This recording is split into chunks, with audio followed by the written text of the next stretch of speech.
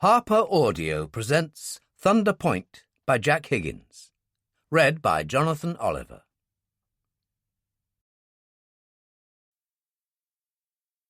Whether Reichsleiter Martin Borman, head of the Nazi Party Chancellery and secretary to Adolf Hitler, the most powerful man in Germany after the Führer, actually escaped from the Führer bunker in Berlin in the early hours of the 2nd of May 1945, or died trying to cross the Weidendammer Bridge, has always been a matter of conjecture. Joseph Stalin believed him to be alive. Jakob Glass, Borman's chauffeur, swore that he saw him in Munich after the war, and Eichmann told the Israelis he was still alive in 1960. Simon Wiesenthal, the greatest Nazi hunter of them all, always insisted he was alive. And then there was a Spaniard who had served in the German SS, who insisted that Borman had left Norway in a U-boat bound for South America at the very end of the war. Prologue. Berlin. The Führer bunker. 30th of April, 1945. The city seemed to be on fire, a kind of hell on earth. The ground shaking as shells exploded, and as dawn came, smoke drifted in a black pall. In the eastern half of Berlin, the Russians were already formally in control, and refugees, carrying what they could of their belongings, moved along Wilhelmstrasse, close to the Reich Chancellery, in the desperate hope of somehow reaching the West and the Americans. Berlin was doomed. Everyone knew that, and the panic was dreadful to see. Close by the Chancellery, a group of SS were stopping everyone they saw in uniform. Unless such individuals could account for themselves, they were immediately accused of desertion in the face of the enemy and hung from the nearest lamppost or tree. A shell screamed in, fired at random by Russian artillery. There were cries of alarm, and people scattered. The Chancellery itself was battered and defaced by the bombardment, particularly at the rear. But deep in the earth, protected by 30 metres of concrete, the Führer and his staff still worked on in a subterranean world that was totally self-supporting, still in touch by radio and radio-telephone with the outside world. The rear of the Reichschancellery was also damaged, pockmarked by shell fire, and the once lovely gardens were a wilderness of uprooted trees and the occasional shell hole. One blessing: there was little air activity, low cloud and driving rain having cleared the sky of aircraft for the moment. The man who walked in that ruined garden on his own seemed curiously indifferent to what was happening, didn't even flinch when another shell landed on the far side of the Chancellery. As the rain increased in force, he simply turned up his collar, lit a cigarette, and held it in cupped hand as he continued to walk. He was not very tall, with heavy shoulders and a coarse face. In a crowd of labourers or dock workers, he would have faded into the background. Nothing special, not memorable to the slightest degree. Everything about him was nondescript, from the shabby ankle-length greatcoat to the battered peaked cap. And nobody of any importance. That would have been the conclusion. And yet, this man was Reichsleiter Martin Bormann, head of the Nazi Party Chancellery and secretary to the Führer, the most powerful man in Germany next to Hitler himself. The vast majority of the German people had never even heard of him, and even fewer would have recognized him if they saw him. But then he had organized his life that way, deliberately choosing to be an anonymous figure, wielding his power only from the shadows. But that was all over. Everything was finished, and this was the final end of things. The Russians could be here at any moment. He'd tried to persuade Hitler to leave for Bavaria, but the Führer had refused, had insisted, as he had publicly declared for days, that he would commit suicide. An SS corporal came out of the bunker entrance and hurried towards him. He gave the Nazi salute. "Herr Reichsleiter, the Führer is asking for you." Where is he? In his study. Good. I'll come at once. As they walked towards the entrance, several shells landed on the far side of the Chancellery again, debris lifting into the air. Borman said, "Tanks?" "I'm afraid so, Herr Reichsleiter. Less than half a mile away now." The SS corporal was young and tough, a seasoned veteran. Borman clapped him on the shoulder. "You know what they say. Everything comes to he who waits." He started to laugh, and the young corporal laughed with him as they started down the concrete steps. When Borman knocked on the study door and went in, the Führer was seated behind the desk, examining some maps with a magnifying glass. He glanced up. "Ah, Borman, there you are. Come in. We don't have much time." "I suppose not, my Führer," Borman said uncertainly, unsure of what was meant. "They'll be here soon, Borman, the damned Russians. But they won't find me waiting. Stalin would like nothing better than to exhibit me in a cage." "That can never be, my Führer." "Of course not. I shall commit suicide, and my wife will accompany me on that dark journey." He was referring to his mistress, Eva Braun, who he had finally married at midnight on the 28th. "I had hoped that even now you would reconsider whether or not to make a break for Bavaria," Borman told him, but more for something to say than anything else. "No, my mind is made up. But you, my old friend, you have work to do." Hitler stood up and shuffled round the table. The man who only 3 years previously had controlled Europe from the Urals in the east to the English Channel. Now his cheeks were sunken. His jacket appeared too large, and when he took Borman's hands, his own shook with palsy. And yet the power was there still, and Borman was moved. "Anything, my Führer." "I knew I could depend on you. The Kameradenwerk. Action for comrades." Hitler shuffled back to his chair. "That is your task, Borman, to see that the National Socialism survives. We have hundreds of millions in Switzerland and elsewhere in the world in gold in numbered accounts. But you have details of those." "Yes, my Führer." Hitler reached under his desk and produced a rather strange-looking briefcase, dull silver in appearance. Borman noted the Kriegsmarine insignia etched in the top right-hand corner. Hitler flicked it open. "The keys are inside, along with a number of items which will prove useful to you over the years." He held up a buff envelope.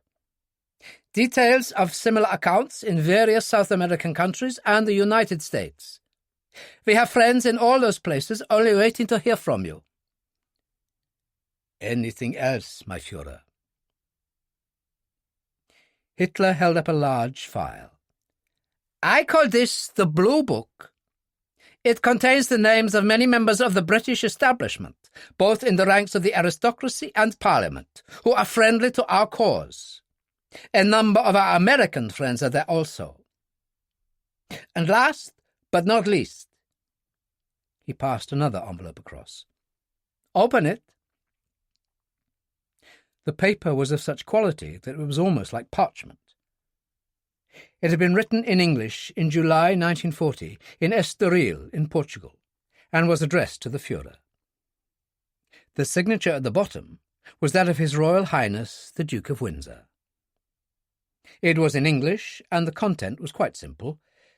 He was agreeing to take over the throne of Great Britain in the event of a successful invasion. "The Windsor Protocol," Hitler said simply.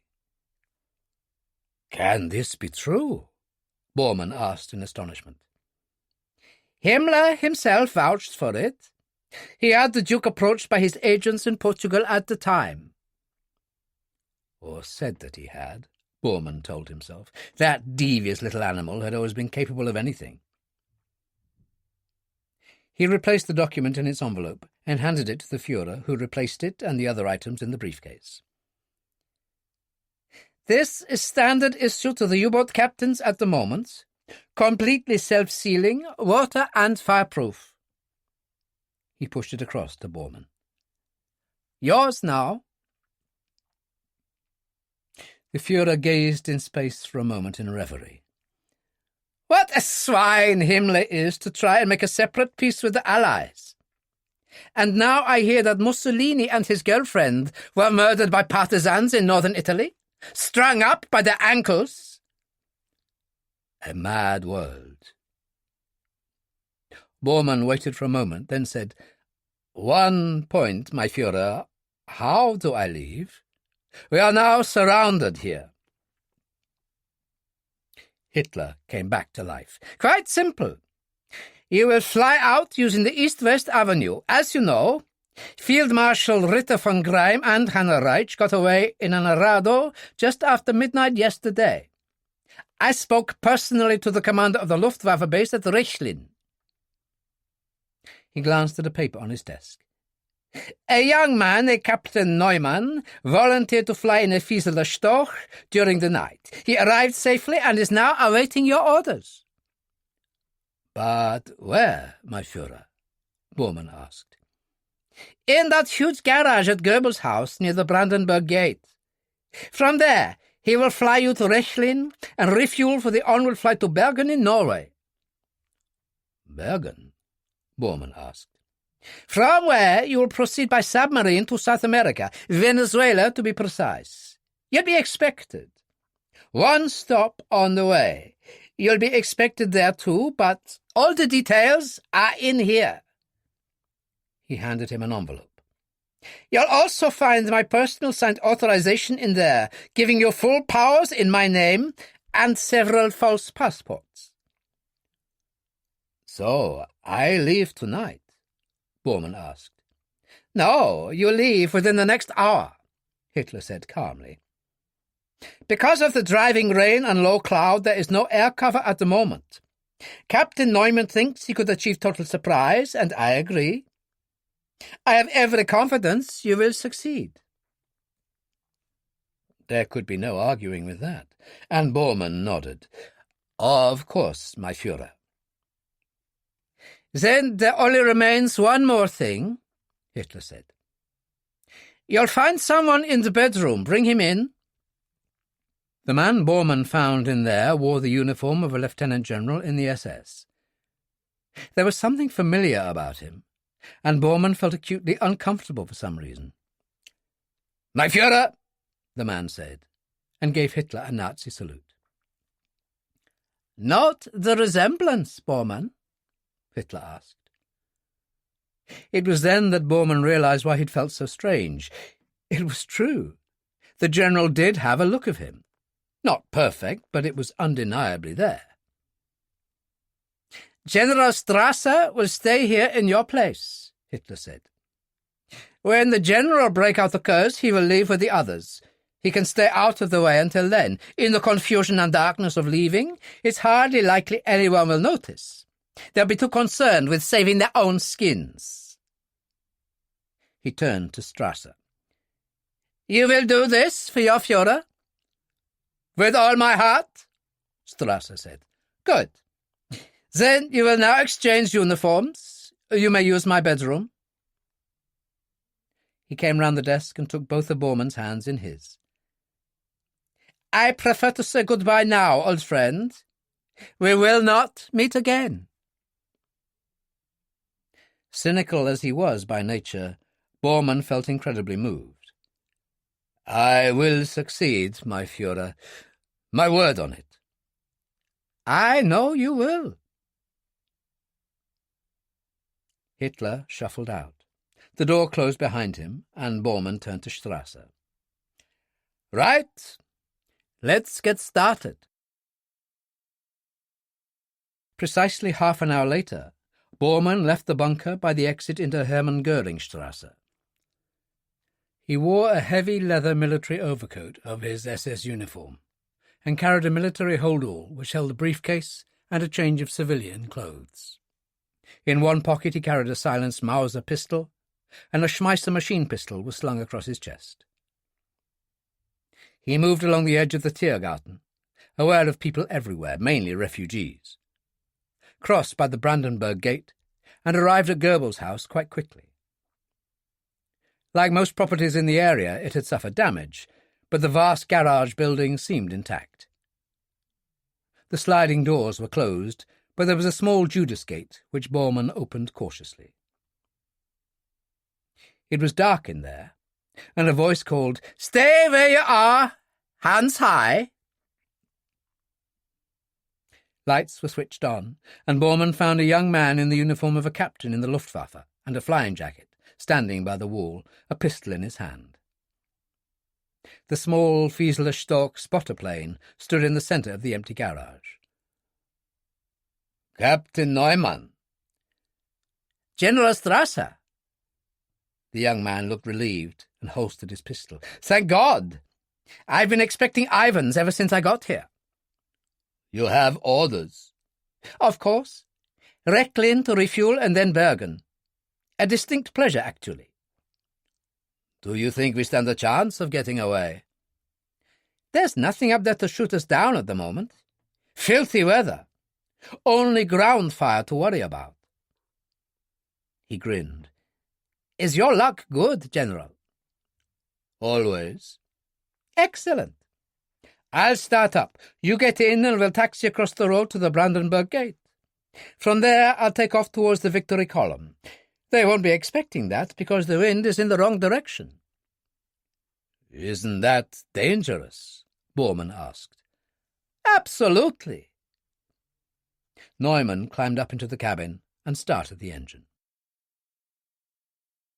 There was broken glass and rubble in the street, and the Storch bumped its way along, passing many astonished refugees, moved across the Brandenburg Gate, and turned towards the Victory Column in the distance. The rain was driving down. Neumann said, "Here we go," and boosted power. The Storch roared down the centre of the road, here and there people fleeing before it, and suddenly they were airborne, and turning to starboard to avoid the Victory Column. Borman was not even aware of any ground fire. "You must live right, Herr Reichsleiter," the young pilot said. Borman turned to him sharply. "What did you call me?" "I'm sorry if I've said the wrong thing," Neumann said. "But I met you at an award ceremony once in Berlin." Borman decided to leave it for the moment. "Don't worry about it." He looked down at the flames and smoke below as Berlin burned, the Russian artillery keeping up a constant bombardment. "Truly a scene from hell." "Twilight of the gods, Reichsleiter," Neumann said. "All we need is Wagner to provide suitable music."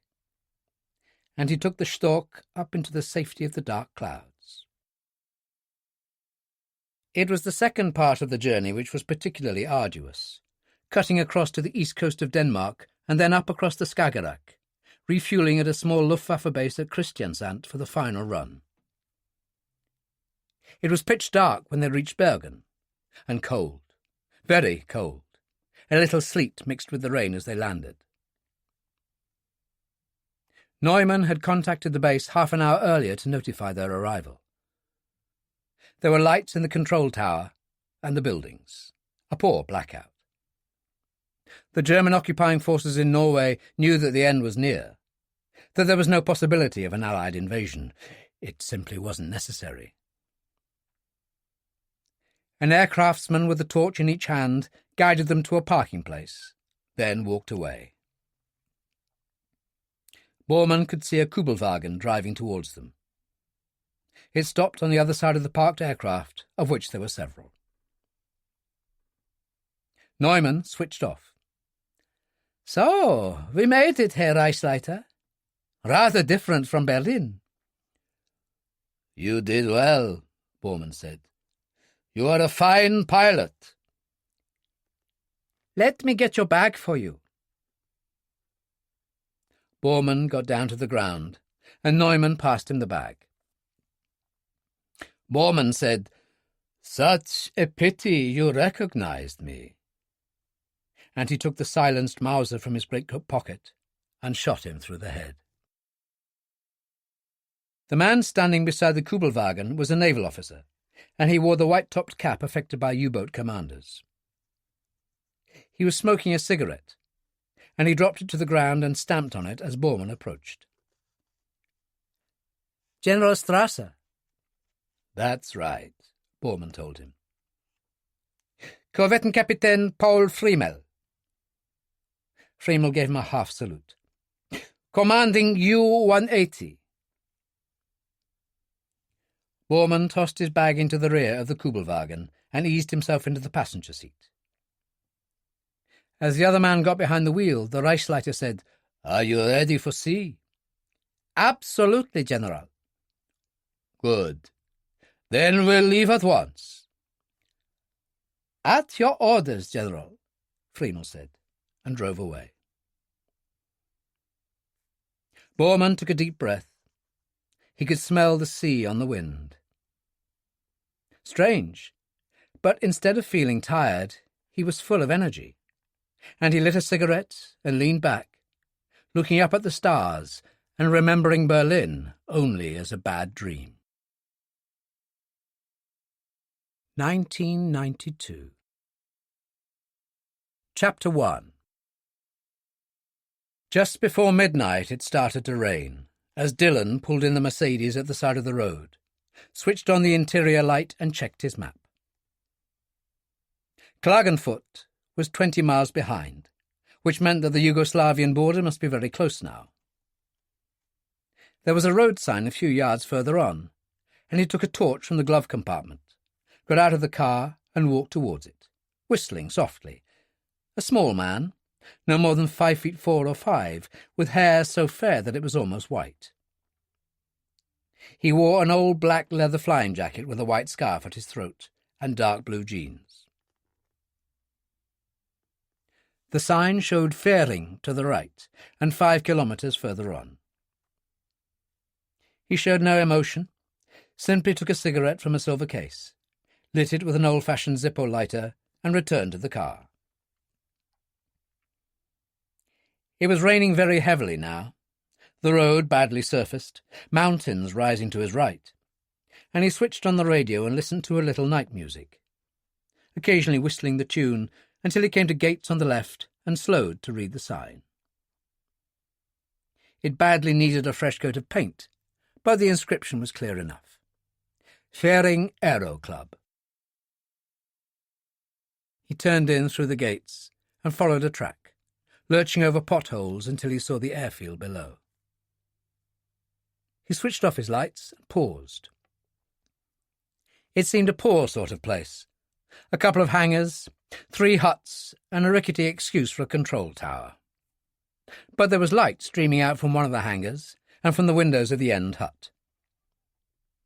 He moved into neutral, eased off the brake and let the Mercedes run down the hill silently, coming to a halt on the far side of the runway from the hangars.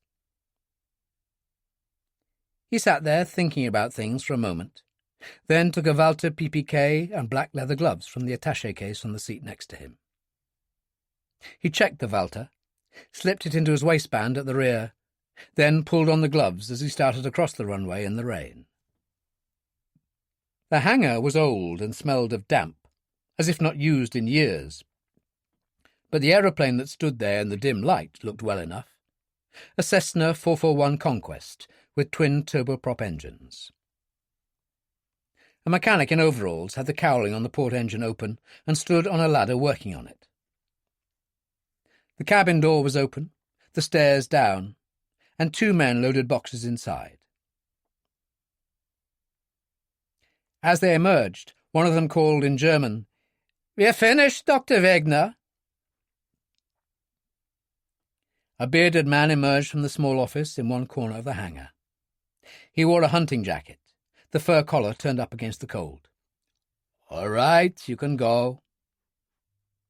As they walked away, he said to the mechanic, "Any problems, Tomich?" "No big deal, Herr Doctor. Just fine-tuning." "Which won't mean a thing unless this damn man Dillon turns up." As Wegner turned, a young man came in, the woolen cap and reefer coat he wore beaded with rain. "He'll be here," Wegner told him. "I was told he could never resist the challenge, this one." "A mercenary," the young man said. "That's what we've come down to. The kind of man who kills people for money." "There are children dying over there," Wegner said, "and they need what's on that plane. To achieve that, I deal with the devil himself." "Which you'll probably have to." "Not kind," Dillon called in excellent German. "Not kind at all." And he stepped out of the darkness at the end of the hangar. The young man put a hand in his pocket, and Dillon's Walter appeared fast. "Plain view, son. Plain view." Dillon walked forward, swung the young man round, and extracted a Mauser from his right-hand pocket. "Would you look at that, now? You can't trust a soul these days." Wegner said in English, "Mr. Dillon. Mr. Sean Dillon." "So they tell me." Dillon slipped the Mauser into his hip pocket, took out his silver case one-handed, still holding the Walter, and managed to extract a cigarette. "And who might you be, my old son?" His speech had the hard, distinctive edge to it that was found only in Ulster, and not in the Republic of Ireland.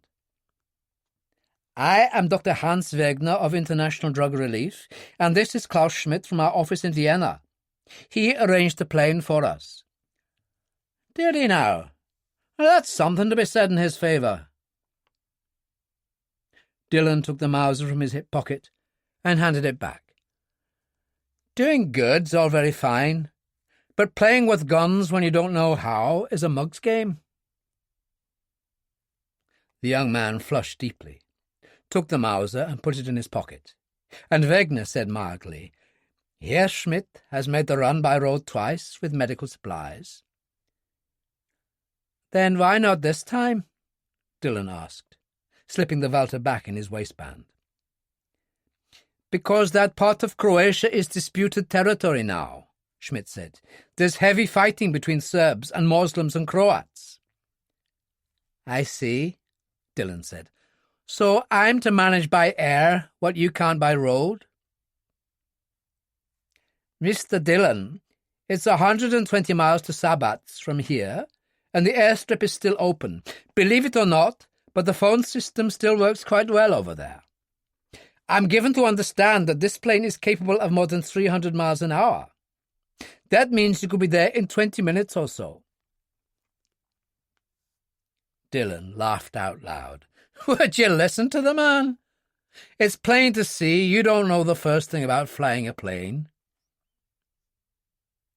He saw that the mechanic high on his ladder was smiling. "Ah, so you speak English, old son?" "A little."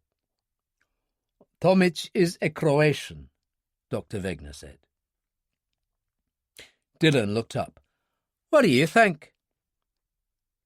Tomic said, "I was in the Air Force for 7 years. I know Sabatz. It's an emergency strip, but a sound asphalt runway." "And the flight?"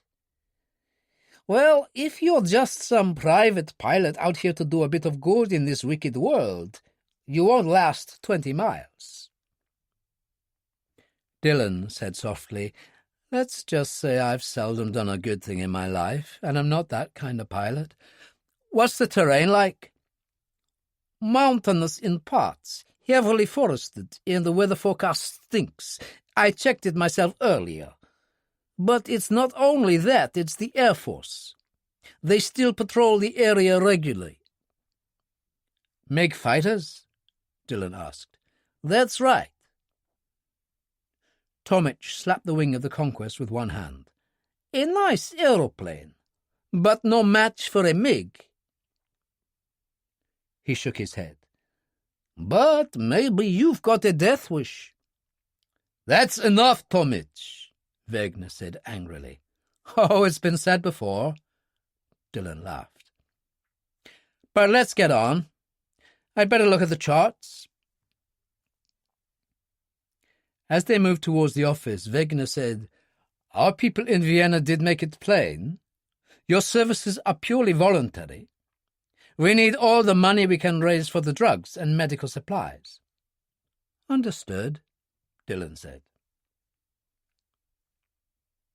They went into the office, where a number of charts were spread across the desk. Dillon started to examine them. "When would you leave?" Wegener asked. "Just before dawn," Dillon told him. "Best time of all and least active. I hope the rain keeps up." Schmidt, genuinely curious, said, "Why would you do this? I don't understand. A man like you—" He seemed suddenly awkward. "I mean, we know something of your background." "Do you know?" Dillon said. "Well, as the good doctor said, I find it hard to resist a challenge." "And for this you would risk your life?" "Ah, sure, and I was forgetting." Dillon looked up and smiled, and an astonishing change came to his face. Nothing but warmth and great charm there. "I should also mention that I'm the last of the world's great adventurers. Now leave me be like a good lad and let me see where I'm going." He leaned over the charts and started to examine them intently. Just before 5, the rain was as relentless as ever, the darkness as impenetrable, as Dillon stood in the entrance of the hangar and peered out. Wegener and Schmidt approached him. The older man said, "Can you really take off in weather like this?" "The problem is landing, not taking off." Dillon called to Tomich. "How are things?" Tomich emerged from the cabin, jumped to the ground, and came towards them, wiping his hands on a rag. "Everything in perfect working order." Dillon offered him a cigarette and glanced out. "And this?" Tomich peered up into the darkness. "It'll get worse before it gets better. And you'll find ground mist over there, especially over the forest, mark my words." "Oh, well, better get on with it," as the thief said to the hangman. Dillon crossed to the Conquest. He went up the steps and examined the interior. All the seats had been removed, and it was stacked with long olive-green boxes. Each one was stencilled in English, Royal Army Medical Corps. Schmidt, who had joined him, said, "As you can see, we get our supplies from unusual sources." "You can say that again." "What's in these?" "See for yourself." Schmidt unclipped the nearest one, removed a sheet of oiled paper to reveal box after box of morphine ampoules.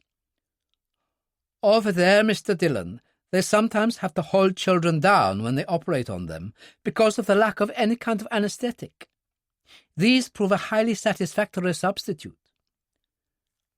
"Point taken," Dillon said. "Now close it up and I'll get moving." Schmidt did as he was told, then jumped to the ground.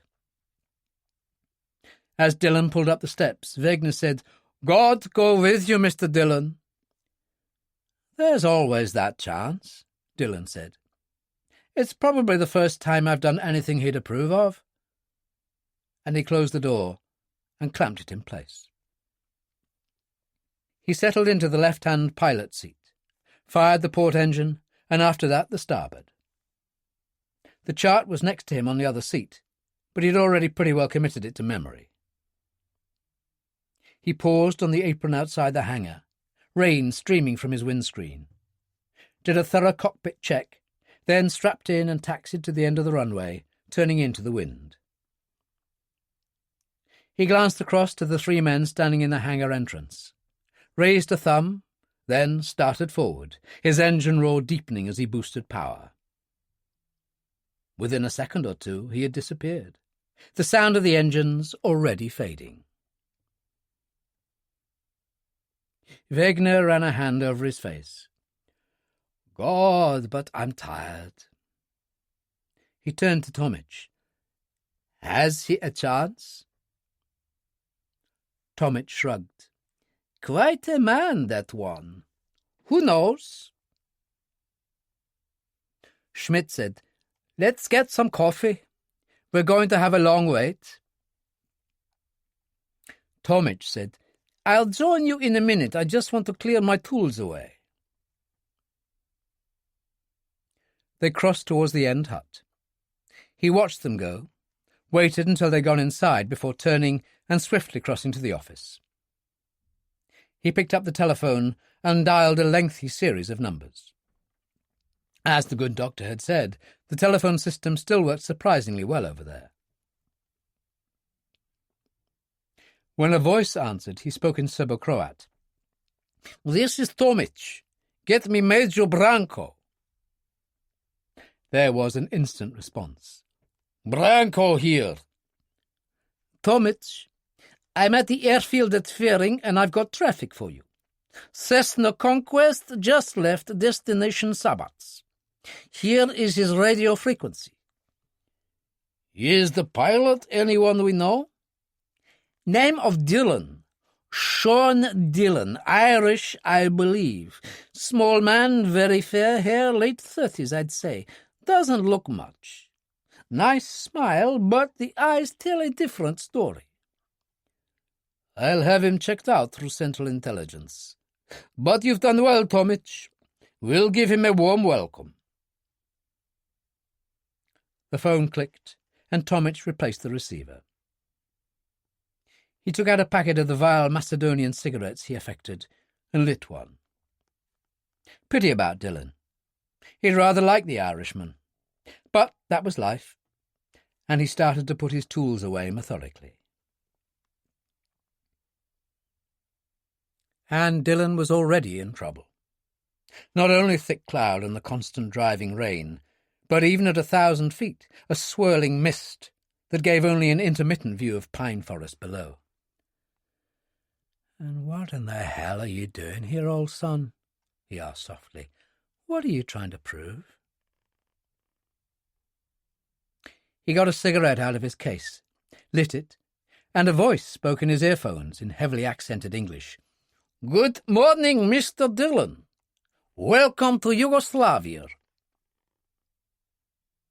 The plane took station to starboard, not too far away, the red stars on its fuselage clear enough. A MiG-21, the old fishbed, probably the Soviet jet most widely distributed to its allies. Outdated now, but not as far as Dillon was concerned. The MiG pilot spoke again. "Course 124, Mr. Dillon. We'll come to a rather picturesque castle at the edge of the forest. Kivo, it's called. Intelligence headquarters for this area. There is an airstrip there, and they're expecting you. They might even arrange a full English breakfast." "Irish," Dillon said cheerfully. "A full Irish breakfast. And who am I to refuse an offer like that? 124 it is." He turned onto the new course, climbing to 2,000 feet as the weather cleared a little, whistling softly to himself.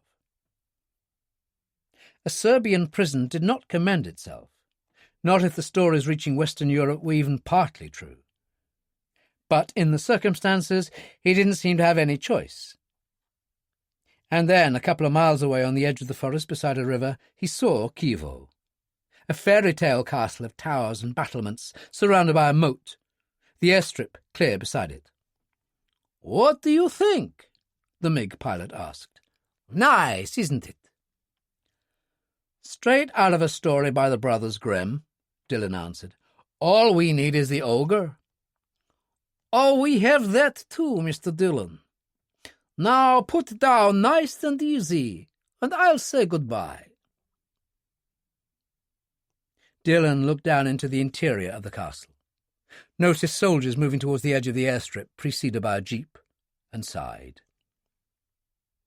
He said into his mic, "I'd like to say it's been a good life.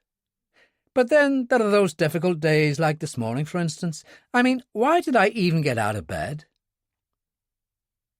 He heaved the control column right back and boosted power, climbing fast. And the MiG pilot reacted angrily. "Dillon! Do as you're told, or I'll blast you out of the sky!" Dillon ignored him, levelling out at 5,000, searching the sky for any sign, and the MiG, already on his tail, came up behind and fired. The Conquest staggered as a cannon shell tore through both wings. "Dillon, don't be a fool!" the pilot cried. "Ah, but then I always was." Dillon went down fast, levelling at 2,000 feet over the edge of the forest, aware of vehicles moving from the direction of the castle. The MiG came in again, firing his machine guns now, and the Conquest's windscreen disintegrated, wind and rain roaring in. Dillon sat there, hands firm on the control column, blood on his face from a glass splinter. "Now then," he said into his mic, "let's see how good you are." He dropped the nose and went straight down, the pine forest waiting for him below, and the MiG went after him, firing again. The Conquest bucked, the port engine dying as Dillon levelled out at 400 feet, and behind him the MiG, no time to pull out at the speed it was doing, ploughed into the forest and fireballed. Dillon, trimming as best he could for flying on one engine, lost power and dropped lower. There was a clearing up ahead and to his left. He tried to bank towards it, was already losing height as he clipped the tops of the pine trees. He cut power instantly and braced himself for the crash. In the end, it was the pine trees which saved him, retarding his progress so much that by the time he hit the clearing for a belly landing, he wasn't actually going all that fast. The Conquest bounced twice and came to a shuddering halt. Dillon released his straps, scrambled out of his seat and had the door open in an instant. He was out head first, rolling over in the rain and on his feet and running, his right ankle twisting so that he fell on his face again. He scrambled up and limped away as fast as he could. But the Conquest didn't burst into flame. It simply crouched there in the rain as if tired. There was thick black smoke above the trees from the burning MiG, and then soldiers appeared on the other side of the clearing. A jeep moved out of the trees behind them, top down, and Dillon could see an officer standing up in it, wearing a winter campaign coat, Russian style, with a fur collar. More soldiers appeared, some of them with Dobermans, all barking loudly and straining against their leashes. It was enough. Dillon turned to hobble into the trees, and his leg gave out on him. A voice on a loud hailer called in English, "Oh, come now, Mr. Dillon, be sensible. You don't want me to set the dogs on you." Dillon paused, balanced on one foot. Then he turned and hobbled to the nearest tree and leaned against it. He took a cigarette from his silver case, the last one, and lit it. The smoke tasted good as it bit at the back of his throat, and he waited for them. They stood in a semicircle, soldiers in baggy tunics, guns covering him, the dogs howling against being restrained. The jeep rolled to a halt, and the officer, a major from his shoulder boards, stood up and looked down at him. A good-looking man of about 30 with a dark, saturnine face. "So, Mr. Dillon, you made it in one piece," he said in faultless public school English. "I congratulate you. My name, by the way, is Branco. John Branco. My mother was English. Is, I should say. Lives in Hampstead." "Is that a fact?" Dillon smiled. "A desperate bunch of rascals you got here, Major. But Cade me'd fealty anyway." "And what would that mean, Mr. Dillon?" "Oh, that's Irish for 100,000 welcomes." "What a charming sentiment." Branko turned and spoke in Serbo-Croat to the large, brutal-looking sergeant, who sat behind him clutching an AK assault rifle. The sergeant smiled, jumped to the ground, and advanced on Dillon. Major Branko said, "Allow me to introduce you to my sergeant, Zekan. I've just told him to offer you 100,000 welcomes to Yugoslavia, or Serbia, as we prefer to say now." Dillon knew what was coming, but there wasn't a thing he could do. The butt of the AK caught him in the left side, driving the wind from him as he keeled over. The sergeant lifted a knee in his face. The last thing Dillon remembered was the dogs barking, the laughter, and then there was only darkness. When Sergeant Zekan took Dillon along the corridor, someone screamed in the distance, and there was the sound of heavy blows. Dillon hesitated, but the sergeant showed no emotion, simply put a hand between the Irishman's shoulder blades and pushed him towards a flight of stone steps and urged him up. There was an oaken door at the top, banded with iron. Zekan opened it and pushed him through. The room inside was oak-beamed with granite walls, tapestries hanging here and there. A log fire burned in an open hearth, and two of the Dobermans sprawled in front of it. Branko sat behind a large desk, reading a file and drinking from a crystal glass, a bottle in an ice bucket beside him. He glanced up and smiled, then took the bottle from the ice bucket and filled another glass. "Krug champagne, Mr. Dillon, your preferred choice, I understand." "Is there anything you don't know about me?" Dillon asked. "Not much." Branko lifted the file, then dropped it on the desk. "The intelligence organizations of most countries have the useful habit of frequently cooperating with each other, even when their countries don't. Do sit down and have a drink. You'll feel better." Dillon took the chair opposite and accepted the glass that Zekan handed him. He emptied it in one go, and Branko smiled, took a cigarette from a packet of Rothmans and tossed it across. "Help yourself." He reached out and refilled Dillon's glass. "I much prefer the non-vintage, don't you?" "It's the grape mix," Dillon said, and lit the cigarette. "Sorry about a little touch of violence back there," Branko told him. "Just a show for my boys. After all, you did cost us that MiG, and it takes 2 years to train the pilots. I should know, I'm one myself." "Really?" Dillon said. "Yes, Cranwell, courtesy of your British Royal Air Force." "Not mine," Dillon told him. "But you were born in Ulster, I understand. Belfast, is that not so? And Belfast, as I understand it, is part of Great Britain, and not the Republic of Ireland." "A debatable point," Dillon said. "Let's say I'm Irish and leave it at that." He swallowed some more champagne. "Who dropped me in it? Wegener or Schmidt?" He frowned. "No, of course not. Just a couple of do-gooders. Tomic. It would be Tomic, am I right?" "A good Serb." Branko poured a little more champagne. "How on earth did you get into this? A man like you." "You mean you don't know?" "I'll be honest, Mr. Dillon, I knew you were coming, but no more than that." "I was in Vienna for a few days to sample a little opera. I'm partial to Mozart. Bumped into a man I'd had dealings with over the years in the bar during the first interval. Told me he'd been approached by this organization who need a little help, but was short on money." "Ah, I see now," Branko nodded. "A good deed in a naughty world, as Shakespeare puts it. All those poor little children crying out for help. The cruel Serbs." God help me, Major, but you have a way with the words.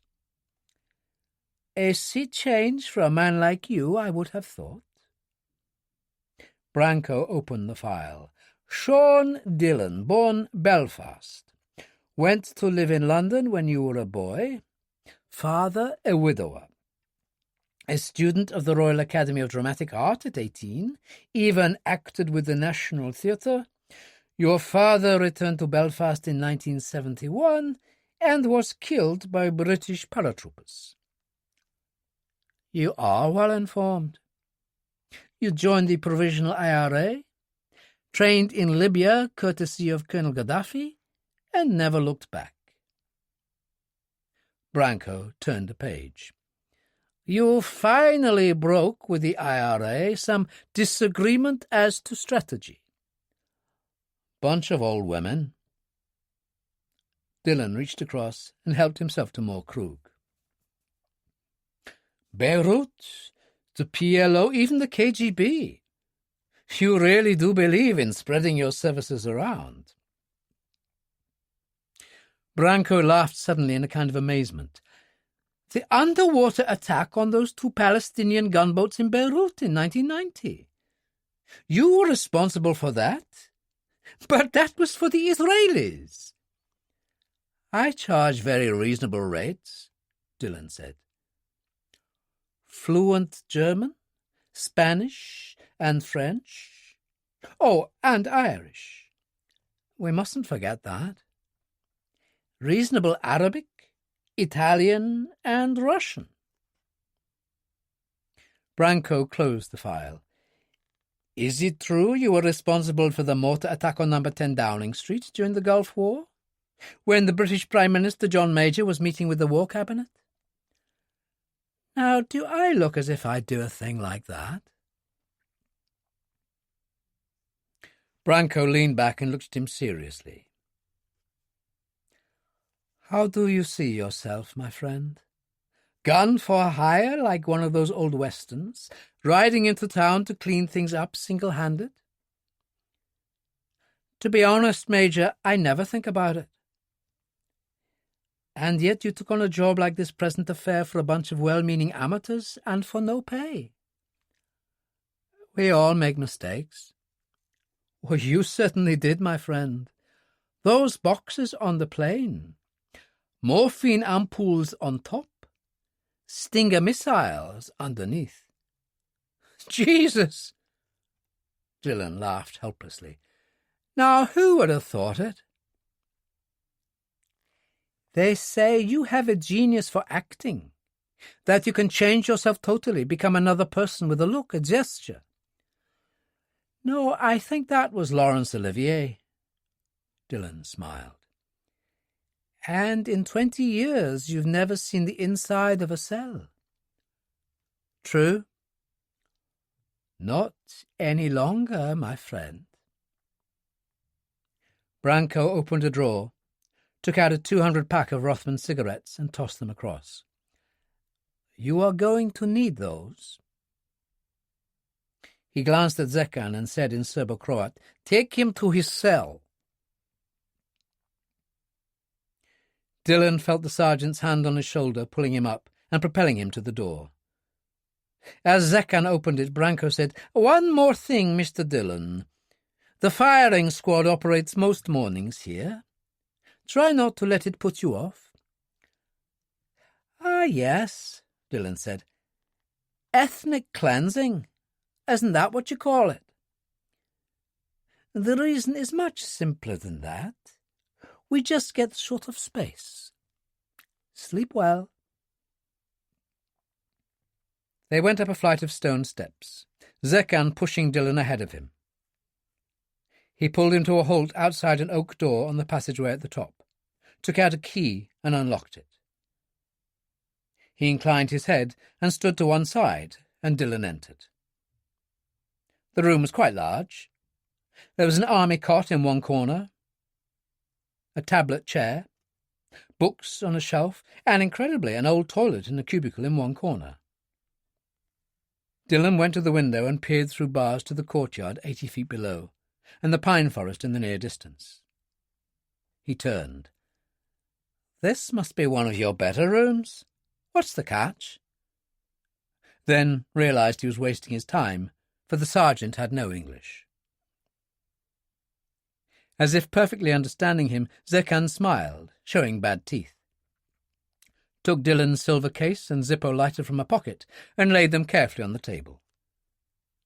He withdrew, closing the door, and the key rattled in the lock. Dillon went to the window and tried the bars, but they seemed firm. Too far down, anyway. He opened one of the packs of Rothmans and lit one. One thing was certain. Branko was being excessively kind, and there had to be a reason for that. He went and lay on the bed, smoking his cigarette, staring up at the ceiling and thinking about it. In 1972, aware of the growing problem of terrorism and its effect on so many aspects of life at both political and national level, the British Prime Minister of the day ordered the setting up of a small elite intelligence unit known simply by the code name Group 4. It was to handle all matters concerning terrorism and subversion in the British Isles. Known rather bitterly in more conventional intelligence circles as the Prime Minister's private army, it owed allegiance to that office alone. Brigadier Charles Ferguson had headed Group 4 since its inception, had served a number of prime ministers, both Conservative and Labour, and had no political allegiance whatsoever. He had an office on the third floor of the Ministry of Defence overlooking Horse Guards Avenue, and was still working at his desk at 9 o'clock that night, when there was a knock at the door. "Come in," Ferguson said, stood up and walked to the window. A large, rather untidy-looking man with a double chin and grey hair, who wore a baggy suit and a guard's tie. As he peered out at the rain towards Victoria Embankment and the Thames, the door opened behind him. The man who entered was in his late 30s, wore a tweed suit and glasses. He could have been a clerk, or even a schoolmaster, but Detective Inspector Jack Lane was neither of these things. He was a cop. Not an ordinary one, but a cop all the same, and after some negotiating, Ferguson had succeeded in borrowing him from Special Branch at Scotland Yard to act as his personal assistant. "Got something for me, Jack?" Ferguson's voice was ever so slightly plummy. "Mainly routine, Brigadier. The word is that the Director-General of the Security Services is still unhappy at the Prime Minister's refusal to do away with Group 4's special status." "Good God, don't they ever give up, those people? I've agreed to keep them informed on a need-to-know basis and to liaise with Simon Carter, the Deputy Director, and that damned MP, the one with the fancy title. Extra Minister at the Home Office. Sir Francis Palmer, sir." "Yes. Well, that's all the cooperation they're going to get out of me. Anything else?" Lane smiled. "Actually, I've saved the best bit till last. Dillon. Sean Dillon?" Ferguson turned. "What about him?" "Had a signal from our contacts in Yugoslavia. Dillon crashed in a light plane this morning, supposedly flying the medical supplies, only they turned out to be Stinger missiles. They're holding him in that castle at Kivo. It's all here." He passed a sheet of paper across, and Ferguson put on half-moon spectacles and studied it. He nodded in satisfaction. 20 years, and the bastard never saw the inside of a prison cell. Well, he's in one now, sir. I've got his record here, if you want to look at it." "And why would I want to do that?" "No use to anyone now. You know what the Serbs are like, Jack. Might as well stick it in the dead letter file. Oh, you can go home now." "Good night, sir." Lane went out, and Ferguson crossed to his drinks cabinet and poured a large Scotch. "Here's to you, Dillon," he said softly. "And you can chew on that, you bastard." He swallowed the whisky down, returned to his desk, and started to work again. Chapter 2. East of Puerto Rico in the Caribbean are the Virgin Islands, partly British like Tortola and Virgin Gorda. Across the water, just as proudly American, are St. Croix, St. Thomas and St. John since 1917, when the United States purchased them from the Danish government for $25 million. St. John is reputed to have been discovered by Columbus on his second voyage to the New World in 1493, and without a doubt is the most idyllic island in the entire Caribbean. But not that night, as a tropical storm, the tail end of Hurricane Abel, swept in across the old town of Cruz Bay, stirring the boats at anchor in the harbour, driving rain across the rooftops, the sky exploding into thunder. To Bob Carney, fast asleep in the house at Chocolate Hole on the other side of Great Cruz Bay, it was the sound of distant guns.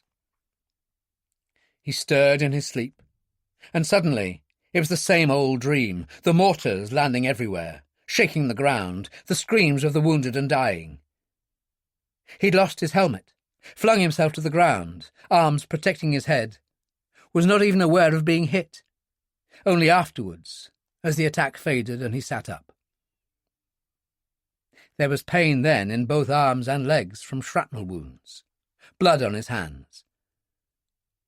And then, as the smoke cleared, he became aware of another Marine sitting against a tree, both legs gone below the knees.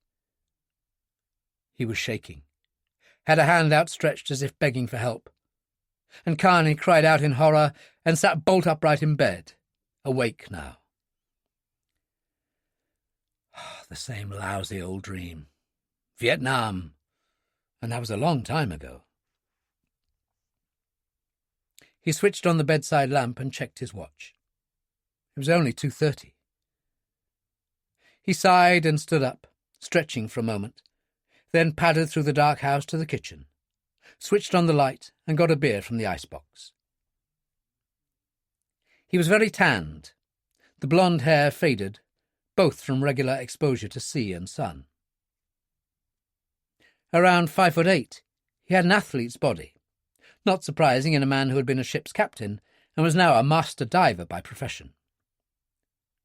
44 years of age, but most people would have taken 7 or 8 years off that. He went through the living room and opened a window to the veranda. Rain dripped from the roof, and out to sea lightning crackled. He drank a little more of his beer, then put the can down and closed the window. Better to try and get a little more sleep. He was taking a party of recreational scuba divers out from Kinneil Bay at 9:30, which meant that, as usual, he needed his wits about him, plus all his considerable expertise. As he went through the living room, he paused to pick up a framed photo of his wife, Carrie, and his 2 young children, the boy, Walker, and his daughter, little Wallace. They departed for Florida only the previous day for a vacation with their grandparents, which left him a bachelor for the next month. He smiled wryly, knowing just how much he'd missed them, and went back to bed. At the same moment, in his house on the edge of Cruz Bay at Gallows Point, Henry Baker sat in his study reading in the light of a single desk lamp. He had the door to the veranda open, because he liked the rain and the smell of the sea. It excited him, took him back to the days of his youth and his 2 years' service in the Navy during the Korean War. He'd made full lieutenant, had even been decorated with the Bronze Star, could have made a career of it. In fact, they'd wanted him to. But there was the family publishing business to consider, responsibilities, and the girl he'd promised to marry. It hadn't been a bad life, considering. No children, but he and his wife had been content until cancer took her at 50. From then on, he'd really lost interest in the business, had been happy to accept the right kind of deal for a takeover, which had left him very rich and totally rootless at 58. It was a visit to St. John which had been the saving of him. He'd stayed at Kinneil Bay, the fabulous rock resort on its private peninsula north of Cruz Bay.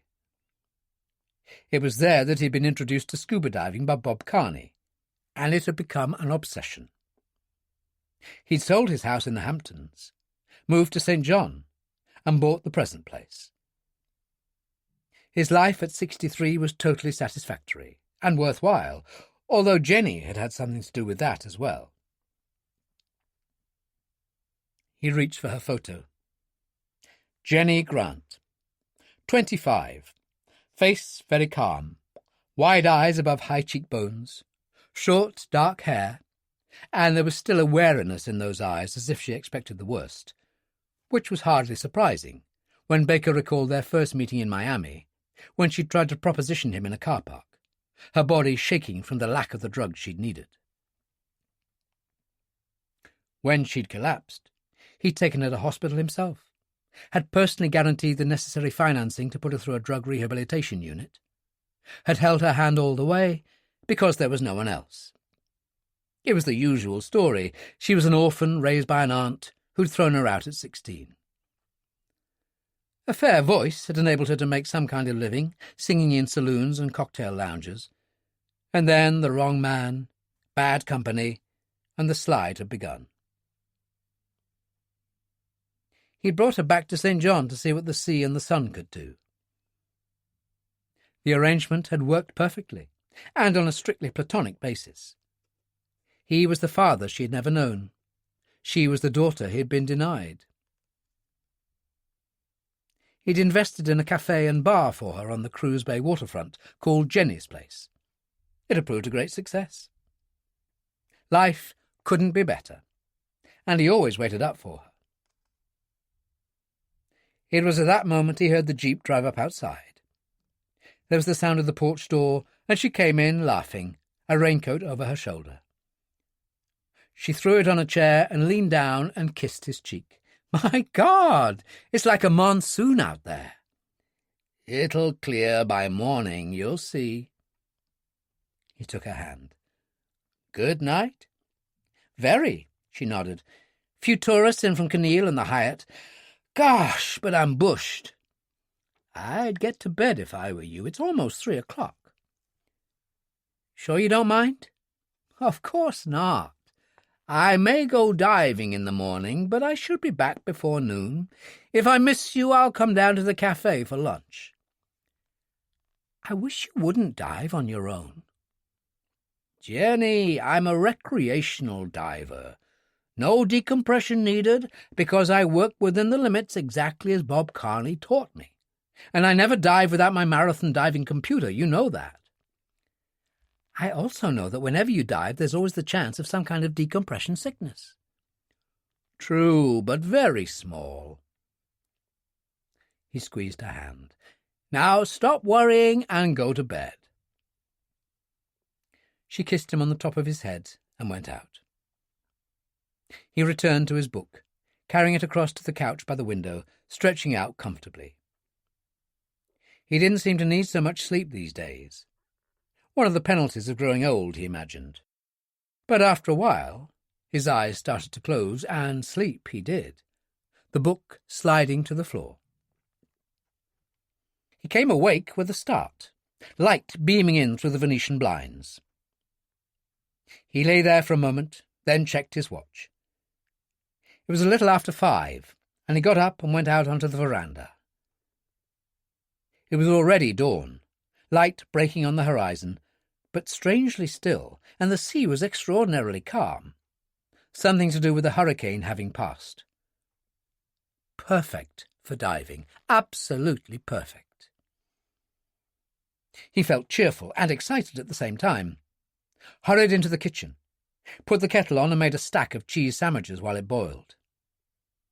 He filled a thermos with coffee, put it in a holdall with the sandwiches, and took his old reefer coat down from behind the door. He left the jeep for Jenny and walked down to the harbour. It was still very quiet, not too many people about, a dog barking in the distance. He dropped into his inflatable dinghy at the dock, cast off and started the outboard motor, threaded his way out through numerous boats until he came to his own, the Rhoda, named after his wife, a 35-foot sport fisherman with a flying bridge. He scrambled aboard, tying the inflatable on a long line, and checked the deck. He had 4 air tanks standing upright in their holders. He put them in the day before himself. He opened the lid of the deck locker and checked his equipment. There was a rubber and nylon diving suit which he seldom used, preferring the lighter 3/4-length one in orange and blue. Fins, mask, plus a spare because the lenses were correctional according to his eye prescription. 2 buoyancy jackets, gloves, air regulators, and his marathon computer. "Carney training," he said softly. "Never leave anything to chance." He went round to the prow and unhitched from the buoy, then went up the ladder to the flying bridge and started the engines. They roared into life, and he took the Rhoda out of harbour towards the open sea with conscious pleasure. There were all his favourite dives to choose from. The Cow and Calf, Carvel Rock, Congo, or there was Eagle Shoal if he wanted a longer trip. He confronted a lemon shark there only the previous week. But the sea was so calm that he just headed straight out. There was always French Cap Key to the south and west, and maybe 8 or 9 miles, a great dive. But he just kept going, heading due south, pushing the Rhoda up to 15 knots, pouring himself some coffee and breaking out the sandwiches. The sun was up now, the sea the most perfect blue, the peaks of the islands all around, a breathtakingly beautiful sight. Nothing could be better. "My God," he said softly, "it's a damn privilege to be here. What in hell was I doing with my life all those years?" He lapsed into a kind of reverie, brooding about things, and it was a good 30 minutes later that he suddenly snapped out of it and checked on his position. "Christ," he said, "I must be 12 miles out." Which was close to the edge of things, and that awesome place where everything simply dropped away, and it was 2,000 feet to the bottom. Except for Thunder Point, and that he knew was somewhere close. But no one ever dived there. The most dangerous reef in the entire region. Even Carney didn't dive there. Strong currents, a nightmare world of fissures and channels. Carney had told him that years before an old diver had described it to him. 180 feet on one side, then the ridge of the reef at around 70, and 2,000 feet on the other. The old boy had hit bad trouble, had only just made it to the surface, had never tried again. Few people even knew where it was anyway, and the sea out there was generally so turbulent that in itself was enough to keep anyone away. But not today. It was a mill pond. Baker had never seen anything like it. A sudden excitement surged in him, and he switched on his fathometer, seeking the bottom, throttling back the engines, and then he saw it, the yellow ridged lines on the black screen. He killed the engine and drifted, checking the depth reading until he was certain he was above the ridge of the reef at 70 feet, then scrambled round to the prow and dropped the anchor. After a while he felt it bite satisfactorily and worked his way round to the deck. He felt incredibly cheerful as he stripped, pulled on the orange and blue nylon diving suit, then quickly assembled his gear, clamping a tank to his inflatable. He strapped the computer to the line of his air pressure gauge, then eased himself into the jacket, taking the weight of the tank, strapping the Velcro wrappers firmly across his waist and hooking a net diving bag to his weight belt, as he always did, with a spotlight inside, in case he came across anything interesting. He pulled on a pair of diving gloves, then sat with his feet on the platform at the stern and pulled on his fins. He spat on his mask, rinsed it, adjusted it to his face, then simply stood up and stepped into the water. It was incredibly clear and blue. He swam round to the anchor rope, paused, then started down, following the line. The sensation of floating in space was, as always, amazing. A silent, private world. Sunlight at first, but fading as he descended. The reef where the anchor was hooked was a forest of coral and seagrass, fish of every conceivable description. And suddenly a barracuda that was at least 5 feet long swerved across his vision and paused, turning towards him threateningly, which didn't bother Baker in the slightest, because barracuda was seldom a threat to anyone. He checked his dive computer. It not only indicated the depth he was at, but told him how long he was safe there, and constantly altered its reading according to any change in depth he made during the dive. He was at this point at 70 feet, and he turned and headed over to the left-hand side, where the reef slid down to 180. He went over the edge, then changed his mind and went up again. It was amazing how much an extra 10 or 15 feet reduced your bottom time. There was a reasonably strong current. He could feel it pushing him to one side. He imagined what it must be like when conditions were bad, but he was damned if that was going to stop him having a look at the big drop. The edge of the reef over there was very clearly defined. He paused, holding on to a coral head, and peered over, looking down the cliff face into a great blue vault that stretched into infinity. He went over, descended to 80 feet, and started to work his way along. It was interesting.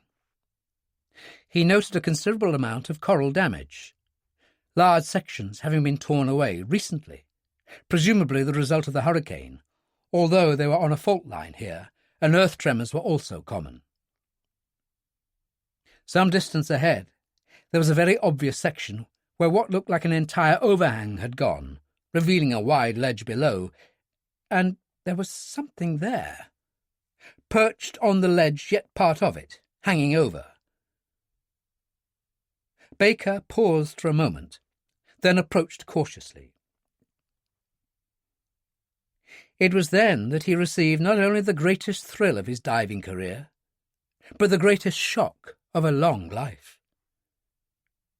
The object, which was pressed on the ledge and partly sticking out over 2,000 feet of water, was a submarine. During his naval service, Baker had done a training course in a submarine when based in the Philippines.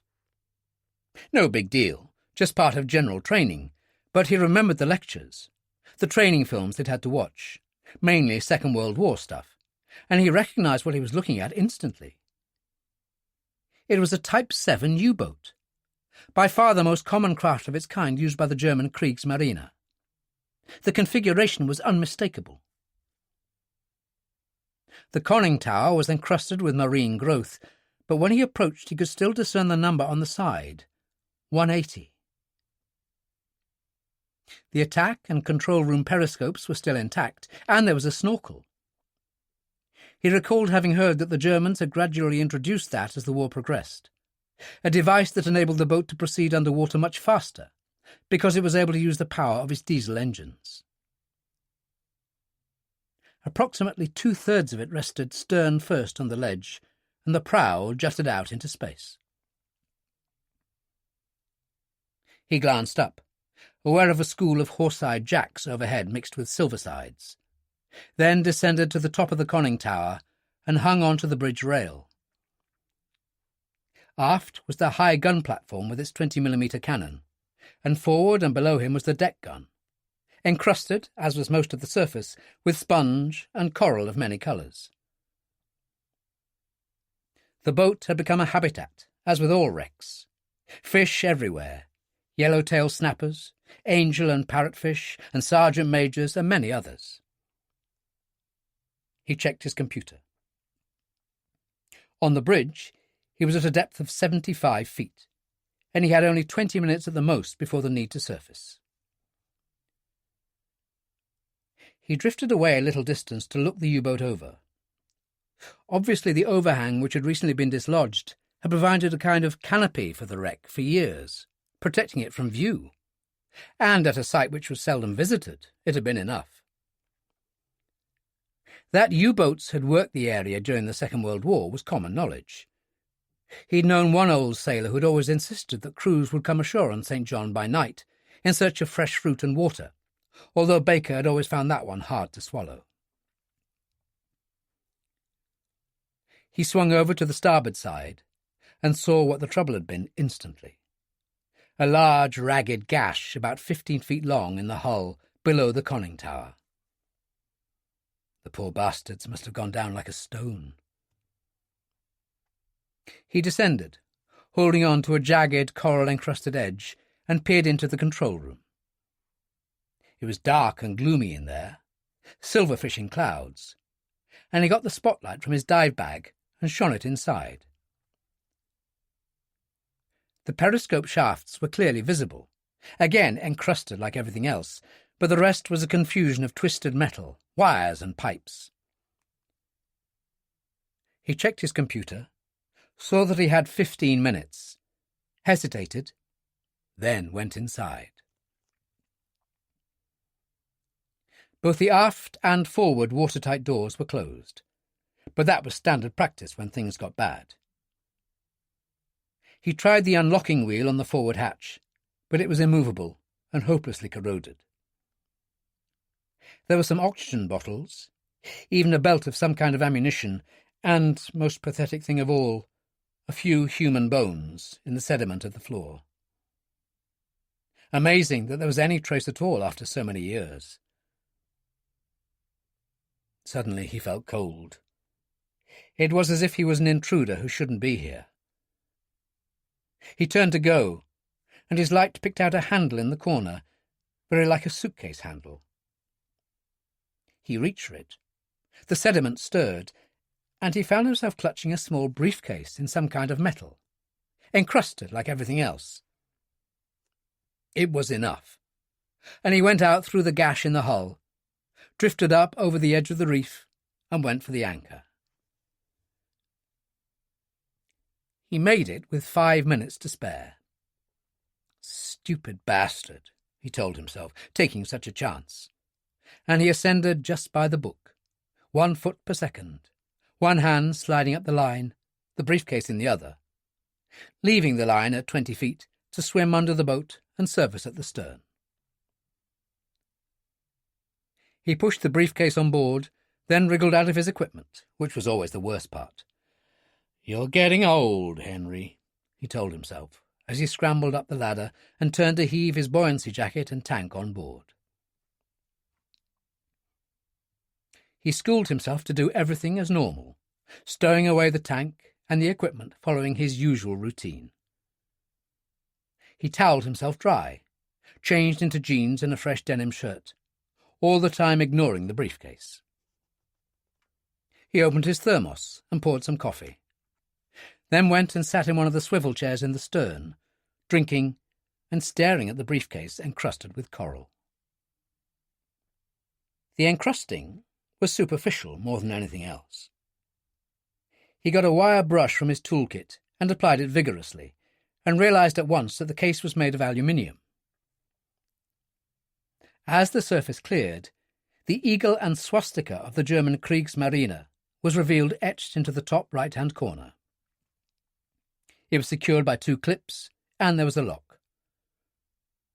The clips came up easily enough, but the lid remained obstinately locked, which left him little choice. He found a large screwdriver, forced it in just above the lock, and was able to prise open the lid within a few moments. The inside was totally dry. The contents, a few photos, and several letters bound together by a rubber band. There was also a large diary in red Moroccan leather, stamped with the Kriegsmarine insignia in gold. The photos were of a young woman and 2 little girls. There was a date on the back of one of them at the start of a handwritten paragraph in German, the 8th of August, 1944. The rest made no sense to him, as he didn't speak the language. There was also a faded snap of a man in Kriegsmarine uniform. He looked about 30, and wore a number of medals, including the Knight's Cross, at his throat. Someone special, a real ace from the look of him. The diary was also in German. The first entry was the 30th of April, 1945, and he recognised the name Bergen, knew that was a port in Norway. On the flyleaf was an entry he did understand. Korvettenkaptein Paul Friemel, U-180. Obviously the captain and owner of this diary. Baker flicked through the pages, totally frustrated at being unable to decipher any of it.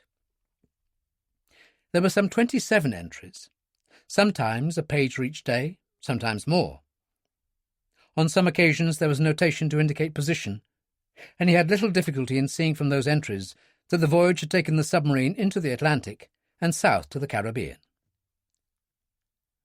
The strange thing was the fact that the final entry was dated the 28th of May, 1945, and that didn't make too much sense.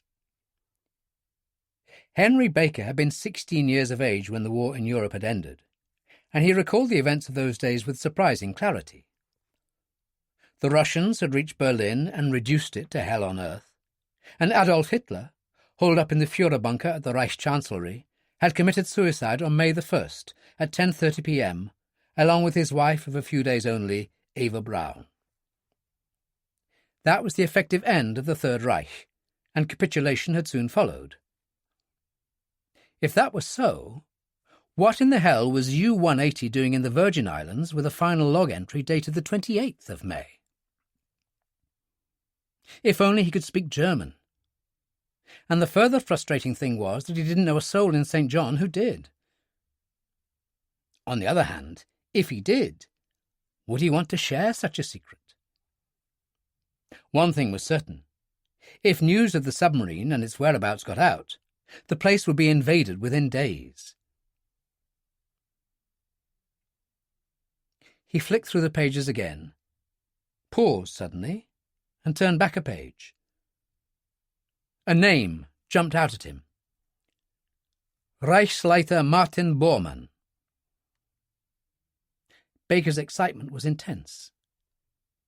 Martin Borman, head of the Nazi Party Chancellery and secretary to the Führer. Had he escaped from the bunker at the end?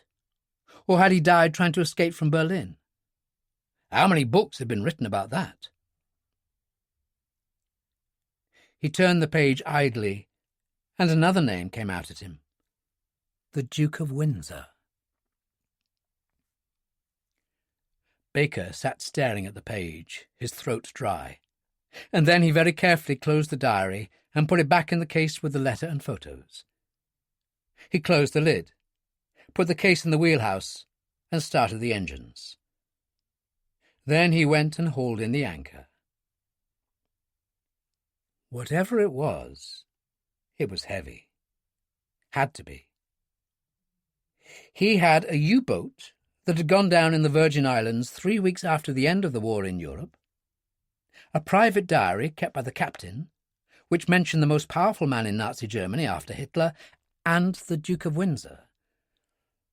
"My God, what have I got into?" he murmured. He could go to the authorities, of course, the Coast Guard, for example, but it had been his find. That was the trouble, and he was reluctant to relinquish that. But what in the hell to do next? And then it came to him, and he laughed out loud. Garth Travers, of course! And he pushed up to full throttle and hurried back to St. John. In 1951, as a lieutenant in the US Navy, Baker had been assigned as liaison officer to the British Royal Navy destroyer Persephone, which was when he had first met Garth Travers, a gunnery officer. Travers was on the fast track, had taken a degree in history at Oxford University, and the two young officers had made a firm friendship, cemented by 5 hours in the water one dark night off the Korean coast, which they'd spent hanging on to each other after a landing craft on which they'd been making a night drop with Royal Marine Commandos had hit a mine. And Travers had gone on to great things, had retired a rear admiral. Since then he'd written several books on naval aspects of the Second World War, had translated a standard work on the Kriegsmarine from the German, which Baker's publishing house had published in the last year he'd been in the business. Travers was the man, no doubt about it. He was close inshore to St. John now, and saw another sport fisherman bearing down on him, and he recognised the Sea Raider, Bob Kearney's boat. It slowed, turning towards him, and Baker slowed too. There were 4 people in the stern dressed for diving, 3 women and a man. Bob Kearney was on the flying bridge. "Morning, Henry," he called. "Out early. Where you been?" "A French cap." Baker didn't like lying to a friend, but had no choice. "Conditions good?" "Excellent mill pond out there." "Fine." Kearney smiled and waved. "Take care, Henry." The Sea Raider moved away, and Baker pushed up to full power and headed for Cruz Bay. When he reached the house, he knew at once that Jenny wasn't there because the jeep had gone. He checked his watch. 10 o'clock. Something must have come up to take her out. He went into the kitchen, got a beer from the icebox, and went to his study, carrying the briefcase in one hand. He placed it on the desk, pulled his phone file across, and leafed through it one-handed while he drank the beer. He found what he was looking for soon enough and checked his watch again. 10 after 10, which meant 10 after 3 in the afternoon in London. He picked up the telephone and dialed. In London, it was raining, drumming against the windows of the house in Lord North Street, where Rear Admiral Garth Travers sat in a chair by the fire in his book-lined study, enjoying a cup of tea and reading the Times. When the phone rang, he made a face, but got up and went to the desk. "Who am I talking to?" "Garth? It's Henry. Henry Baker." Travers sat down behind the desk. "Good God, Henry, you old sod! Are you in London?" "No, I'm calling from St. John." "Sounds as if you're in the next room." "Garth, I've got a problem. I thought you might be able to help. I've found a U-boat." "You've what?"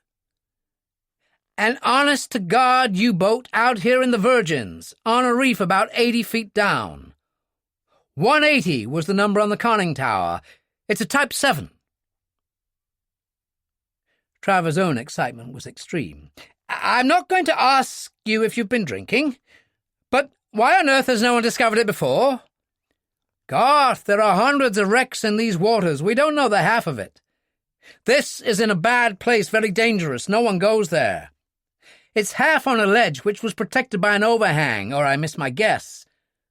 There's a lot of fresh damage to the cliff face. We've just had a hurricane." "So what condition is she in?" "There was a gash in the hull, and I managed to get in the control room. I found a briefcase in there, a watertight job in aluminium." "With the Kriegsmarine insignia engraved in the top right-hand corner?" "That's right." "Standard issue, fireproof and waterproof, all that sort of thing. What did you say the number was? 180. Hang on a minute and I'll look it up. I've got a book on one of my shelves that lists every U-boat commissioned by the Kriegsmarine during the war and what happened to them." "OK." Baker waited patiently until Travers returned. "We've got a problem, old son.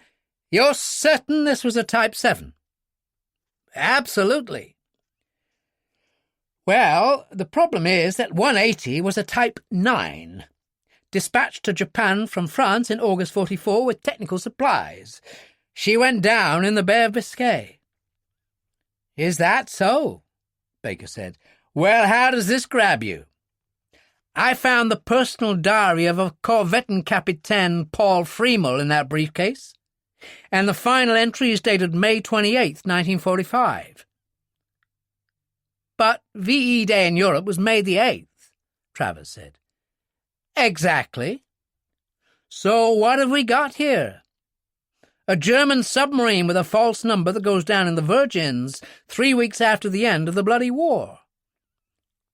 It certainly is intriguing, Travers said. You haven't heard the best bit, old buddy. Remember all those stories about Martin Borman having escaped from Berlin? Of course I do. Well, I can't read German, but I sure can read his name, and it's right here in the diary. And another little bombshell for you. So is the Duke of Windsor. Travers loosened his tie and took a deep breath. Henry, old son, I must see that diary. Yes, that's what I thought, Baker said. There's the British Airways overnight flight leaving Antigua around 8 this evening, our time. I should be able to make it. Last time I used it, we got into London Gatwick at 9 o'clock in the morning. Maybe you could give me a late breakfast. I'll be looking forward to that, Travers said, and replaced the receiver. The Professional Association of Diving Instructors, of which Henry was a certificated member, have strict regulations about flying after diving. He checked his book of rules and discovered that he should wait at least 4 hours after a single no-decompression dive at 80 feet. That gave him plenty of leeway, especially if he didn't fly down to Antigua until the afternoon, which was exactly what he intended.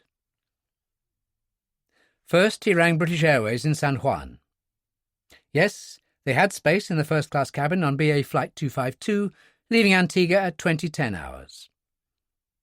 He made the booking and gave them one of his gold card numbers. Next, he rang Carib Aviation in Antigua, an air taxi firm he'd used before. Yes, they were happy to accept the charter. They'd send up one of their partner avias early afternoon to St. Thomas. If they left for the return trip to Antigua at 4:30, they'd be there by 6 at the latest. He sat back, thinking about it. He'd book a water taxi across to Charlotte Amalie, the main town in St. Thomas. 40 minutes, that's all it would take. 15 at the most by taxi to the airport. Plenty of time to pack and get himself ready. But first, he had to see Jenny. The waterfront was bustling when he walked down into Cruz Bay this time. It was a picturesque little town, totally charming, and ever so slightly run down in the way of most Caribbean ports. Baker had fallen in love with the place the first time he'd seen it. It was everything he'd hoped for.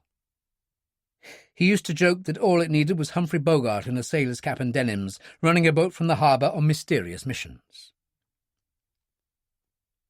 Jenny's place was slightly back from the road, just before Mongoose Junction. There were steps up to the veranda, a neon sign above the door. Inside it was cool and shaded, 2 large fans revolving in the low ceiling. There were several booths against the walls, a scattering of marble-top tables across a floor of black and white tiles. There were high stools at the long mahogany bar, bottles on glass shelves against the mirrored wall behind. A large, handsome black man with greying hair was polishing glasses. Billy Jones, the barman. He had the scar tissue around the eyes and the slightly flattened nose of a professional fighter. His wife, Mary, was manager. He grinned. "Hi there, Mr. Henry. You looking for Jenny?" "That's right. Went down the front with Mary to choose the fish for tonight. They shouldn't be too long. Can I get you something?" "Just a coffee, Billy. I'll have it outside." He sat in a cane chair on the veranda, drinking the coffee and thinking about things, was so much within himself that he didn't notice the 2 women approach until the last minute. "You're back, Henry." He looked up and found Jenny and Mary Jones coming up the steps. Mary wished him good morning and went inside, and Jenny sat on the rail, her figure very slim in T-shirt and blue jeans. She frowned. "Is something wrong?" "I've got to go to London," he told her. "To London? When?" "This afternoon." Her frown deepened, and she came and sat beside him. "What is it, Henry?" "Something happened when I was diving this morning. Something extraordinary. I found a wreck about 80 or 90 feet down." "Oh, you damn fool!" She was angry now. "Diving at that kind of depth on your own and at your age? Where was this?" Although not a serious diver, she did go down occasionally and knew most of the sights. He hesitated. It was not only that he knew she would be thoroughly angry to know that he dived in a place like Thunder Point, and it certainly wasn't that he didn't trust her. He just wanted to keep the location of the submarine to himself for the moment, certainly until he'd seen Garth Travers. "All I can tell you, Jenny, is that I found a German U-boat from 1945. Her eyes widened. "My God!" "I managed to get inside. There was a briefcase, an aluminium thing, watertight. I found the captain's diary inside. It's in German, which I can't read. But there were a couple of names I recognized." "Such as?" "Martin Borman and the Duke of Windsor." She looked slightly dazed. "Henry, what's going on here?" "That's what I'd like to know." He took her hand. "Remember that English friend of mine, Rear Admiral Travers?" "The one you served in the Korean War with? Well, of course, you introduced me to him the year before last when we were in Miami and he was passing through." "I phoned him earlier. He's got all sorts of records on the German Kriegsmarine.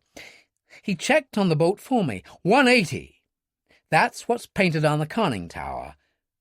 But 180 was a different type boat, and it went down in the Bay of Biscay in 1944. She shook her head in bewilderment. "But what does it all mean?" "There were stories for years about Borman. Dozens of books, all saying he didn't die in Berlin at the end of the war, that he survived. People had sightings of him in South America, or so they said." "And the Duke of Windsor?" "God knows." He shook his head. "All I know is this could be important. And I found the damn boat, Jenny. Me, Henry Baker. Christ, I don't know what's in the diary, but maybe it changes history." He got up and walked to the rail, gripping it with both hands. She had never seen him so excited. Got up herself and put a hand on his shoulder. "Want me to come with you?" "Hell no, there's no need for that. Billy and Mary could run things here." He shook his head. "I'll be back in a few days. 4 at the most." "Fine." She managed to smile. "Then we'd better get back to the house, and I'll help you pack." His flight in the Carib Aviation Partenavia was uneventful, except for strong headwinds that held them back a little, so that the landing was later than he'd anticipated, around 6:30. By the time he'd passed through customs, collected his luggage and proceeded to the British Airways desk, it was 7 o'clock. He went through security into the departure lounge, and the flight was called 10 minutes later. The service in British Airways first class was as superb as usual. He had carried Korvettenkapitän Friemel's case through with him, and he accepted a glass of champagne from the stewardess, opened the case, and browsed through it for a while, not just the diary, but the photos and the letters. Strange, because he didn't understand a word. It was the photo of the Kriegsmarine officer that really intrigued him, presumably Friemel himself. The face of the enemy. Only Baker didn't feel like that. But then seamen of all nations, even in war, tended to have a high regard for each other. It was the sea, after all, which was the common enemy. He closed the case and put it in the locker overhead when takeoff was announced, and spent his time reading 1 or 2 of the London newspapers, which were in plentiful supply. The meal was served soon after takeoff, and after it had been cleared away, the stewardess reminded him that each seat had its own small video screen, and offered him a brochure, which included a lengthy list of videos available. Baker browsed through it. It would at least help pass the time. And then he shivered a little, as if someone had passed over his grave. There was a film there he'd heard about, a German film, Das Boot. In English, The Boat. From all accounts, a harrowing story of life in a U-boat at the worst time in the war. Against his better judgment, he ordered it, and asked for a large Scotch. The cabin crew went round pulling down the window blinds, so that those who wished to might sleep. Baker inserted the video, put on the earphones, and sat there in the semi-darkness, watching. He called for another Scotch after 20 minutes, and kept watching. It was one of the most disturbing films of its kind he had ever seen. An hour was enough. He switched off, tilted his seat back and lay there, staring through the darkness, thinking about Korvettenkapitän Paul Friemel and U-180 and that final ending on Thunder Point, wondering what had gone wrong. After a while, he slept. Chapter 3. It was 10 o'clock when the doorbell went at the house in Lord North Street. Garth Travers answered the door himself and found Henry Baker standing there in the rain, the briefcase in one hand, his overnight case in the other. He had no raincoat, and the collar of his jacket was turned up. "My dear chap," Travers said, "for God's sake, come in before you drown." He turned as he closed the door. "You'll stay here, of course." "If that suits, old buddy." "It's good to hear that description of me again," Travers told him. "I'll show you to your room later. Let's get you some breakfast. My housekeeper's day off, so you'll get it Navy style." "Coffee will be fine for the moment," Baker said. They went to the large, comfortable kitchen, and Travers put the kettle on. Baker placed the briefcase on the table. "There it is." "Fascinating." Travers examined the Kriegsmarine insignia on the case, then glanced up. "May I?" "That's why I'm here." Travers opened the case. He examined the letters quickly. "Well, these must be keepsakes, dated at various times in 1943 and 44, all from his wife from the looks of things." He turned to the photos. "Knight's Cross holder. Must have been quite a boy." He looked at the photos of the woman and the two little girls, and read the handwritten paragraph on the back of one of them. "Oh, dear." "What is it?" Baker asked. "It reads, 'My dear wife Lottie and my daughters Ilse and Marie killed in a bombing raid on Hamburg, August the 8th, 1944. "Dear God," Baker said. "I can check up on him easily enough. I have a book listing all holders of the Knight's Cross. It was the Germans' highest award for valour. You make the coffee and I'll get it." Travers went out and Baker found cups, a tin of instant milk in the icebox, had just finished when Travers returned with the book in question. He sat down opposite Baker and reached for his coffee. "Here we are. Paul Friemel, Korvettenkapitän, joined the German Navy as an officer cadet after 2 years studying medicine at Heidelberg." Travers nodded. "Outstanding record in U-boats. Knight's Cross in July 44 for sinking an Italian cruiser. They were on our side by then, of course. After that, he was assigned to shore duties at Kiel."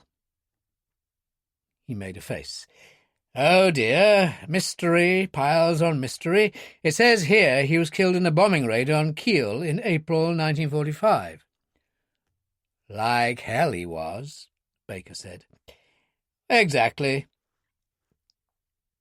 Travers opened the diary and glanced at the first page.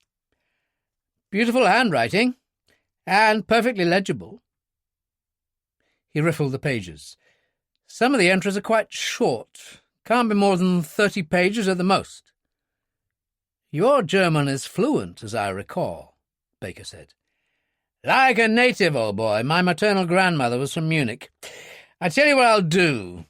An instant translation into my word processor. Should take no more than an hour and a half. You get yourself some breakfast. Ham and eggs in the refrigerator. Sorry, icebox to you. Bread bin over there. Join me in the study when you're ready." He went out, and Baker, relaxed now that everything was in hand, busied himself making breakfast, aware that he was hungry. He sat at the table to eat it, reading Travers' copy of that morning's London Times while he did so. It was perhaps an hour later that he cleared everything away and went into the study. Travers sat at the word processor, watching the screen, his fingers rippling over the keyboard, the diary open and standing on a small lectern on his right-hand side. There was a curiously intent look on his face. Baker said cheerfully, "How's it going?" "Not now, old boy, please." Baker shrugged, sat by the fire and picked up a magazine. It was quiet, only the sound of the word processor, except when Travers suddenly said, "My God!" And then, a few minutes after that, "No, I can't believe it." "For heaven's sake, what is it, Garth?" Baker demanded. "In a minute, old boy. Almost through." Baker sat there on tenterhooks, and after a while Travers sat back with a sigh. "Finished. I'll run it through the copier." "Does it have anything interesting to say?" "Interesting." Travers laughed harshly. "That's putting it mildly. First of all, I must make the point that it isn't the official ship's log. It's essentially a private account of the peculiar circumstances surrounding his final voyage. Maybe he was trying to cover himself in some way, who knows, but it's pretty sensational. The thing is, what are we going to do about it?" "What on earth do you mean?" "Read it for yourself. I'll go and make some more coffee," Travers said as the copier stopped. He shuffled the sheets together and handed them to Baker, who settled himself in the chair by the fire and started to read. Bergen, Norway, 30th of April 1945. I, Paul Friemel, start this account more because of the strangeness of the task I am to perform than anything else. We left Kiel 2 days ago in this present boat designated U-180. My command is in fact a craft that was damaged by bombing while under construction at Kiel in 1943. We are, to my certain knowledge, carrying the number of a dead ship. My orders from Grand Admiral Dönitz are explicit. My passenger will arrive this evening from Berlin, although I find this hard to swallow. He will carry a direct order in the Führer's own hand. I will learn our destination from him. There was a gap here in the diary, and then a further entry for the evening of the same day. I received orders to proceed to the airstrip where a Fiesler Stork landed. After a few minutes, an officer in the uniform of an SS general appeared and asked if I was Korvettenkapitän Friemel. He in no way identified himself, although at that stage I felt that I had seen him before. When we reached the dock, he took me to one side before boarding and presented me with a sealed envelope. When I opened it, I found it contained the order from the Führer himself, which had been mentioned in Grand Admiral Dönitz's personal order to me. It ran as follows: From the leader and Chancellor of the State. Reichsleiter Martin Borman acts with my authority on a matter of the utmost importance and essential to the continuance of the Third Reich. You will place yourself under his direct authority, at all times remembering your solemn oath as an officer of the Kriegsmarine to your Führer, and will accept his command and authority as he sees fit and in all situations. I recall now having seen Borman once at a state function in Berlin in 1942. Few people would recognize the man, for of all our leaders I would conclude he is the least known. He is smaller than I would have thought, rough-featured with overlong arms. Frankly, if seen in working clothes, one would imagine him a docker or labourer. The Reichsleiter inquired as to whether I accepted his authority, which, having little option, I have agreed to do. He instructed me that as regards my officers and the crew, he was to be known as General Strasser. The 1st of May. Although the officers' area is the most spacious on board, it only caters for 3, with 1 bunk lashed up.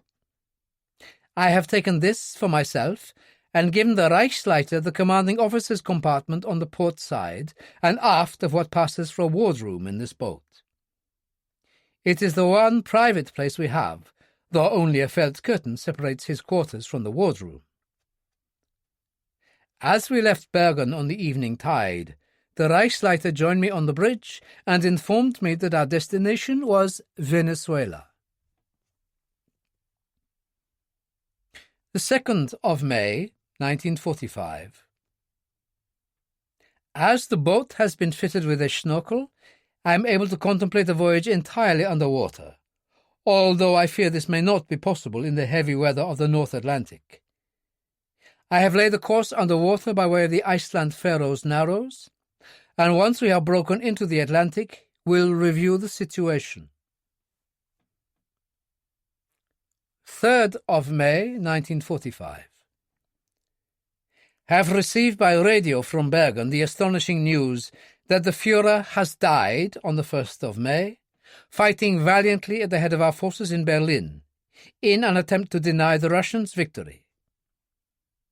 I conveyed the melancholy news to the Reichsleiter, who accepted it with what I thought to be astonishing calm. He then instructed me to pass the news to the crew, stressing that the war would continue. An hour later, we received word over the radio that Grand Admiral Dönitz had set up a provisional government in Schleswig-Holstein. I doubt that it can last long, with the Russians in Berlin and the Americans and British across the Rhine. Baker was more than fascinated by this time, and quickly passed through several pages, which at that stage were mainly concerned with the ship's progress. 5th of May. We received an order from U-Boat Command that all submarines at sea must observe a ceasefire from this morning at 0800 hours. The order is to return to harbour. I discussed this with the Reichsleiter in his quarters, who pointed out that he had the Führer's authority to continue still, and asked me if I queried it. I found this difficult to answer, and he suggested that I consider the situation for a day or 2. 8th of May, 1945. We received this evening by radio the message I have been expecting. Total capitulation to the enemy. Germany has gone down to defeat. I again met with the Reichsleiter in his quarters, and while discussing the situation, received a ciphered message from Bergen, instructing me to return or to continue the voyage as ordered. The Reichsleiter seized upon this and demanded my obedience, insisting on his right to speak to the crew over the intercom. He disclosed his identity and the matter of his authority from the Führer. He pointed out that there was nothing left for any of us in Germany and that there were friends waiting in Venezuela. A new life for those who wanted it. The possibility for a return to Germany for those who wanted that. It was difficult to argue with his reasoning, and on the whole, my crew and officers accepted it. 12th of May, 1945.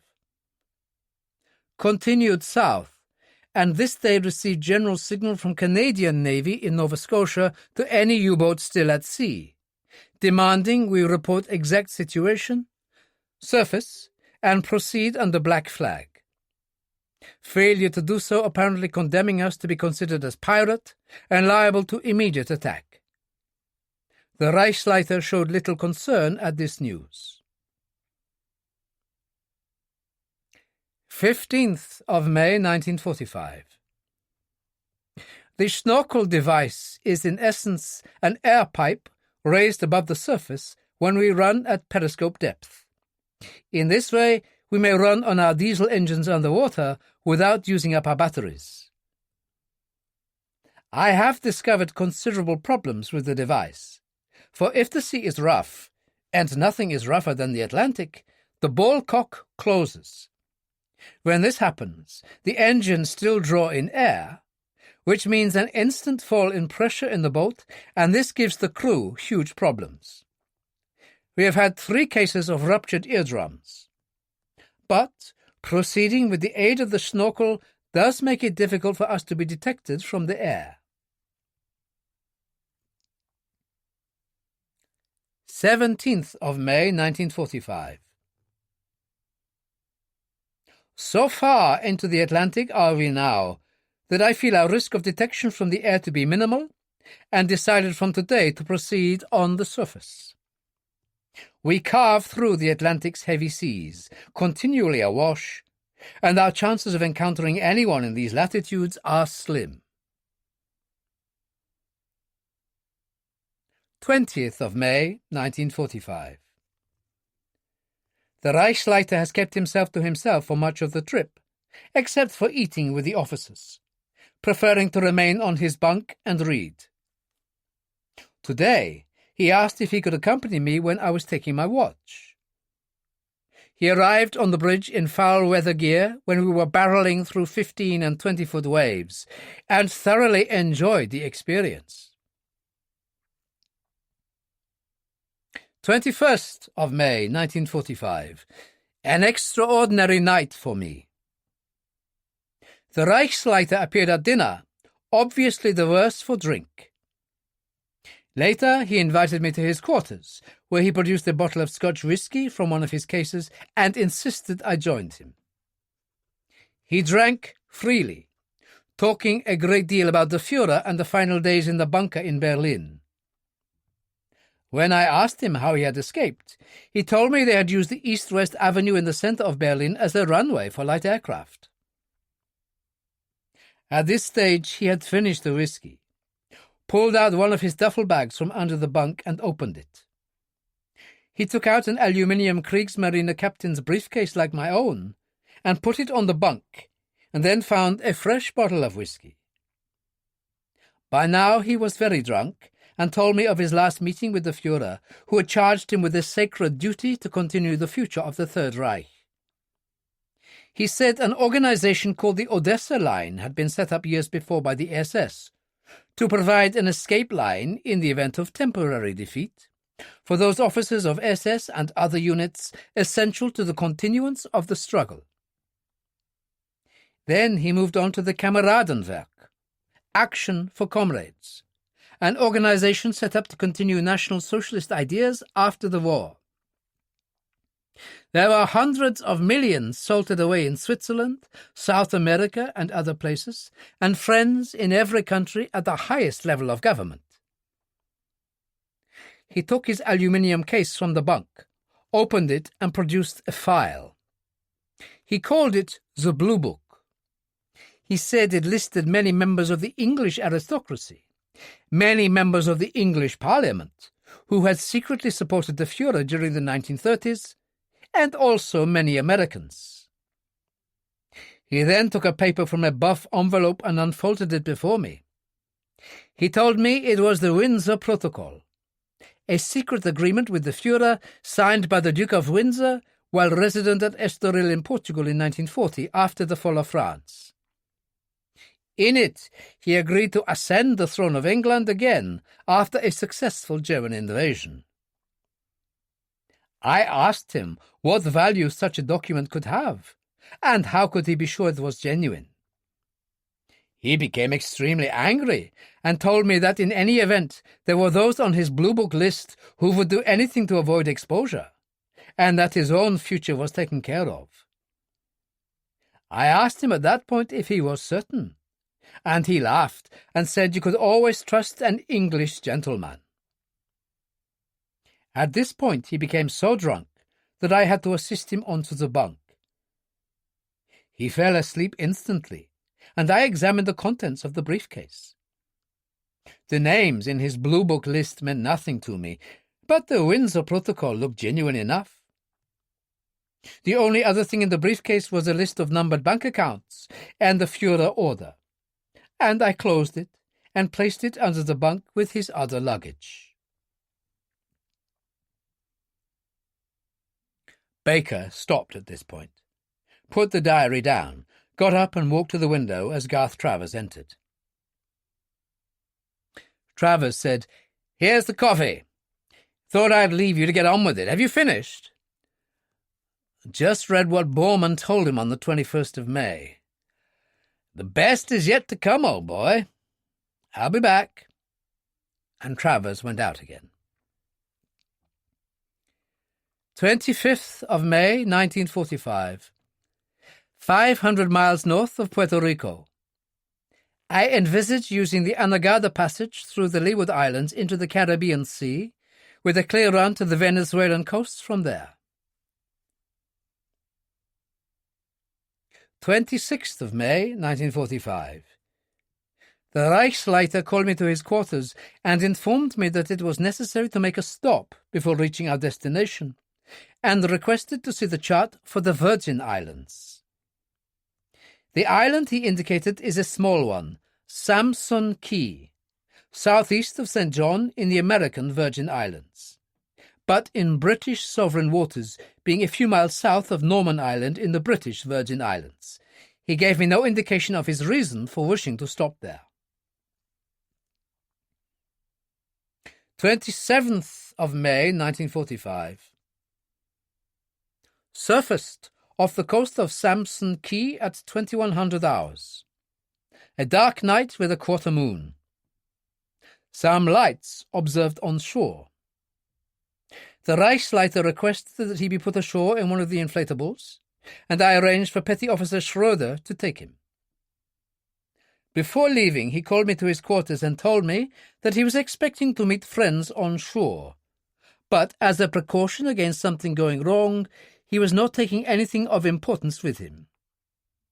He particularly indicated the briefcase which he left on the bunk, and gave me a sealed envelope which he said would give me details of my destination in Venezuela if anything went wrong, and the name of the man I was to hand the briefcase to. He told me to send Schroeder back for him at 0200 hours, and that if he was not on the beach, I was to fear the worst and depart.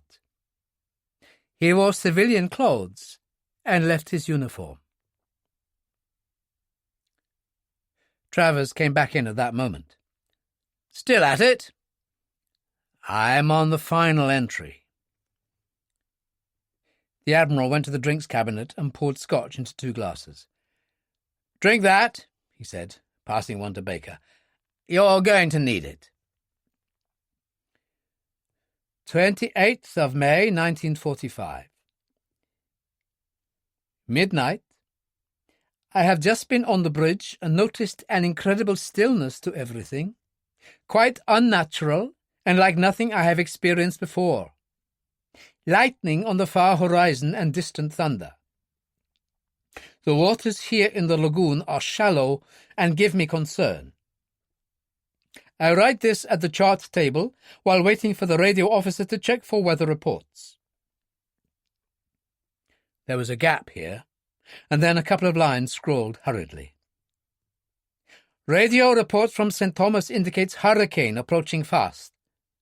We must make for deep water and go down to ride it out. The Reichsleiter must take his chance. Only the poor buggers didn't ride it out, Travers said. The hurricane caught them when they were still vulnerable. Must have ripped her side open on the reef where you found her. I'm afraid so, Baker said. Then I presume the current must have driven her in on that ledge under the overhang. Where she remained all these years. Strange no one ever discovered her before. Well, not really, Baker said. It's a bad place. No one goes there. It's too far out for people who dive for fun, and it's very dangerous. Another thing, if the recent hurricane hadn't broken away the overhang, I might well have missed it myself. You haven't actually given me the location yet, Travers remonstrated. Yes, well, that's my business, Baker said. Travers smiled. I understand, old boy, I understand. But I really must point out that this is a very hot potato. What on earth are you getting at? Well, number one, we'd appear to have positive proof, after all the rumour and speculation for nearly 50 years, that Martin Borman escaped from Berlin. So? Baker said. Oh, more than that. There's the Blue Book list of Hitler's sympathisers here in England. Not only the nobility, but members of Parliament, plus the names of a few of your fellow countrymen. Worse than that, this Windsor Protocol. What do you mean? Baker asked. According to the diary, Borman kept them in a similar survival case to this. He tapped the aluminium briefcase, and he left it on the bunk in the commanding officer's quarters. Now just consider this. According to Freemel's final entry, he was in the control room at the chart table, entering the diary, when he got that final radio report about the hurricane. He shoves the diary in his briefcase and locks it. Only a second to do that, then gets on with the emergency. That would explain why you found the briefcase in the control room. I'll buy that, Baker agreed. No, you're missing the real point, which is that the case survived. So, what are you getting at? Well, these things were built for survival, which means it's almost certain Borman's is still in the commanding officer's quarters with the Blue Book, the Windsor Protocol, and Hitler's personal order concerning Borman. Even after all these years, the facts contained in those documents would cause a hell of a stink, Henry, especially the Windsor thing. Well, I wouldn't want to cause that kind of trouble, Baker told him. I believe you. I know you well enough for that. But what if someone else found that submarine? I told you no one goes there. You also told me you thought an overhang had been torn off, revealing it. I mean, somebody could dive there, Henry, just like you did. The conditions were unusually calm, Baker said. It's a bad place, Garth. No one goes there. I know, believe me. Another thing, the commanding officer's compartment is forward and aft of the wardroom on the port side. That's what Freemel said in the diary. That's right. I was shown over a Type 7 U-boat. The Navy had one or two they took over after the war. The captain's cabin, so-called, is across from the radio and sound rooms. Quick access to the control room. That was the point. Yes, well, my point is that you can't get in there. The forward watertight hatch is closed fast. Well, you'd expect that. If they were in trouble, he'd have ordered every watertight hatch in the boat closed. Standard procedure. I tried to move the wheel, corroded like hell. The door is solid. No way of getting in there. There's always a way, Henry, you know that. Travers sat there frowning for a moment, and then said, Look, I'd like to show the diary to a friend of mine. Who are we talking about? Brigadier Charles Ferguson. We've known each other for years. He might have some ideas. What makes him so special? He works on the intelligence side of things, runs a highly specialised anti-terrorist unit responsible only to the Prime Minister, and that's privileged information, by the way. I wouldn't have thought this was exactly his field, Baker said. Just let me show him the diary, old boy, Travers said soothingly. See what he thinks. Okay, Baker said. But the location stays my little secret. Of course. You can come with me if you want. No, I think I'll have a bath and maybe go for a walk. I always feel like hell after a long jet flight. I could see this Brigadier Ferguson later if you think it necessary. Just as you like, Travers said. I'll leave you to it. You know where everything is. Baker went out, and Travers looked up Ferguson's personal phone number at the Ministry of Defence, and was speaking to him at once. "Charles, Garth Travers here." "My dear old boy, haven't seen you in ages." Travers came directly to the point. "I think you should see me at your soonest moment, Charles. A rather astonishing document has come into my hands." Ferguson remained as urbane as ever. "Really? Well, we must do something about that. You've been to my flat in Cavendish Square?" "Of course I have." "I'll see you there in 30 minutes.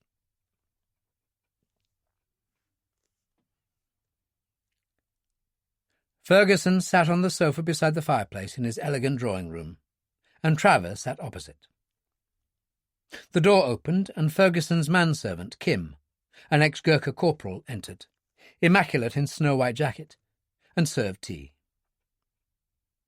He withdrew silently, and Ferguson reached for his cup of tea and continued reading. Finally, he put the cup down and leaned back.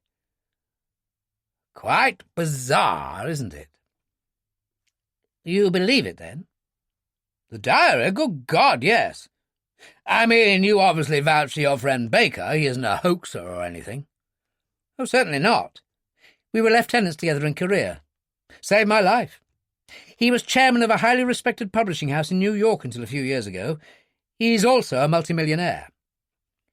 "And he won't tell you the location?" "Oh, that's understandable enough. He's like a boy again. He's made this astonishing discovery." Travers smiled.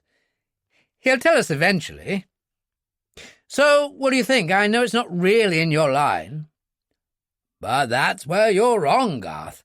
I think it's very much in my line, because I work for the Prime Minister, and I think he should see this." "There is one point," Travers said.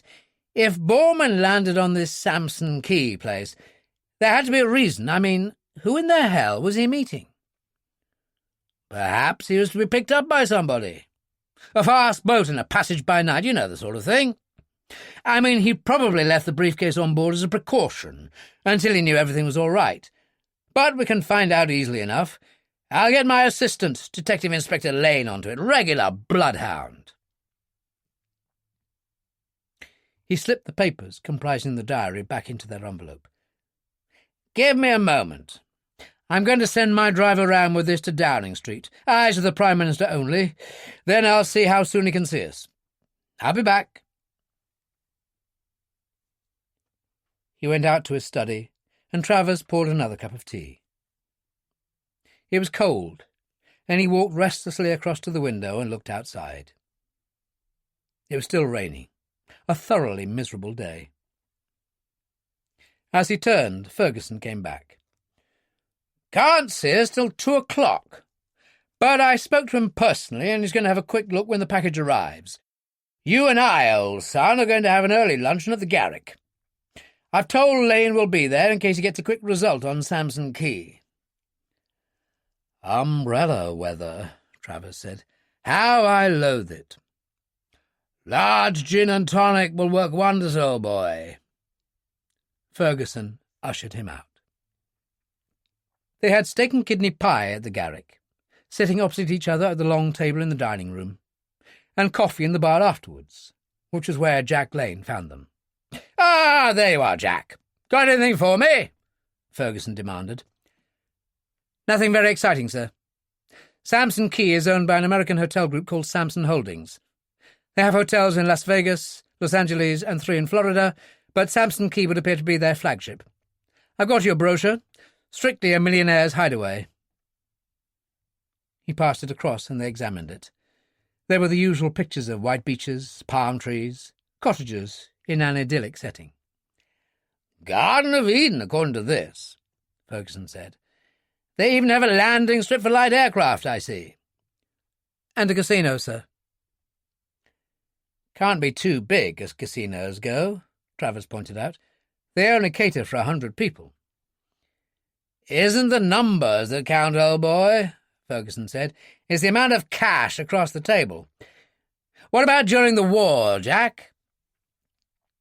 There was always a hotel of some sort. In those days it was owned by an American family called Herbert, who were also in the hotel business. Remember, Sampson Key is in the British Virgin Islands, which means it comes under the control of Tortola, as regards the law, customs, and so forth. I spoke to their public record office. According to their files, the hotel stayed empty during the war. The occasional fisherman from Tortola, a couple caretaking the property, and that's all. Doesn't help, but thanks, Jack. You've done a good job. It might help if I knew what it was about, sir. Later, Jack, later. Off you go and make Britain a safer place to live in. Lane departed with a grin, and Ferguson turned to Travers. Right, old boy. Downing Street awaits. The Prime Minister was sitting behind his desk in his study when an aide showed them in. He stood up and came round the desk to shake hands. Brigadier? Prime Minister, Ferguson said. May I introduce Rear Admiral Travers? Of course. Do sit down, gentlemen. He went and sat behind his desk again. An incredible business, this. An understatement, Prime Minister, Ferguson replied. You are quite right to bring it to my attention. The royal aspect is what concerns me most. The phone went. He picked it up, listened, then said, Send them up. As he replaced the receiver, he said, I know you've had your problems with the security services, Brigadier, but I feel this to be one of those cases where we should honour our agreement to keep them informed about anything of mutual interest. You'll recall you agreed to liaise with the Deputy Director, Simon Carter, and Sir Francis Paymer. I did indeed, Prime Minister. I called both of them in immediately after reading the diary. They'd been downstairs having a look at it themselves. They're on their way up. A moment later the door opened and the aide ushered in the two men. Simon Carter was 50, a small man with hair already snow-white. Never a field agent, he was an ex-academic, one of the faceless men who controlled Britain's intelligence system. Sir Francis Paymer was 47, tall and elegant in a blue flannel suit. He wore a guard's tie, thanks to 3 years as a subaltern in the Grenadiers, and had a slight smile permanently fixed to the corner of his mouth in a way that Ferguson found intensely irritating. They all shook hands and sat down. Well, gentlemen, the Prime Minister said. Always assuming it isn't a hoax, Paymer said. A fascinating story. It would explain many aspects of the Borman legend, Simon Carter put in. Arthur Axmann, the Hitler youth leader, said he saw Borman's body lying in the road near the Lehrter station in Berlin. That was after the breakout from the bunker. It would seem now that what he saw was someone who looked like Borman, Travers said. So it would appear, Carter agreed. If Borman was on this U-boat and survived, it would explain the numerous reports over the years of sightings of him in South America. Simon Wiesenthal, the Nazi hunter, always thought him alive, Paymer said. Before Eichmann was executed, he told the Israelis that Borman was alive. Why would a man faced with death lie? All well and good, gentlemen, the Prime Minister told them, but, frankly, I think the question of whether Martin Bormann survived the war or not purely of academic interest. It would change history a little, and the newspapers would get some mileage out of it. And a damn sight more out of this Blue Book list that's mentioned. Members of Parliament and the nobility. Carter shuddered. The mind boggles. My dear Simon, Paymer told him, there were an awful lot of people around before the war who found aspects of Hitler's message rather attractive. There are also names in that list with a Washington base. Yes, well, their children and grandchildren wouldn't thank you to have their names mentioned. And what in the hell was Borman doing at this Sampson Key? There's a resort there now, one of those rich man's hideaways, Ferguson said. During the war there was a hotel, but it was closed for the duration. We checked with public records in Tortola, owned by an American family called Herbert. What do you think Borman was after there? Paymer asked. One can only guess, but my theory runs something like this, Ferguson said. He probably intended to let U-180 proceed to Venezuela on its own. I would hazard a guess that he was to be picked up by someone, and Samson Key was the rendezvous. He left the briefcase as a precaution in case anything went wrong. After all, he did give Freemel instructions about its disposal, if anything happened to him. A pretty scandal, I agree, gentlemen, the whole thing. But imagine the furore it would cause if it became known that the Duke of Windsor had signed an agreement with Hitler, the Prime Minister said. Personally, I think it more likely that this so-called Windsor Protocol would prove fraudulent, Paymer told him. That's as may be, but the papers would have a field day, and frankly the royal family have had more than their share of scandal in this past year or so, the Prime Minister replied. There was silence, and Ferguson said gently, "Are you suggesting that we attempt to recover Borman's briefcase before anyone else does, Prime Minister?" "Yes, that would seem the sensible thing to do. Do you think you might handle that, Brigadier?" It was Simon Carter who protested. "Sir, I must remind you that this U-boat lies in American territorial waters." "Well, I don't think we need to bring our American cousins into this," Ferguson said. "They would have total rights to the wreck and the contents. Imagine what they'd get for the Windsor Protocol at auction." Carter tried again. "I really must protest, Prime Minister. Group 4's brief is to combat terrorism and subversion." The Prime Minister raised a hand. "Exactly, and I can think of few things more subversive to the interests of the nation than the publication of this Windsor Protocol. Brigadier, you will devise a plan, do whatever is necessary, and as soon as possible. Keep me informed, and also the Deputy Director and Sir Francis." "So the matter is entirely in my hands?" Ferguson asked. "Total authority. Just do what you have to." The Prime Minister got up. "And now you really must excuse me, gentlemen. I have a tight schedule."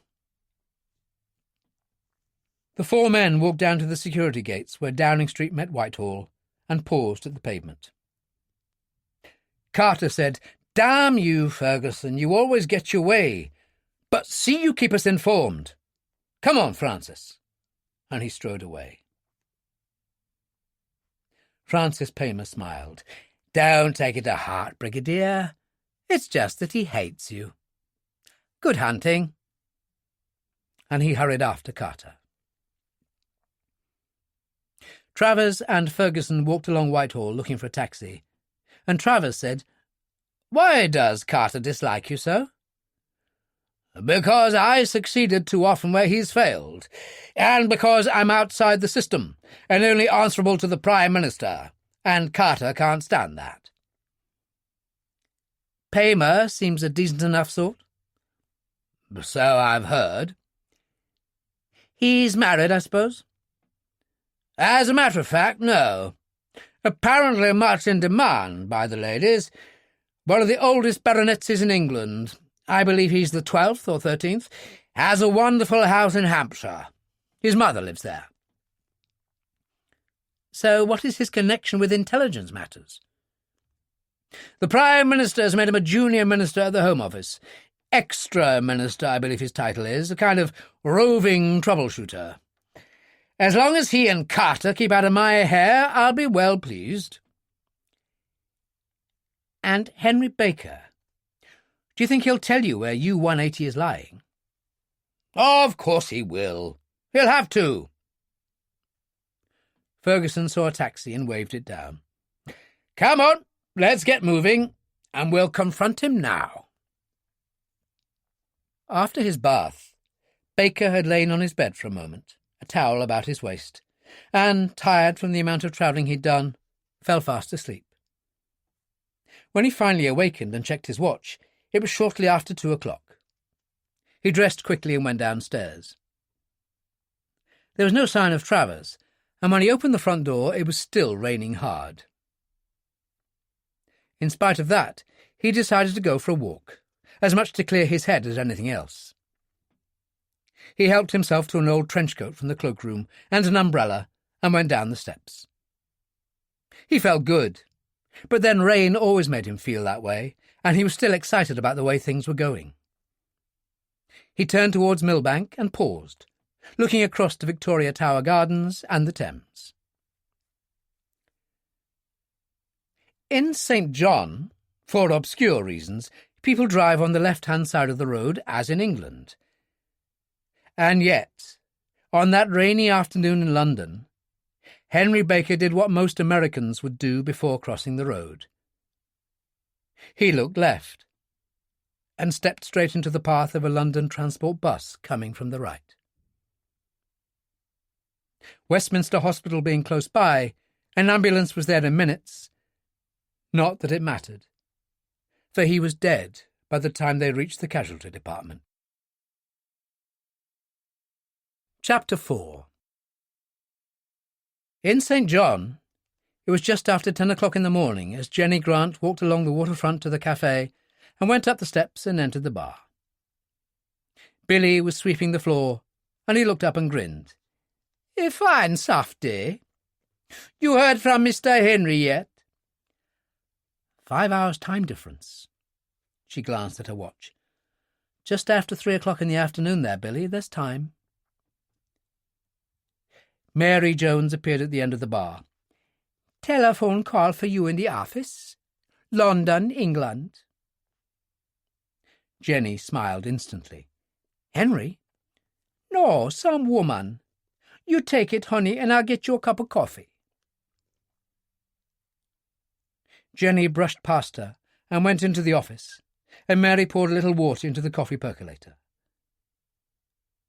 There was a sharp cry from inside the office. Billy and Mary glanced at each other in alarm, then hurried in. Jenny sat behind the desk looking dazed, clutching the phone in one hand, and Mary said, "What is it, honey? Tell Mary." "It's a policewoman ringing me from Scotland Yard in London," Jenny whispered. "Henry's dead. He was killed in a road accident." She started to cry helplessly, and Mary took the phone from her. "Hello? Are you still there?" "Yes," a neutral voice replied. "I'm sorry if the other lady was upset. There was no easy way to do this." "Sure, honey, you got your job to do." "Could you find out where he was staying in London?" "Hang on." Mary turned to Jenny. "She wants to know the address he was staying at over there." So Jenny told her. It was just before 5, and Travers, in response to a telephone call from Ferguson asking him to meet him, waited in the foyer of the mortuary in the Cromwell Road. The Brigadier came bustling in a few minutes later. "Sorry to keep you, Garth, but I want to expedite things. There has to be an autopsy for the coroner's inquest, and we can't have that unless he's formally identified." "I've spoken to the young woman who lives with him, Jenny Grant. She's badly shocked, but intends to fly over as soon as possible. She'll be here tomorrow." "Yes, well, I don't want to hang about." Ferguson took a folded paper from his inside breast pocket. "I've got a court order from a judge in chambers here, which authorises Rear Admiral Garth Travers to make formal identification. So, let's get on with it." A uniformed attendant appeared at that moment. "Is one of you gentlemen Brigadier Ferguson?" "That's me," Ferguson told him. "Professor Manning is waiting this way, sir." The post-mortem room was lit by fluorescent lighting that bounced off the white-lined walls. There were 4 stainless steel operating tables. Baker's body lay on the nearest one, his head on a block. A tall, thin man in surgeon's overalls stood waiting, flanked by 2 mortuary technicians. Travers noted with distaste that they all wore green rubber boots. "Hello, Sam, thanks for coming in," Ferguson said. "This is Garth Travers." Manning shook hands. "Could we get on, Charles? I have tickets for Covent Garden." "Of course, old boy." Ferguson took out a pen and laid the form on the end of the operating table. "Do you, Rear Admiral Travers, formally identify this man as Henry Baker, an American citizen of St. John in the American Virgin Islands?" "I do." "Sign here." Travers did so, and Ferguson handed the form to Manning. "There you go, Sam. We'll leave you to it." And he nodded to Travers and led the way out.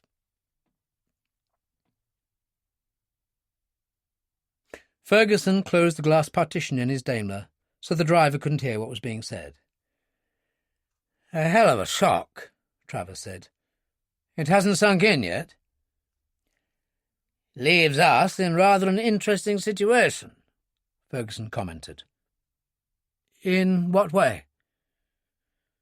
"The location of U-180. Has it died with him?" "Of course," Travers said. "I was forgetting." "On the other hand, perhaps the Grant girl knows. I mean, she lived with him and all that." "Not that kind of relationship," Travers told him. "Purely platonic. I met her just the once. I was passing through Miami and they happened to be there. Lovely young woman." "Well, let's hope this paragon of all the virtues has the answer to our problem," Ferguson said. "And if not?" "Then I'll just have to think of something." "I wonder what Carter will make of all this." Ferguson groaned. "I suppose I'd better bring him up to date, keep the sod happy." And he reached for his car phone and dialed Inspector Lane. At precisely the same time, Francis Paymer, having made a very fast trip indeed from London in his Porsche cabriolet to his country home at Hatherley Court in Hampshire, was mounting the grand staircase to his mother's apartment on the first floor. The house had been in the family for 500 years, and he always visited it with conscious pleasure, but not now. There were more important things on his mind. When he tapped on the door of the bedroom and entered, he found his mother propped up in the magnificent four-poster bed, a uniformed nurse sitting beside her. She was 85 and very old and frail, and lay there with her eyes closed. The nurse stood up. "Sir Francis, we weren't expecting you." "I know. How is she?" "Not good, sir. Doctor was here earlier. He said it could be next week or 3 months from now." He nodded. "You have a break. I want to have a little chat with her." The nurse went out, and Paymer sat on the bed and took his mother's hand. She opened her eyes. "How are you, darling?" he asked. "Why, Francis, what a lovely surprise." Her voice was very faded. "I had some business not too far away, Mother, so I thought I'd call in." "That was nice of you, dear." Paymer got up, lit a cigarette and walked to the fire. "I was talking about Samson Key today." "Oh, are you thinking of taking a holiday, dear? If you go and that nice Mr. Santiago is there, do give him my regards." "Of course. I'm right, aren't I? It was your mother who brought Samson Key into the family." "Yes, dear. Her father, George Herbert, gave it to her as a wedding present." "Tell me about the war again, Mother," he said, "and Samson Key." "Well, the hotel was empty for most of the war. It was small then, of course, just a little colonial-style place." "And when did you go there? You never really talked about that, and I was too young to remember." "March 1945, You were born in the July the previous year, and those terrible German rockets kept hitting London, V1s and V2s. Your father was out of the army then and serving in Mr. Churchill's government, dear, as a junior minister, just like you. He was worried about the attacks on London continuing, so he arranged passage on a boat to Puerto Rico for you and me. We carried on to Samson Key. From there, now I remember. It was the beginning of April when we got there. We went over from Tortola by boat. There was an old man and his wife, black people, very nice. Jackson, that was it. Mary and Joseph. Her voice faded, and he went and sat on the bed and took her hand again. "Did anyone visit, Mother? Can you remember that?" Visit? She opened her eyes. Only Mr. Strasser. Such a nice man. Your father told me he might be coming. He just appeared one night. He said he'd been dropped off in a fishing boat from Tortola, and then the hurricane came. It happened the same night. Terrible. We were in the cellar for 2 days. I held you all the time. But Mr. Strasser was very good. Such a kind man. Then what happened? He stayed with us for quite a while. Until June, I think. And then your father arrived. And Strasser? He left after that. He had business in South America, and the war in Europe was over, of course, so we came back to England. Mr. Churchill had lost the election, and your father wasn't in Parliament any more, so we lived down here, darling. The farms were a great disappointment. She was wondering a little. Paymer said, "You once told me my father served with Sir Oswald Mosley in the First World War in the trenches." That's true, dear. They were great friends. Remember Mosley's black shirts, Mother? The British Fascist Party. Did Father have any connection with that?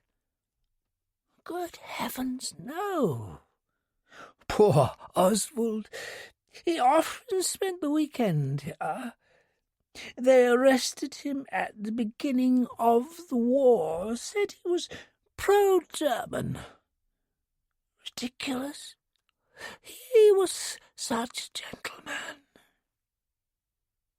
The voice trailed away, and then strengthened. Such a difficult time we had. Goodness knows how we managed to keep you at Eton. How lucky we all were when your father met Mr. Santiago. What wonderful things they did together at Samson Key. Some people say it's the finest resort in the Caribbean now. I'd love to visit again. I really would. Her eyes closed, and Paymer went and put her hands under the cover. "You sleep now, Mother. It will do you good." He closed the door gently, went downstairs to the library, got himself a scotch, and sat by the fire thinking about it all. The contents of the diary had shocked him beyond measure, and it was a miracle that he had managed to keep his composure in front of Carter. But the truth was plain now.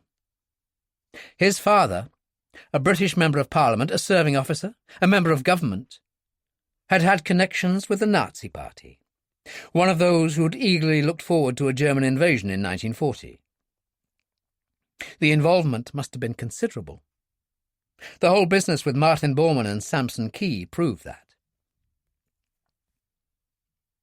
Francis Paymer's blood ran cold, and he went and got another scotch and wandered around the room looking at the portraits of his ancestors. 500 years. One of the oldest families in England, and he was a junior minister now, had every prospect of further advancement. But if Ferguson managed to arrange the recovery of Borman's briefcase from the U-boat, he was finished. No reason to doubt that his father's name would be on the Blue Book list of Nazi sympathisers. The scandal would finish him. Not only would he have to say goodbye to any chance of a high position in government, he would have to resign his parliamentary seat at the very least. Then there would be the clubs. He shuddered. It didn't bear thinking about. But what to do? The answer was astonishingly simple. Max. Max Santiago. Max would know. He hurried to the study, looked up the number of the Samson Key resort, phoned through and asked for Carlos Prieto, the general manager. Carlos? Francis Paymer here. Sir Francis, what a pleasure. What can I do for you? Are you coming to see us soon? I hope so, Carlos. Listen, I need to speak to Senor Santiago urgently. Would you know where he is? Certainly, staying at the Ritz in Paris. Business, I understand, and then he returns to Puerto Rico in 3 days. Bless you, Carlos. Paymer had never felt such relief. He asked the operator to get him the Ritz in Paris and checked his watch. 5:30. He waited impatiently until he heard the receptionist at the Ritz in his ear and asked for Santiago at once. Be there, Max, be there, he murmured.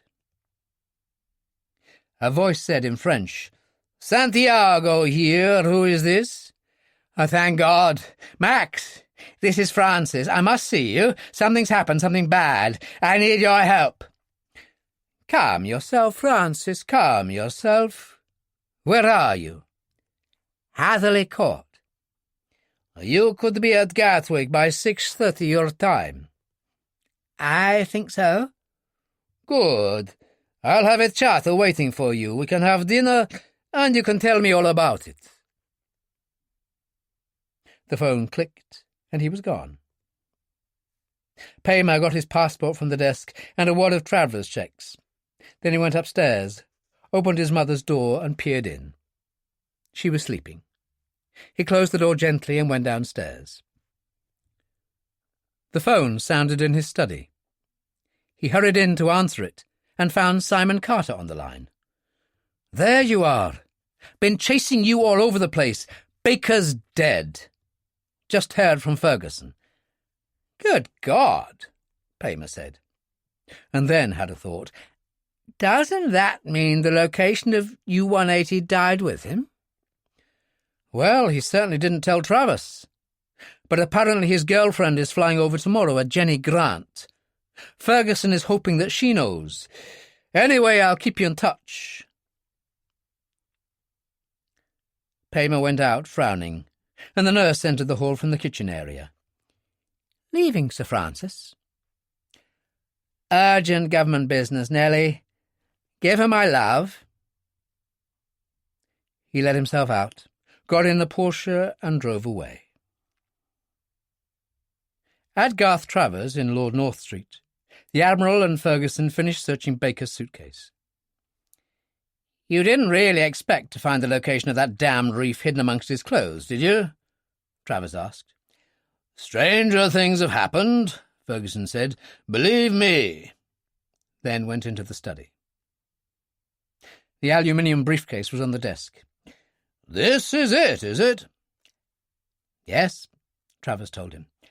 Let's have a look. The Admiral opened it. Ferguson examined the letter, the photos, and glanced through the diary. "You copied this on your word processor here, I presume?" "Oh, yes, I typed the translation straight out of the top of my head." "So the disk is still in the machine?" "Yes." "Get it out, there's a good chap, and stick it in the case. Also any copy you have." "I say, Charles, that's a bit thick after all I've done. And anyway, it was Baker's property in the legal sense of the word." "Not any more, it isn't." Grumbling, Travers did as he was told. "Now what happens?" "Nothing much. I'll see this young woman tomorrow and see what she has to say." "And then?" "I don't really know. But frankly, it won't concern you from here on in." "I thought you'd say that." Ferguson slapped him on the shoulder.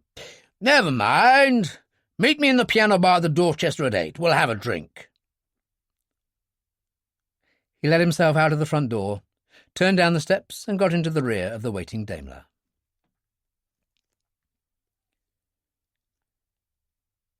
As the Citation jet lifted off the runway at Gatwick, Francis Paymer got himself a scotch from the bar box, thinking about Max Santiago. Cuban, he knew that. One of the landed families chased out by Castro in 1959. The Max bit came from his mother, who was German. That he had money was obvious, because when he had struck the deal with old Joseph Paymer to develop Samson Key Resort in 1970, he already controlled a number of hotels. How old would he be now, 67 or 8? All Francis Paymer knew for sure was that he had always been a little afraid of him. But that didn't matter. Santiago would know what to do, and that was all that was important. He finished his scotch and settled back to read the Financial Times until the Citation landed at Le Bourget Airport in Paris half an hour later. Santiago was standing on the terrace of his magnificent suite at the Ritz, an impressively tall man in a dark suit and tie, his hair still quite black in spite of his age.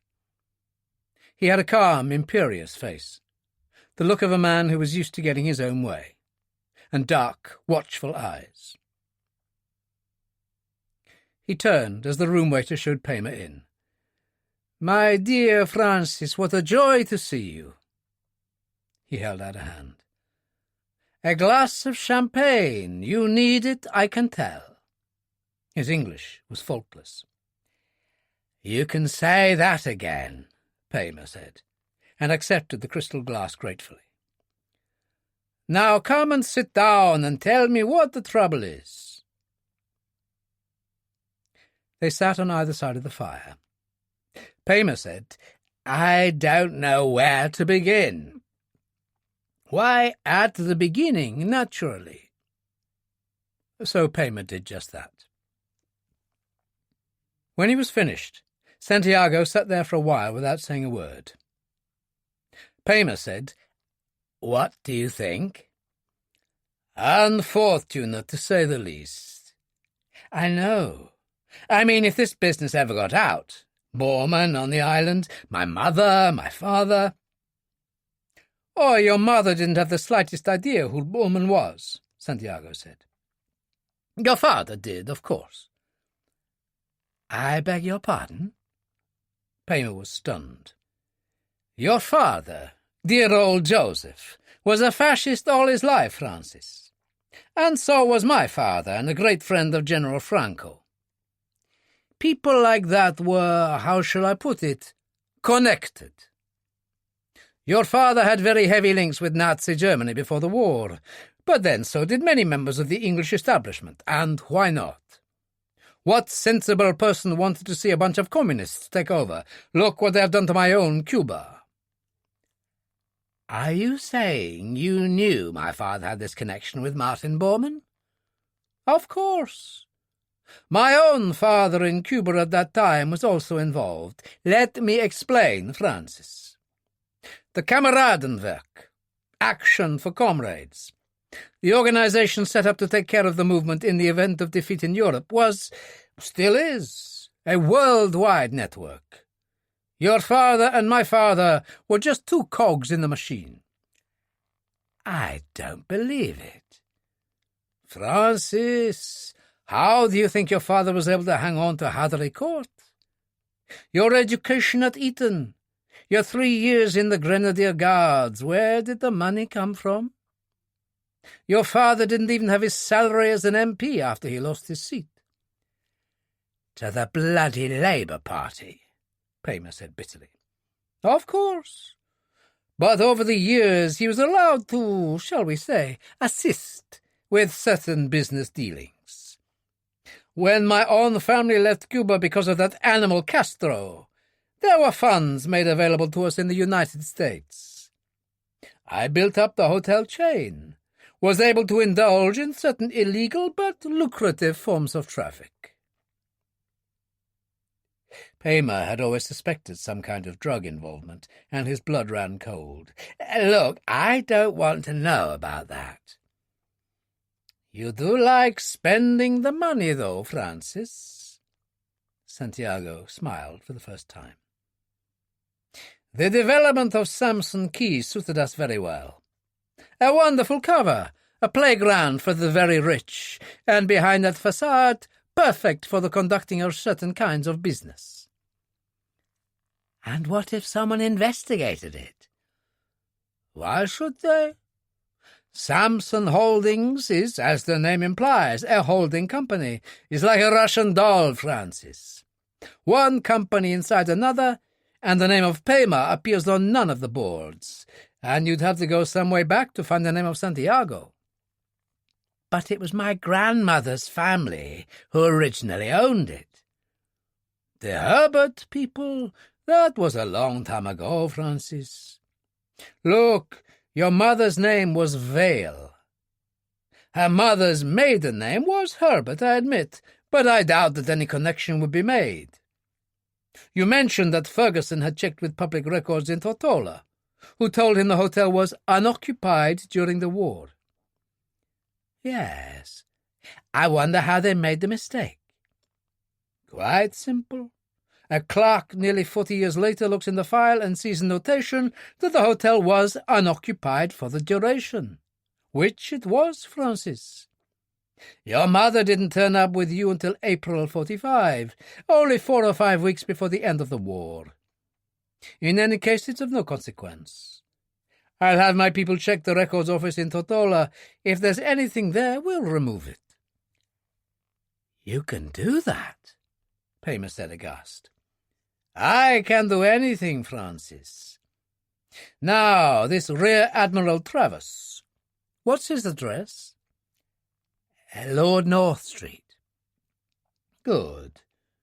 I'll get someone to pay him a call, although I shouldn't imagine he has the diary in his possession any longer, nor the translation from the Sound of Ferguson." "They'll be careful, your people," Paymer said. "I mean, we don't want a scandal." "That's exactly what you will have if we don't get in first on this thing. I'll get one of my people to check out this young woman. What was her name?" "Jenny Grant." "I'll have flights checked to see when she's arriving. Simple enough. She'll be on either the Puerto Rico or Antigua flight." "And then what?" Santiago smiled. "Why, we'll have to hope that she'll be able to tell us something, won't we?" Paymer felt sick. "Look, Max, they won't hurt her or anything." "Poor old Francis. What a thoroughly spineless creature you are." Santiago propelled him to the door and opened it. "Wait for me in the bar. I have telephone calls to make, then we'll have dinner." He pushed him out into the corridor and closed the door. The piano bar at the Dorchester was busy when Garth Travers went in, and there was no sign of Ferguson. He was greeted warmly by one of the waiters, for it was one of his favourite watering holes. A corner table was found, and he ordered a gin and tonic and relaxed. Ferguson arrived 15 minutes later and joined him. "Got to do better than that," the brigadier told him, and ordered 2 glasses of champagne. I love this place. He looked up at the mirrored ceiling. Quite extraordinary. And that chap at the piano plays our kind of music, doesn't he? Which is another way of saying we're getting on, Travers said. You're in a very good mood. Has anything happened? Yes. Lane did a check through British Airways at Gatwick. She's on flight 252, departing Antigua at 20:10 hours their time, arriving at Gatwick at 9:05 in the morning. Poor girl, Travers said. Will you ask her to stay with you? Of course. I thought you might, Ferguson nodded. In the circumstances, I think it would be better if you picked her up. My driver will have the Daimler at your place at 7:30. I know it's early, but you know what traffic is like. That's fine by me. Do you want me to bring her straight to you? Oh, no, give her a chance to settle. She'll be tired after her flight. I can see her later. Ferguson hesitated. There's a strong possibility that she'll want to see the body. Is it still at the mortuary? No. At a firm of undertakers we use on department matters, Cox and Son on the Cromwell Road. If she asks to go, take her there. There's a good chap. He waved to a waiter and ordered 2 more glasses of champagne. And Travers said, What about the U-boat, the diary, all that stuff? Do I say anything to her? No, leave that to me. Ferguson smiled. Now, drink up, and I'll buy you dinner. And in Antigua, when she went up the steps to the first-class compartment, Jenny Grant felt as if she was moving in slow motion. The stewardess, who greeted her cheerfully, had the instinct that comes from training and experience that told her something was wrong. She took her to a seat and helped her get settled. Would you like a drink? Champagne? Coffee? Actually, I could do with a brandy, a large one, Jenny told her. The stewardess was back with it in a moment. There was concern on her face now. Look, is there something wrong? Can I help? Not really, Jenny said.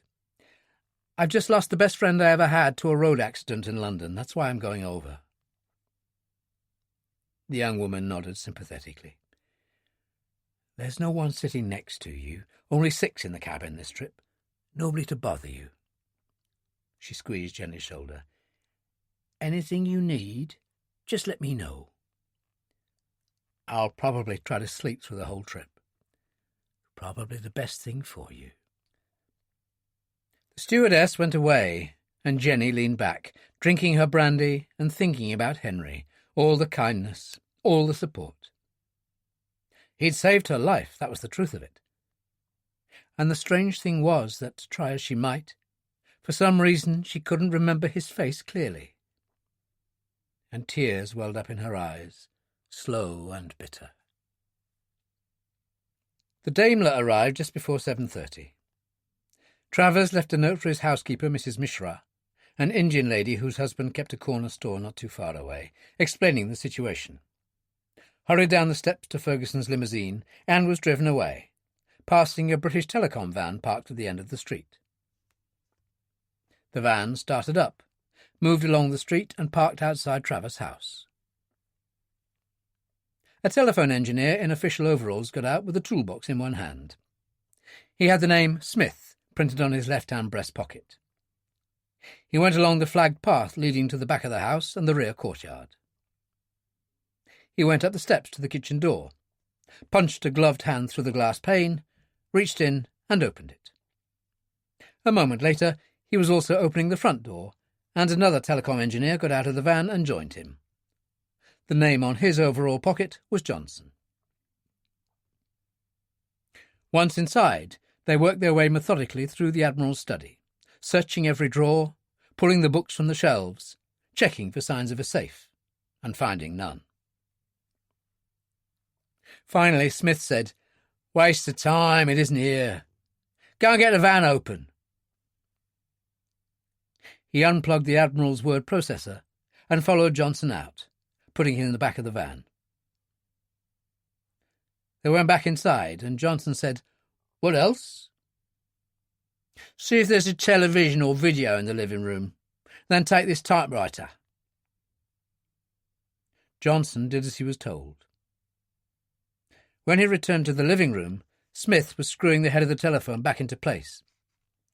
"You're tapping the phone?" "Why not? We might hear something to our advantage." "Is that smart? I mean, the kind of people we're dealing with, intelligence people. They're not rubbish." "Look, to all intents and purposes, this is just another hit-and-run burglary," Smith told him. "Anyway, Mr. Santiago wants a result on this one, and you don't screw around with him, believe me. Now, let's get moving." Mrs. Mishra, the Admiral's housekeeper, didn't normally arrive until 9 o'clock. But the fact that she'd had the previous day off meant there was laundry to take care of, so she had decided to make an early start. As she turned the corner of Lord North Street and walked towards the house, an overcoat over her sari against the early morning chill, she saw the two men come out of the house. She hurried forward. "Is there a problem?" They turned towards her. Smith said urbanely, "Not that I know of. Who are you, love?" "Mrs. Mishra, the housekeeper." "Problem with one of the telephones. We've taken care of it. You'll find everything's fine now." They got in the van, Johnson behind the wheel, and drove away.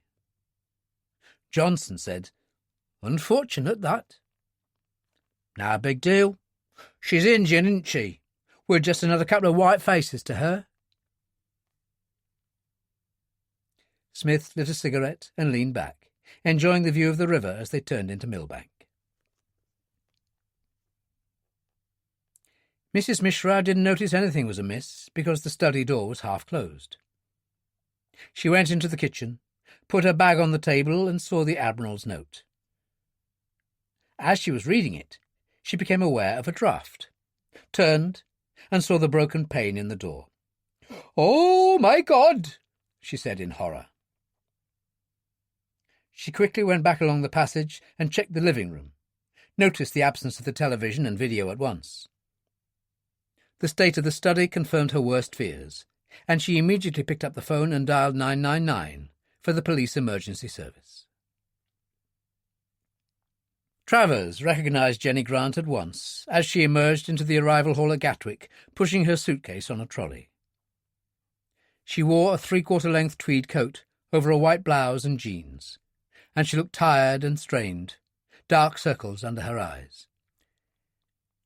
"Jenny," he said as he approached, "do you remember me, Garth Travers?" "Of course I do, Admiral." She tried to smile and failed miserably. He put his hands lightly on her shoulders. "You look bushed, my dear. Come on, let's get out of here. I've got a car waiting. Let me take your case." The driver put the case in the boot of the Daimler, and Travers joined her in the rear. As they drove away, he said, "I expect you to stay with me, naturally, if that's all right." "You're very kind. Will you do something for me?" She was almost pleading. "Will you tell me exactly what happened?" "From what witnesses have told the police, he simply looked the wrong way and stepped in front of a bus." "What a bloody stupid way to go!" There was a kind of anger in her voice now. "I mean, here we had a 63-year-old man who insisted on diving every day, sometimes to 130 feet in hazardous conditions, and he has to die in such a stupid and trivial way." "I know. Life's a bit of a bad joke sometimes. Would you care for a cigarette?" "As a matter of fact, I would. I gave up 6 months ago. Started again on the plane coming over last night."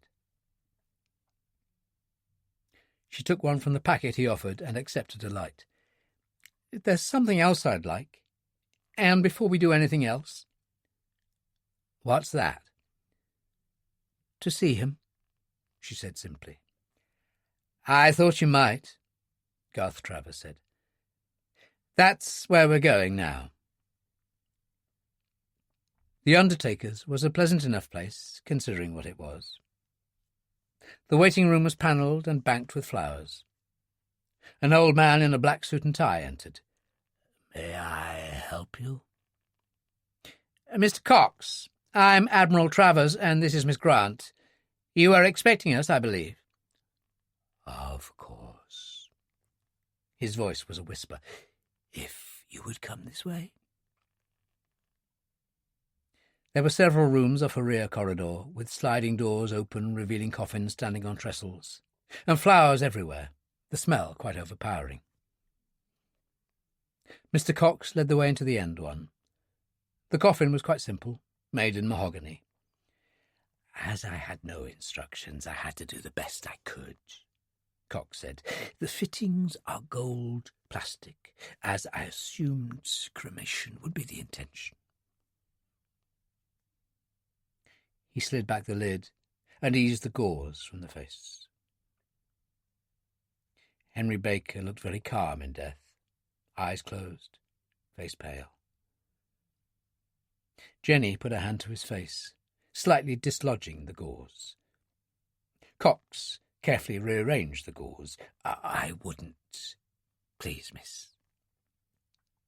She was bewildered for a moment, and Travers said, "There was an autopsy, my dear. Had to be. It's a court requirement. They'll be holding a coroner's inquest, you see. Day after tomorrow." She nodded. "It doesn't matter. He's gone now. Can we leave, please?" In the car, he gave her another cigarette. "Are you all right?" "Absolutely." She smiled suddenly. "He was a smashing fella, Admiral, isn't that what they say in England? The dearest, kindest man I ever knew." She took a deep breath. "Where to now?" "My house in Lord North Street. You'd probably like a bath, rest up a little, and so on." "Yeah, that would be nice." She leaned back and closed her eyes. The surprise at Lord North Street was the police car. The front door stood open, and Travers hurried up the steps, Jenny behind him.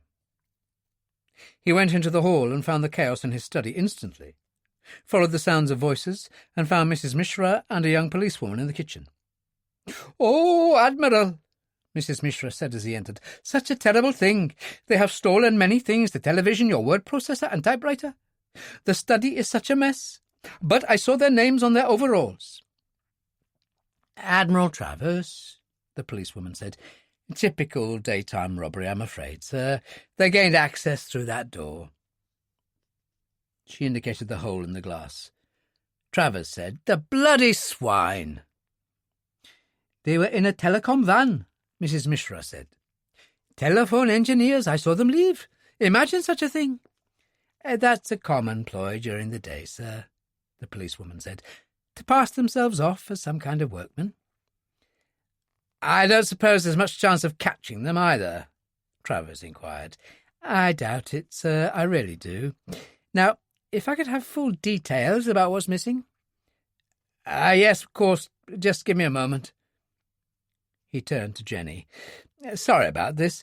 Mrs. Mishra, this is Miss Grant. She'll be staying for a while. Tell the driver to take her case up and show her to her room." "Of course, Admiral." Mrs. Mishra ushered Jenny out, and Travers said to the policewoman, "There's a chance there could be more to this than meets the eye, officer. I'll just make a phone call, and I'll be with you directly." "Smith and Johnson," Ferguson said. "That's a good one." "Seems like a run-of-the-mill daytime robbery, sir," Blaine said. "All the usual hallmarks. They only took the kind of portable items that convert to quick cash, the television, video, and the rest." "Rather sophisticated, I would have thought, having their very own telecom van." "Probably stolen, sir. We'll run a check." "Rather fortunate I relieved Travers of the diary and the translation software he'd made from it, if they were looking for something more important than television sets." "You really think it could have been that, sir?" All I know is that I learned a long time ago to suspect coincidence, Jack. I mean, how often does Garth Travers leave the house at 7:30 in the morning? They must have seen him go. And you think taking the run-of-the-mill kind of stuff was just a blind? Perhaps. But how would they know about the existence of the diary, sir? Yes, well, that is the interesting point. Ferguson frowned. I've had a thought, Jack. Go to Lord North Street, get one of your old friends from Special Branch, someone who specialises in bugging devices, to do a sweep. You really think— I don't think anything, Jack. I'm merely considering all the options. Now, on your way. Lane went out, and Ferguson picked up the phone and rang Lord North Street and spoke to Travers. How's your guest? Fine. Bearing up remarkably well. Ferguson looked at his watch. Bring her to my place in Cavendish Square at about 12:30. We might as well get on with it, but don't say a word. Leave it all to me. You can rely on me. Travers put the phone down and went into the living room, where Jenny sat by the fire drinking coffee. Sorry about all this, he said. A hell of an introduction. Not your fault. He sat down. We'll go out soon for a spot of lunch, but I'd like to introduce you to an old friend of mine, Brigadier Charles Ferguson. She was an astute young woman and sensed something at once. Did he know Henry? Not directly. But this is something to do with Henry. He reached across and patted her hand. All in good time, my dear. Just trust me. Santiago was still at his suite at the Ritz when the man who called himself Smith phoned through from London. Nothing, Gov. Certainly nothing like you described. Hardly surprising, but it was worth checking, Santiago said. A nice, clean job, I trust. Sure, Gov, just made it look run-of-the-mill. I tapped the phone just in case you wanted to listen in. You did what? Santiago was coldly angry. I told you these are intelligence people involved in this one. The kind of people who check everything. Sorry, Gov. I thought I was doing the right thing. Never mind, it's too late now.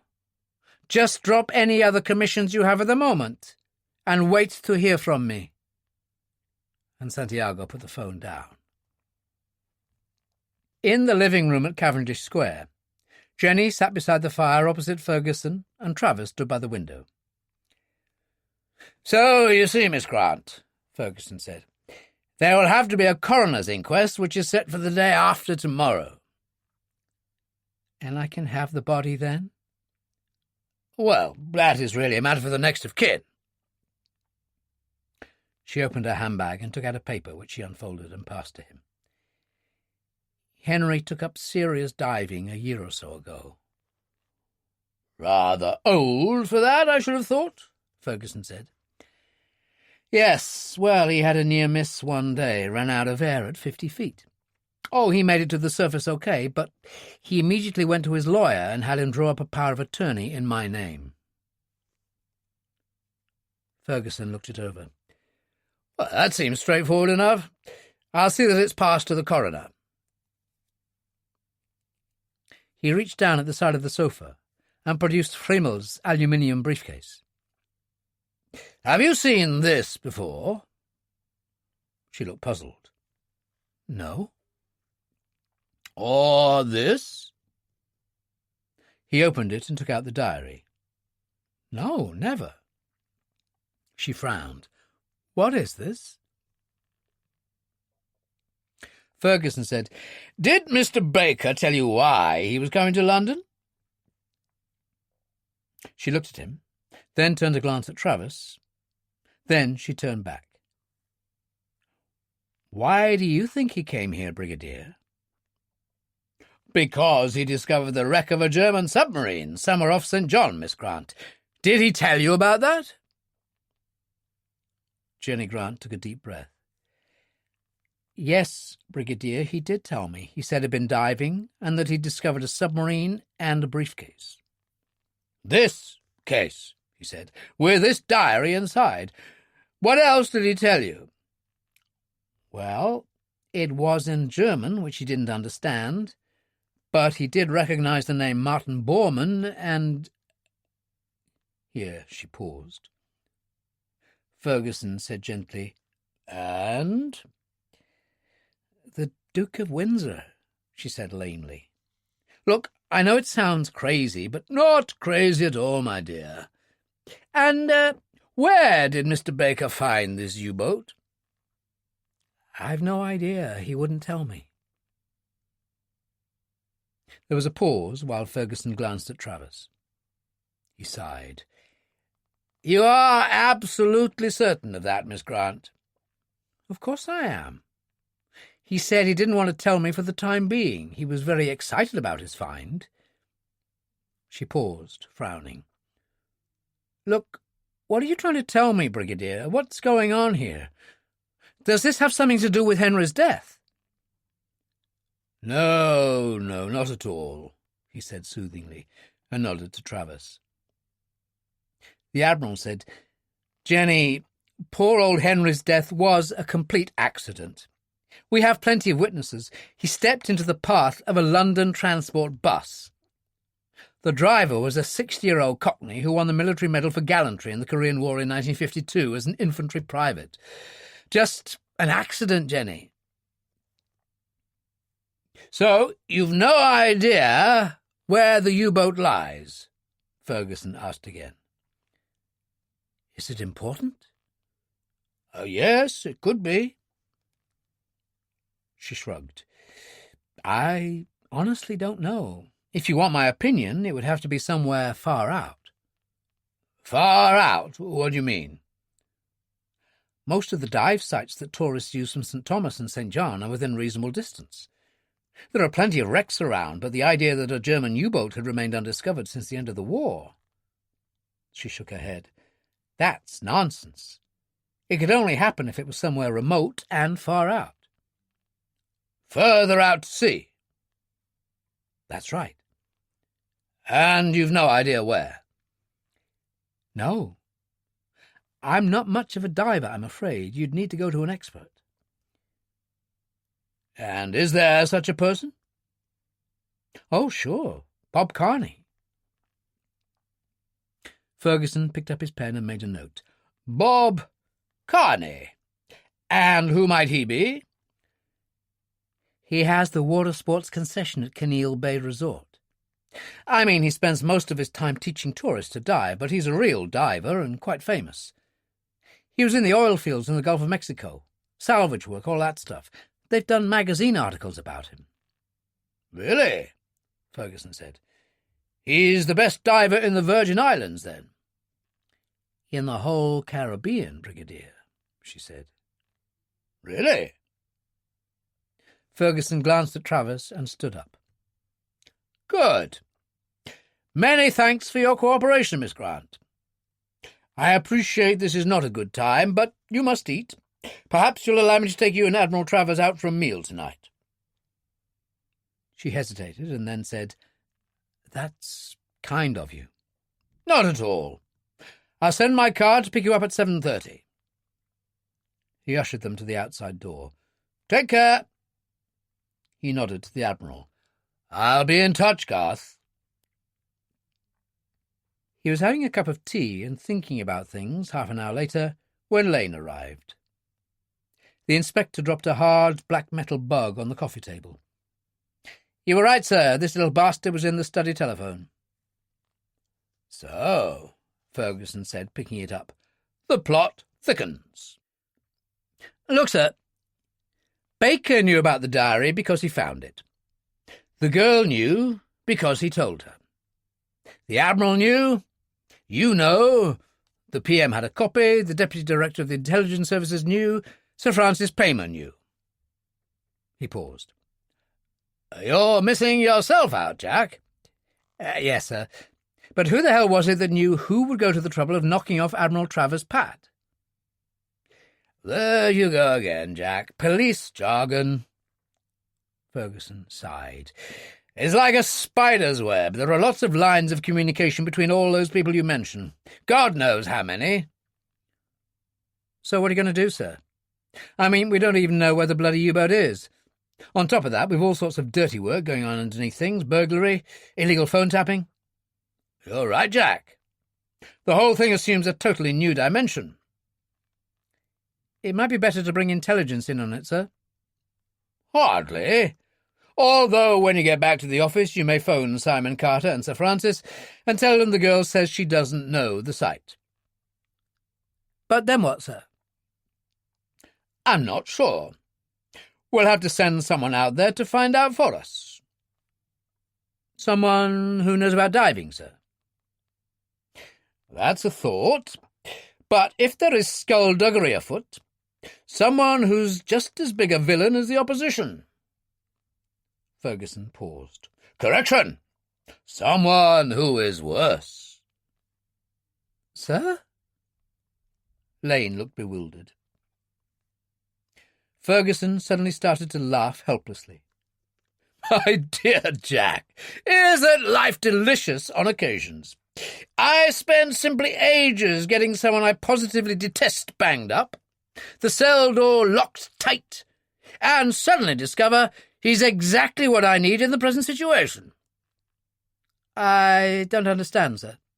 Oh, you will, Jack. Ever been to Yugoslavia? No, sir. Good. A new experience for you. We'll leave at dawn.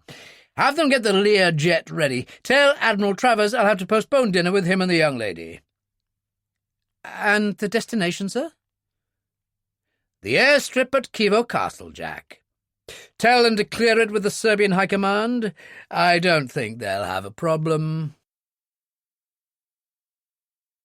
Chapter 5. Dillon was dozing on his bed at Kivo when the sound of a plane circling overhead brought him awake. He lay there for a moment listening, aware of the change in the engine note that indicated a landing was being made. A jet, by the sound of it. He went to the barred window and peered out. It was raining hard, and as he looked out across the walls, he saw a Lear jet come in out of low cloud and make an approach to the airstrip. It landed perfectly, then taxied forward, so that he could see there were no markings. It disappeared from view, and he went and got a cigarette, wondering who it could be. A shouted command drifted up, and there was a crackle of rifle fire. He went back to the window, but he could only see part of the courtyard below. 1 or 2 soldiers appeared, and laughter drifted up. Presumably the general clearing out of the cells again, and he wondered how many poor bastards had ended up against the wall this time. There was more laughter, and then an army truck crossed his line of vision and disappeared. "You're in a mess this time, my old son," he murmured softly. "A hell of a bloody mess." And he went and lay on the bed, finishing his cigarette and thinking about it.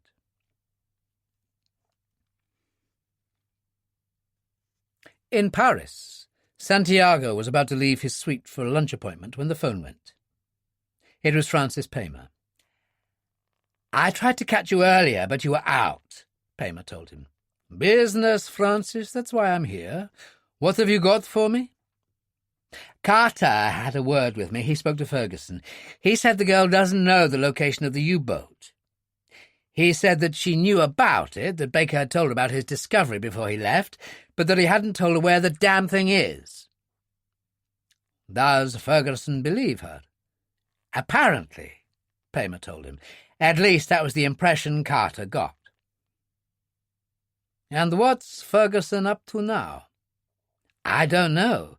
He just told Carter that he'd keep him posted." "What about the girl? Where is she staying?" Santiago asked him. "With Admiral Travers at Lord North Street. There's the coroner's inquest tomorrow. Once that's over, Ferguson's agreed she can have the body." "I see," Santiago said. "What do you think, Max?" About the girl, you mean? I don't know. She could be telling the truth. On the other hand, she could be lying, and there's only one way to find that out. What do you mean? Why, by asking her, Francis. In the proper way, of course. A little persuasion, gentle or otherwise, works wonders. Oh, for God's sake, Max, Paymer began, and Santiago cut him off. Just do what's necessary. Keep me posted as regards Ferguson's plans, and I'll have the girl taken care of. I had intended to return to Puerto Rico tomorrow, but I'll hang on for another day or two here. In the meantime, I'll speak to my people in San Juan. Tell them to get the Maria Blanco ready for sea. The moment we know for definite that Ferguson intends some sort of operation in the Virgins, I'll sail down to Samson Key and use it as a base. Paymer said, Christ, Max, I don't know whether I'm coming or going with this thing. If it comes out, I'm finished. But it won't, Francis, because I'll see that it doesn't. I've always anticipated seeing you in the cabinet. Very useful to have a friend who's a British cabinet minister. I've no intention of allowing that not to happen. So don't worry. Santiago put the phone down, thought about it for a moment, then picked it up again and rang his house in San Juan, on the island of Puerto Rico. Dillon was reading a book, head propped up against the pillow when the key rattled in the lock. The door opened and Major Branco entered. "Ah, there you are," he said. Dillon didn't bother getting up. "And where else would I be?" "That sounds a trifle bitter," Branco told him. "After all, you're still with us. Cause for a certain amount of gratitude, I should have thought." "What do you want?" Dillon asked. "I've brought someone to see you. Hardly an old friend, but I'd listen to what he has to say if I were you." He stood to one side. Dillon swung his legs to the floor, was starting to get up, and Ferguson entered the room, followed by Jack Lane. "Holy Mother of God," Dillon said. And Branco went out and closed the door behind him. "Dear me, Dillon, but you are up the creek without a paddle, aren't you?" Ferguson dusted the only chair with his hat and sat. "We've never actually made it face-to-face before, but I imagine you know who I am." "Brigadier Charles Bloody Ferguson," Dillon said. "Head of Group 4. "And this is Detective Inspector Jack Lane, my assistant, on loan from Special Branch at Scotland Yard, so he doesn't like you." Lane's face was like stone. He leaned against the wall, arms folded, and Dillon said, "Is that a fact?" "Look at him, Jack," Ferguson said. "The great Sean Dillon. Soldier of the IRA in his day, master assassin, better than Carlos the Jackal, some say." "I am looking at him, sir, and all I see is just another killer." "Ah, but this one is special, Jack. The man of 1,000 faces. Could have been another Olivier if he hadn't taken to the gun. He can change before your very eyes. Mind you, he cocked up his attempt to blow up the Prime Minister and the War Cabinet at number 10 during the Gulf War, as nobody knows better than you, Jack. By God, you gave us a hard time on that one, Dillon." "A pleasure. But you're behind bars now," Lane said. Ferguson nodded. 20 years, Jack. 20 years without getting his collar felt once, and where does he end up?" He looked around the room. "You must have been out of your mind, Dillon. Medical supplies for the sick and the dying? You?" "We all have our off days."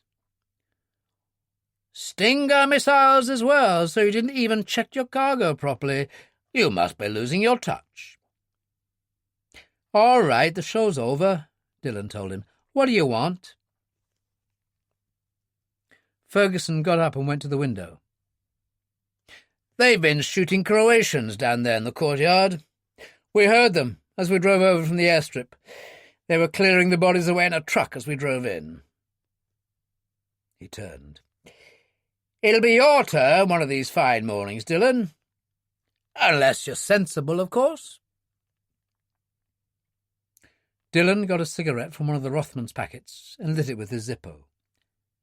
"You mean I have a choice?" he asked calmly. "You could say that." Ferguson sat down again. "You shoot guns rather well, Dillon. Fly a plane, speak a number of languages. But the thing I'm interested in at the moment is that underwater job you did for the Israelis. It was you, wasn't it, who blew up those PLO boats off Beirut?" "D'ye tell me?" Dillon said, sounding very Irish. "Oh, for God's sake, sir, let's leave the bastard to rot," Lane said. "Come on, man, don't be stupid. Was it you or wasn't it?" Ferguson demanded. "As ever was," Dillon told him. "Good. Now, here's the situation. I have a job that requires a man of your peculiar talents." "A crook, he means," Lane put in. Ferguson ignored him. "I'm not sure exactly what's going on at the moment, but it could demand a man who can handle himself if things get rough. I'm not sure at this stage, but it could. What I am certain of is that it would require, at the right moment, considerable diving skills." "And where would all this take place?" "The American Virgin Islands." Ferguson stood up. "The choice is yours, Dillon. You can stay here and be shot, or you can leave now and fly back to London in the Learjet we have at the airstrip with the inspector and me." "And what will Major Branco have to say about it?" "No problem there. Nice boy.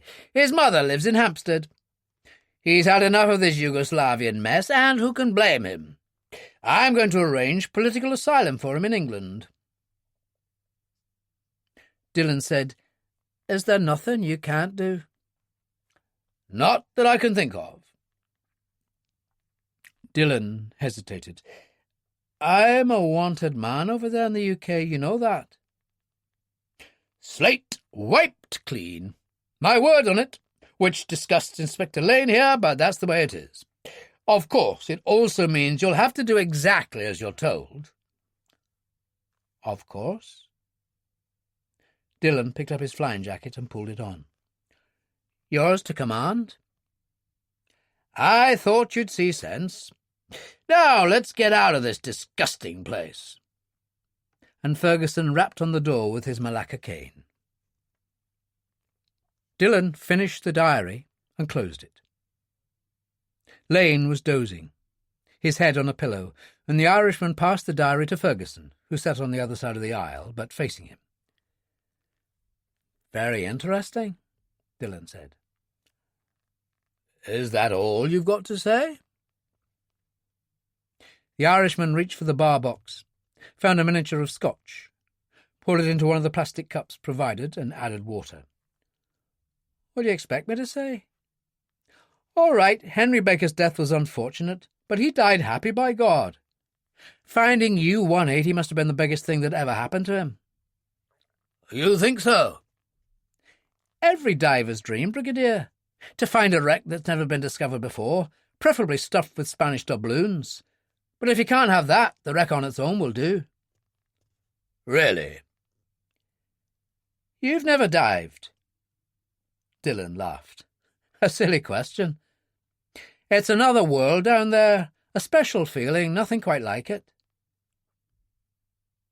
He swallowed some of his whiskey. "So this woman you mentioned, this Jenny Grant, she says he didn't tell her where the U-boat is located." "That's right." "Do you believe her?" Ferguson sighed. "I'm afraid I do. Normally I don't believe in anyone, but there's something about her, something special." "Falling for a pretty face in your old age," Dillon said. "Always a mistake, that." "Don't be stupid, Dillon," the Brigadier replied sharply. She's a nice girl, and there's something about her, that's all I mean. You can judge for yourself. We'll have dinner with Garth Travis and her this evening." "All right," Dillon nodded. "So if she doesn't know where the damn thing is, what do you expect me to do?" "Go to the Virgin Islands and find it. That's what I expect you to do, Dillon. It's no great hardship, I assure you. I visited St. John a few years back. Lovely spot." "For a holiday?" "You won't be on holiday, only pretending. You earn your keep." "Brigadier," Dillon said patiently, "the sea is a hell of a big place. Have you any idea how difficult it is to locate a ship down there on the bottom? Even in Caribbean waters with good visibility, you could miss seeing it at 100 yards. "You'll think of something. You always do, Dillon. Isn't that your special talent?" "Jesus, but you have the most touching faith in me." "All right, let's get down to brass tacks. Baker's death. Are you sure that was an accident?" "Absolutely no question. There were witnesses. He simply looked the wrong way and stepped into the path of the bus. The driver, I might add, is beyond reproach." "All right. So what about the burglary at this Admiral Travers' house? The bug in the telephone?" Ferguson nodded. "A smell of stinking fish there. All the hallmarks of an opportunistic housebreaking, but the bug says otherwise." "Who would it be?" "God knows, Dillon. But all my instincts tell me there's someone out there, and they're up to no good." "But what?" Dillon said. "That's the point." "I'm sure you'll come up with an answer." "So when do you want me to go out to the Virgins?" "I'm not sure. 2 or 3 days, we'll see." Ferguson eased a pillow behind his head. "And where do I stay while I'm hanging around in London?" Dillon inquired. "I'll arrange for you to stay with Admiral Travers in Lord North Street. For the moment you can earn your keep by keeping an eye on the girl," Ferguson told him. "Now shut up, there's a good chap. I need a spot of shut-eye." He folded his arms and closed his eyes. Dillon finished his scotch and leaned back, thinking about it. Ferguson murmured, "Oh, Dillon, just one thing." "And what would that be?" "Dr. Wegner and that young fool Klaus Schmidt, the people you dealt with at Fairing. Well-intentioned amateurs. But the man you bumped into in Vienna who put you in touch with them, Farben, he was acting for me. I got him to set you up, then got someone who works for me to shop you to the Serbs." "Believe it or not, Brigadier, but something of the sort had occurred to me. I presume the Stinger missiles were your idea." "Wanted to see you behind bars, you see," Ferguson said. "If I couldn't get you one way—" He shrugged.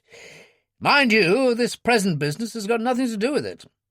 Lucky for you the situation arose." "Or you'd have left me to rot?" "Oh, not really. They'd have shot you sooner or later." "Oh, well, what's it matter now?" Dillon said. "You might say it's all come out in the wash when you think about it."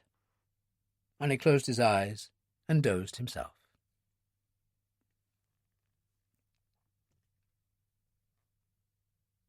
At Lord North Street, just before 6, it was still raining as Dillon sat at the kitchen table and watched Jenny Grant make the tea.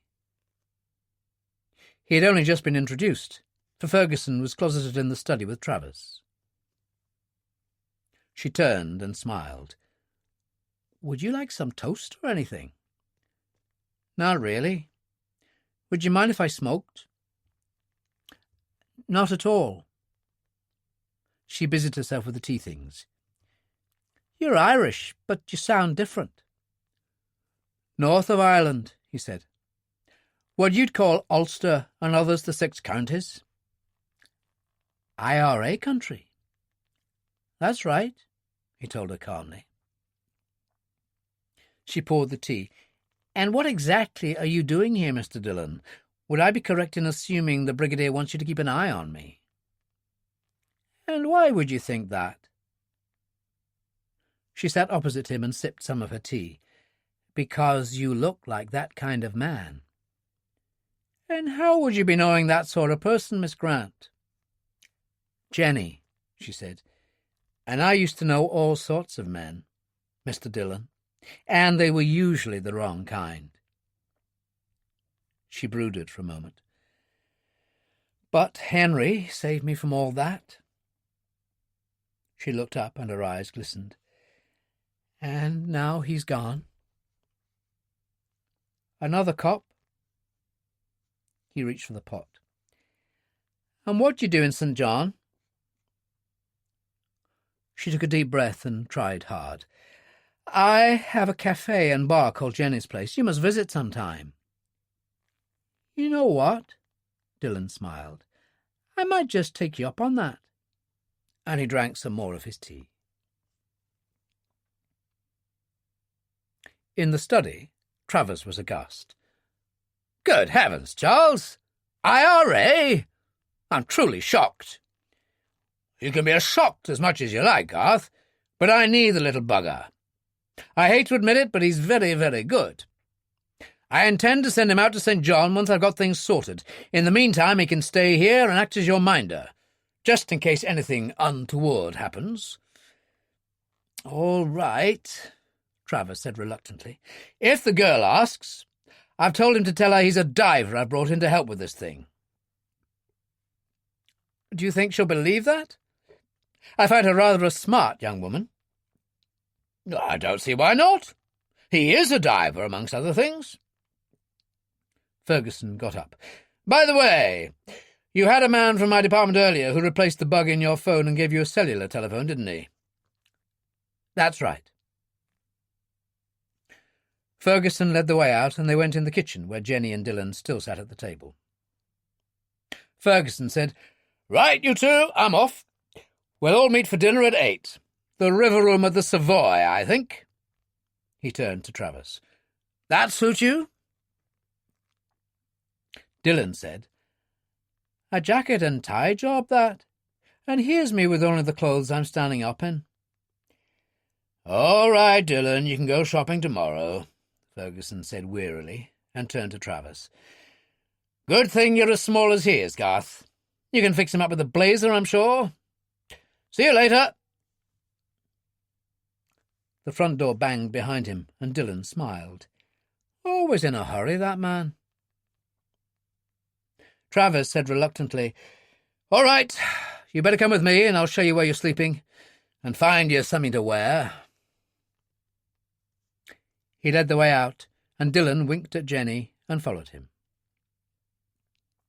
Not too far away, the fake telephone engineer who had called himself Smith turned into an alley where an old van was parked and knocked on the rear door.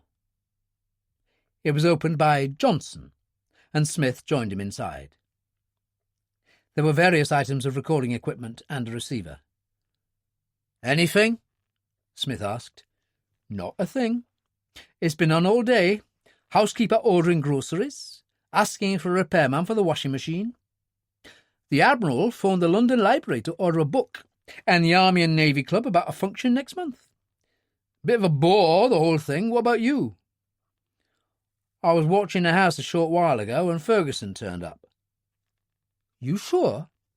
"Oh, yeah, definitely him. The photos on the file Mr. Santiago supplied are very good. He had a guy with him." "Any ideas?" "No. Small, very fair hair, black leather flying jacket. He stayed. Ferguson left." "So what do we do now?" "Leave the recorder on. I can do a sweep in the morning and listen to anything interesting. I'll watch the house while you take some time off. If they go out, I'll follow and speak to you on the car phone." "OK," Johnson said. "I'll catch up with you later." They got out of the van, he locked it, and they went their separate ways. Ferguson hadn't arrived when the Admiral, Dillon and Jenny reached the Savoy and went to the River Room. The table had been ordered, however, and the head waiter led them to it.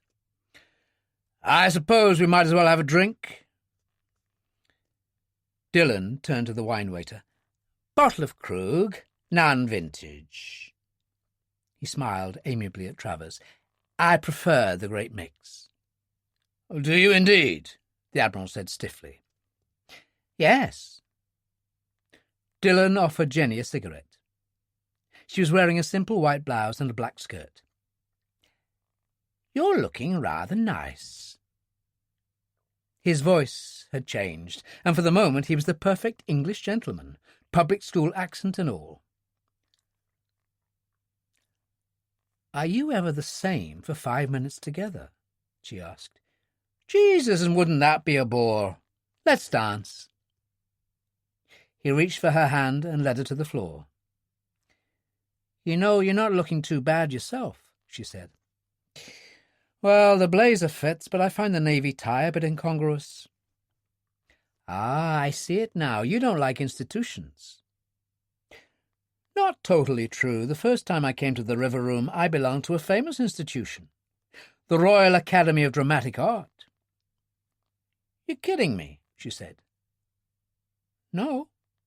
I was a student there for 1 year only, and I was offered a job at the National Theatre. I played Lyngstrand in Ibsen's Lady from the Sea, the one who's coughing his guts up all the time." "And after that?"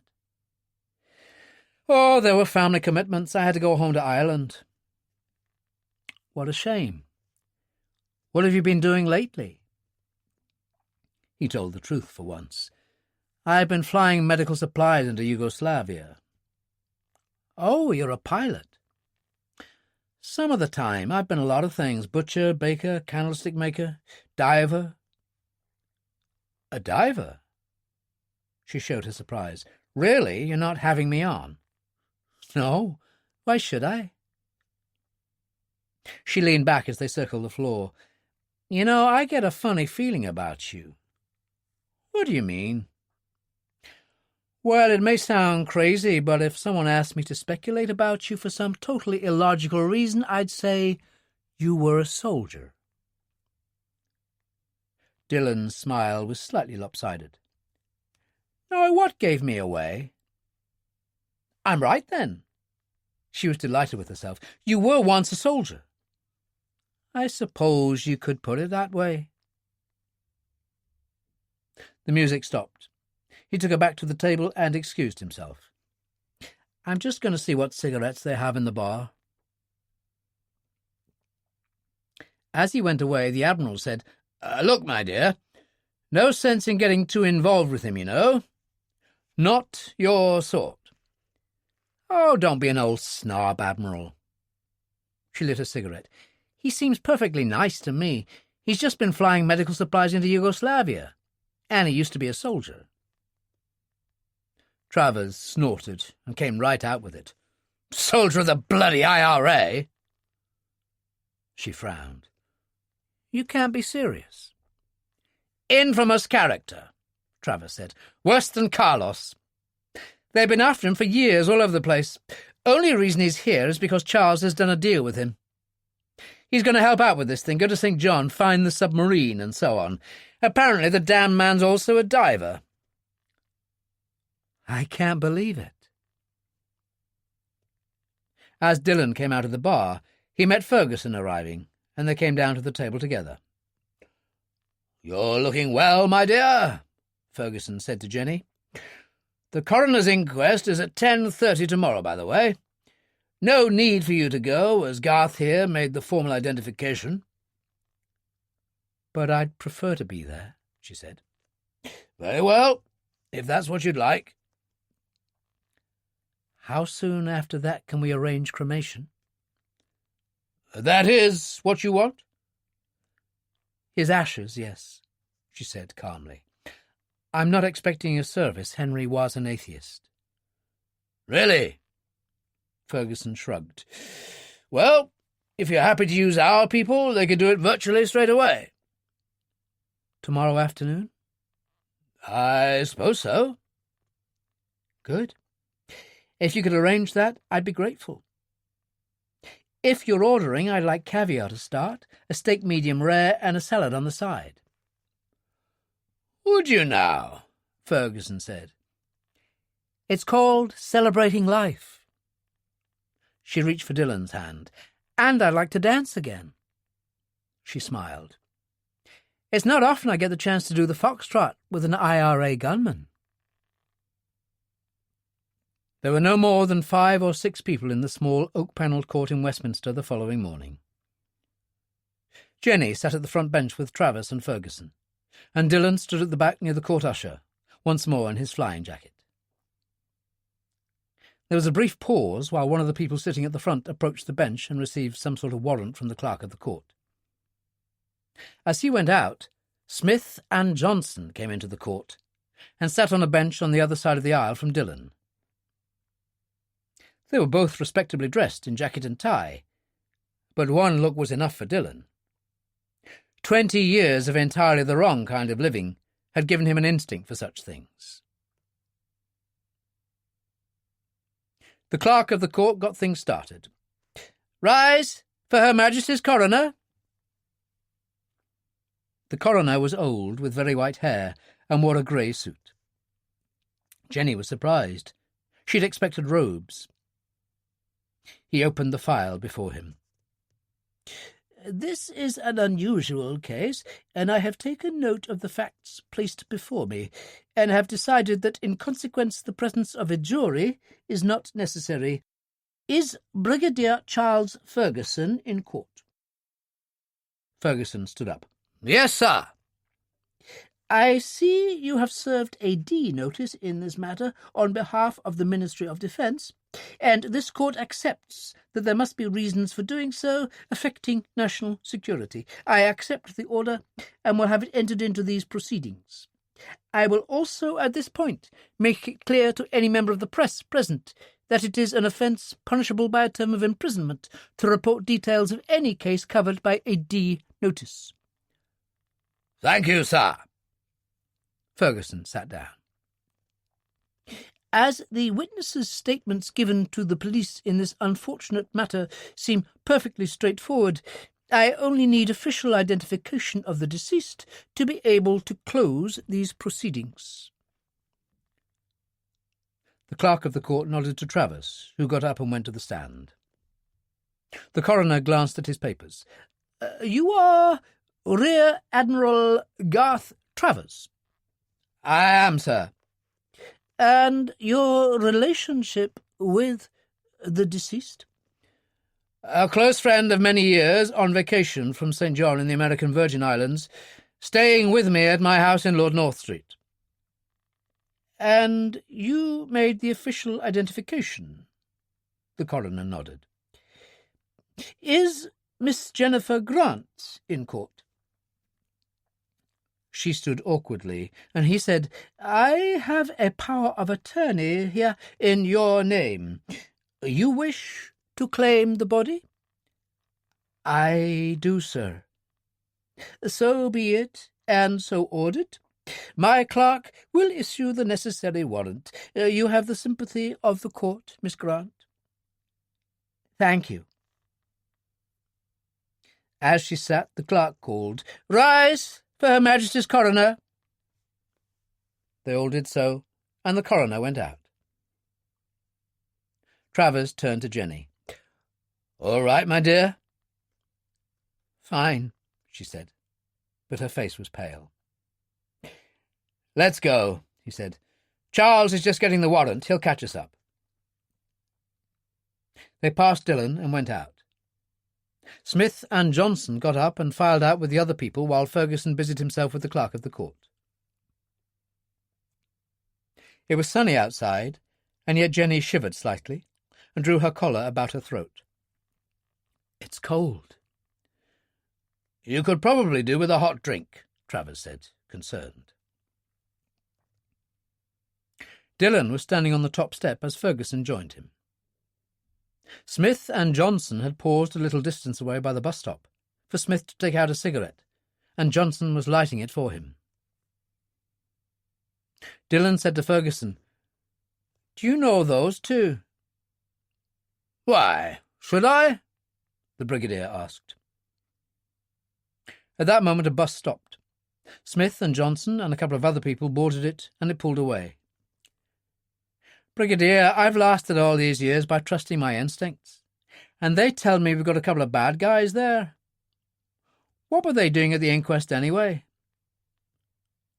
"Perhaps you're right, Dillon. On the other hand, there are many people who view court proceedings of any sort as free entertainment." "Is that a fact now?" The Daimler drew into the pavement at the bottom of the steps, and Jack Lane got out and joined them. "Everything go off all right, sir?" "Yes, Jack." Ferguson handed him the court order. "Give that to old Cox. Tell him we'd like the cremation carried out this afternoon." He glanced at Jenny. 3 o'clock, suit you?" She nodded, paler than ever now. "No problem." Ferguson turned to Lane. "You heard.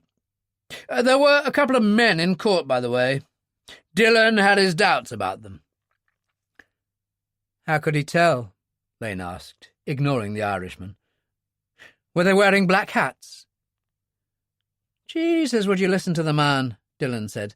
"Such wit in him." Lane scowled, took an envelope from his pocket and held it out to Ferguson. "As you ordered, sir." "Give it to him, then." Lane pushed it into Dillon's hand. "A damn sight more than you deserve." "What have we got here, then?" Dillon started to open the envelope. "Well, you need clothes, don't you?" Ferguson said.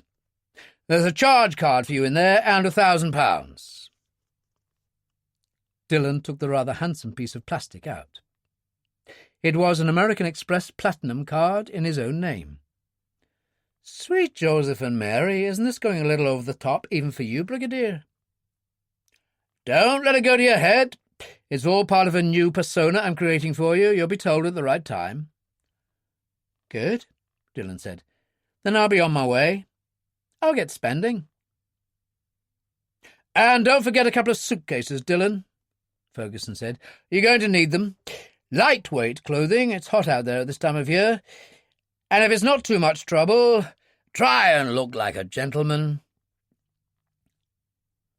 "Wait for me," Jenny called, and turned to the other two men. "I'll go with Dillon. Nothing else to do, and it'll help me kill time. I'll see you back at the house, Admiral." She went down the steps and hurried after Dillon. "What do you think?" Travers asked. "Oh, she has depths, that girl. She'll make out," Ferguson said. "Now let's get moving." And he led the way down to the car. As the Daimler was driving along Whitehall towards the Ministry of Defence, the car phone sounded. Lane, sitting on the pull-down seat, his back to the chauffeur, answered, then glanced up at Ferguson, a hand over the receiver. "The Deputy Director, Brigadier. He says he'd like an updating on how things are going. Wonders whether you could meet him and Sir Francis at Parliament. Afternoon tea on the terrace." "The cremation is at 3, Ferguson said. "You don't need to be there," Travers told him. "I'll see to it." "But I'd like to be there," Ferguson said. "It's the civilised thing to do. The girl needs our support." He said to Lane, 4:30 to 5, best I can do." Lane confirmed the appointment, and Travers said, "Very decent of you, Charles." "Me? Decent?" Ferguson looked positively wicked. "I'll take Dillon along and introduce him. Just imagine Sean Dillon, the Carlos of our times, on the terrace of the Houses of Parliament. I can't wait to see Simon Carter's face." And he started to laugh helplessly.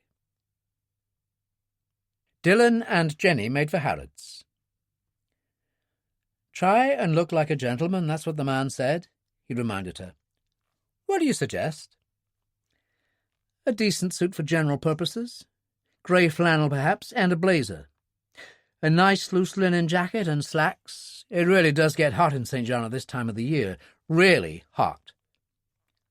"I'm yours to command," he assured her. They ended up in the bar upstairs with 2 suitcases filled with his purchases. "Strange having to buy an entire wardrobe," she said. "Socks, shirts, underwear. What on earth happened to you?" "Well, let's say I had to leave where I was in a hurry." He called over a waiter and ordered 2 glasses of champagne and smoked salmon sandwiches. "You like your champagne," she said. Dillon smiled. "As a great man once said, there are only 2 things that never let you down in this life: champagne and scrambled eggs." "That's ridiculous. Scrambled eggs go off very quickly. Anyway, what about people? Can't you rely on them?" "I never had much of a chance of finding out. My mother died giving birth to me, and I was her first, so no brothers or sisters. Then I was an actor. Few friends there. Your average actor would shoot his dear old granny if he thought it would get him the part." "You haven't mentioned your father. Is he still around?" "No. He was killed back in 71 in Belfast. He got caught in the crossfire of a firefight, shot dead by a British Army patrol." "So you joined the IRA?" "Something like that." "Guns and bombs? You thought that would be an answer." "There was a great Irishman called Michael Collins who led the fight for Irish freedom back in the early 20s. His favourite saying was something Lenin once said: 'The purpose of terrorism is to terrorise. It's the only way a small country can hope to take on a great nation and have any chance of winning.'" "There's got to be a better way," she said. "People are fundamentally decent." "Take Henry. I was a tramp, Dillon. Drugged up to my eyeballs and working the streets in Miami. Any man could have me as long as the price was right. And then along came Henry Baker, a decent and kindly man. He saw me through the drug unit, helped me rehabilitate, took me to St. John to share his house, set me up in business." She was close to tears. "And he never asked me for a thing, Dillon. Never laid a hand on me. Isn't that the strangest thing?" A life spent mainly on the move and one step ahead of trouble had left Dillon with little time for women. They were there on occasions to satisfy an urge, but no more than that, and he'd never pretended otherwise. But now, sitting there opposite Jenny Grant, he felt a kind of warmth and sympathy that was new to him. "Jesus, Sean, don't go falling for her now, there's a good lad," he thought, but reached over and put a hand on one of hers. "It'll pass, girl dear, everything does. The one sure thing in this wicked old life. Now have a sandwich. It'll do you good." The crematorium was in Hampstead, a red brick building, reasonably functional looking but surrounded by rather pleasant parkland. There were poplar trees, beds of roses, and other flowers of every description. The Daimler arrived, with Dillon sitting up front beside the chauffeur, and Ferguson, Travers, and the girl in the rear. Old Mr. Cox was waiting for them at the top of the steps, discreetly dressed in black.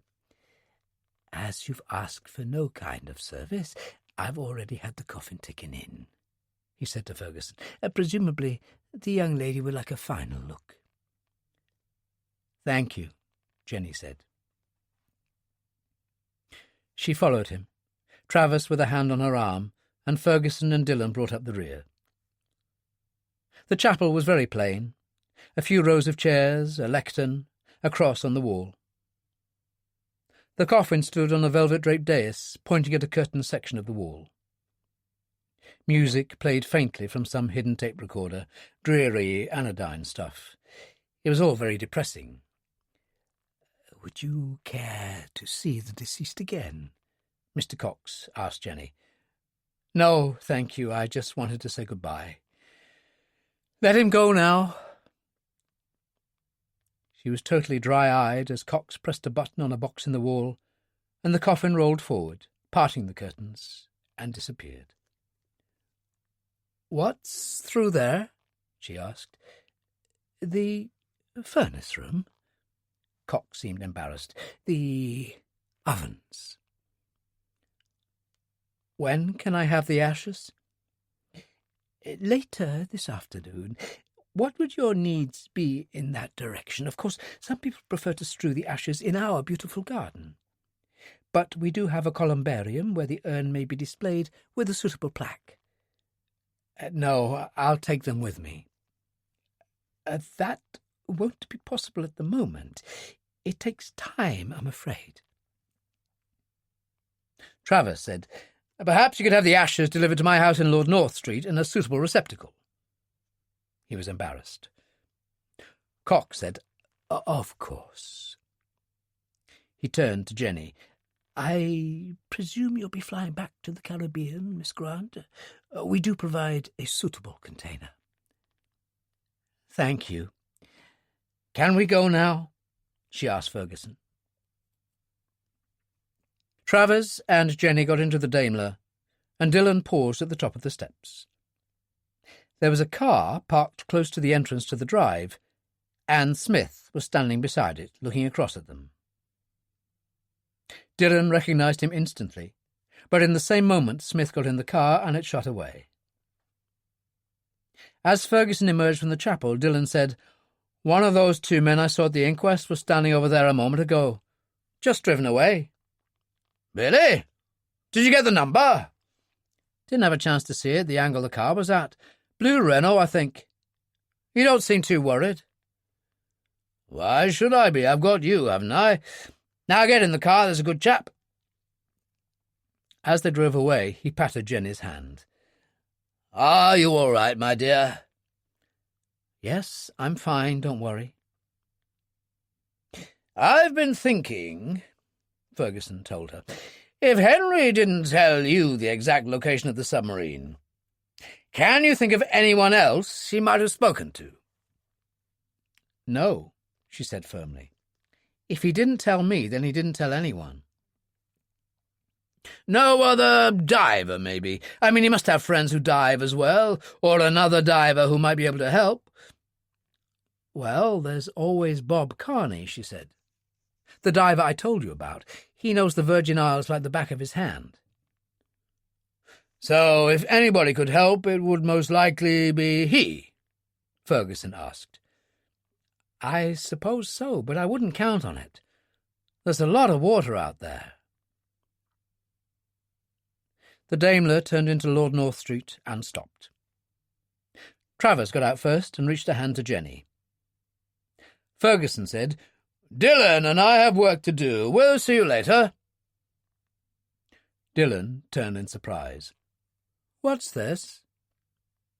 "I have an appointment to meet the Deputy Director of the Security Services, Simon Carter, and a junior minister called Sir Francis Paymer, on the terrace of the Houses of Parliament. I'm supposed to keep them informed of my plans, and I thought it might be amusing to take you along. After all, Dillon, Simon Carter's been trying to get his hands on you for years." "Holy Mother of God," Dillon said, "but you're a wicked man, Brigadier." Ferguson picked up the car phone and dialed Lane at the Ministry of Defence. "Jack, American called Bob Carney, a resident St. John, presently a diver. Everything you can get. The CIA should help." He put the phone down, and Dillon said, "And what are you up to now, you old fox?" But Ferguson made no reply, simply folded his hands across his stomach and closed his eyes. Chapter 6. The House of Commons has sometimes been referred to as the most exclusive club in London, mainly because of the amenities, which, together with the upper chamber, the House of Lords, include 26 restaurants and bars, each providing subsidised food and drinks. There is always a queue waiting to get in, supervised by policemen, composed not only of tourists but of constituents with appointments to see their members of Parliament, and everyone has to take their turn, no matter who, which explained why Ferguson and Dillon waited in line, moving forward slowly. "At least you look respectable," Ferguson said. taking in Dillon's double-breasted blazer and grey flannels. "Thanks to your Amex card," Dillon told him. "They treated me like a millionaire in Harrods." "Really?" Ferguson said dryly. "You do realise that's a Guards Brigade tie you're wearing?" "Sure, and I didn't want to let you down, Brigadier. Wasn't the Grenadiers your regiment?" "Cheeky bastard," Ferguson said, as he reached the security checkpoint. It was manned not by the security guards usually found at such places, but by very large policemen, whose efficiency was in no doubt. Ferguson stated his business and produced his security card. "Wonderful," Dillon said. "They all looked about 7 feet tall, just like coppers used to do." They came to the central lobby, where people with an appointment to see their MP waited. It was extremely busy, and Ferguson moved on, through a further corridor and down more stairs, finally leading the way out through an entrance onto the terrace overlooking the Thames. Once again there were lots of people about, some with a glass in their hand enjoying a drink. Westminster Bridge to the left, the embankment on the far side of the river. A row of tall, rather Victorian-looking lamps ran along the parapet. The synthetic carpet-like covering on the ground was green, but further along it changed to red, a distinct line marking the difference. "Why the change in colour?" Dillon asked. "Everything in the Commons is green," Ferguson said. "The carpets, the leather of the chairs, red for the House of Lords. That part of the terrace up there is the Lords." "Jesus, but you English do love your class distinction, Brigadier." As Dillon lit a cigarette with his Zippo, Ferguson said, "Here they are now. Behave yourself, there's a good chap." "I'll do my best," Dillon said, as Simon Carter and Sir Francis Paymer approached. "There you are, Charles," Carter said. "We were looking for you." "People all over the place," Paymer said. "Like a damned souk these days. Now, what's happening, Brigadier? Where are we at with this business?" "Well, let's go and sit down and I'll tell you. Dillon here's going to handle things at the sharp end." "All right," Paymer said. "What do you fancy? Afternoon tea?" "A drink would be more to my taste," Ferguson told him, "and I'm pressed for time." Paymer led the way along to the terrace bar, and they found seats in the corner. He and Carter ordered gin and tonics, Ferguson Scotch. Dillon smiled with total charm at the waiter. "I'll have an Irish and water. Bushmills, if you have it." He had deliberately stressed his Ulster accent, and Carter was frowning. "Dillon, did you say? I don't think we've met before." "No," Dillon said amiably, "although not for want of trying on your part, Mr. Carter. Sean Dillon." Carter's face was very pale now, and he turned to Ferguson. "Is this some sort of practical joke?" "Not that I'm aware of." Carter shut up as the waiter brought the drinks, and as soon as he had gone, continued, "Sean Dillon. Is he who I think he is?" "As ever was," Dillon told him. Carter ignored him. "And you'd bring a damned scoundrel like this here to this particular place, Ferguson? A man that the intelligence services have hunted for years?" "That may be," Ferguson said calmly, "but he's working for Group 4 now, all taken care of under my authority. So let's get on with it, shall we?" "Ferguson, you go too far." Carter was seething. "Yes, I'm told that often, but to business. To give you a résumé of what's happened. There was a burglary at Lord North Street, which may or may not have been genuine. However, we did discover a bug in the telephone, which could indicate some kind of opposition. Have you any agents working the case?" he asked Carter. "Certainly not. I'd have told you. Interesting. When we were at the inquest on Baker this morning, Dillon noticed two men who gave him pause for thought. He noticed one of them again later when we were at the crematorium. Carter frowned. But who could it be? God knows. But it is another reason for having Dillon on the job. The girl still insists she doesn't know the site of the submarine. Do you believe her? Paymer put in. I do, Dillon said. She's not the sort to lie. And you would know, of course, Carter said acidly. Dillon shrugged. Why should she lie about it? What would be the point? But she must know something, Paymer said. At the very least, she must have some sort of a clue. Who knows, Ferguson said. But at this stage of the game, we must proceed on the assumption that she doesn't. So what happens next? Carter demanded. Dillon will proceed to St. John and take it from there. The girl mentioned a diver, a man named Carney, Bob Carney, who was the close friend of Baker. Apparently he knows the area like the back of his hand. The girl can make a suitable introduction, persuade him to help. But there's no guarantee he can find the damn thing, Paymer said. We'll just have to see, won't we? Ferguson looked at his watch. We'll have to go. He stood and led the way outside. They paused by the wall on the edge of the terrace. Carter said, So that's it, then?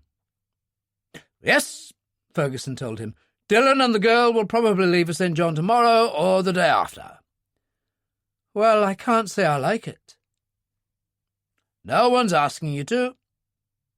Ferguson nodded to Dillon. Let's get moving.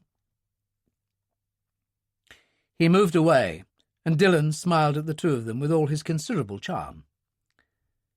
It's been a sincere sensation, but one thing, Mr. Carter. He leaned over the parapet and looked down at the brown water of the Thames. Only 15 feet, I'd say, maybe less when the tide's up. All that security at the front door, and nothing here. I'd think about that if I were you. 2 knot current out there, Paymer said. Not that I can swim myself, never could. Should be enough to keep the wolves at bay. Dillon walked away, and Carter said, It makes my skin crawl to think of that little swine walking around here, a free man. Ferguson must be crazy. Paymer said, Yes, I see your point. But what do you think about the girl? Do you believe her? I'm not sure, Carter said. And Dillon has a point. Why would she lie? So we're no further forward? I wouldn't say that. She knows the area. She knew Baker intimately, the kind of places he went to and so on. Even if she doesn't know the actual location, she may be able to work it out with this Carney fellow to help her, the diver.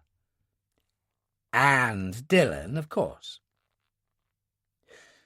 Yes, well, I prefer to forget about him. And in the circumstances, what I could do with is another drink. And Carter turned and led the way into the bar. At his suite in Paris, Max Santiago listened patiently while Paymer gave him details of the meeting on the terrace. Astonishing, he said when Paymer had finished. If this Dillon is the kind of man you describe, he would be a formidable opponent. But what about the girl? I don't know, Francis. We'll have to see. I'll be in touch. He put the phone down momentarily, picked it up again and rang Smith in London, and when he answered, told him exactly what he wanted him to do. It was just after 6, and Dillon was in the study reading the evening paper by the fire when the doorbell sounded. He went and opened it, and found old Mr. Cox standing there, a hearse parked at the curb. He was holding a cardboard box in his hands. Is Miss Grant at home? Yes, I'll get her for you, Dillon told him. No need. Cox handed him the box. The ashes. They're in a travelling urn inside. Give her my best respects. He went down to the hearse, and Dillon closed the door. The Admiral had gone out to an early evening function at his club, but Jenny was in the kitchen. Dillon called to her, and she came out. What is it? He held up the box. Mr. Cox just left this for you, and turned, and went into the study and put it on the table. She stood beside him, looking at it, then gently opened the lid and took out what was inside. It wasn't really an urn, just a square box in dark patterned metal, with a clasp holding the lid in place. The brass plate said, Henry Baker, 1929 to 1992. She put it down on the table and slumped into a chair. That's what it all comes down to at the final end of things. 5 pounds of grey ash in a metal box. She broke then and started to cry in total anguish. Dillon put his hands on her shoulders for a moment only. Just let it come, it'll do you good. I'll make you a cup of coffee. And he turned and went along to the kitchen. She sat there for a moment, and it was as if she couldn't breathe. She had to get out, needed air. She got up, went into the hall, took the Admiral's old trench coat down from the stand and pulled it on. When she opened the door, it had started to rain. She belted the coat and hurried along the pavement, and Smith, sitting in the van with Johnson, saw her pass the entrance to the alley. "Perfect," he said. "Let's get on with it." And he got out and went after her, Johnson at his heels. Dillon went along the hall to the study, the cup of coffee in his hand, and was aware first of the silence.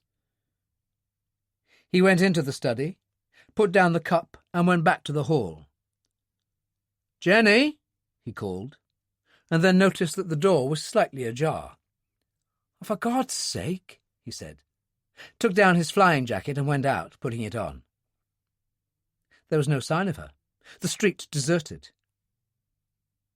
He'd have to take a chance, turned left, and ran along the pavement towards Great Peter Street. It was raining very hard now, and he paused on the corner for a moment, looking left and then right, and saw her, at the far end where the street met Millbank. She was waiting for a gap in the traffic, saw her chance, and darted across to Victoria Tower Gardens by the river. And Dillon also saw something else. Smith and Johnson crossing the road behind her. At that distance he didn't actually recognise them, but it was enough. He swore savagely and started to run. It was almost dark as Jenny crossed to the wall overlooking the Thames. There was a lamp about every 20 feet, rain slanting in silver spray through a yellow light, and a sea-going freighter moved downstream, its red and green navigation lights plain. She took a few deep breaths to steady herself, and felt better. It was at that moment she heard a movement behind her, turned, and found Smith and Johnson standing there. She knew she was in trouble at once. "What do you want?" she demanded, and started to edge away. "No need to panic, darling," Smith said. "A little conversation's all we need. A few answers." She turned to run, and Johnson was on her like a flash, pinning her arms and forcing her back against the wall. "Jenny, isn't it?" he asked, and as she struggled desperately, he smiled. "I like that. Do it some more."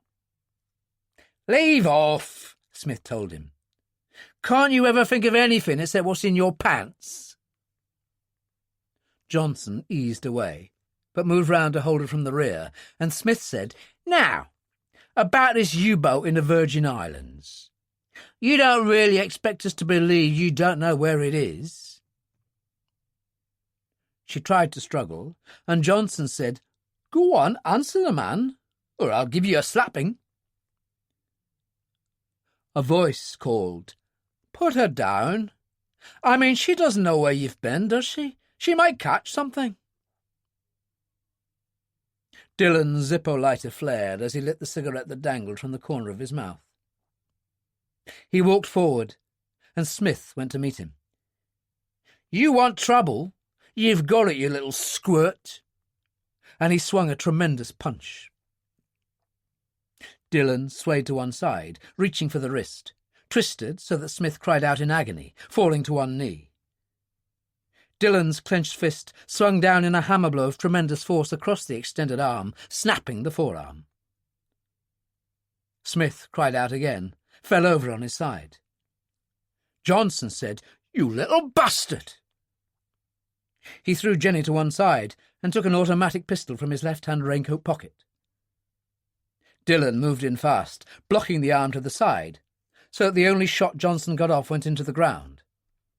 At the same time, the Irishman half-turned, throwing the other man across his extended leg, ramming his heel down so hard that he fractured two of Johnson's ribs. Johnson writhed on the ground in agony, and Dillon picked up the automatic. It was an old Italian Beretta, small caliber, something close to a .22. "Woman's gone," Dillon said, "but it'll do the job." He crouched down beside Johnson. "Who do you work for, sonny?" "Don't say a word," Smith called. "Who said I was going to?" Johnson spat in Dillon's face. "Get fucked." "Suit yourself." Dillon rolled him over, put the muzzle of the gun against the back of his left knee, and fired. Johnson gave a terrible cry, and Dillon took a handful of his hair and pulled his head back. "Do you want me to do the other one? I'll put you on sticks if you like." "No," Johnson moaned. "We work for Santiago. Max Santiago." "Really?" Dillon said. "And where would I find him?" "He lives in Puerto Rico, but lately he's been in Paris." "And you did the burglary at Lord North Street?" "Yes." "Good boy. See how easy it was?" "You stupid bugger," Smith said to Johnson. "You just dug your own grave." Dillon tossed the Beretta over the wall into the Thames. "I'd say he's been very sensible. Westminster Hospital's not too far from here. First-class casualty department, and free, even for animals like you, thanks to the National Health Service." He turned and found Jenny staring at him in a daze, and he took her arm. "Come on, love, let's go home." As they walked away, Smith called, "I'll get you for this, Dillon." "No, you won't," Dillon said. "You'll put it down to experience, and hope that this Max Santiago feels the same way." They emerged from the gardens and paused at the pavement edge, waiting for a gap in the traffic. Dillon said, "Are you all right?" "My God," she said wonderingly, "what kind of man are you, Sean Dillon, to do that?" "They'd have done worse to you, my love." He took her hand and ran with her across the road. When they reached the house, she went straight upstairs, and Dillon went into the kitchen and put the kettle on, thinking about things as he waited for it to boil. Max Santiago. Progress indeed. Something for Ferguson to get his teeth into there. He was aware of Jenny coming down the stairs and going into the study. Made the coffee, put the cups on a tray. As he went to join her, he realised she was on the phone. "British Airways? What's the last flight to Paris tonight?" There was a pause. 9:30. Can you reserve me a seat? Grant. Jennifer Grant. Yes, I'll pick it up at reservations. Yes. Terminal 4, Heathrow. She put the phone down and turned as Dillon entered. He put the tray on the desk. Doing a runner, are you? I can't take it. I don't understand what's going on. Ferguson, you, now those men and that gun. I can't get it out of my mind. I was going away anyway, but I'm going to get out now while I can. To Paris, he said. I heard you on the phone. That's just a jumping-off point. There's someone I have to see, someone I want to take this to. She picked up the black metal box containing the ashes. Henry's sister. Sister? Dillon frowned. I'm probably about the only person left who knows he had one. There are special reasons for that, so don't ask me. And don't ask me where I'm going after Paris. I see. She glanced at her watch. 7 o'clock, Dillon. And the flight's at 9:30. I can make it, only don't tell Ferguson. Not until I've gone. Help me, Dillon, please. Then don't waste time in talking about it, he said. Go and get your bags now, and I'll ring for a taxi. Will you, Dillon? Honestly? I'll go with you myself. She turned and hurried out, and Dillon sighed and said softly, You daft bastard, what's getting into you? And he picked up the phone. It was very quiet in the waiting room of the small private nursing home in Farsley Street. Smith sat in an upright chair against the wall, his right forearm encased in plaster and held in a sling. The half-hour after their encounter with Dillon had been a nightmare. They couldn't afford to go to a public hospital, because that would have meant the police, so he'd had to go and get the van from the alley by Lord North Street, from where he'd driven one-handed to Victoria Tower Gardens to retrieve Johnson. The trip to Farsley Street had been even worse. Dr. Shah emerged from the operating theatre, a small, grey-haired Pakistani in green cap and gown, a mask hanging around his neck. "How is he?" Smith asked. "As well as can be expected with a split kneecap. He'll limp for the rest of his life." "That fucking little Irish bastard," Smith said. "You boys can never stay out of trouble, can you? Does Mr. Santiago know about it?" "Why should he?" Smith was alarmed. "Nothing to do with him, this one." "I thought it might, that's all.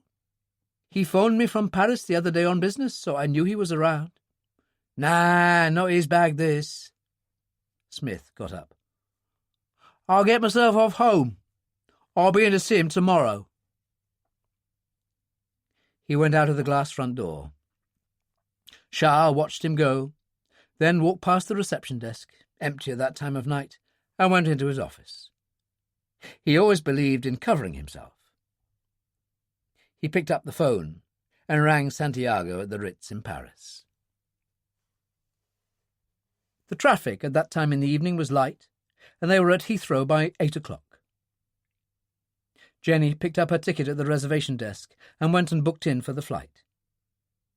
She put her case through but carried the travelling urn. "Time for a drink?" Dillon suggested. "Why not?" She seemed in better spirits now and waited for him in the corner of the bar until he returned with an Irish whiskey and a glass of white wine. "You're feeling better, I can tell," he said. "It's good to be on the move again, to get away from it all. What will you tell Ferguson?" "Nothing about you until the morning." "You'll tell him I flew to Paris?" "No point in not doing. He'd find that out in 5 minutes from a check on British Airways passenger computer." "Well, that doesn't matter. I'll be well on my way by then. What about you?" "St. John, next stop. Tomorrow or the day after." "See Bob Carney," she said. "Tell him I sent you, and introduce yourself to Billy and Mary Jones. They're running the cafe and bar for me while I'm away." "What about you?" When will you be back? I don't honestly know. A few days, a week. I'll see how I feel. I'll look you up when I get back if you're still there. I don't know where I'll be staying. It's easy to find someone in St. John. The flight was called, and they finished their drinks, went down to the concourse, and he accompanied her to the security entrance. I'm sorry if I've made trouble for you with the Brigadier, she said. Entirely my pleasure, he assured her. You're quite a guy, Dillon. She kissed him on the cheek. Frightening, mind you, but thank God you're on my side. I'll see you. Dillon watched her go, then turned and made his way to the nearest row of telephones. Took out a card with telephone numbers which Ferguson had given him, and rang the Cavendish Square number. Kim answered the phone and informed him that the Brigadier was dining at the Garrick Club. Dillon thanked him, went out to the rank, and took the first cab in the line. London, he said. The Garrick Club? You know where that is? Certainly, Guff. The driver examined Dillon's open-neck shirt in the rear-view mirror. Wasting your time there, Guff, dressed like that. They won't let you in. Jacket and tie job. Members in there, guests only. We'll have to see, won't we? Dillon told him. Just take me there. When they reached the Garrick, the driver pulled in at the curb and turned. Shall I wait, Gov? Why not? I'll be straight out again if what you say is true. Dillon went up the steps and paused at the desk. The uniformed porter was civil enough. Can I help you, sir? Dillon put on his finest public school accent. I'm looking for Brigadier Charles Ferguson. I was told he was dining here tonight. I need to see him most urgently. I'm afraid I can't allow you upstairs, sir. We do require a jacket and tie, but if you care to wait here, I'll have a message sent to the Brigadier. What was the name, sir? Dillon. The porter picked up the telephone and spoke to someone. He put the phone down. He'll be with you directly, sir.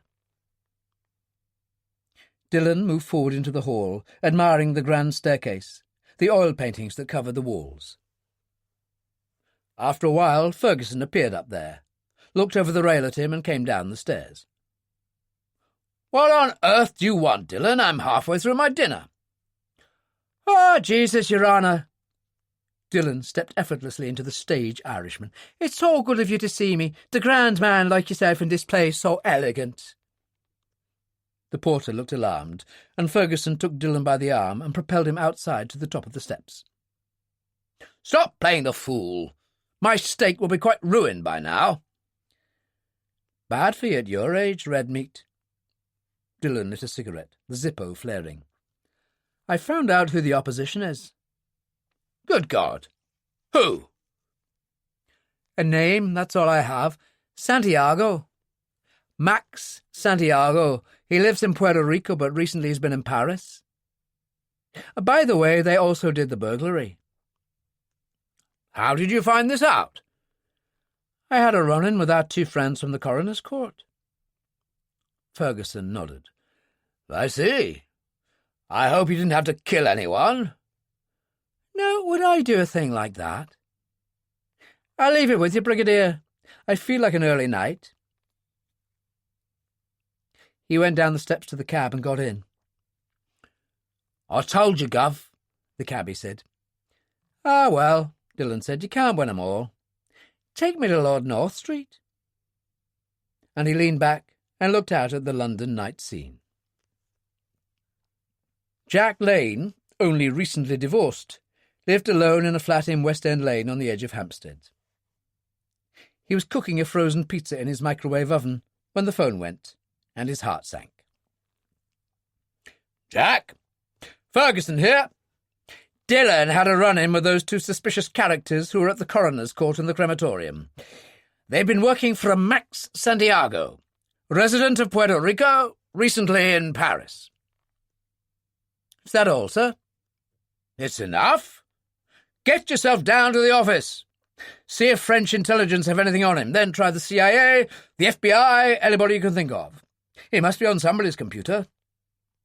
Did you get anything on this Bob Carley fellow, the diver? Yes, sir. An interesting man in more ways than one. Right. Well, you can brief me in the morning, but get cracking on this Santiago thing now. 5 hours earlier than us in the States, remember? I'll try to, sir. Lane put the phone down with a groan, opened the microwave oven, and looked with distaste at the pizza. What the hell, he'd nothing better to do. And he could always pick up some fish and chips on the way to the ministry.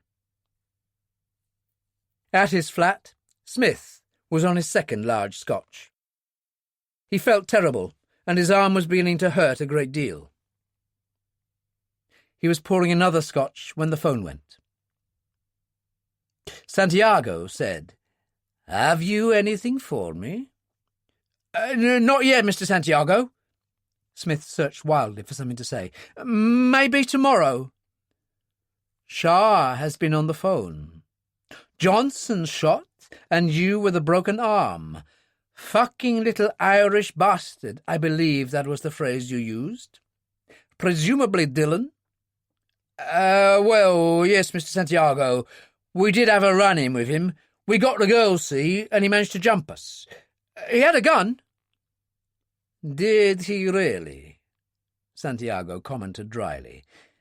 "And what did you say when he asked you who your employer was?" Smith answered instinctively, "Not a bloody thing. It was Johnson who—" He stopped dead, and Santiago said, "Carry on. Tell me the worst." "All right, Mr. Santiago. The stupid bastard did give Dillon your name." There was silence for a moment, and then Santiago said, "I'm disappointed in you, my friend. Most disappointed." The phone clicked, and the line went dead. Smith knew what that meant. More frightened than he'd ever been in his life, he packed a suitcase one-handed, retrieved £1,000 mad money he kept in a sugar tin in the kitchen, and left. 2 minutes later, he was behind the wheel of the van and driving away one-handed. He had an old girlfriend in Aberdeen who'd always had a weakness for him. Scotland, that was the place to go. As far away from Johnson as possible. At the nursing home, Shah sat behind his desk, the phone to his ear. After a while he put it down, sighed heavily and went out. He went into the small pharmacy at the side of the operating theatre, fitted a syringe together and filled it from a phial he took from the medicine cupboard. When he opened the door at the end of the corridor, Johnson was sleeping, linked to a drip. Shah stood looking down at him for a moment, then bared the left forearm and inserted the needle. Johnson sucked in air very deeply about 5 times, then stopped altogether. Shah checked for vital signs, found none, and went out. He paused at the reception desk, picked up the phone and dialed. A voice said, "Deep Dean, funeral service, how may we serve you?" "Shah here. I have a disposal for you." "Ready now?" "Yes." "We'll be there in half an hour." "Thank you." Shah replaced the receiver and went back to his office, humming to himself. It was almost 11 when Travers returned to Lord North Street and found Dillon sitting in the study reading a book. "Jennifer gone to bed?" Travers asked. "More than an hour ago. She's very tired." "Not surprising. Been through a hell of a lot, that girl. Fancy a nightcap, Dillon? Can't offer you Irish, but a good single malt, perhaps?" "Fine by me." Travers poured it into 2 glasses, gave him one and sat opposite. "Cheers. What's you reading?" "Epictetus." Dillon held the book up. "He was a Greek philosopher of the Stoic school. I know who he was, Dillon, Travers said patiently. I'm just surprised that you do. He says here that a life not put to the test is not worth living. Would you agree to that, Admiral? As long as it doesn't mean bombing the innocent in the name of some sacred cause, or shooting people in the back, then I suppose I do. God forgive you, Admiral, but I never planted a bomb in the way you mean, or shot anyone in the back in my life. God forgive me indeed, Dillon, because for some obscure reason I'm inclined to believe you. Travers swallowed his whiskey and got up. Good night to you, he said, and went out. Things had gone better than Smith had expected, and he soon had the hang of handling the wheel one-handed, just the fingers of his right hand touching the bottom of the wheel. The rain wasn't helping, of course, and beyond Watford he missed a turning for the motorway, and found himself on a long, dark road. No other vehicles in sight. And then headlights were switched on behind, and a vehicle came up far too fast. It started to overtake him, a large black truck, and Smith cursed, frightened to death, knowing what this was, and he frantically worked at the wheel. The truck swerved in, knocking him sideways, and with nowhere to go, the van spun off the road, smashed through a fence, and turned over twice on its way down a 70-foot bank. It came to a crumpled halt, and Smith, still conscious as he lay on his side in the cab, could smell petrol as the fractured tank spilled its contents. There was the noise of someone scrambling down the bank, and footsteps approached. "Help me," Smith moaned. "I'm in here." Someone struck a match. It was the last thing he remembered. One final moment of horror as it was flicked towards him through the darkness, and the petrol fireballed. Chapter 7. In Paris, at Charles de Gaulle Airport, it was almost midnight by the time Jenny Grant had retrieved her suitcase, and she walked out into the concourse quickly and found an Avis car rental desk. "You're still open, thank goodness," she said, as she got her passport and driving licence out. "But of course," the young woman on duty replied in English, "we always wait until the final arrival of the day, even when there is a delay. How long will you require the car for, mademoiselle?" "Perhaps a week, I'm not certain, but I'll be returning here."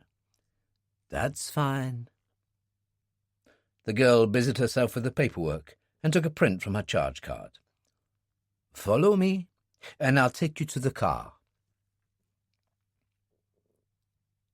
10 minutes later, Jenny was driving out of the airport, sitting behind the wheel of a Citroën saloon, and headed west, Normandy the destination.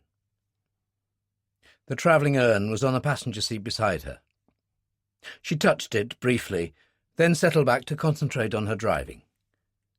She had a long way to go, would probably have to drive through the night, but that didn't matter, because London and the terrible events of the last few days were behind her, and she was free. Dillon rose early, was in the kitchen cooking bacon and eggs at 7:30 when Travers entered in his dressing gown. "Smells good," the Admiral said. "Jenny about yet?" "Well, to be honest with you, Admiral, she's not been about for some time." Dillon poured boiling water into a china teapot. "There you go, a nice cup of tea." "Never mind that. What are you talking about?" "Well, drink your tea like a good lad and I'll tell you. It began with her getting upset and going for a walk." Dillon worked his way through his bacon and eggs while he related the events of the previous night. When he was finished, the Admiral just sat there frowning. "You took too much on yourself, Dillon." "She's had enough, Admiral," Dillon told him. "It's as simple as that, and I didn't see any reason to stop her." "And she wouldn't tell you where she was going?" "First stop Paris, that's all I know. After that, to some unknown destination to see Baker's sister. She's taking the Ashes to her, that's obvious. Yes, I suppose so. Travers sighed wearily. I'll have to tell Ferguson. He won't like it. Won't like it one little bit. Well, it's time he discovered what an unfair world it is, Dillon told him, and opened the morning paper. Travers sighed heavily again, gave up, went to his study and sat at the desk. Only then did he reluctantly reach for the phone. It was just after 9 when Jenny Grant braked to a halt outside the convent of the Little Sisters of Pity in the village of Briac, 5 miles outside Bayeux. She had driven through the night, was totally drained. Iron gates stood open. She drove inside and stopped in a gravelled circular drive in front of the steps leading up to the door of the beautiful old building. A young novice, a white working smock over her robes, was raking the gravel. Jenny got out, holding the travelling urn. I'd like to see the Mother Superior, please. It's most urgent. I've come a long way. The young woman said in good English, I believe she's in chapel. We'll see, shall we? She led the way through pleasant gardens to a small chapel which stood separate from the main building. The door creaked when she opened it. It was a place of shadows, an image of the Virgin Mary floating in candlelight, and the smell of incense was overpowering. The young novice went and whispered to the nun who knelt in prayer at the altar rail, then returned. She'll be with you in a moment. She went out, and Jenny waited. After a while, the Mother Superior crossed herself and stood up. She turned and came towards her, a tall woman in her 50s, with a sweet, serene face. I am the Mother Superior. How may I help you? Sister Maria Baker. That's right. She looked puzzled. Do I know you, my dear? I'm Jenny. Jenny Grant. Henry told me he'd spoken to you about me. Sister Maria Baker smiled. But of course. So you're Jenny. And then she looked concerned. There's something wrong, I can tell. What is it? Henry was killed in an accident in London the other day. Jenny held out the travelling urn. I've brought you his ashes. Oh, my dear. There was pain on Sister Maria Baker's face, and she crossed herself, then took the urn. May he rest in peace. It was so kind of you to do this thing. Yes, but it wasn't just that. I don't know which way to turn. So many awful things have happened. Jenny burst into tears and sat down in the nearest pew. Sister Maria Baker put her hand on her head. What is it, my dear? Tell me. When Jenny was finished, it seemed very quiet in the chapel. Sister Maria Baker said, Mystery upon mystery here. Only one thing is certain. Henry's unfortunate discovery of that submarine is of critical importance to many people. But enough of that now. I know, Jenny said, and I'll have to go back to St. John if only to help Sean Dillon. He's a bad man, sister, I know that, and yet so kind to me. Isn't that strange? Not really, my dear. Sister Maria Baker drew her to her feet. I suspect that Mr. Dillon is no longer so certain that what he longed for was right. But all that can wait. You need a few days of total rest, a time to reflect, and that's doctor's orders. I am a doctor, you know. We're a nursing order. Now, let's find you a room. And they went out together, leaving the chapel to the quiet. When Dillon and Travers were shown into the flat at Cavendish Square just before noon, Ferguson was sitting by the fire going over a file. Jack Lane was standing by the window looking out. Dillon said, "God save all here." Ferguson glanced up coldly. "Very amusing, Dillon." "Well, the correct reply is, God save you kindly," Dillon said, "but we'll let it pass." "What in the hell were you playing at?" "She wanted to go, Brigadier. She'd had enough for the moment. It was as simple as that. The attack by those two apes in Victoria Tower Gardens finished her off." "So you just decided to go along with her?" "Not her. Her needs, Brigadier." Dillon lit a cigarette. "She told me she wanted to see Baker's sister, and begged me not to ask her where that would be. Said there were special reasons she didn't want to divulge." "Would you be interested to know that Lane has run a check and can't find any mention of Baker having a sister?" "Not at all. Jenny said she was probably the only person who knew he had one. Some dark family secret, perhaps." "So, she flew to Paris and took off God knows where?" Lane cut in. "We did a check at Charles de Gaulle. She hired a car at the Avis desk." "And after that? Who the hell knows?" Ferguson was coldly angry. Dillon said, "I told you she'd had enough." "But we need her, goddammit!" "She'll return to St. John when she's ready. In the meantime, we'll have to manage." Dillon shrugged. "You can't have everything in life, not even you." Ferguson sat there glaring at him, thoroughly angry, then said, "At least we have some sort of a lead. Tell him, Jack."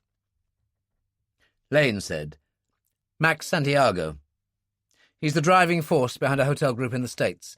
Home in Puerto Rico, hotels in Florida, Vegas, various other places, and a couple of casinos." "Is that a fact?" Dillon said. "Yes. My first break was with the FBI. Their highly illegal, sensitive red information file. It's highly illegal because it lists people who can't be proved to have broken the law in any way." "And why would Santiago be on that?" "Suspicion of having contacts with the Colombian drug cartel." "Really?" Dillon smiled. "The dog." "It gets worse. Samson Key Holding Company, registered in the USA and Switzerland, goes backwards through 3 other companies until you get to Santiago's name." "Samson Key?" Dillon leaned forward. "Now that is interesting. A direct link. But why?" Lane said, "Santiago's 63, old aristocratic family, born in Cuba, father a general and very involved with Batista. The family only got out by the skin of their teeth in 1959 when Castro took over. Given asylum in America and eventual citizenship, but according to the FBI file, the interesting thing is they had not much more than the clothes they stood up in." "I see," Dillon said. "So how did good old Max develop a hotel chain that must be worth millions? The drug connection can't explain that. All that Colombian drug business is much more recent." "The plain answer is nobody knows." Travers had been sitting listening to all this, looking bewildered.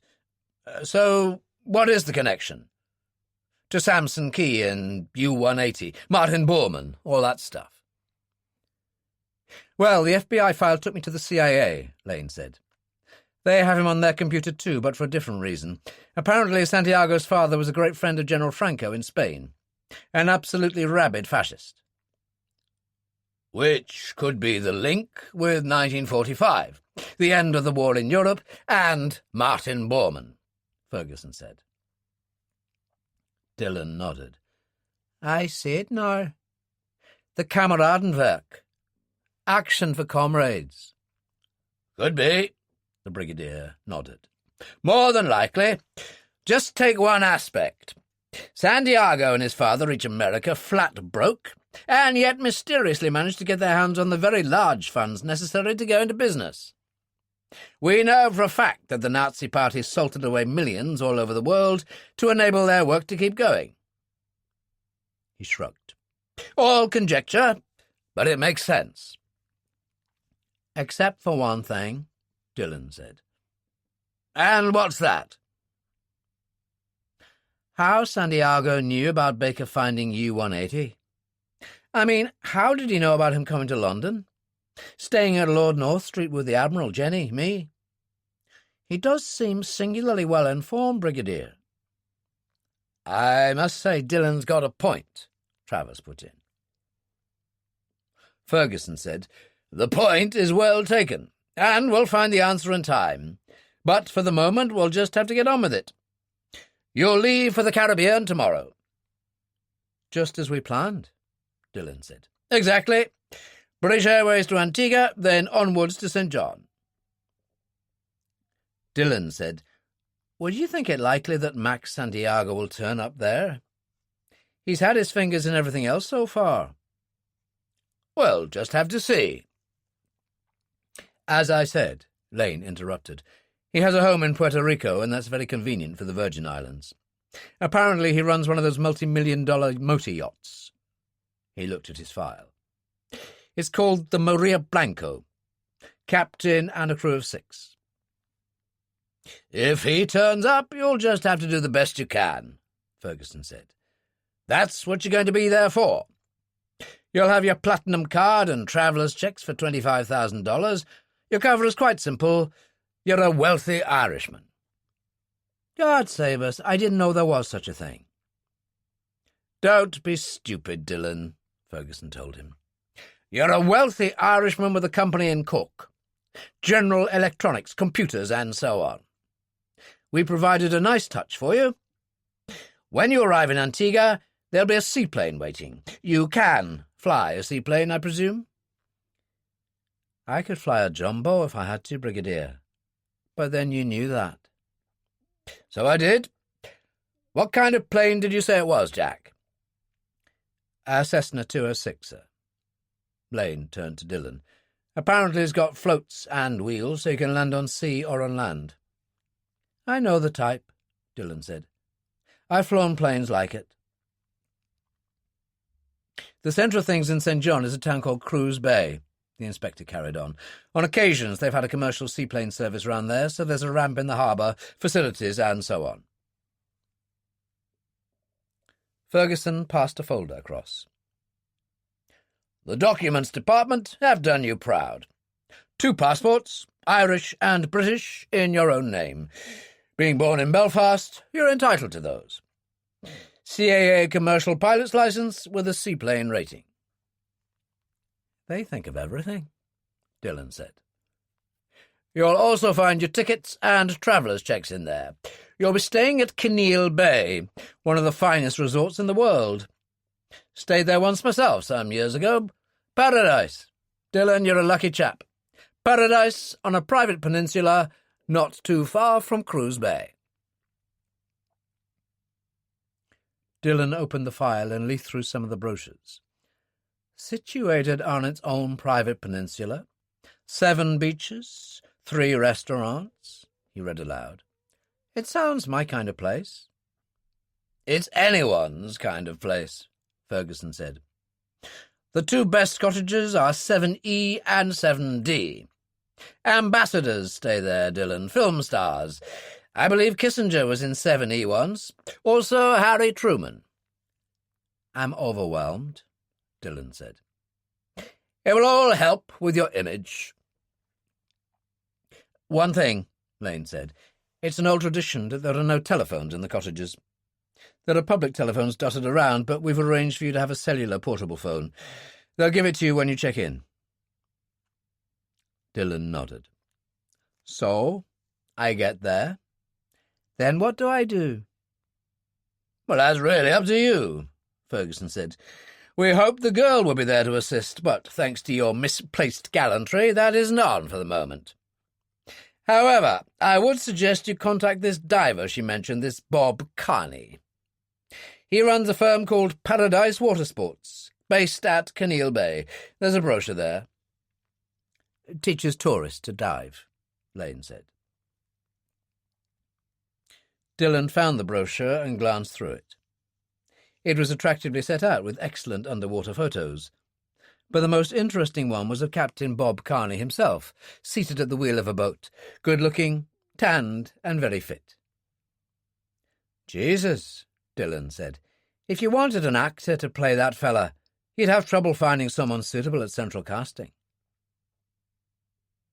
Ferguson said, an interesting man, this Carney chap. Tell him, Jack. Lane opened another file. Born in Mississippi in 1948, but spent most of his youth in Atlanta. Wife, Carrie, a boy of 8, Walker, girl aged 5 named Wallace. He did a year at the University of Mississippi, then joined the Marines and went to Vietnam. Did 2 tours in 68 and 69. I always heard that was a bad time, Dillon said. Towards the end of his service, he was with the 2nd Combined Action Group. He was wounded, received 2 Purple Hearts, the Vietnamese Cross of Valor, and was recommended for a Bronze Star. That one got lost in channels. And afterwards he took to diving? Not at first. He went to Georgia State University, courtesy of the Marine Corps, and did a bachelor's degree in philosophy. Did a year in a graduate school in oceanography. Is there anything else? Lane consulted the file. He has a captain's ticket up to 1,600 tons, ran supply boats in the Mexican Gulf to the oil rigs, was a welder and diver in the oil fields. Went to St. John in 79. Lane closed the file.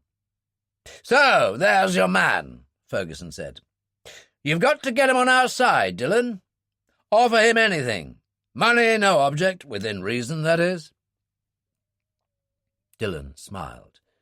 I'm surprised at you, Brigadier. Money is never number 1 on the list to men like Carney. That as may be. Ferguson got up. That's it, then. I'll see you again before you leave in the morning. What time is this plane, Jack? At 9 o'clock, sir. Gets into Antigua just after 2 in the afternoon, their time. Oh, then I certainly won't see you. Ferguson sighed. I suppose I must see you off in the right style. Bring him to the Garrick for dinner at 7:30, Garth. But now you must excuse me. He's all heart, isn't he? Dillon said to the Admiral as they emerged onto the pavement. Never would have thought of describing him in quite that way, Travers said, and raised his umbrella at a passing cab.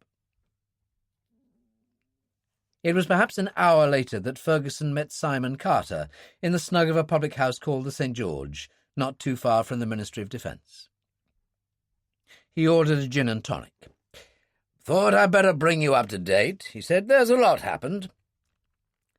Tell me, Carter said. So Ferguson did. The attack on Jenny by Smith and Johnson, Santiago, Jenny's flight, everything. When he finished, Carter sat there thinking about it. The Santiago thing, that's very interesting. Your chap Lane may have a point, the fascist angle. General Franco and all that. It would certainly fit. But Dillon's right. None of it explains how Santiago seems to be so well informed. So what do you intend to do about him? Nothing I can do, officially, Ferguson said. He's an American citizen, a multimillionaire businessman, and in the eyes of the world, highly respected. I mean, that stuff on the FBI and CIA files is confidential. And there is the fact that we don't want to involve the Americans in this in any way, Carter pointed out. Heaven forbid! The last thing we want. So we're in Dillon's hands, the deputy director said. I know, and I don't like it one little bit. Ferguson stood up. You'll let Payman know where we're at? Of course, Carter told him. Perhaps this Carney chap, the diver you mentioned, can give Dillon a lead. I'll keep you posted, Ferguson said, and went out. In Paris, Santiago, who was going to a black-tie dinner at the American Embassy, was adjusting his tie in the mirror when the phone went. It was Paymer, and Santiago listened while he brought him up to date. "So they know your name, Max." Paymer was very agitated. "And all thanks to those damn men who were working for you." "Forget them," Santiago said. "They are yesterday's news." "What's that supposed to mean?" "Don't be stupid, Francis. You're a big boy now. Try to act like one." Paymer was horrified.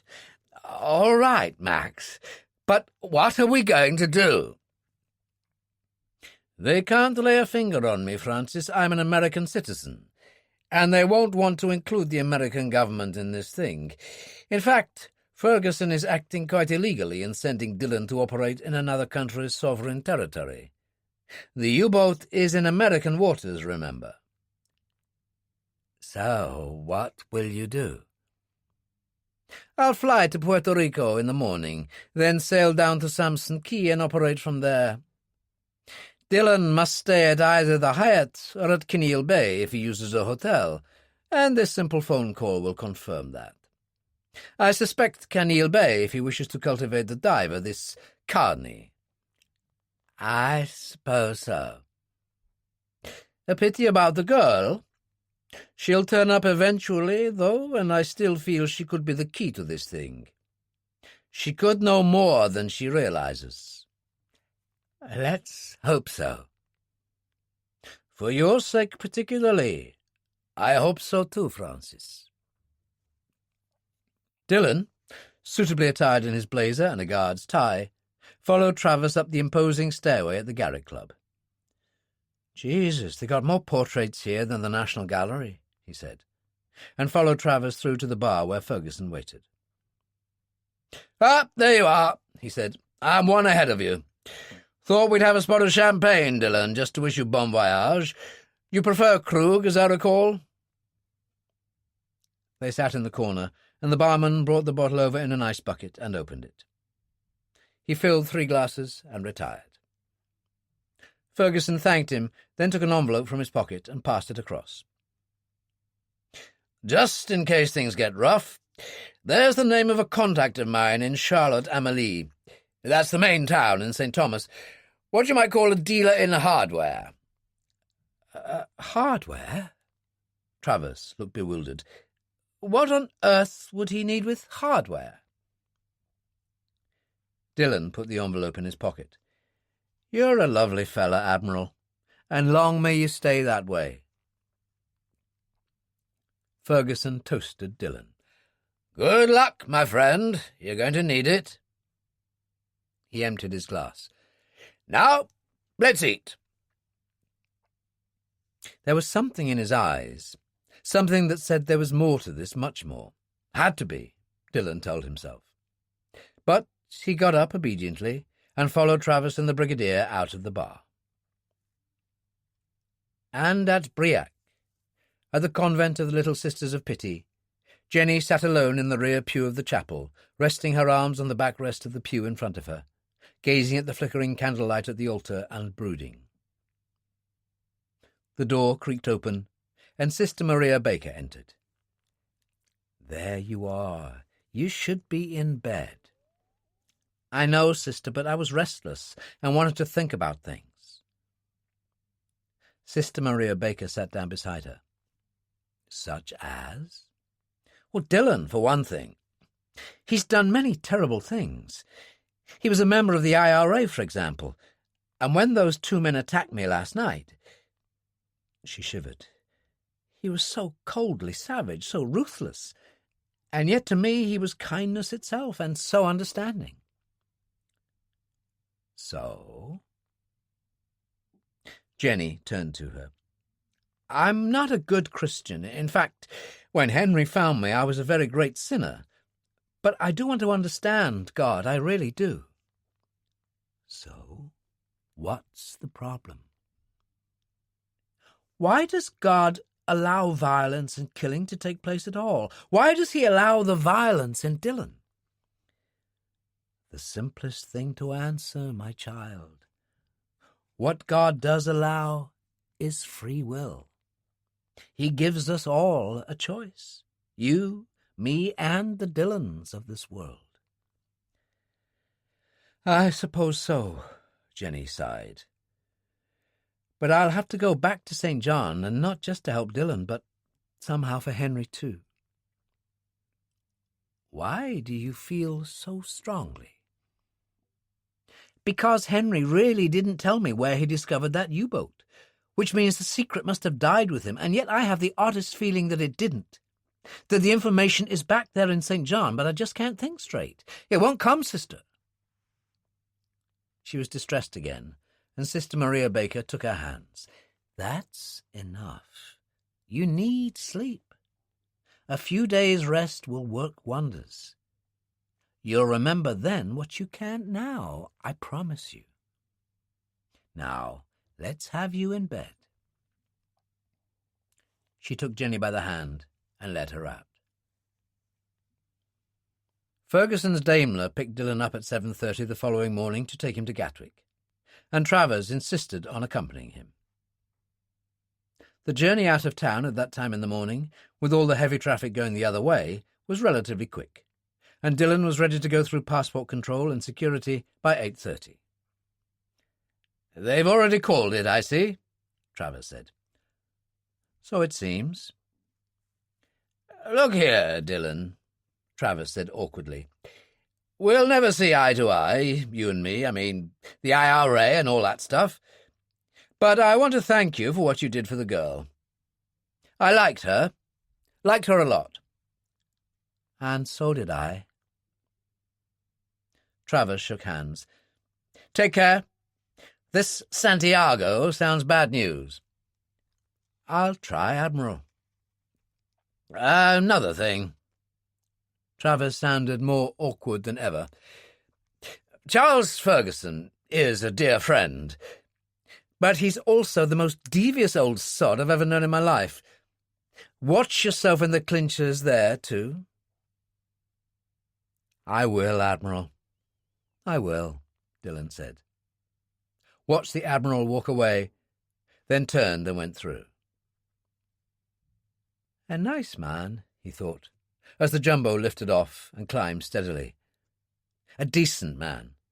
But nobody's fool, and he was right. There was more to all this than the surface of things. Nothing was more certain than that, and Ferguson knew what it was. Devious old sod. An apt description. "Ah, well, I can be just as devious," Dillon murmured, and accepted the glass of champagne the stewardess offered. Chapter 8. The flight to Antigua took a little over 8 hours, thanks to a tailwind, and they arrived just after 2 o'clock local time. It was hot, really hot, very noticeable after London. Dillon felt quite cheered and strode ahead of everybody else towards the airport building, wearing black cord slacks and a denim shirt, his black flying jacket over one shoulder. When he reached the entrance, a young black woman in a pale blue uniform was standing there with a board bearing his name. Dillon paused. "I'm Dillon." She smiled. "I'm Judy, Mr. Dillon. I'll see you through immigration and so on, and then take you to your plane." "You represent the handling agents?" he asked as they walked through. "That's right. I need to see your pilot's license, and there are a couple of forms to fill in for the Aviation Authority. But we can do that while we're waiting for the luggage to come through." 20 minutes later, she was driving him out to the far side of the runway in a courtesy bus, an engineer called Tony in white overalls sitting beside her. The Cessna was parked beside a number of private planes, slightly incongruous because of its floats, with wheels protruding beneath. "Shouldn't give you any problems," Tony said as he stowed Dillon's 2 suitcases. "Flies as sweet as a nut. Of course, a lot of people are nervous about flying in the islands with a single engine, but the beauty about this baby is you can always come down in the water." "Or something like that," Dillon said. Tony laughed, reached into the cabin and pointed. "There's an airlog listing all the islands and their airfields and charts. Our chief pilot has marked your course from here to Cruz Bay and St. John. Very straightforward. Around 250 miles. Takes about an hour and a half." He glanced at his watch. "You should be there by 4:30. "It's American territory, but customs and immigration are expecting you. They'll be waiting at the ramp at Cruz Bay. When you're close enough, call into St. Thomas, and they'll let them know you're coming. Oh, and there will be a self-drive jeep waiting for you." Judy smiled. "I think that's about it." "Thanks for everything." Dillon gave her that special smile of his with total charm and kissed her on the cheek. "Judy, you've been great." He shook Tony's hand. "Many thanks." A moment later he was in the pilot's seat, closing the door. He strapped himself in, adjusted his earphones, then fired the engine and called the tower. There was a small plane landing, and the tower told him to wait. They gave him the good word, and he taxied to the end of the runway. There was a short pause, then the go signal, and he boosted power, roared down the runway, and pulled back the column at exactly the right moment, the Cessna climbing effortlessly out over the azure sea. It was an hour later that Max Santiago flew into San Juan, where he was escorted through passport control and customs with a minimum of fuss by an airport official to where his chauffeur, Algaro, waited with the black Mercedes limousine. "At your orders, senor," he said in Spanish. "Good to see you, Algaro," Santiago said. "Everything is arranged as I requested." "Oh, yes, senor. I've packed the usual clothes. Took them down to the Maria Blanco myself this morning. Captain Serra is expecting you." Algaro wasn't particularly large, 5'7" or 8, but immensely powerful. His hair cropped so short that he almost looked bald. A scar, running from the corner of the left eye to the mouth, combined to give him a sinister and threatening appearance, in spite of the smart grey chauffeur's uniform he wore. He was totally devoted to Santiago, who had saved him from a life sentence for the stabbing to death of a young prostitute 2 years previously, by the liberal dispensing of funds, not only to lawyers but corrupt officials. The luggage arrived at that moment, and while the porter stowed it, Santiago said, "Good. You needn't take me to the house. I'll go straight to the boat." "As you say, senor." They drove away, turned into the traffic of the main road, and Algaro said, "Captain Serra said you asked for a couple of divers in the crew. It's taken care of." "Excellent."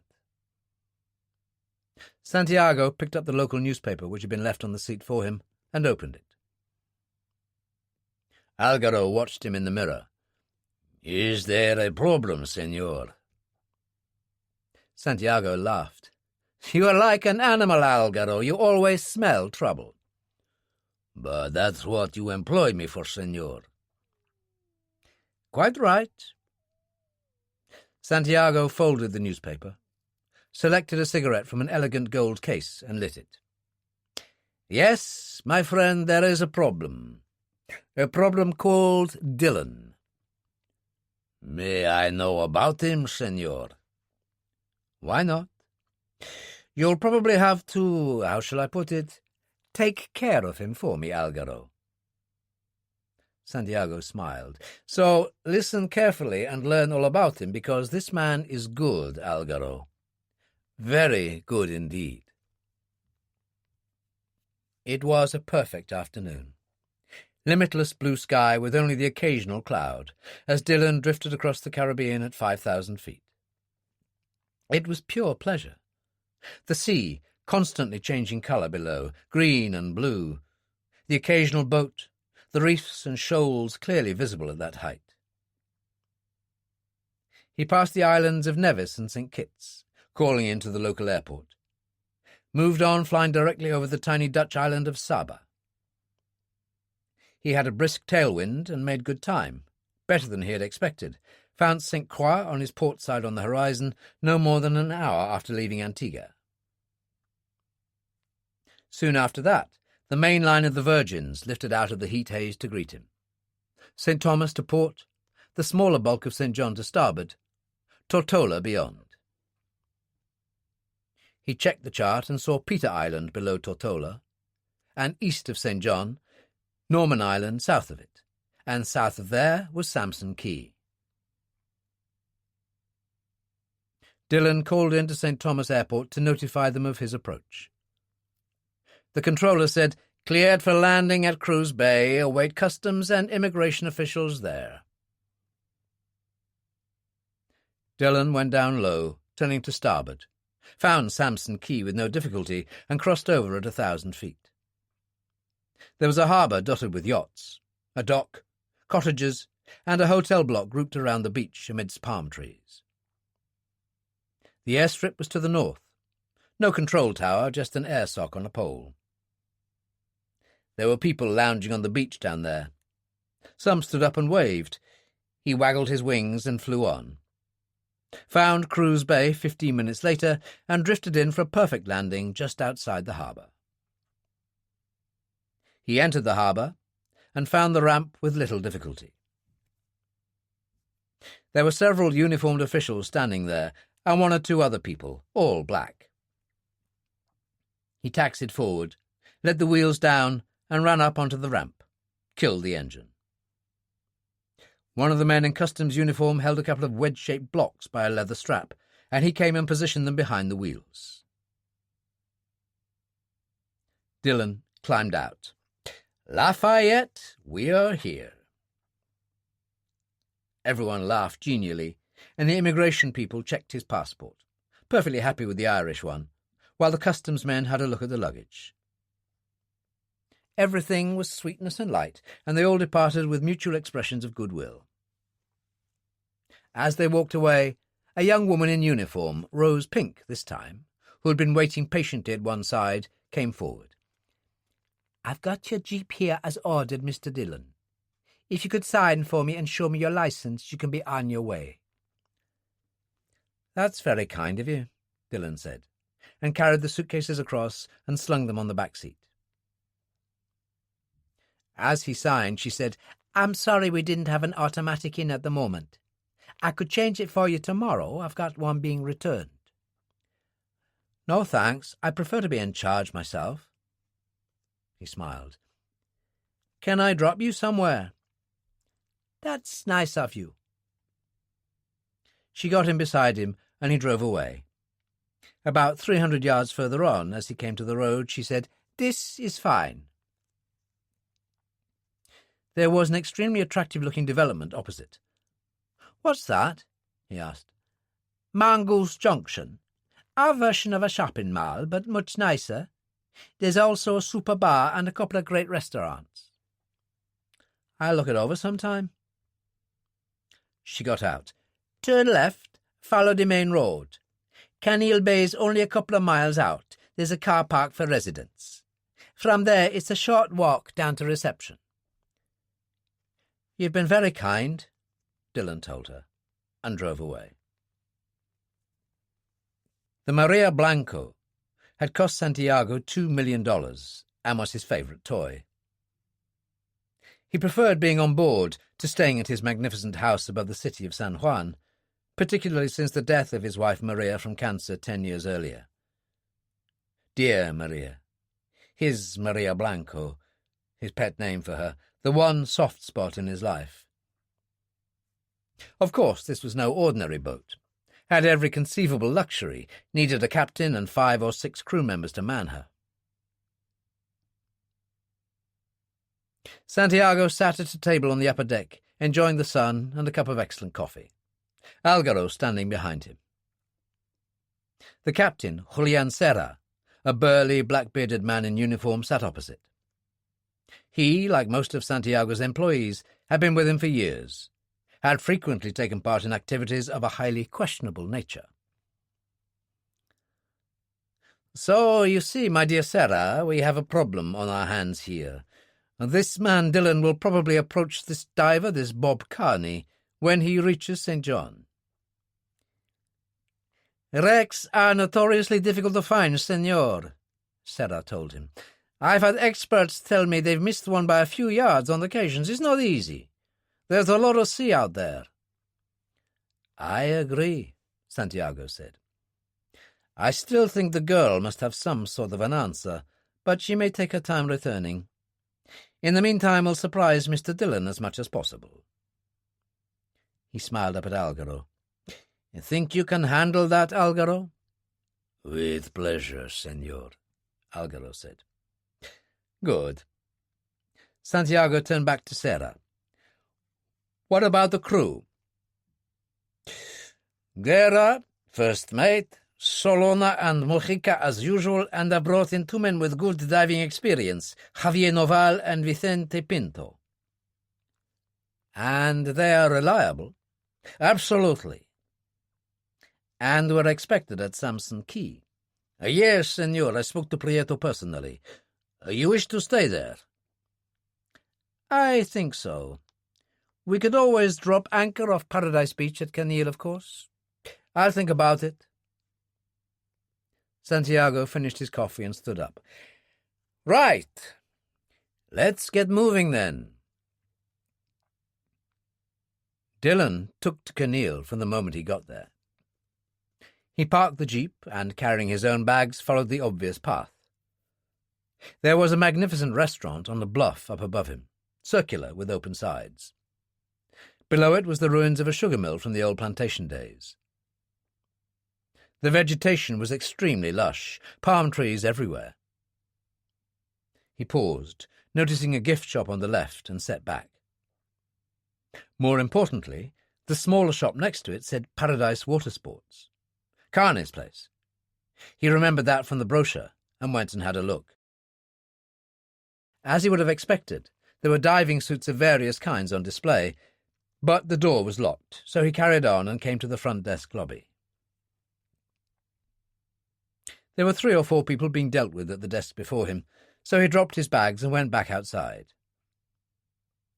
There was a very large bar area, open at the sides, but under a huge barn-like roof, a vital necessity in a climate where instant heavy rain showers were common. Beyond was Canil Bay. He knew that from the brochure. Boats of various kinds at anchor, a pleasant palm-fringed beach beside another restaurant, people still taking their ease in the early evening sun, 1 or 2 windsurfers still out there. Dillon glanced at his watch. It was almost 5:30, and he started to turn away to go back to the front desk when he saw a boat coming in. It was a 35-foot sport fisherman with a flying bridge, sleek and white.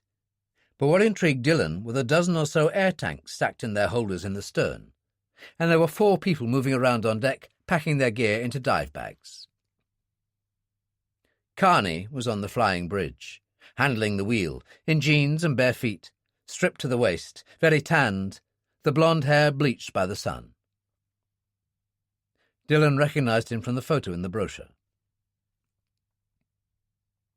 The name of the boat was Sea Raider. He saw that as he got closer, moved to the end of the dock as Carney manoeuvred it in. One of the dive students tossed a line. Dillon caught it and expertly tied up at the stern. Then he moved along to the prow where the boat was bouncing against its fenders, reached over and got the other line. Dillon lit a cigarette, his Zippo flashing, and Carney killed the engines and came down the ladder. "Thanks," he called.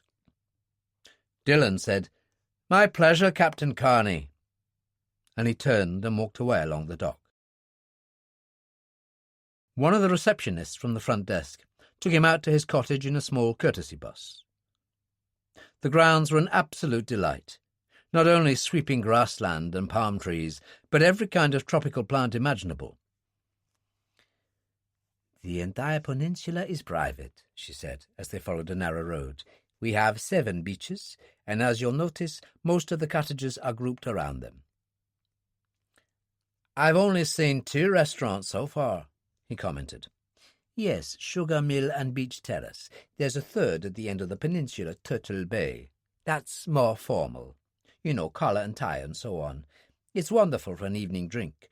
You look out over the Windward Passage to dozens of little islands, Carvel Rock, Whistling Key. Of course, a lot further away you'll see Jost van Dyke and Tortola, but they're in the British Virgins." "It sounds idyllic," he said. She braked in a turned circle beside a 2-storied, flat-roofed building surrounded by trees and bushes of every description.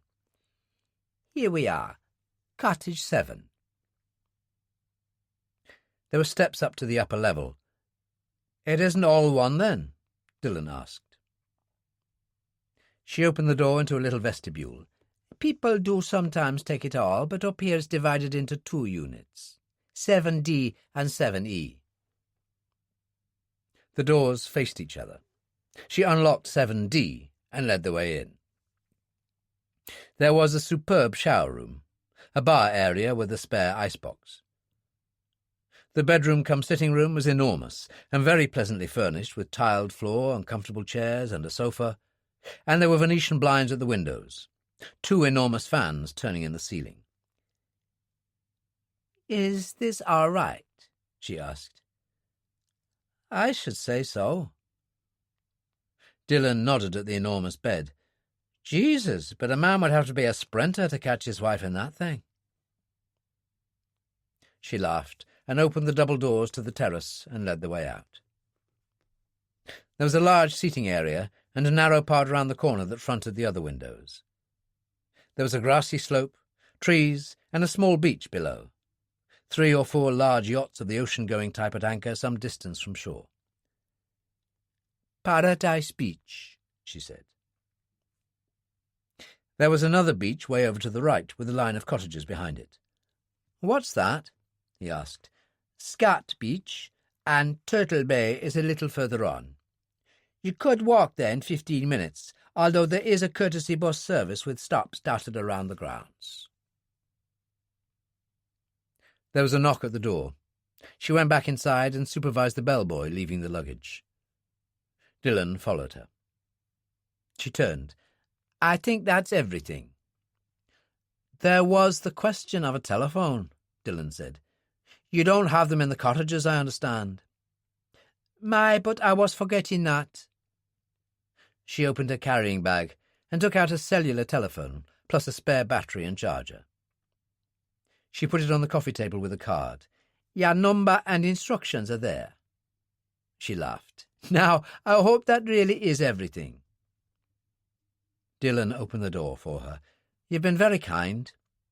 One more thing. Our general manager, Mr. Nicholson, asked me to apologize for not being here to greet you.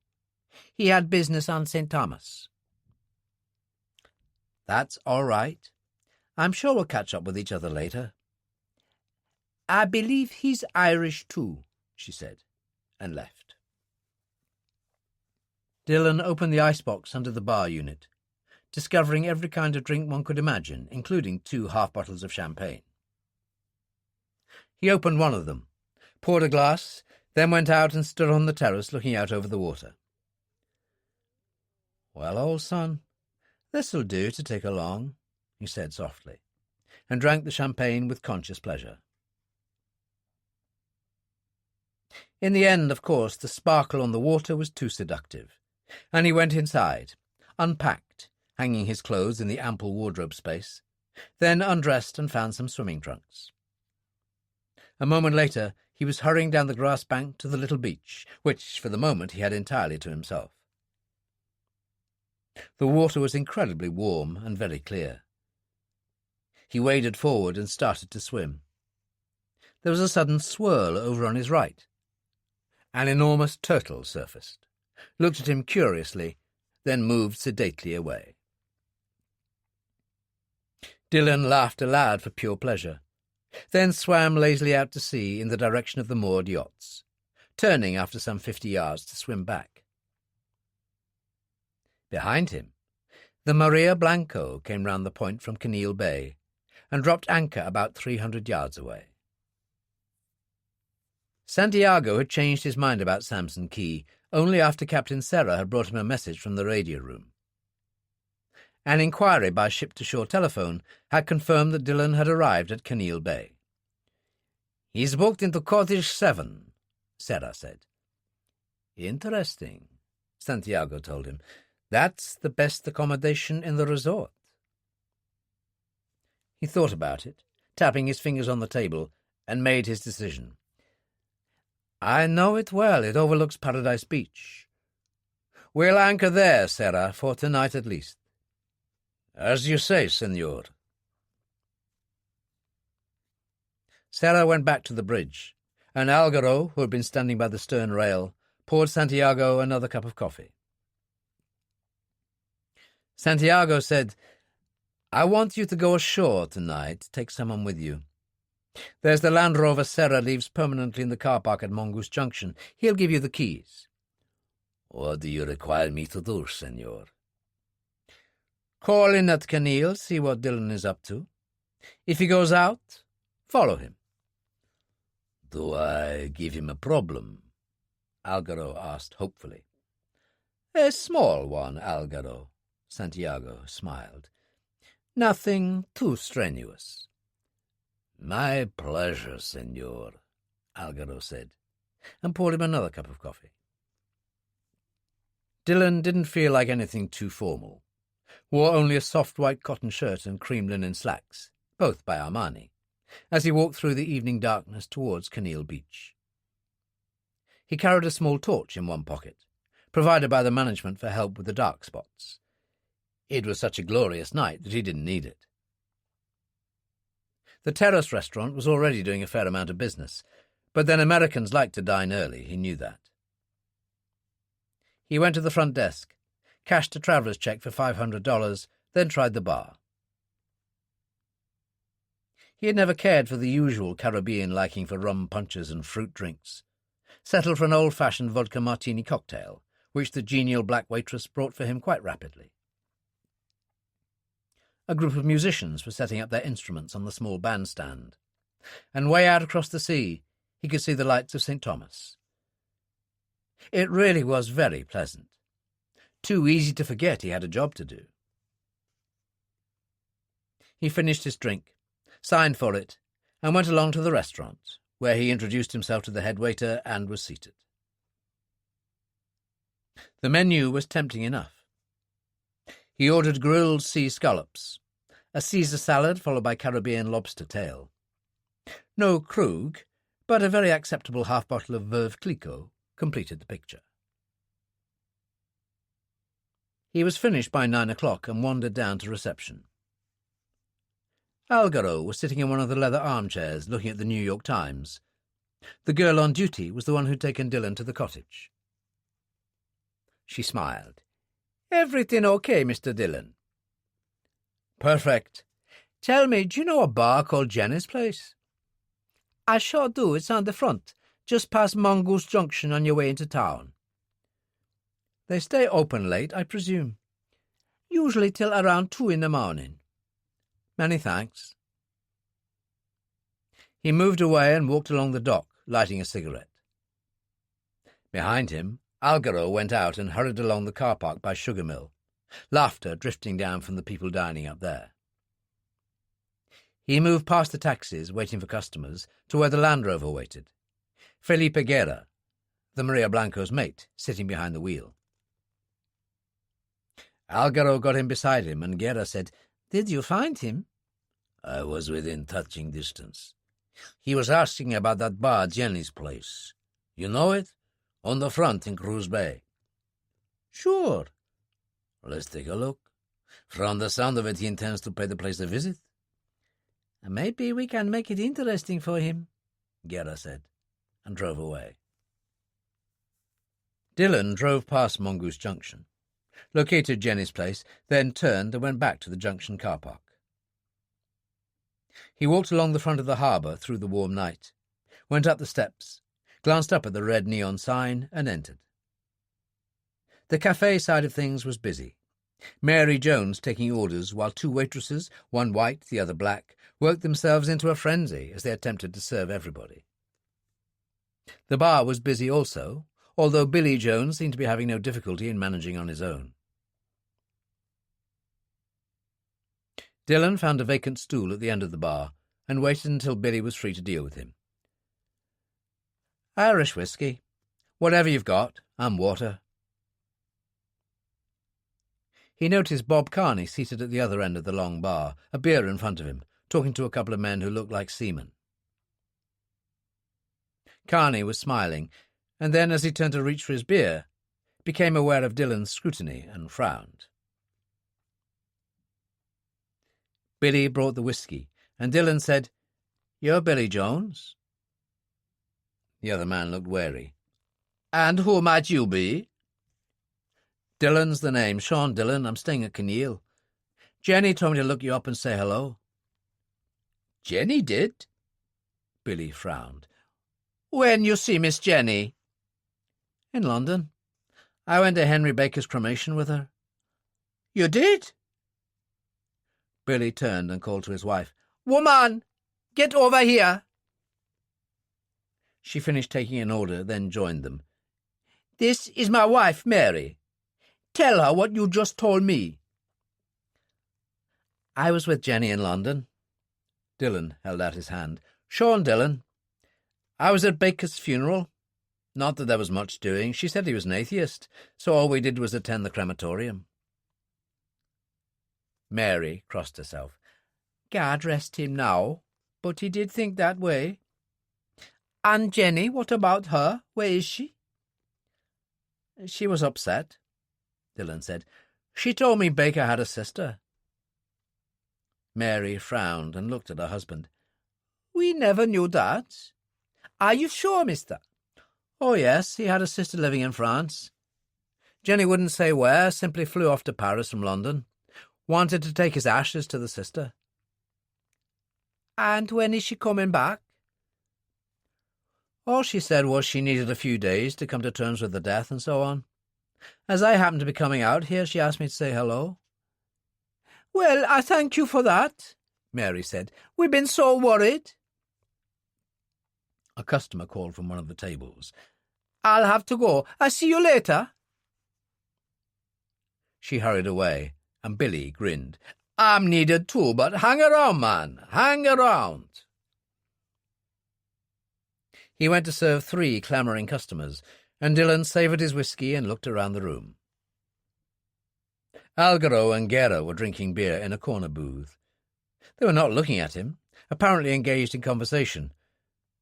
Dillon's eyes barely paused, passed on, and yet he had recognised him from reception at Kinneil. The cropped hair, the brutal face, the scar from eye to mouth. "Judas Iscariot come to life," Dillon murmured. "And what's your game, son?" For he had learned the hard way over many years never to believe in coincidence. The 2 men Carney had been talking to had moved on, and he was sitting alone now, the stool next to him vacant. Dillon finished his drink, moved along the bar through the crowd. "Do you mind if I join you?" Carney's eyes were very blue in the tanned face. "Should I?" "Dillon. Sean Dillon." Dillon eased onto the stool. "I'm staying at Kinneil, Cottage 7. Jenny Grant told me to look you up." "You know Jenny?" "I was just with her in London," Dillon said. "Her friend Henry Baker was killed in an accident over there." "I heard about that." "Jenny was over for the inquest and the funeral." Dillon nodded to Billy Jones, who came over. "I'll have another Irish. Give Captain Carney whatever he wants." "I'll have a beer," Carney said. "Did Jenny bury him in London?" "No," Dillon told him. "Cremation. He had a sister in France." "I never knew that." "Jenny told me few people did. It seems he preferred it that way. Said she wanted to take the ashes to her. Last I saw of her, she was flying to Paris. Said she'd be back here in a few days." Billy brought the whiskey and the beer, and Carney said, "So, you're here on vacation?" "That's right. I got in this evening." "Would you be the guy who came in the Cessna floatplane?" "Flew up from Antigua," Dillon nodded. On vacation. Something like that. Dillon lit a cigarette. The thing is, I'm interested in doing a little diving, and Jenny suggested I spoke to you, said you were the best. That's nice of her. She said you taught Henry. That's true. Carney nodded. Henry was a good diver. Foolish, but still pretty good. Why'd you say foolish?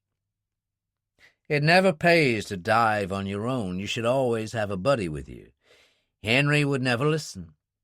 He would just up and go whenever he felt like it, and that's no good when you're diving regularly. Accidents can happen, no matter how well you plan things.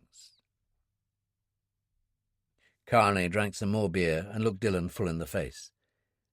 But then I'd say you're the kind of man who knows that, Mr. Dillon. He had the slow, easy accent of the American Southerner, as if everything he said was carefully considered. Dillon said, well, in the end it was an accident that killed him in London. He looked the wrong way and stepped off the pavement in front of a London bus. He was dead in a second. Carney said calmly, you know the old Arab saying, everybody has an appointment in Samara. You miss death in one place, he'll get you in another. At least for Henry it was quick. That's a remarkably philosophical attitude, Dillon told him. Carney smiled. I'm a remarkably philosophical fellow, Mr. Dillon. I did 2 tours in Vietnam. Everything has been a bonus since. So, you want to do some diving? That's right.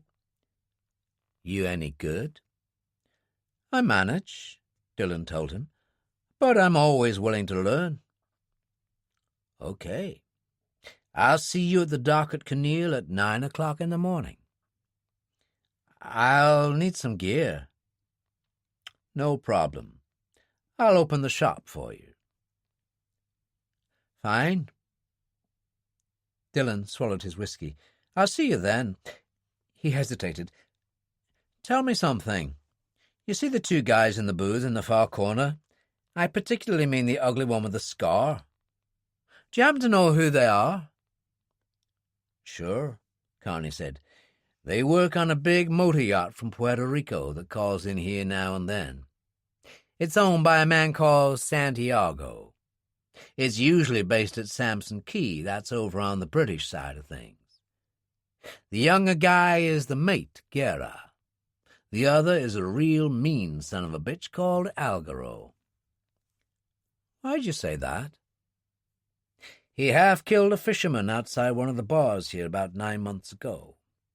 He was lucky to get away without doing some prison time. They laid a real hefty fine on him, but his boss paid it, so I heard. He's the kind of guy to step around. I'll certainly remember that. Dillon got up. Tomorrow, then. And he walked out through the crowd. Billy came down the bar. You want another beer, Bob? What I need is something to eat. My wife been away and all, Carney said. What did you make of him? Dillon. He said he was in London with Jenny. Happened to be coming down here, and she told him to look us up. Well, that sure was a hell of a coincidence. Carney reached for his glass and noticed Algaro and Guerra get up and leave. He almost got up and went after them, but what the hell, it wasn't his problem, whatever it was. And in any case, Dillon was perfectly capable of looking after himself. He'd never been more certain of anything in his life. Dillon drove out of Cruz Bay, changing down to climb the steep hill up from the town, thinking about Carney. He liked him straight away, a calm, quiet man of enormous inner strength, but then, remembering his background, that made sense. He breasted the hill, remembering that in St. John you kept on the left-hand side of the road, just like England. was suddenly aware of the headlights coming up behind him very fast. He expected to be overtaken. Wasn't, and as the vehicle behind moved right in on his tail, knew he was in trouble. He recognised it as a Land Rover in his rearview mirror an instant before it bumped him, put his foot down hard and pulled away, driving so fast that he went straight past the turning to Kinneil Bay. The Land Rover had the edge, and suddenly it swerved out to the right-hand side of the road and moved alongside. He caught a brief glimpse of Algaro's face, illuminated in the light from the dashboard as he gripped the wheel, and then the Land Rover swerved in and Dillon spun off the road into the brush, bounced down a shallow slope and came to a halt. Dillon rolled out of the jeep and got behind a tree. The Land Rover had stopped, and there was silence for a moment. Suddenly, a shotgun roared, pellets scything through the branches overhead. There was silence, and then laughter. A voice called, "Welcome to St. John, Mr. Dillon," and the Land Rover drove away. Dillon waited until the sound had faded into the night. Then he got back into the jeep, engaged four-wheel drive, reversed up the slope onto the road, and drove back towards the Kinneil turning. In London, it was 3:30 in the morning when the phone went at the side of Charles Ferguson's bed in his flat at Cavendish Square. He came awake on the instant and reached for it. "Ferguson here!" Dillon stood on the terrace, a drink in one hand, the cellular telephone in the other. "It's me," he said. "Ringing you from the tranquil Virgin Islands. Only they're not so tranquil." "For God's sake, Dillon, do you know what time it is?" "Yes, time for a few questions, and hopefully some answers. A couple of goons just tried to run me off the road, old son, and guess who they were? Crewmen off Santiago's yacht, the Maria Blanco. They also loosed off a shotgun in my direction." Ferguson was immediately alert, sat up and tossed the bedclothes aside. "Are you certain?" "Of course I am." Dillon was not particularly angry, but made it sound as if he were. "Listen, you devious old sod. I want to know what's going on. I've only been in the damn place a few hours, and yet they know me by name. I'd say they were expecting me as they're here too, and how could that be, Brigadier?" "I don't know," Ferguson told him. "That's all I can say for the moment. You're settled in all right?" "Brigadier, I have an insane desire to laugh," Dillon told him. "But yes, I'm settled in. The cottage is fine, the view sublime, and I'm diving with Bob Carney in the morning." "Good. Get on with it then, and watch yourself." "Watch myself?" Dillon said. "Is that the best you can do?" "Stop whining, Dillon," Ferguson told him. "This sort of thing's exactly why I chose you for the job. You're still in one piece, right?" "Just about." "Well, there you are, then. They're trying to put the frighteners on you, that's all." "That's all," he says. "Leave it with me. I'll be in touch." Ferguson put the phone down, switching off the light, and lay there thinking about it. After a while he drifted into sleep again. Dillon went to the small bar. There were tea and coffee bags there. He boiled the water and opted for a cup of tea, taking it out on the terrace, looking out into the bay where there were lights on some of the boats. More to things than met the eye. He was more convinced than ever, and he hadn't liked the shotgun. It made him feel naked. There was an answer to that, of course, a visit to the address Ferguson had given him in St. Thomas, the hardware specialist. That could come in the afternoon, after he dived with Carney. The moment he and Guerra were back on board, Algaro reported to Santiago. When he was finished, Santiago said, "You did well." Algaro said, "You won't do anything about it, will you, senor? The police, I mean." Of course not. He doesn't want the authorities to know why he's here. That's the beauty of it. That U-boat is in American waters, so legally it should be reported to the Coast Guard. But that's the last thing Dillon and this Brigadier Ferguson he works for want. Algaro said, I see. Go to bed now, Santiago told him. Algaro departed, and Santiago went to the rail. He could see a light in cottage 7. At that moment it went out. Sleep well, Mr. Dillon, he said softly, turned, and went below. Chapter 9. It was 9 o'clock the following morning when Ferguson arrived at Downing Street.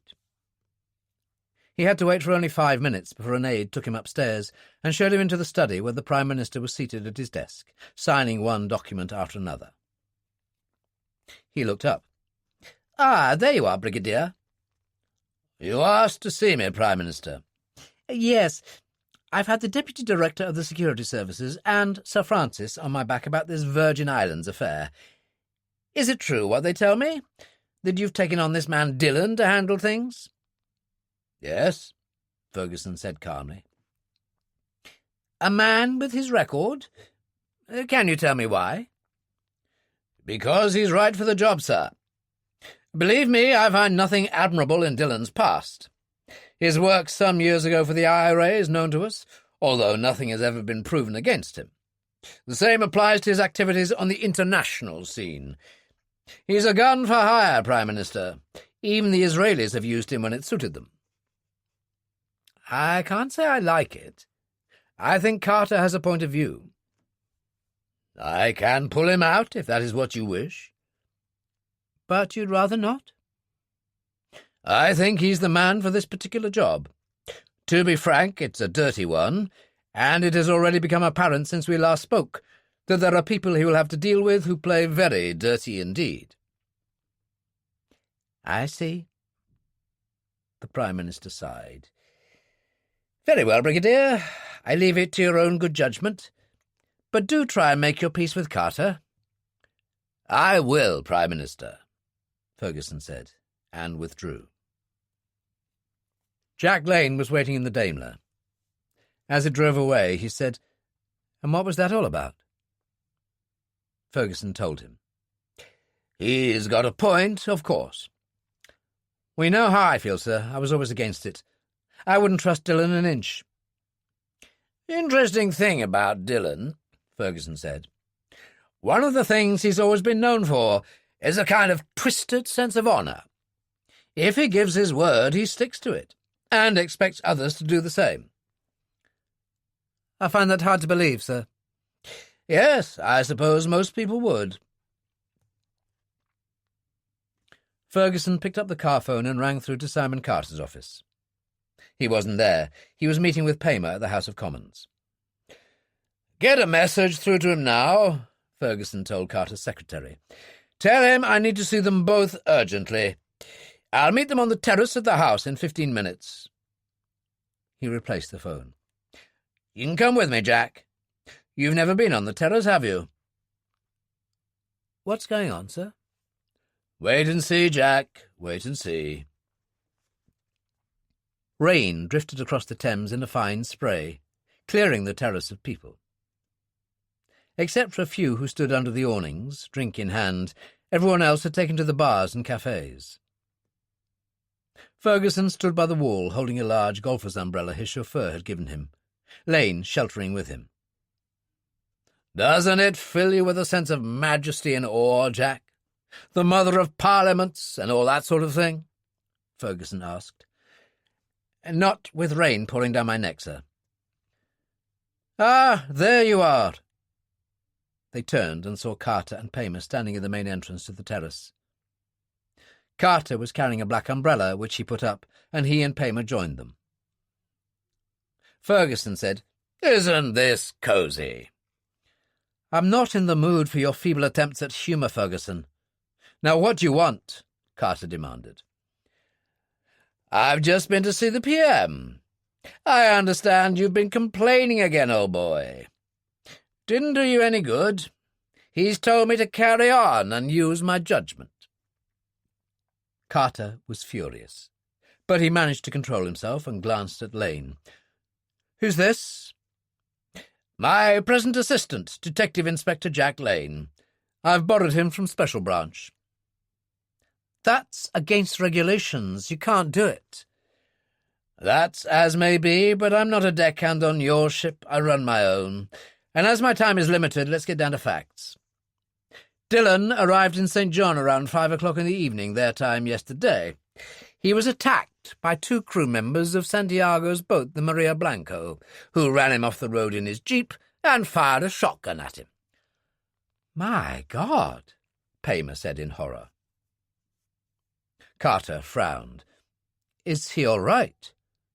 "Oh, yes, a rubber ball, our Dillon always bounces back. Personally, I think they were trying it on, hassling him. Of course, the interesting thing is, how come they knew who he was and knew he was there?" "Now, look here," Paymer began. "I trust you're not suggesting any lack of security on our part." Carter said, "Shut up, Francis. He's got a valid point. This Santiago man is far too well informed." He turned to Ferguson. "What are you going to do about it?" "Actually, I was thinking of taking a brief holiday," Ferguson told him. "You know, sun, sea and sand, swaying palms. They tell me the Virgins are lovely at this time of the year." Carter nodded. "You'll stay in touch?" "Of course, dear old boy." Ferguson smiled and turned to Lane. "Let's go, Jack. We've lots to do." On the way back to the Ministry, Ferguson told his chauffeur to pull in beside a mobile sandwich bar on Victoria Embankment. "This man does the best cup of tea in London, Jack." The owner greeted him as an old friend. "Rotten day, Brigadier." "It was worse on the Hook, Fred," the Brigadier said, and walked with his cup of tea to the wall overlooking the Thames. As Lane received his cup of tea, he said to Fred, "What did he mean, the Hook?" "That was a really bad place, that was. Worst position in the whole of Korea. So many dead bodies that every time you dug another trench, arms and legs came out." "You knew the Brigadier then?" "Knew him? I was a platoon sergeant when he was a second lieutenant. He won his first military cross carrying me on his back under fire." Fred grinned. "That's why I never charged for the tea." Lane, impressed, joined Ferguson and leaned on the parapet under the umbrella. "You've got a fan there, sir." "Fred? Old soldiers' tales, don't listen. I'm going to need the Lear jet. Direct flight to St. Thomas should be possible." "I believe the work on those new tanks the RAF did has extended the range to at least 4,000 miles, sir." "There you are, then." Ferguson glanced at his watch. "Just after 10. I want that Lear jet ready to leave Gatwick no later than 1 o'clock, Jack. Top priority. Allowing for the time difference, I could be in St. Thomas somewhere between 5 or 6 o'clock their time." "Do you want me with you, sir?" "No, you'll have to hold the fort." "You'll need accommodation, sir. I'll see to that." Ferguson shook his head. "I've reserved it at this Kinneil place where I booked Dillon in." "You mean you were expecting what happened to happen?" "Something like that." "Look, sir," said Lane in exasperation, "exactly what is going on?" "When you find out, tell me, Jack." Ferguson emptied his cup, went and put it on the counter. "Thanks, Fred." He turned to Lane. "Come on, Jack, must get moving. Lots to do before I leave." And he got into the rear of the Daimler. Santiago was up early. He even went for a swim in the sea, and was seated at the table in the stern enjoying his breakfast in the early morning sunshine when Algaro brought him the telephone. "It's Francis," he said. "A wonderful morning here," Santiago said. "How's London?" "Cold and wet. I'm just about to have a sandwich lunch and then spend the whole afternoon in interminable committee meetings. Look, Max, Carter saw the Prime Minister and tried to put the boot into Ferguson because he was employing Dillon. I didn't imagine Carter to be quite so stupid. Ferguson still got his way, of course. Yes, the PM backed him to the hilt. More worrying, he asked for another meeting with me and Carter and told us Dillon had been attacked on his first night in St. John. What on earth was that about? My people were just leaning on him a little, Francis. After all, and as you made clear, he knows of my existence. Yes, but what Ferguson's now interested in is how you knew who Dillon was, the fact that he was arriving in St. John, and so on. He said you were far too well informed, and Carter agreed with him. Did he make any suggestion as to how he thought I was getting my information? No, but he did say he thought he'd joined Dillon in St. John for a few days. Did he now? That should prove interesting. I look forward to meeting him.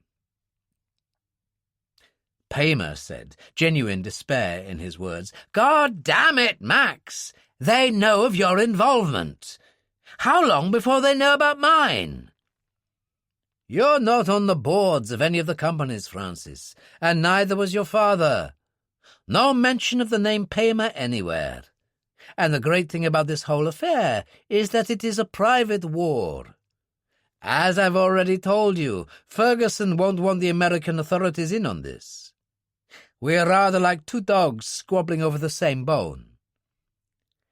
I'm still worried, Paymer told him. Is there anything else I can do? Keep the information flowing, Francis, and keep your nerve. Nothing else you can do.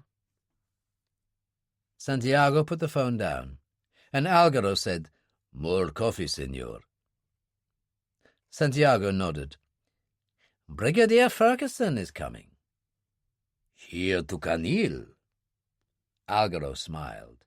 And what would you like me to do about him, senor? Oh, I'll think of something, Santiago said, and drank his coffee. In the meantime, let's find out what our friend Dillon is up to this morning. Guerra went round to Canil Beach in an inflatable, taking one of the divers with him, a young man called Javier Noval.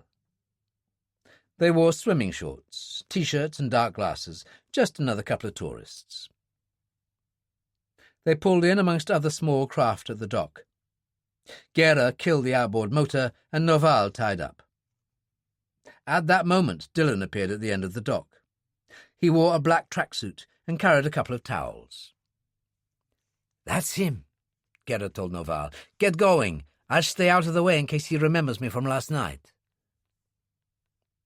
Bob Carney was manhandling dive tanks from a trolley onto the deck of a small 25-foot dive boat, turned and saw Dillon. He waved and went along the dock to join him, passing Noval, who stopped to light a cigarette close enough to listen to them. Carney said, You're going to need a few things. Let's go up to the dive shop. They moved away. Noval waited and then followed. There was a wide range of excellent equipment. Dillon chose a three-quarter-length suit of black and green in padded nylon, nothing too heavy, a mask, fins, and gloves. Have you tried one of these? Carney opened a box. A marathon dive computer. The wonder of the age.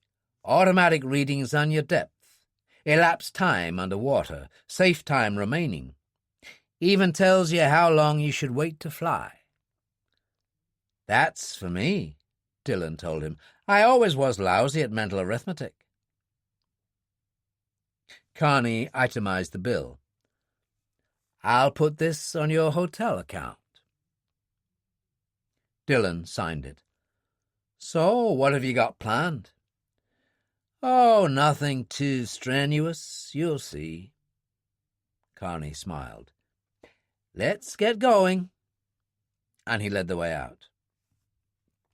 Noval dropped down into the inflatable. The other man is called Carney. He owns the diving concession here, Paradise Water Sports. So they are going diving? Gera asked. They must be. Dillon was in the shop with him buying equipment. He glanced up. Here they come now. Dillon and Carney passed above them and got into the dive boat. After a moment, Carney fired the engine and Dillon cast off. The boat moved out of the bay, weaving its way through various craft anchored there. Gera said, "There's no name on that boat." "Privatier, that's what he's called," Noval told him. "I asked one of the beach guards. You know, I've done most of my diving around Puerto Rico, but I heard of this Carney. He's big stuff." Gera nodded. "Okay, we better get back and let Senor Santiago know what's happening." Noval cast off. Gera started the outboard, and they moved away. The privateer was doing a steady 20 knots, the sea not as calm as it could have been. Dillon held on tight and managed to light a cigarette one-handed. "Are you prone to seasickness?" Carney asked. "Not that I know of," Dillon shouted above the roar of the engine. "Good.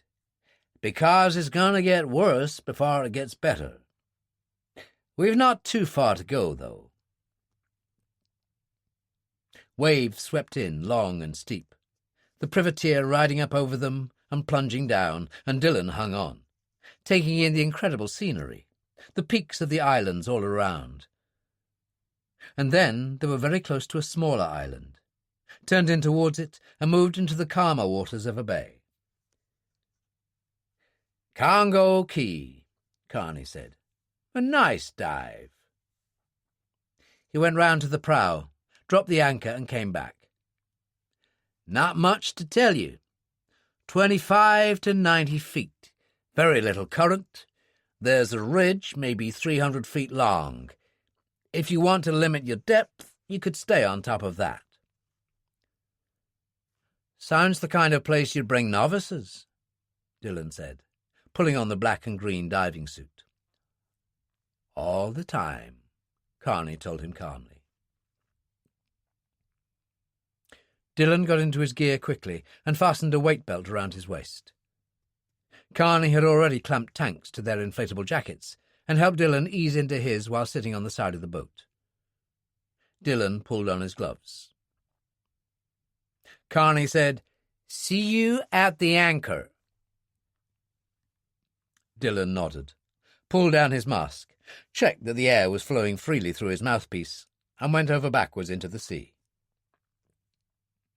He swam under the keel of the boat until he saw the anchor line and followed it down, pausing only to swallow a couple of times, a technique aimed at equalizing the pressure in his ears when they became uncomfortable. He reached the ridge, paused with a hand on the anchor, and looked at Carney descending to join him through a massive school of silversides. At that moment, an extraordinary thing happened. A black-tipped reef shark about 9 feet in length shot out of the gloom, scattering clouds of fish before it, swerved around Carney, then disappeared over the ridge as fast as it had come.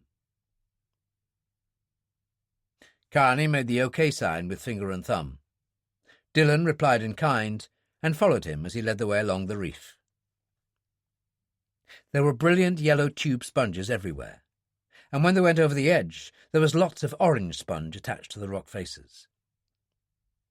The coral outcroppings were multicoloured and very beautiful, and at one point Carney paused, pointing, and Dillon saw a huge eagle ray pass in the distance, wings flapping in slow motion. It was a very calm, very enjoyable dive, but no big deal, and after about 30 minutes, Dillon realised they'd come full circle, because the anchor line was ahead of them. He followed Carney up the line nice and slow, finally swam under the keel and surfaced at the stern. Carney, with practised ease, was up over the stern, pulling his gear behind him. Dillon unstrapped his jacket, slipped out of it, and Carney reached down and pulled jacket and tank on board. Dillon joined him a moment later. Carney busied himself clipping fresh tanks to the jackets and went and pulled in the anchor. Dillon put a towel over his shoulders and lit a cigarette. "The reef shark," he said. "Does that happen often?" "Not really," Carney said. "Enough to give some people a heart attack." "I've been diving for years," Carney told him, "and I've never found sharks a problem." "Not even a great white?" "How often would you see one of those?" "No, nurse sharks in the main, and they're no problem. Around here, reef sharks now and then, or lemon sharks. Sure, they could be a problem, but hardly ever. We're big, and they're big, and they just want to keep out of the way. Having said that, did you enjoy the dive?" "It was fine," Dillon shrugged. "Which means you'd like a little more excitement." Carney started the engine. "Okay, let's go for one of my big boy dives." And he gunned the engine and took the privateer out into open water. They actually passed, at some distance, Maria Blanco, still at anchor off Paradise Beach, and Guerra was in the deckhouse, scanning the area with binoculars. He recognized the boat and told Captain Serra, who examined the chart and then took a book on dive sites in the Virgin Islands from a drawer in the chart table. "Keep watching," he told Guerra, and leafed through. "They've anchored," Guerra told him, "and run up the dive flag." "Carval Rock," Serra said. "That's where they're diving." At that moment, Algaro came in and held the door open for Santiago, who was wearing a blue blazer and a captain's cap, a gold rim to the peak. "What's happening?" "Carney and Dillon are diving out there, senor." Serra indicated the spot and gave Santiago the binoculars. Santiago could just see the two men moving in the stern of privateer. He said, "That couldn't be the site, could it?" "No way, senor," Serra told him. "It's a difficult place to dive, but hundreds of dives are made there every year." "Never mind," Santiago said. "Put the launch in the water. We'll go and have a look. We'll see what these two divers of yours, Noval and Pinto, can do." "Very well, senor. I'll get things moving." And Serra went out, followed by Guerra. Algaro said, "You wish me to come too, senor?" "Why not?" Santiago said. "Even if Dillon sees you, it doesn't matter. He knows you exist." The rock was magnificent, rising up out of a very turbulent sea. Birds of every kind perched up there on the ridge, gulls descending in slow motion in the heavy wind. "Carval Rock," Carney said. "This is rated an advanced dive. Descends to about 80 or so feet. There's the wreck of a Cessna over on the other side that crashed a few years back. There are some nice ravines, fissures, one or two short tunnels, and wonderful rock and coral cliffs. The problem is the current, caused by tidal movement through the Pillsbury Sound." "How strong?" Dillon asked, as he fastened his weight belt. 1 or 2 knots is fairly common. Above 2 knots is unswimmable." He looked over and shook his head. "And I'd say it's 3 knots today." Dillon lifted his jacket and tank onto the thwart and put it on himself. "Sounds as if it could be interesting." "Your funeral."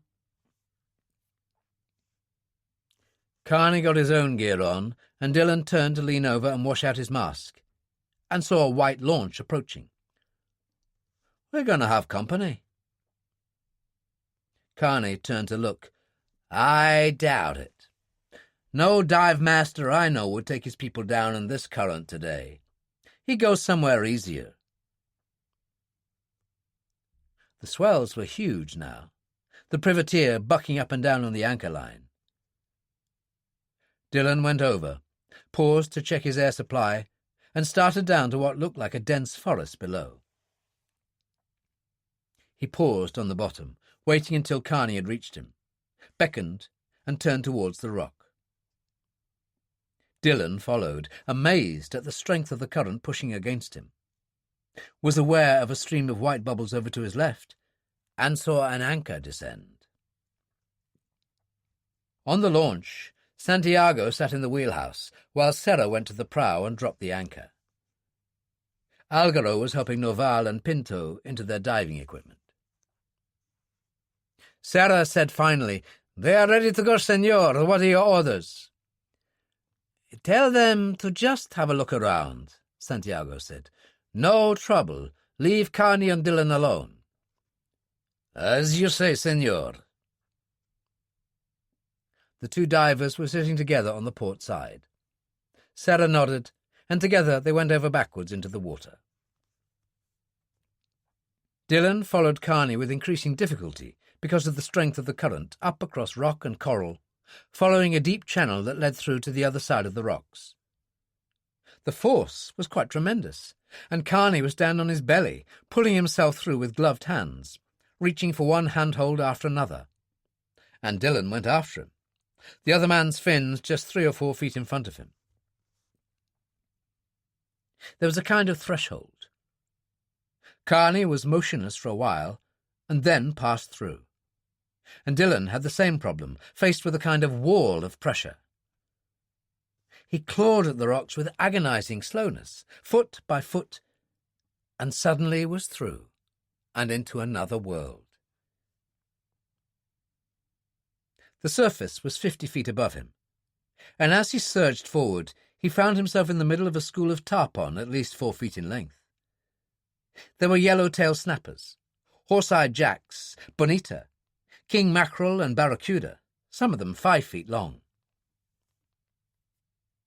Carney plunged down to the other side, the rock face falling below, and Dillon followed him. They closed together, and Dillon was aware of the current as they turned, and saw Noval and Pinto trying to come through the cut. Noval almost made it, then lost his grip and was pushed into Pinto, and they disappeared back to the other side.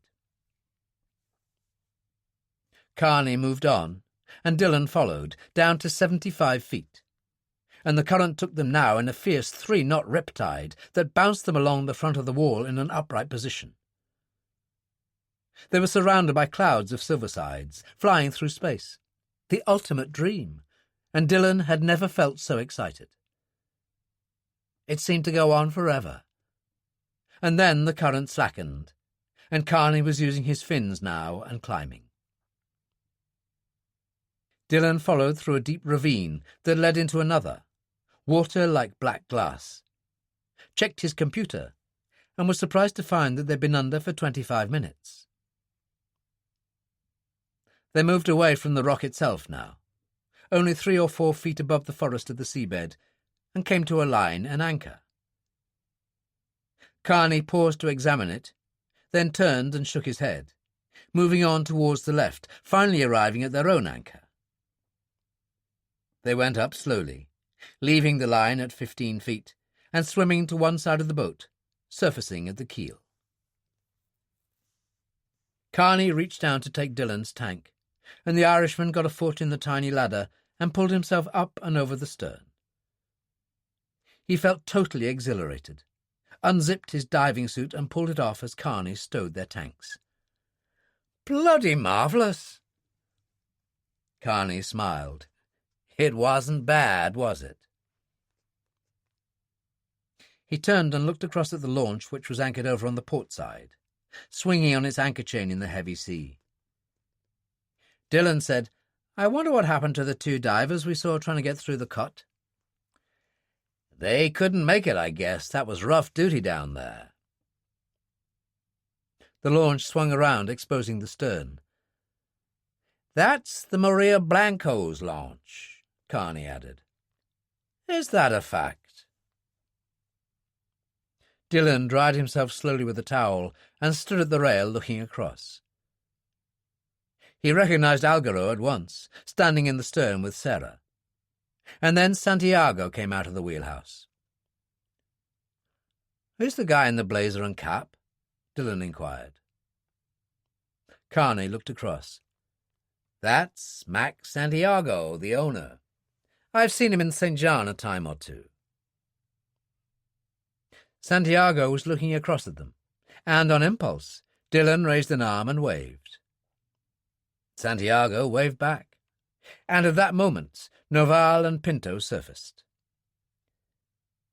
"Time to go home," Carney said, and he went round to the prow and heaved in the anchor.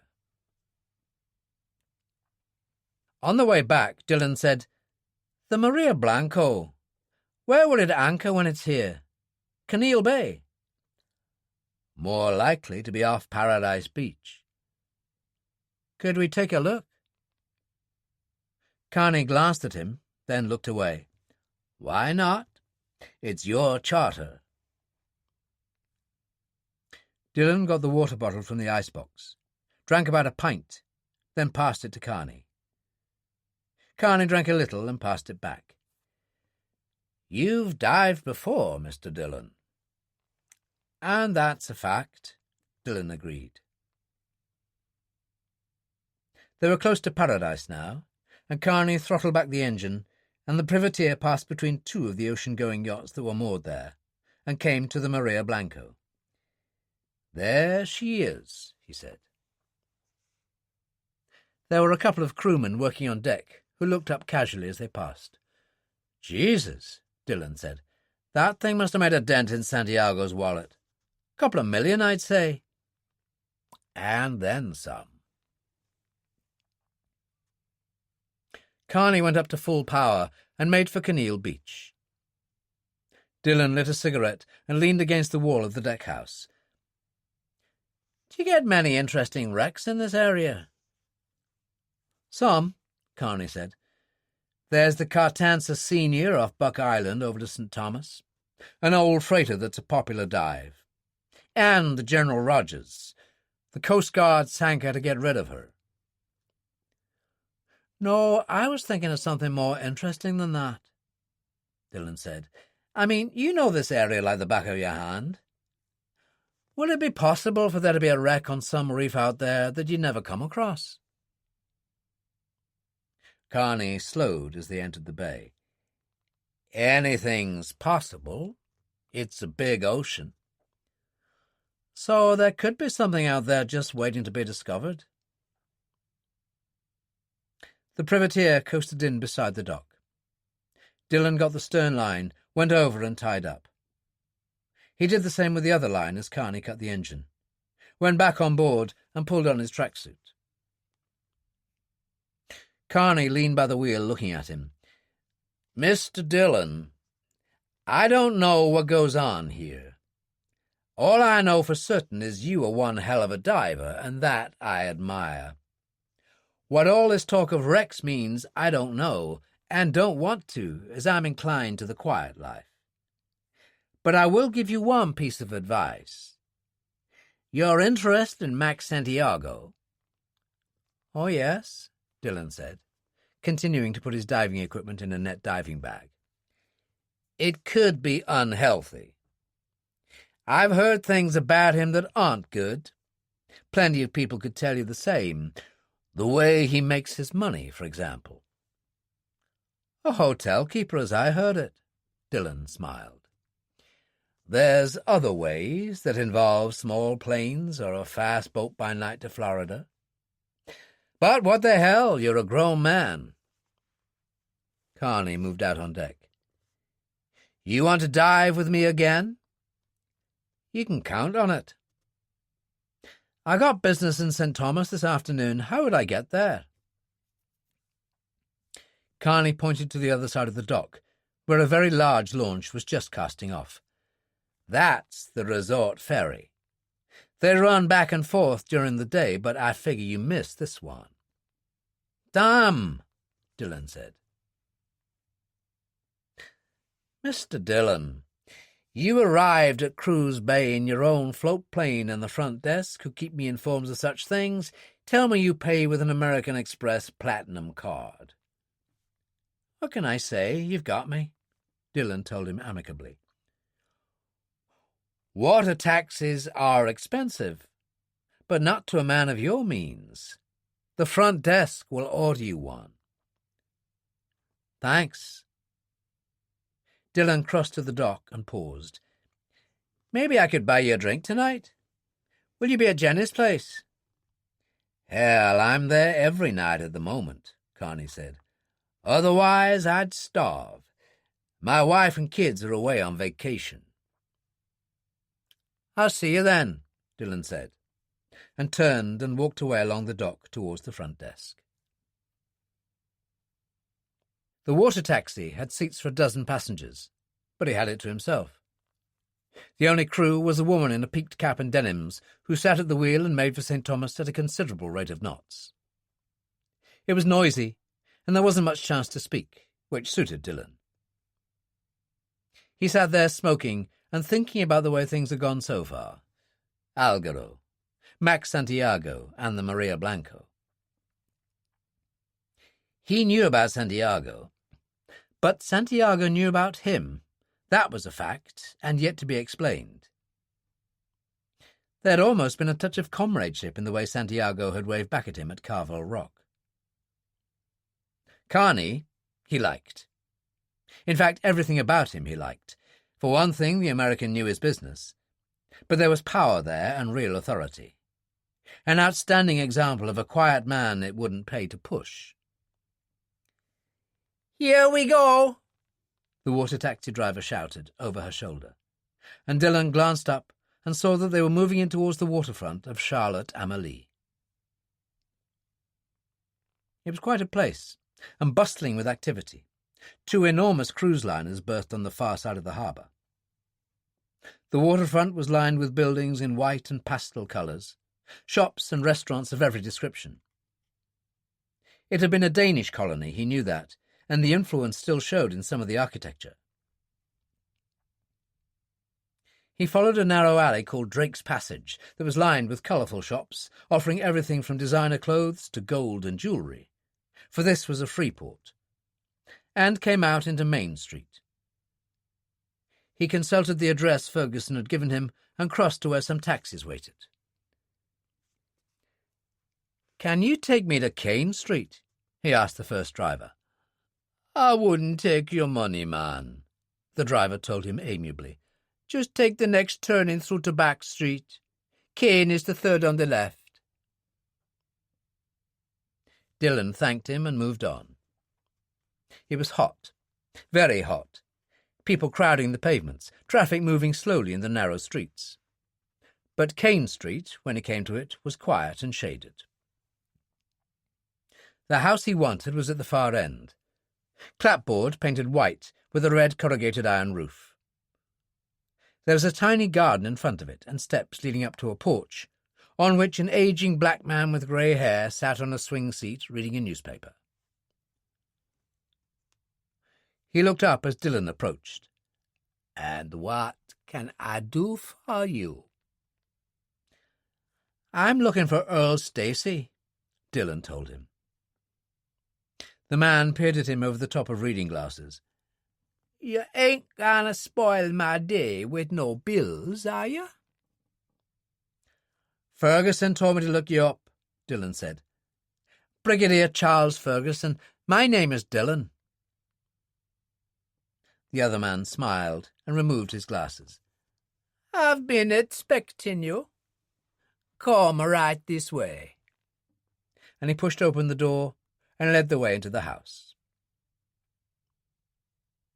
"I'm on my own since my wife died last year." Stacy opened a door, switched on a light and led the way down wooden steps to a cellar. There were wooden shelves up to the ceiling, pots of paint stacked there, cupboards below. He reached in and released some kind of catch and pulled it open like a door, revealing another room. He switched on a light. "Come into my parlour." There were all kinds of weaponry. Rifles, submachine guns, boxes of ammunition. "It looks like Christmas to me," Dillon told him.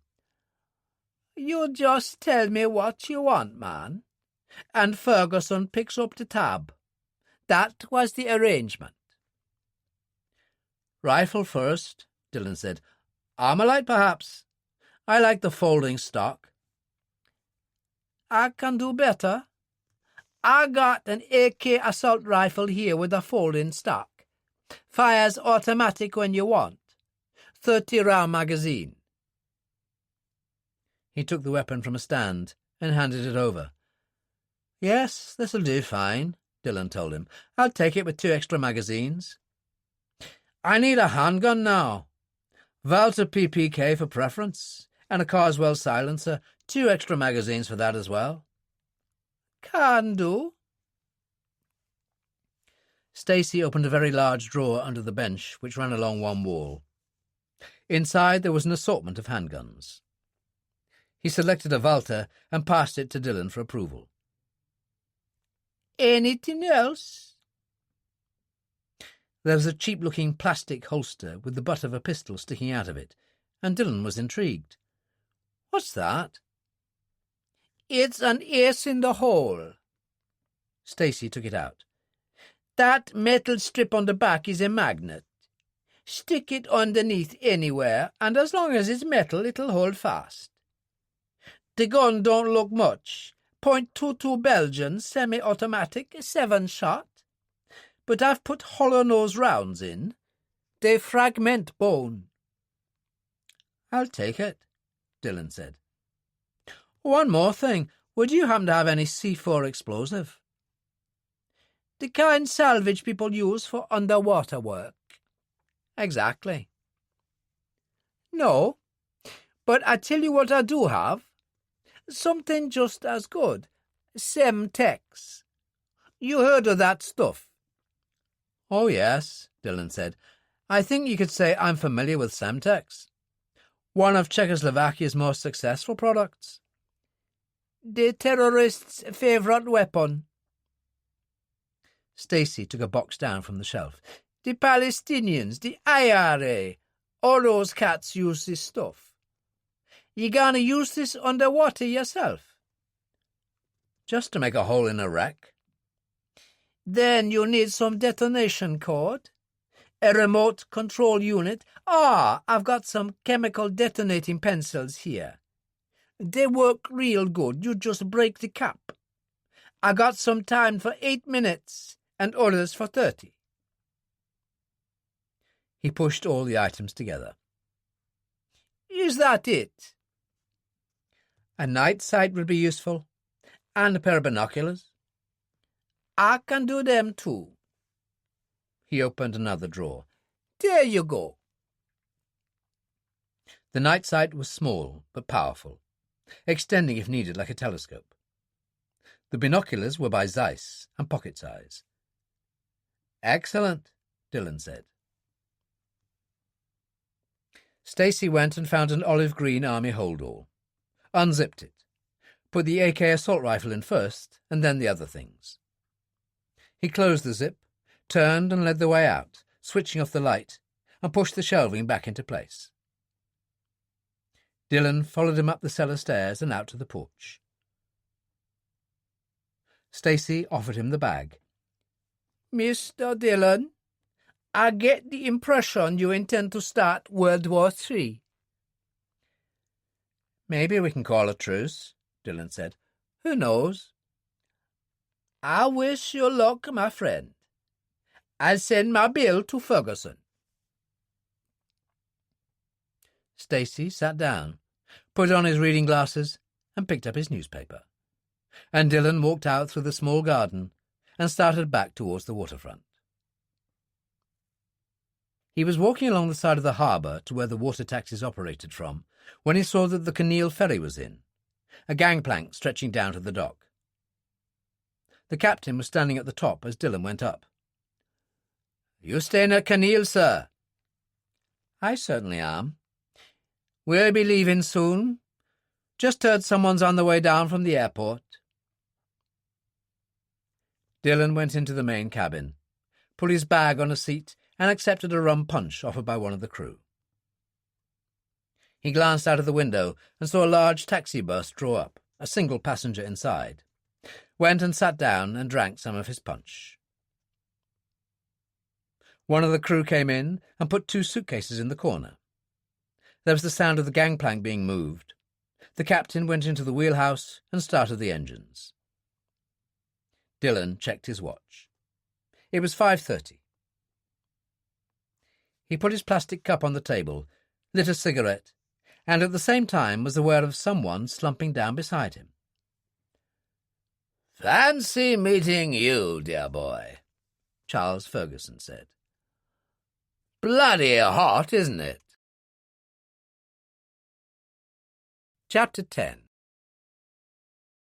Dillon had a quick swim off Paradise Beach, conscious that the Maria Blanca was still at anchor out there.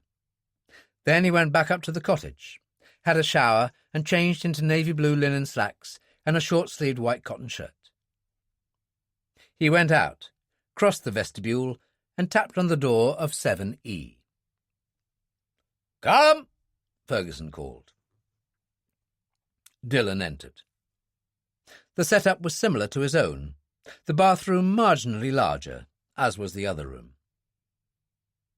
Ferguson, in grey flannel slacks and a white Turnbull and Asser shirt, stood in front of the mirror in the small dressing room, easing the guard's tie into a neat Windsor knot at his neck.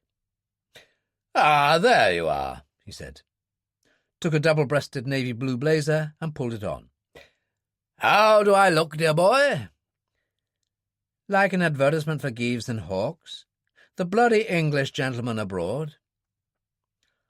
"Just because you're Irish doesn't mean you have to feel inferior all the time," Ferguson told him. "Some very reasonable people were Irish, Dillon. My mother, for instance. Not to mention the Duke of Wellington." "Who said that just because a man had been born in a stable didn't mean he was a horse?" Dillon pointed out. "Dear me, did he say that? Most unfortunate." Ferguson picked up a Panama hat and a Malacca cane with a silver handle. "I never knew you needed a cane," Dillon said. "Bought this during the Korean War. Strong as steel because it has a steel core weighted with lead at the tip. Oh, and here's a rather nice device."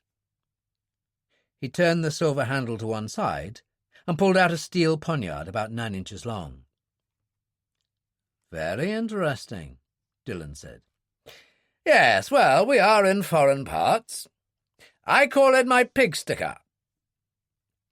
There was a click as Ferguson rammed the poniard home. "Now, are you going to offer me a quick drink before we go out, or aren't you?" Dillon had negotiated a supply of Krug from room service, had several half bottles in one of the ice boxes. He filled 2 glasses and went out to Ferguson on the terrace, picking up the Zeiss field glasses on the way. "That large white motor yacht out there is the Maria Blanco." "Really?" Dillon passed in the Zeiss glasses, and the Brigadier had a look. "A sort of minor floating palace, I'd say." "So it would appear." Ferguson still held the glasses to his eyes. "As a young man, I was a subaltern in the Korean War.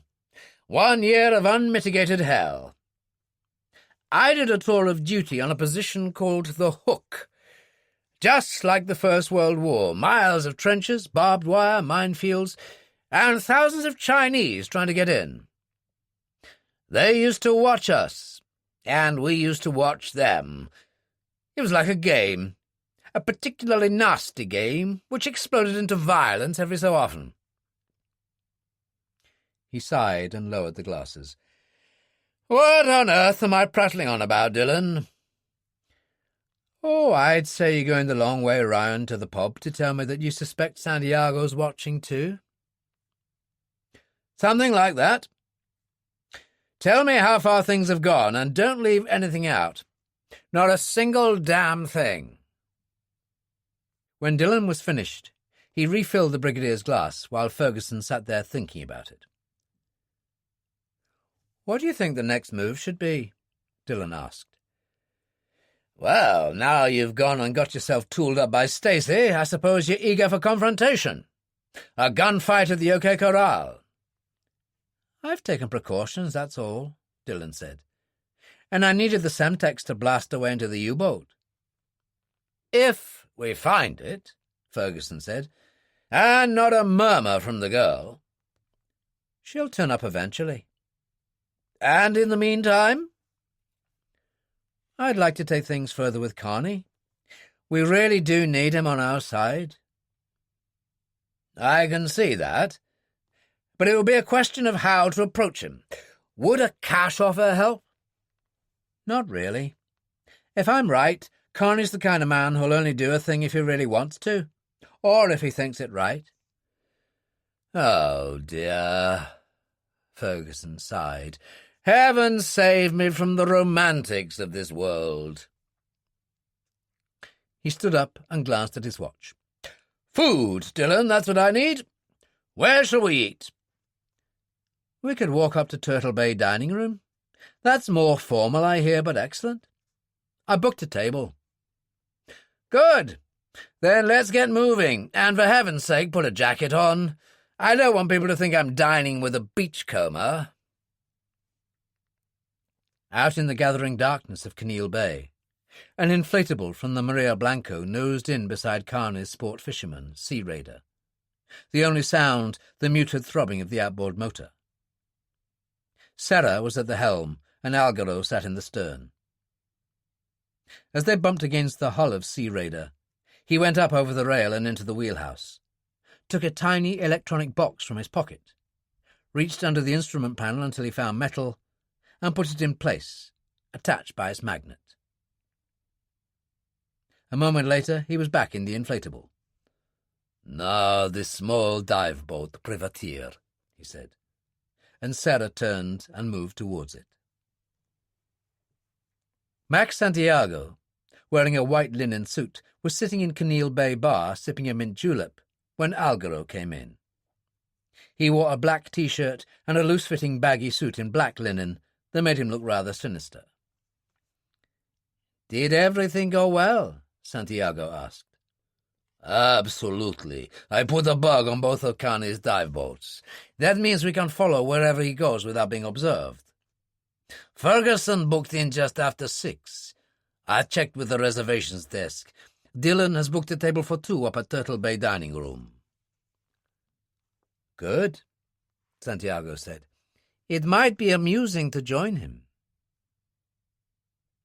Captain Serra entered at that moment. "Have you any further orders, senor?" "If Dillon does as he did the other night, he may probably visit this bar, Jenny's place," Santiago said. "I'll probably look in there myself." "So I'll take the launch round to Cruz Bay, senor, to pick you up from there." Santiago smiled. "I've had a better idea. Go back to the Maria Blanco. Pick up some of the crew and take them into Cruz. They can have a drink on me later. Let off a little steam, if you follow me." "Perfectly, senor." Sarah smiled and went out. It was just after midnight at the convent of the Little Sisters of Pity, and Jenny Grant, who had gone to bed early, was restless and unable to sleep. She got up, found her cigarettes, lit one, and went and sat on the padded window seat and peered out into driving rain. She could see the light still on in the window of Sister Maria Baker's office, but then she never seemed to stop working. Strange how Henry had always kept her very existence a secret. It was as if he'd been somehow ashamed of her. The religious thing. He'd never been able to handle that. Jenny felt much better than when she had arrived, infinitely more rested, and yet restless at the same time. She wondered what was happening in St. John, and how Dillon was getting on. She'd liked Dillon, that was the simple truth, in spite of everything in his background of which she thoroughly disapproved. On the other hand, you could only speak as you found, and to her he had been good, kind, considerate, and understanding. She went back to bed, switched off the light and dozed, and had a dream of the half-waking sort. The U-boat in dark waters and Henry diving deep. Dear Henry.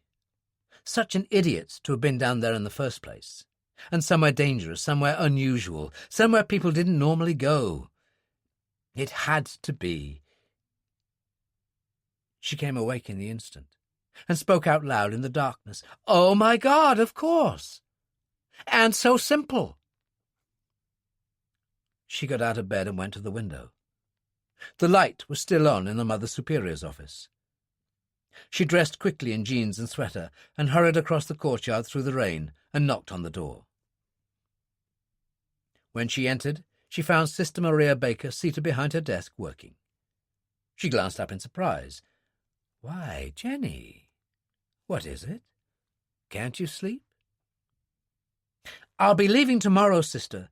I just wanted to let you know. I'm going back to St. John. So soon, Jenny? But why? The location of the U-boat that Henry found and that Dillon is looking for. I think I can find it for him. It just came to me as I was falling asleep. Ferguson sat on the terrace at Turtle Bay and looked out to the Sir Francis Drake Channel. Islands like black cutouts against the dark sky, streaked with orange as the sun descended. Really is quite extraordinary, the Brigadier said, as they sipped a fruit punch.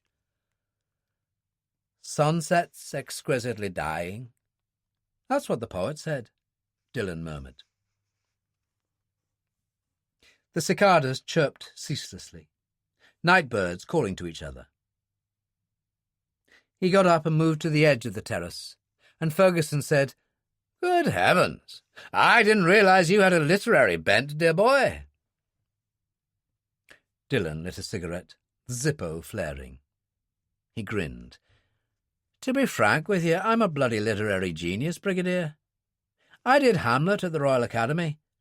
I can still remember most of the text. His voice changed suddenly into a remarkable impression of Marlon Brando. I could have been somebody. I could have been a contender. Don't get maudlin on me at this stage in your life, Dillon. Never pays to look back with regret because you can't change anything. And you've wasted too much time already on that damned cause of yours. I trust you realise that. To stay with the present, the main point which concerns me at the moment is how this wretched man Santiago comes to be so well informed. And wouldn't I like to know that myself? Dillon said. Santiago walked in through the arched gateway, Algaro at his shoulder. He looked around the terrace, saw Dillon and Ferguson, and came over. Mr. Dillon. Max Santiago. I know who you are, senor, Dillon replied in excellent Spanish. Santiago looked surprised. I must congratulate you, senor, he replied in the same language. Such fluency in a foreigner is rare. He turned to Ferguson and added in English, A pleasure to see you at Canil Bay, Brigadier. Have a nice dinner, gentlemen. And he left, followed by Algaro. He knew who you were, and he knew you were here, Dillon said. So I noticed. Ferguson stood up. Let's eat. I'm starving. The service was good, the food excellent, and Ferguson thoroughly enjoyed himself. They split a bottle of Louis Roederer Cristal champagne and started with grilled sea scallops in a red pepper and saffron sauce, followed by a Caesar salad and then a pan-roasted pheasant. Ferguson, napkin tucked in his collar, devoured everything. To be honest, dear boy, I really prefer nursery food, but one must make an effort. An Englishman abroad again? Dillon inquired. Ferguson, I need hardly point out, is the most Scots of Scottish names, Dillon. And as I told you, my mother was Irish. Yes, but Eton, Sandhurst and the Grenadier Guards got mixed up in that little lot somewhere. Ferguson poured some more Cristal. Lovely bottle. You can see right through it. Very unusual. Tsar Nicholas designed it himself, Dillon told him. Said he wanted to be able to see the champagne. Extraordinary. Never knew that. Didn't do him any good when the Bolsheviks murdered him. I'm glad you said murdered, Dillon. There's some hope for you still. What's friend Santiago doing? Having dinner at the edge of the garden behind you. The ghoul with him, by the way, is called Algaro. He must be his minder. He's the one who ran me off the road and fired a shotgun. Oh dear, we can't have that. Ferguson asked the waiter for tea instead of coffee.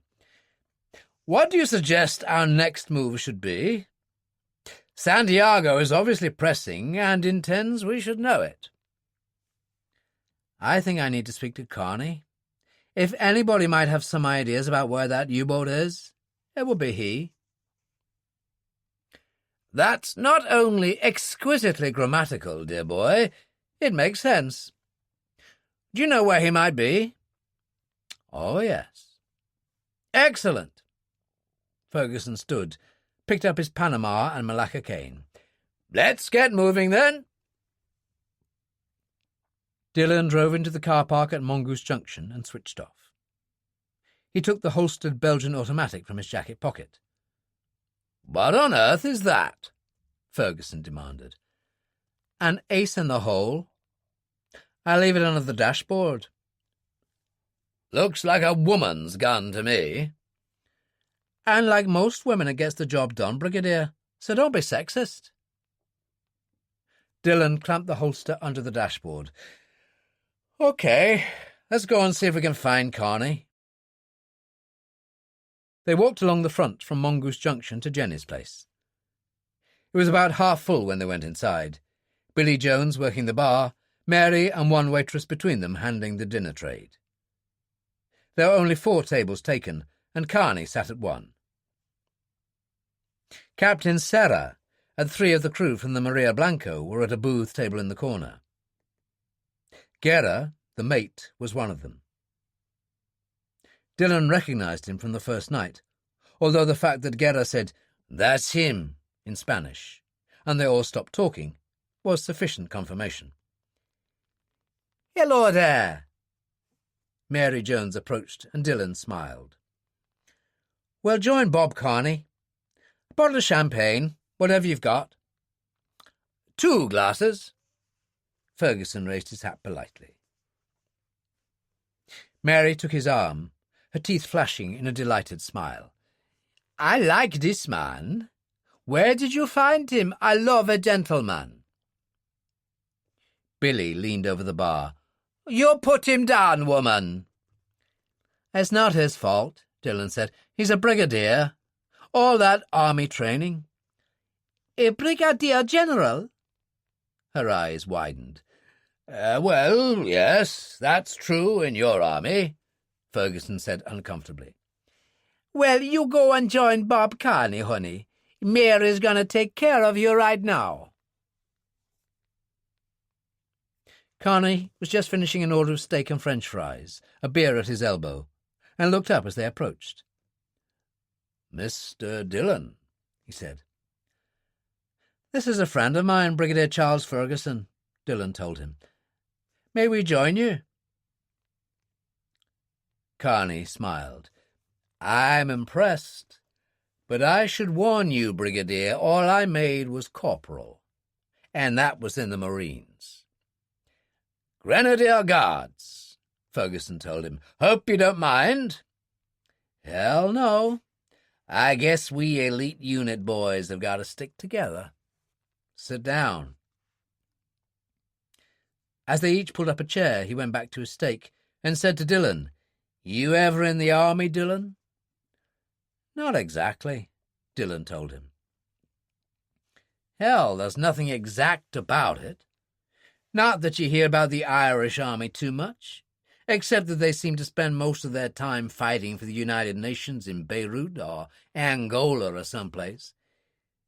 Of course, there is the other lot, the IRA. He stopped cutting the last piece of steak for a moment, then carried on. But no, that wouldn't be possible, would it, Dillon? He smiled, and Ferguson said, "My dear chap, be reasonable. What on earth would the IRA be interested in here? What's more to the point, why would I be involved?" "I don't know about that, Brigadier. What I do know is that Dillon here is a mystery to me, and a mystery is like a crossword puzzle. I've just got to solve it." Santiago came in, followed by Algaro, and Captain Serra and the other three stood up. "We've got company," Dillon told Ferguson. The Brigadier looked round. "Oh, dear," he said. Bob Kearney pushed his plate away. "Just to save you more questions, Santiago you know, and that creep Algaro. The one with the beard is the captain of the Maria Blanco, Serra. The others will be crew." Billy Jones brought a bottle of Paul Roger in a bucket, opened it for them, then went across to the booth to take Santiago's order. Dillon poured the champagne, raised his glass, and spoke to Kearney in Irish. "Jesus," Kearney said. "What in the hell are you saying, Dillon?" "Irish, the language of kings. A very ancient toast, 'May the wind be always at your back.' Appropriate for a ship's captain. I mean, you do have a master's ticket, amongst other things." Kearney frowned, then turned to Ferguson. "Let's see if I can put it together. He works for you." "In a manner of speaking."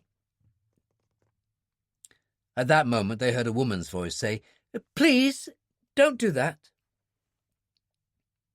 The waitress serving the drinks at Santiago's table was a small girl, rather pretty, with her blonde hair in a plait bound up at the back.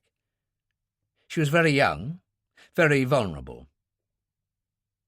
Algaro was running his hand over her buttocks and started to move down her leg. "I hate to see that," Kearney said, and his face was hard. Dillon said, "I couldn't agree more. To say he's in from the stable would be an insult to horses." The girl pulled away, the crew laughing, and Santiago looked across, his eyes meeting Dillon's. He smiled, turned and whispered to Algaro, who nodded and got to his feet. "Now let's keep our heads here," Ferguson said. Algaro crossed to the bar and sat on a vacant stool. As the girl passed, he put an arm round her waist and whispered in her ear. She went red in the face, close to tears. "Leave me alone," she said, and struggled to free herself. Dillon glanced across. Santiago raised his glass and toasted him, a half-smile on his face, as Algaro slipped a hand up her skirt. Billy Jones was serving at the other end of the bar, and he turned to see what was happening. Kearney got to his feet, picked up his glass, and walked to the bar. He put an arm around the girl's shoulders and eased her away. Then he poured what was left of his beer into Algaro's crotch. "Excuse me," he said. "I didn't see you there." And he turned and walked back to the table.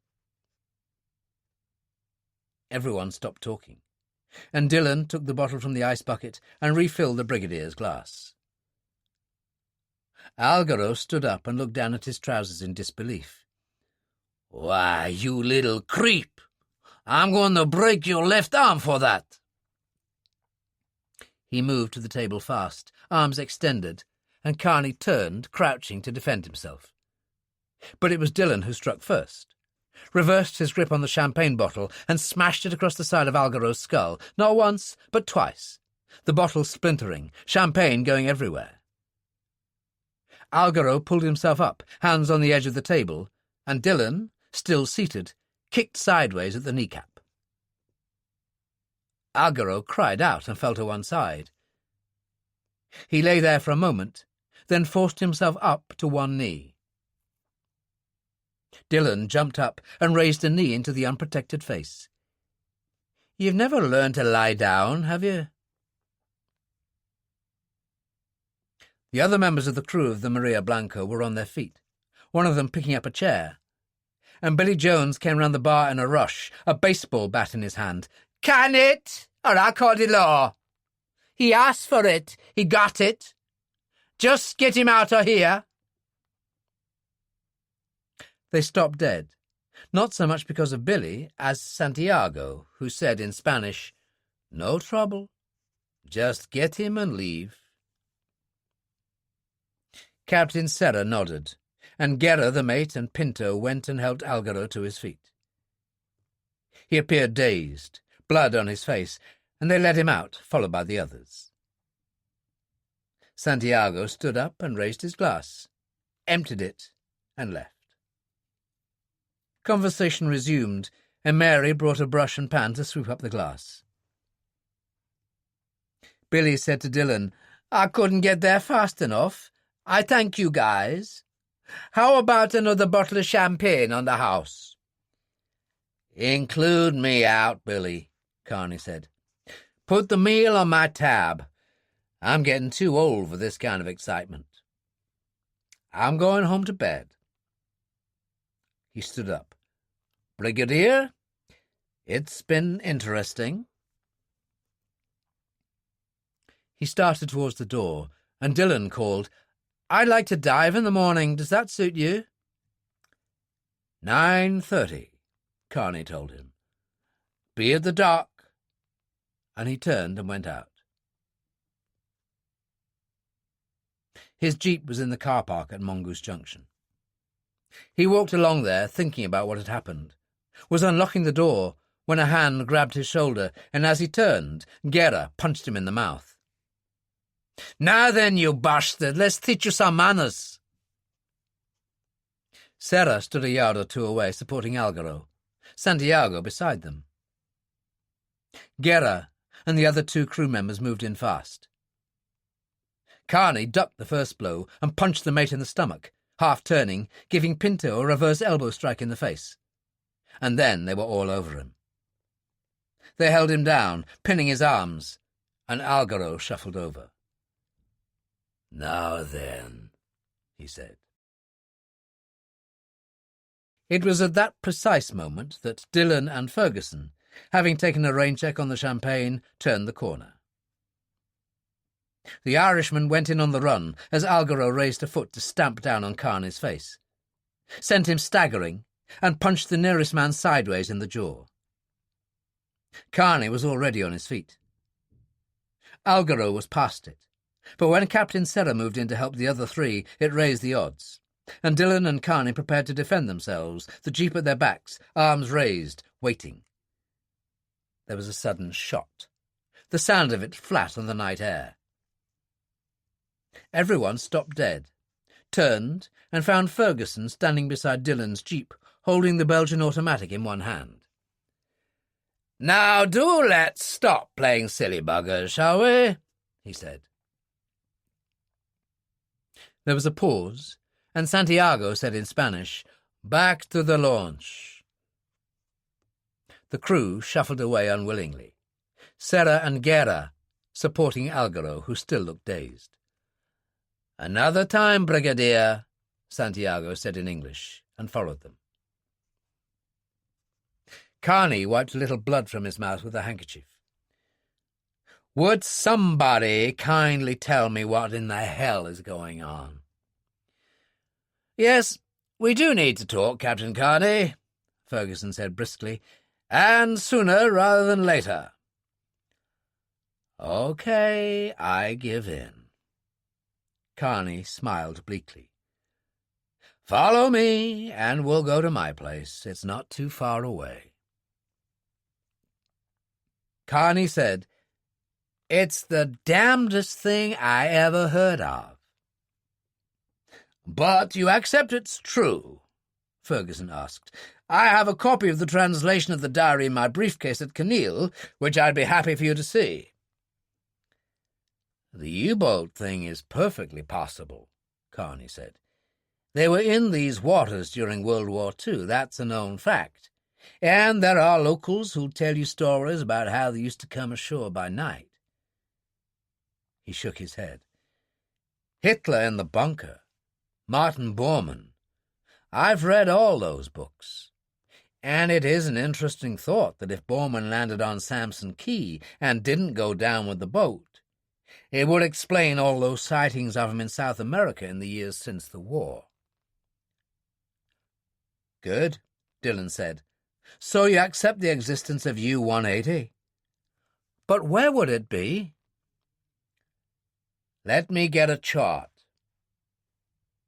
Carney went out and came back with one which he unrolled. It was the Virgin Islands chart for St. Thomas up to Virgin Gorda. "There's Samson Key, south of Norman Island and the British Virgins. If that hurricane twisted, which they sometimes do, and came in from an easterly direction, the U-boat would definitely be driven somewhere towards the west and south from St. John." "Ending where?" Ferguson said.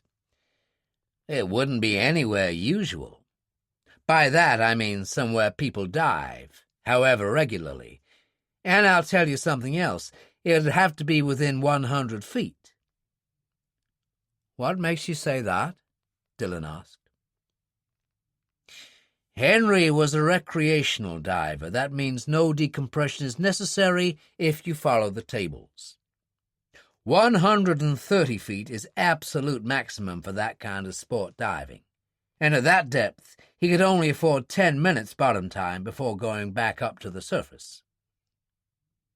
To examine the submarine and find the diary—" Carney shook his head. "It just wouldn't be possible. And Henry was 63 years of age. He knew his limitations." "So what are you saying?" "To discover the wreck, enter it, hunt around, and find that diary." Carney shrugged. "I'd say 30 minutes bottom time. So his depth would likely be 80 feet or so.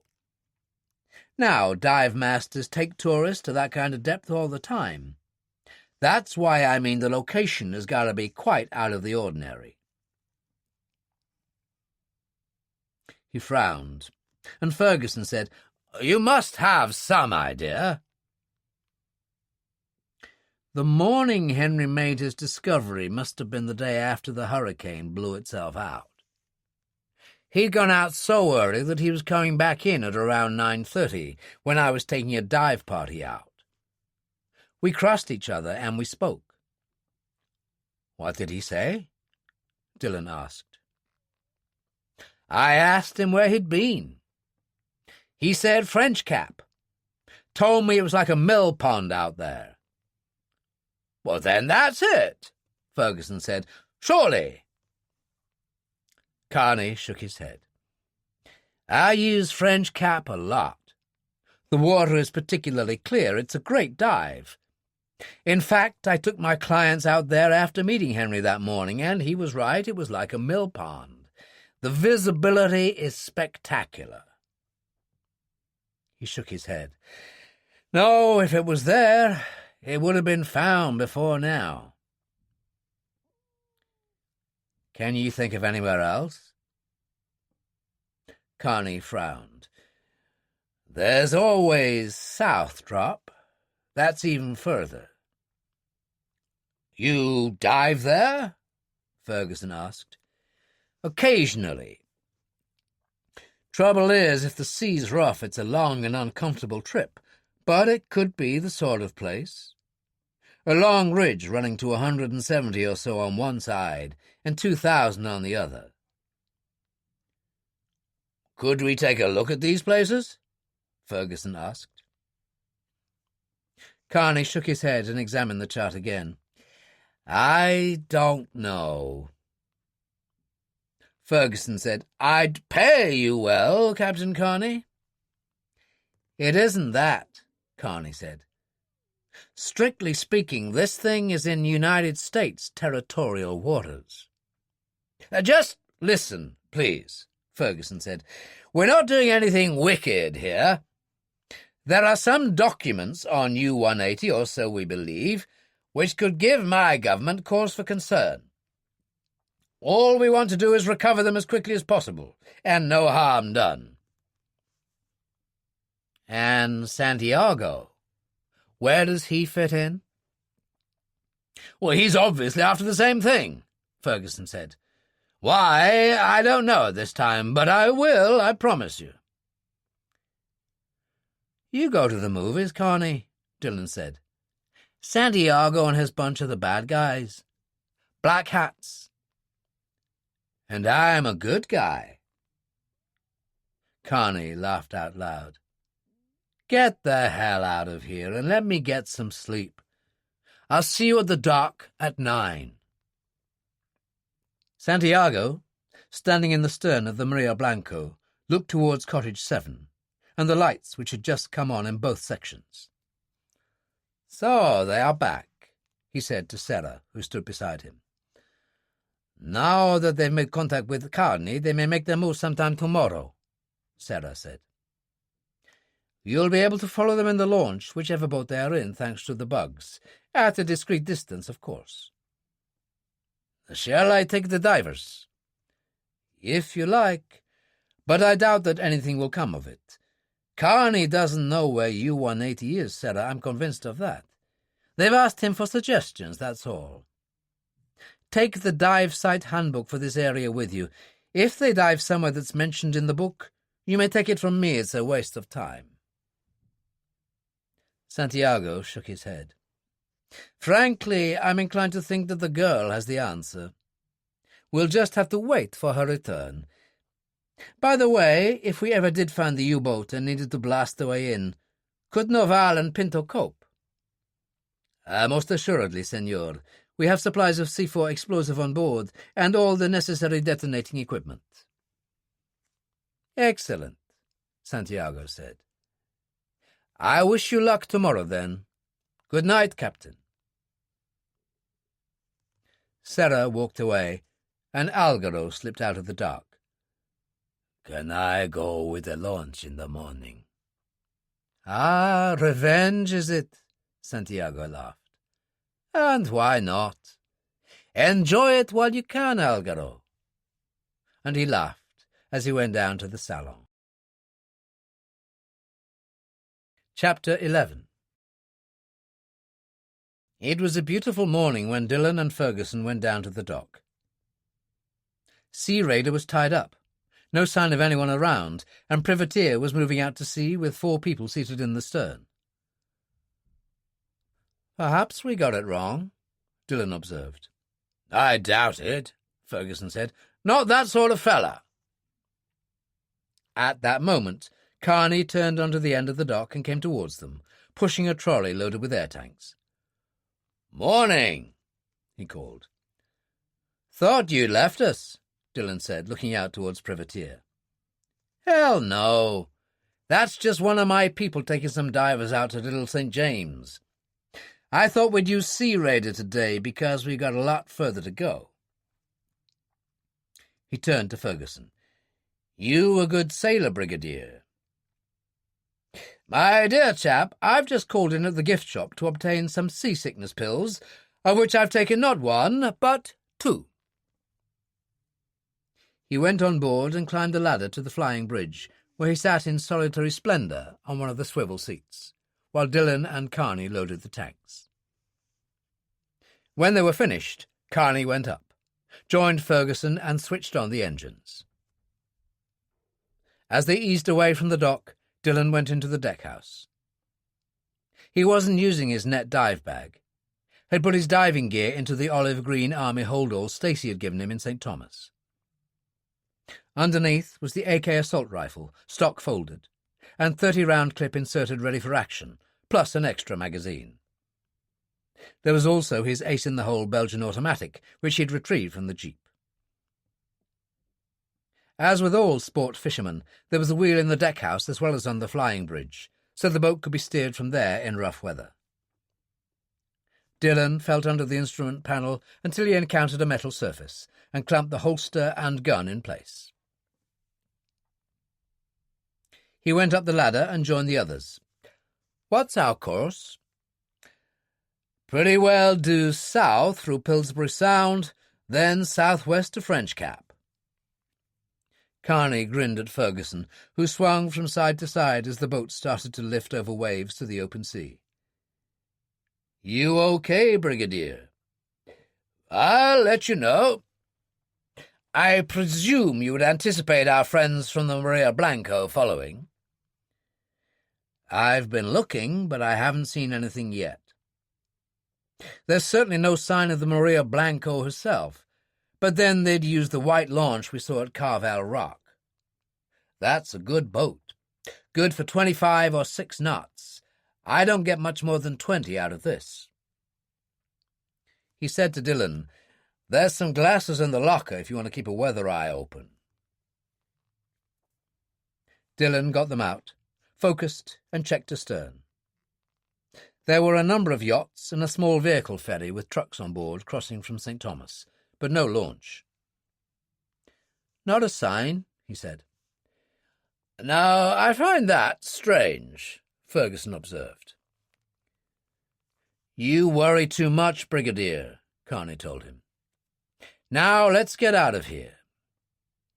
And he pushed the throttle forward and took Sea Raider out to open water fast. The launch was there, of course, but a good mile behind. Serra at the wheel, his eye occasionally going to the dark screen with the blob of light, showing what was the Sea Raider. Algaro stood beside him, and Noval and Pinto busied themselves with diving equipment in the stern.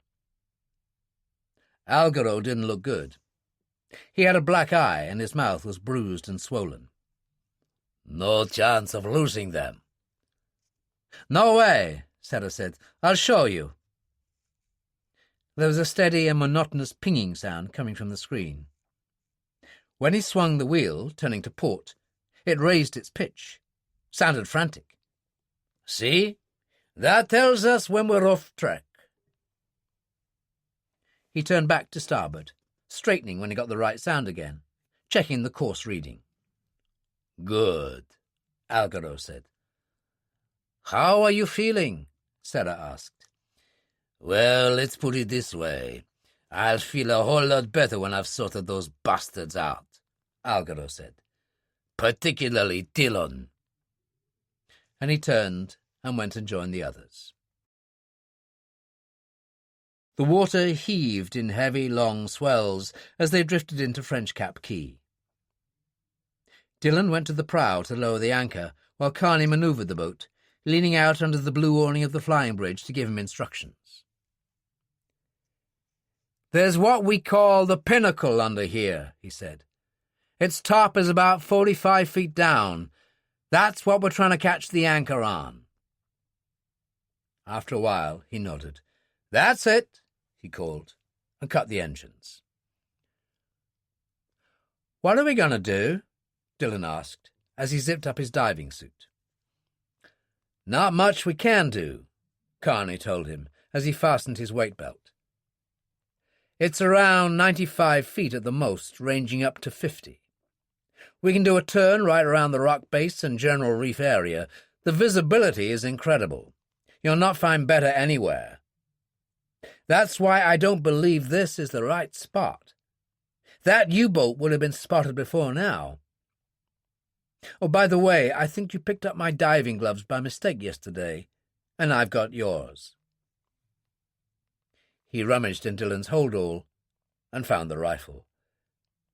"Dear God," he said, taking it out. "What's this?" "Insurance," Dillon said as he pulled on his fins. "An AK-47 is considerably more than that." Carney unfolded the stock and checked it. "I would remind you, Mr. Carney, that it was our friends who fired the first shot," Ferguson said. "You're familiar with that weapon?" "I was in Vietnam, Brigadier. I've used one for real." They make a real ugly, distinctive sound. I never hope to hear one fired again. Carney folded the stock, replaced the AK in the hold-all, and finished getting his diving gear on. He stepped awkwardly onto the diving platform at its rear and turned. "I'll see you down there," he said to Dillon, inserted his mouthpiece, and tumbled backwards. Sarah watched them from about a quarter of a mile away through a pair of old binoculars. Noval and Pinto stood ready in their diving suits. Algaro said, "What are they doing?" "They've anchored, and Dillon and Carney have gone down. There's just the brigadier on deck." "What do you want us to do?" Noval asked. "We'll go in very fast, but I won't anchor. We'll make it a drift dive. Catch them by surprise, so be ready to go." He pushed the launch up to 25 knots, and as it surged forward, Noval and Pinto got the rest of their equipment on. Carney hadn't exaggerated. There were all colours of coral, barrel and tube sponges, fish of every description. But it was the visibility that was so incredible. The water tinged with a deep blue, stretching into a kind of infinity. There was a school of horse-eyed jacks overhead, as Dillon followed Carney, and a couple of manta rays flapped across the sandy slope to one side. But Carney had also been right about the U-boat. No question that it could be on a site like this. Dillon followed him along the reef and the base of the rock, until finally Carney turned and spread his arms. Dillon understood the gesture, and swung round for the return to the boat, and saw Noval and Pinto ahead of them, and perhaps 20 feet higher. He and Carney hung suspended, watching them, and then the American gestured forward and led the way back to the anchor line. They paused there and looked up and saw the keel of the launch moving in a wide circle. Carney started up the line and Dillon followed him, finally surfacing at the stern. "When did they arrive?" Dillon asked Ferguson as he shrugged off his jacket and tank. "About 10 minutes after you went down. Roared up at a hell of a speed, didn't put the anchor down, simply dropped 2 divers over the stern." "We saw them." Dillon took his gear off and looked across at the launch. "There's Sarah, the captain, and our old chum Algaro glowering away." "They did a neat job of trailing us, I'll say that," Carney said. "Anyway, let's get moving." "Are we still going to try this South Drop place?" Dillon asked. "I'm game if you are. Haul up the anchor." Noval and Pinto surfaced beside the launch and heaved themselves in as Dillon went into the prow and started to pull in the anchor, only it wouldn't come. "I'll start the engine and try a little movement," Carney said. It made no difference, and Dillon looked up.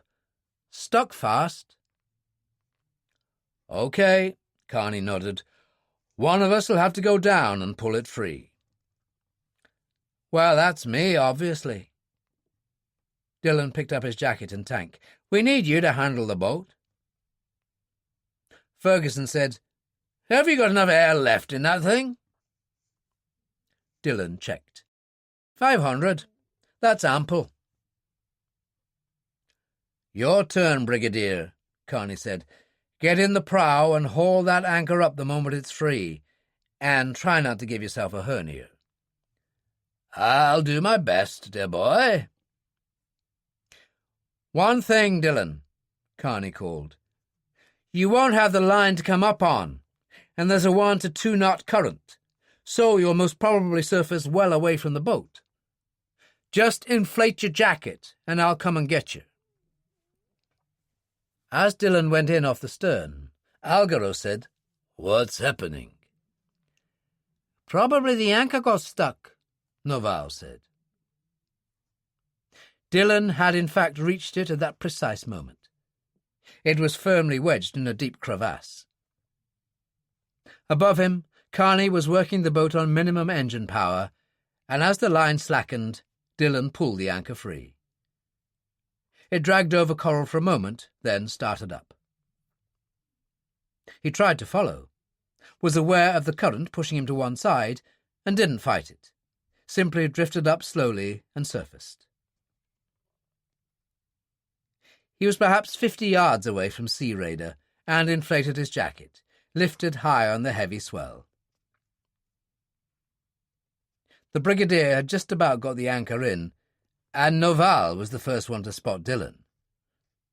"There he is!" "Wonderful." Algaro shouldered Sarah aside and took over the wheel. "I'll show him." He gunned the engine. The launch bore down on Dillon, who frantically swam to one side, just managing to avoid it.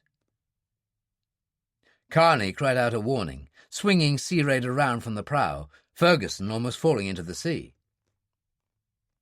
Dillon had his left hand raised, holding up the tube that allowed him to expel the air from his buoyancy jacket. The launch swerved in again, brushing him to one side. Algaro, laughing like a maniac, the sound cleared across the water, was turning in a wide circle to come in again. The Brigadier had the AK out of the hold-all, was wrestling with it when Carney came down the ladder, his hands sliding on the guardrails. "I know how those things work. You don't, Brigadier." He put it on full automatic, fired a burst over the launch. Sarah was wrestling with Algaro now, and Noval and Pinto had hit the deck. Carney fired another careful burst that ripped up some decking in the prow. By that time, Dillon had disappeared, and Sarah had taken over the wheel. He turned in a wide circle and took off at full speed. Ferguson surveyed the area anxiously. "Has he gone?" Dillon surfaced some little distance away, and Carney put down the AK, went into the lower wheelhouse and took the boat towards him. Dillon came in at the stern, and Carney hurried back to relieve him of his jacket and tank. "Jesus, but that was lively," Dillon said when he reached the deck. "What happened?" "Algaro decided to run you down," the Brigadier told him. Dillon reached for a towel and saw the AK. "I thought I heard a little gunfire." He looked up at Carney. "You?" "Hell, they made me mad," Carney said. "You still want to try South Drop?" "Why not?" Ferguson looked at the dwindling launch. "I don't think they'll be bothering us again." "Not likely." Carney pointed south. "Rain squall rolling in, and that's good, because I know where I'm going, and they don't." And he went up the ladder to the flying bridge. The launch slowed half a mile away, and Sarah raised the glasses to his eyes and watched Sea Raider disappear into the curtain of rain and mist. He checked the screen. "They're going south." "Where are they going? Any ideas?" Algaro asked. Sarah took the dive site handbook from a shelf, opened it and checked the map. "That was French Cap. The only one marked here further out is called South Drop." He riffled through the pages. "Here we are. There's a ridge at about 70 feet, around 160 or 70 on one side, and then it just drops on the other all the way to the bottom. Maybe 2,000. "Could that be it?" "I doubt it. The very fact that it's in the handbook means it's dived reasonably frequently." Noval said, "The way it works is simple. Dive masters only bring clients this far out in good weather. Any other kind and the trip is too long and rough, people get sick." He shrugged. "So a place like South Drop wouldn't get dived as often, but Captain Sarah is right. The fact that it's in the handbook at all makes it very unlikely the U-boat is there.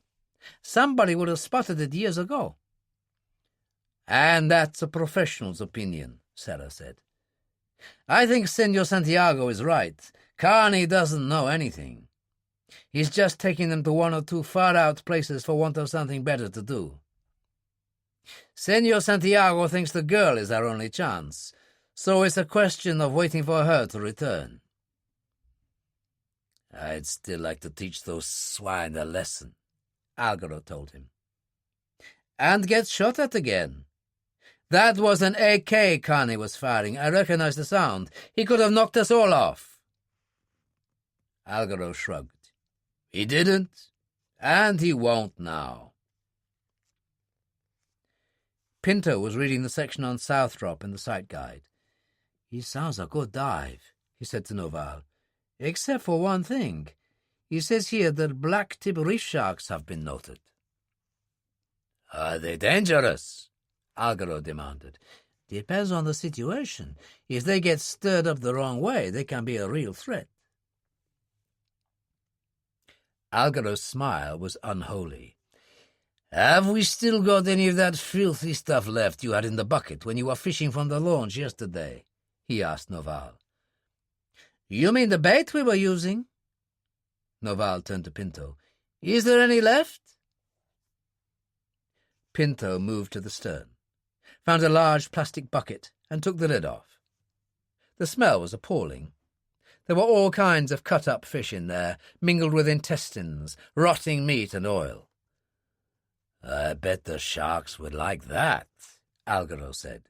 That would bring them in from miles around. Noval looked horrified. It would drive them crazy. Good. Then this is what we do. Algaro turned to Sarah. Once they've stopped, we close in through the rain nice and quietly. We're bound to home in on them with that electronic gadget, am I right? Sarah looked troubled. Yes, but... I don't want to hear any buts. We wait. Give them time to go down. Then we go in very fast, dump this shit over the side, and get the hell out of it. There was a smile of pure joy on his face. With any kind of luck, Dillon could lose a leg. The Sea Raider was at anchor, lifting in a heavy, rolling swell. Ferguson sat in the deckhouse watching as the other two got ready. Carney opened the deck locker and took out a long tube with a handle at one end. Is that what they call an underwater spear gun? Ferguson asked. No, it's a power gun. Carney opened a box of ammunition. What we call a power head. Some people use a shotgun cartridge. Me, I prefer a .45 ACP. Slide it on the rear chamber here, close her up nice and tight. There's a firing pin in the base. When I jab it against the target, the cartridge is fired. The bullet goes through, but the gases blast a hole the size of your hand. And good night, Vienna.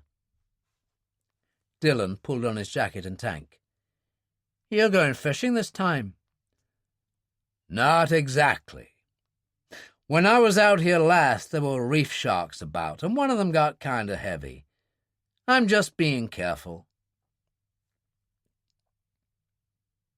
Dillon went in first, falling back off the diving platform, swam to the line, and went down very quickly. He turned at the anchor and saw Carney following, the power head in his left hand. He hovered about 15 feet above Dillon, beckoned, and started along the ridge, pausing on the edge of the drop. The water was gin clear, and Dillon could see a long way, the cliff vanishing way below. Carney beckoned again and turned across the reef to the shallower side. There was an eagle ray passing in slow motion in the far distance, and suddenly a reef shark crossed its path and passed not too far from them. Carney turned, made a dismissive gesture, and Dillon followed him to the other side. Ferguson, aware of the rain and the wind, moved into the deckhouse, found the thermos flask that was full of hot coffee, and poured himself a cup. He seemed to hear something, a muted throbbing, moved to the stern and stood there listening. There was a sudden roar as Serra pushed his engine up to full speed. The launch broke from the curtain of rain and cut across Sea Raider's prow. Ferguson swore, dropped the thermos flask and started for the AK in the hold-all in the deckhouse, aware of the men on the deck of the launch, the bucket emptying into the water.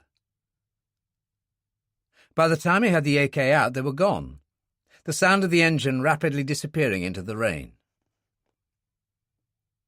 Dillon was aware of a something overhead, glanced up and saw the keel of the launch moving fast, and then the bait drifting down into the water. He hovered there, watching as a barracuda went in like lightning, tearing at a piece of meat. He was aware of a tug at his ankle, glanced down and saw Carney gesturing for him to descend. The American was flat on the bottom when Dillon reached him, and above them there was a sudden turbulence of the water, and a shark went in like a torpedo. Dillon lay on his back like Carney, looking up as another shark swerved in, jaws open. And then, to his horror, a third flashed in overhead. They seemed to be fighting amongst themselves, and one of them snapped at the barracuda, taking its entire body, leaving only the head to float down. Carney turned to Dillon, pointed across the ridge to the anchor line, motioned to keep low, and led the way. Dillon followed, aware of the fierce turbulence, glanced back and saw them circling each other now, and most of the bait had gone. He kept right behind Carney, and so low that his stomach scraped the bottom, only starting to rise as they reached the anchor. Something knocked him to one side with tremendous force. He bounced around as one of the sharks brushed past. It turned and started in again, and Carney, above him, a hand on the line, jabbed the powerhead. There was an explosion. The shark twisted away, leaving a trail of blood. The other two sharks circled it. Then one went in, jaws open. Carney tugged at Dillon's arm and started up the line. About halfway up, Dillon looked down. The third shark had joined in now, tearing at the wounded one, blood in the water like a cloud. Dillon didn't look back after that, surfaced at the dive platform beside Carney, and hauled himself on board, tank and all. He sat on deck, laughing shakily. "Does that happen often?" "There's a first time for everything." Carney took his tank off. "Nobody tried to do that to me before." He turned to Ferguson. "Presumably that was the launch? I expect the bastard came in on low power, then went up to full speed at the last minute." "Well, that's it exactly. By the time I got to the AK, they were away," Ferguson said. Carney dried himself and put on a T-shirt. "I'd sure like to know how they managed to follow us, though, especially in this rain and mist." He went and hauled in the anchor, and Dillon said, "I should have told you, Brigadier. I have my ace in the hole stood under here. Maybe you could have got to it faster." He ran his hand under the instrument panel to find it, and his fingers brushed against the bug. He detached it and held it out to Ferguson in the palm of his hand. "Well now," Ferguson said, "we're into electronic wizardry, are we?" "What in the hell have you got there?" Carney demanded, as he came round from the prow. Dillon held it out. "Stuck under the instrument panel on a magnet. We'd been bugged, my old son. No wonder they were able to keep track of us so easily. They probably did the same thing to privateer in case we used that." "But she stayed close inshore this morning." "Exactly. Otherwise they might have got confused." Carney shook his head. "You know, I'm really going to have to do something about these people." And he went up the ladder to the flying bridge.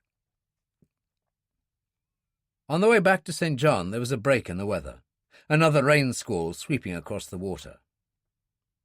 The launch was well ahead of it, pulled in beside the Maria Blanco, and Serra and Algaro went up the ladder and found Santiago in the stern under the awning. "You look pleased with yourself," he said to Algaro. "Have you been killing people again?" "I hope so." Algaro related the morning's events. When he finished, Santiago shook his head. "I doubt whether Dillon sustained any lasting damage. This Carney man knows his business too well." He sighed. "We are wasting our time. There's nothing to be done until the girl returns. We'll run over to Samson Key. I am tired of this place. How long will it take, Sarah?" 2 hours, senor, maybe less. There's a squall out there off Pillsbury Sound, but it's only temporary." "Good. We'll leave at once. Let Prieto know we're coming." Sarah turned away, and Santiago said, "Oh, and by the way, phone up one of your fishermen friends in Cruz Bay. I want to know the instant that girl turns up." The squall was quite ferocious, driving rain before it in a heavy curtain, but having a curious smoothing effect on the surface of the sea. Carney switched off the engines and came down the ladder and joined Ferguson and Dillon in the deckhouse. "Best to ride this out. It won't last long." He grinned.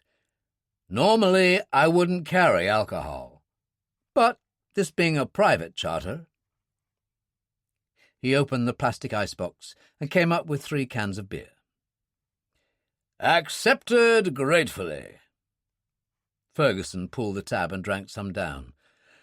"God, but that's good." "There are times when an ice-cold beer is the only thing," Carney said. "Once in Vietnam, I was in a unit that got mortared real bad. In fact, I've still got fragments in both arms and legs, too small to be worth fishing out. I sat on a box in the rain eating a sandwich while a Corps man stitched me up, and he was out of morphine. I was so glad to be alive I didn't feel a thing. Then someone gave me a can of beer. Warm beer, mind you." "But nothing ever tasted as good," Dillon said. "Until the smoke cleared and I saw a guy sitting against a tree with both legs gone." Carney shook his head. "God, how I came to hate that war." "After my time, I went to Georgia State on the Marines. When Nixon came and the police turned up to beat up the anti-war demonstrators, all us veterans wore white T-shirts with our medals pinned to them to shame them."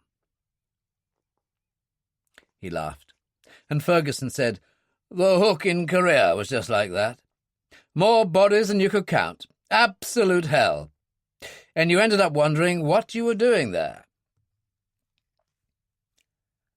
Heidegger once said that for authentic living, what is necessary is the resolute confrontation of death, Dillon told them. Carney laughed harshly. "I know the works of Heidegger. I took a Bachelor of Philosophy degree at Georgia State, and I'll tell you this.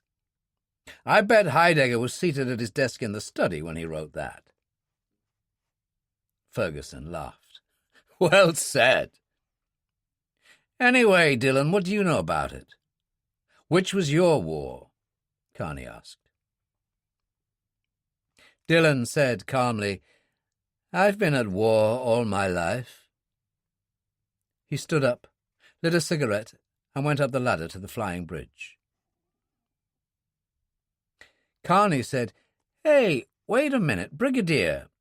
That discussion we had about the Irish Army last night at Jenny's place, when I made a remark about the IRA, is that what he is? One of those gunmen you read about?"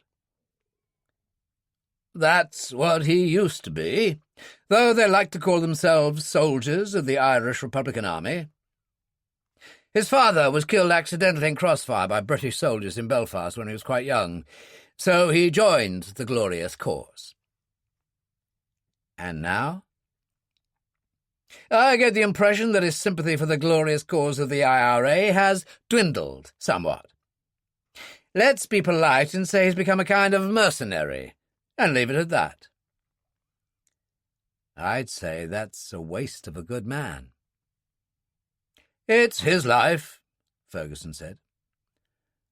I suppose so. Carney stood up. Clearing now. We better go. He went up the ladder to the flying bridge. Dillon didn't say a word, simply sat there in the swivel chair smoking. And Carney switched on the engines and took the Sea Raider in towards St. John. It was perhaps 10 minutes later that Carney realised that the motor yacht bearing down on them was the Maria Blanco. "Well, damn me," he said. "Our dear old friend Santiago. They must be moving on to Samson Key." Ferguson climbed the ladder to the flying bridge to join them, and Carney took the Sea Raider in so close that they could see Santiago in the stern with Algaro. Carney leaned over the rail and called, "Have a nice day!" and Ferguson lifted his Panama. Santiago raised his glass to them and said to Algaro, "What did I tell you, you fool? The sharks probably came off worst." At that moment, Sarah came along from the radio room and handed him the portable phone.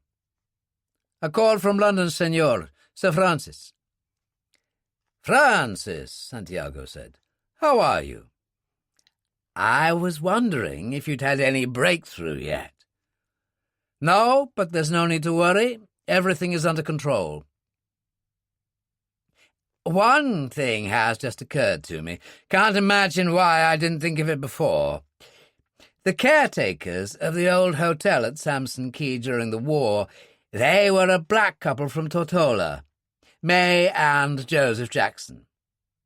She died years ago, but he's still around. About 72, I think. Last time I saw him, he was running a taxi on the quay." "I see," Santiago said. "I mean, he was there when my mother arrived, and then Borman. You take my point? Sorry, I should have thought of it before." "You should, Francis. But never mind, I'll attend to it."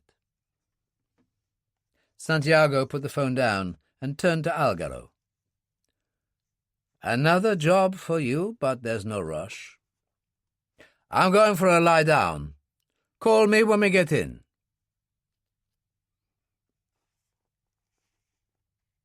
Later in the afternoon, Dillon was lying on a sun lounger on the terrace when Ferguson appeared. "I've just had a thought," the brigadier said. "This millionaire's retreat at Samson Key might be rather fun to have dinner there. Beard the lion in his den." "Sounds good to me," Dillon said. "We could fly over if you like. There's the airstrip. I passed over it on my way here, and that Cessna of mine can put down on land as well as water." "Perhaps we can persuade Carney to join us. Ring the front desk on your cellular phone. Get the number and ask for the general manager's name." Which Dillon did, writing the details down quickly. "There you go. Carlos Prieto." Within 2 minutes, Ferguson was speaking to the gentleman. "Mr. Prieto, Brigadier Charles Ferguson here. I'm staying at Kinneil. One of my friends has a float plane here, and we thought it might be rather fun to fly over this evening and join you for dinner. It's a dual-purpose plane we could put down on your airstrip. There would be 3 of us." "I regret, Brigadier, but dining facilities are reserved for our residents." "What a shame. I'd so hate to disappoint Mr. Santiago." There was a slight pause. "Mr. Santiago was expecting you." "Check with him. Do." "A moment, Brigadier." Prieto phoned the Maria Blanco, for Santiago always preferred to stay on board when at Samson Key. I'm sorry to disturb you, senor, but does the name Ferguson mean anything to you? Brigadier Charles Ferguson. He is on the telephone from Canil. He wishes to fly over in a float plane, 3 of them for dinner. Santiago laughed out loud. Excellent, Prieto, marvellous. I wouldn't miss it for the world. Prieto said, We look forward to seeing you, Brigadier. At what time may we expect you? 6:30 or 7. Excellent. Ferguson handed the cellular phone back to Dillon. Get hold of Carney and tell him to meet us at Jenny's place at 6 in his best bib and tucker. We'll have a cocktail and wing our way to Samson Key. Should be a jolly evening, he said, and went out. Chapter 12. It was 7 o'clock in the evening when Jenny Grant reached Paris and Charles de Gaulle Airport. She returned the hire car, went to the British Airways reservation desk and booked on the next flight to London. It was too late to connect with any flight to Antigua that day, but there was space the following morning on the 9 a.m. flight from Gatwick, arriving in Antigua just after 2 in the afternoon. And they even booked her on an onward flight to St. Thomas, on one of the Liat inter-island service planes. With luck, she would be in St. John by early evening. She waited for her tickets, went and booked in for the London flight so that she could get rid of her luggage. She went to one of the bars and ordered a glass of wine. Best to stay overnight at Gatwick, at one of the airport hotels. She felt good for the first time since she'd heard the news of Henry's death. Excited as well, and couldn't wait to get back to St. John to see if she was right. She went and bought a phone card at one of the kiosks, found a telephone, and rang Jenny's place at Cruz Bay. It was Billy Jones who answered. Billy? It's me, Jenny. My goodness, Miss Jenny, where are you? At Paris. I'm at the airport. It's nearly 7:30 in the evening here. I'm coming back tomorrow, Billy, by way of Antigua, then Liat up to St. Thomas. I'll see you around 6. That's wonderful. Mary will be thrilled. Billy, has a man called Sean Dillon been in to see you? I told him to look you up. He sure has. He's been sailing around with Bob Carney, he and a Brigadier Ferguson. In fact, I just heard from Bob. He tells me they're meeting in here, the 3 of them, for a drink at 6 o'clock. Good. Give Dillon a message for me. Tell him I'm coming back because I think I might know where it is. Where what is? Billy demanded. Never mind. Just you give him that message. It's very important. She put the phone down, picked up her hand luggage and, still full of excitement and elation, passed through security into the International Lounge. Ferguson and Dillon parked the jeep in the car park at Mongoose Junction and walked along to Jenny's place. In blazer and guard's tie, the Panama at a suitable angle, the Brigadier looked extremely impressive. Dillon wore a navy blue silk suit, a white cotton shirt buttoned at the neck. When they entered Jenny's place, the bar was already half full with the early evening trade. Bob Carney leaned on the bar wearing white linen slacks and a blue shirt, a blazer on the stool beside him. He turned and whistled. A regular fashion parade. Thank God I dressed. Well, we are meeting the devil face to face, in a manner of speaking. Ferguson laid his Malacca cane on the bar. In the circumstances, I think one should make an effort. Champagne, innkeeper, he said to Billy. I thought that might be what you'd want. I got a bottle of Paul Roger on ice right here. Billy produced it from beneath the bar and thumbed out the cork. Now, the surprise I've been saving. And what's that? Carney asked. Miss Jenny was on the phone from Paris, France. She's coming home. Should be here right about this time tomorrow. "That's wonderful," Carney said. Billy filled 3 glasses. "And she gave me a special message for you, Mr. Dillon." "Oh, and what would that be?" Dillon inquired. "She said it was important. She said to tell you she's coming back because she thinks she might know where it is." "Does that make any kind of sense to you? Because it sure as hell doesn't to me." "All the sense in the world." Ferguson raised his glass and toasted the others. "To women in general, gentlemen, and Jenny Grant in particular. Bloody marvellous." He emptied his glass. "Good. Into battle." And he turned and led the way out. Behind them, the bearded fisherman who had been sitting at the end of the bar listening got up and left. He walked to a public phone just along the waterfront, took out the piece of paper Sarah had given him, and rang the Maria Blanco. Santiago was in his cabin getting ready for the evening when Sarah hurried in carrying the phone. "What on earth is it?" Santiago demanded. "My informant in St. John. He just heard Dillon and his friends talking to Jones, the bartender at Jenny's place. Apparently she was on the phone from Paris, will be in St. John tomorrow evening." "Interesting," Santiago said. "Now that's not all, senor. She sent a message to say to Dillon that she was coming back because she thinks she might know where it is." Santiago's face was very pale, and he snatched the phone. "Santiago here. Now repeat your story to me." He listened, and finally said, "You've done well, my friend. You'll be taken care of. Continue to keep your eyes open." He handed the portable phone to Sarah. "You see, everything comes to he who waits." And he turned back to the mirror.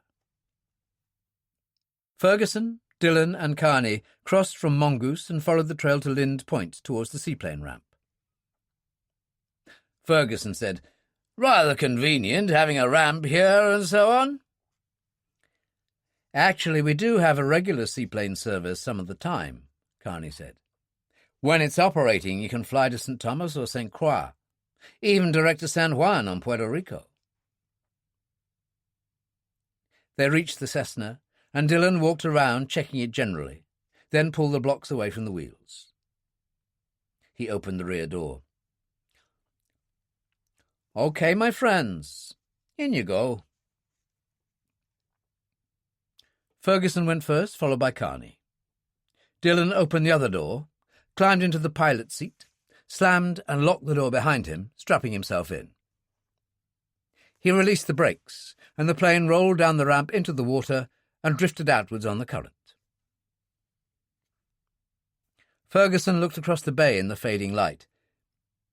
"Beautiful evening, but I've been thinking, we'll be flying back in darkness." "No, it's a full moon tonight, Brigadier," Carney told him. "I checked the weather forecast," Dillon added. "Clear, crisp night, perfect conditions. The flight shouldn't take more than 15 minutes. Seatbelts fastened, life jackets under the seat." He switched on. The engine coughed into life. The propeller turned. He taxied out of harbour, checked to make sure there was no boat traffic, and turned into the wind. They drifted up into the air and started to climb, levelling out at 1,000 feet. They passed over part of the southern edge of St. John, then Reef Bay, and finally Ram Head, before striking out to sea towards Norman Island, Samson Key perhaps 4 miles south of it. It was a flight totally without incident, and exactly 15 minutes after leaving Cruz Bay, he was making his first pass over the island. The Maria Blanco was lying in the harbour below, 300 yards offshore, and there were a number of yachts, still a few people on the beach in the fading light. "A real rich folks' hideaway," Bob Carney said. "Is that so?" Ferguson said. unimpressed. "Well, I hope they do a decent meal. That's all I'm interested in." Carlos Prieto came out of the entrance to reception and looked up as the Cessna passed overhead. There was an ancient Ford station wagon parked at the bottom of the steps, an aging black man leaning against it. Prieto said, "There they are, Joseph. Get up to the airstrip and bring them in." "Right away, sir." Joseph got behind the wheel and drove off. As Prieto turned to go inside, Algaro emerged. There you are. I've been looking for you. Do we have an old black somewhere around called Jackson? Joseph Jackson." "We certainly do. He was the driver of that station wagon that just drove off. He's gone to the airstrip to pick up Brigadier Ferguson and the others. Do you need him for anything important?" "It can wait," Algaro told him, and went back inside. Dillon put the Cessna down for a perfect landing, taxied towards the other end of the airstrip, turning into the wind, and switched off. "Not bad, Dillon," Ferguson told him. "You can fly a plane, I'll grant you that." "You've no idea how good that makes me feel," Dillon said. They all got out, and Joseph Jackson came to meet them. "Car waiting right over here, gents. I'll take you down to the restaurant. Joseph's the name, Joseph Jackson. Anything you want, just let me know. I've been around this island longer than anybody." "Indeed," Ferguson said. "I don't suppose you were here in the war. I understand it was unoccupied." "That ain't so," Jackson said. "There was an old hotel here, belonged to an American family, the Herberts. The hotel was unoccupied during the war, but me and my wife, May, we came over from Tortola to look after things." They had reached the station wagon, and Ferguson said, "Herbert, you say? They were the owners?" "Miss Herbert's father. He gave it to her as a wedding present, and then she married a Mr. Vale." Jackson opened the rear door for Ferguson to get in. "And then she had a daughter." Dillon sat beside Ferguson, and Carney took the front seat beside Jackson. The old boy was obviously enjoying himself. "So Miss Herbert became Mrs. Vale, who had a daughter called Miss Vale," Dillon said. Jackson started the engine and cackled out loud. "Only Miss Vale then became Lady Pema. What do you think of that? A real English lady, just like the movies." "Switch off that engine," Ferguson ordered. Jackson looked bewildered. "Did I say something?" Bob Carney reached over and turned the key. Ferguson said, "Miss Vale became Lady Pema? You're sure?" "I knew her, didn't I? She came here at the end of the war with her baby, little Francis. That must have been in April 45. There was a heavy silence. Dillon said, "Was anyone else here at the time?" "A German gent named Strasser. He just turned up one night. I think he got a fishing boat to drop him off from Tortola. But Lady Pema, she was expecting him." "And Sir Joseph?" "He came over from England in June. Mr. Strasser, he moved on. The Pemas left and went back to England after that. Sir Joseph, he used to come back, but that was years ago when the resort was first built." "And Sir Francis Pema?" Ferguson asked. "Little Francis?" Jackson laughed. "He growed up real fine. I seen him here many times. Can we go now, gents?" "Of course," Ferguson said. Jackson drove away. Dillon took out a cigarette, and no one said a word until they reached the front entrance. Ferguson produced his wallet, extracted a £10 note, and passed it to Jackson. "My thanks." "And I thank you," Jackson told him. "I'll be ready for you gents when you want to go back." The three of them paused at the bottom of the steps. Dillon said, "So now we know how Santiago comes to be so well informed." "God in heaven," Ferguson said. "A minister of the Crown, and one of the oldest families in England."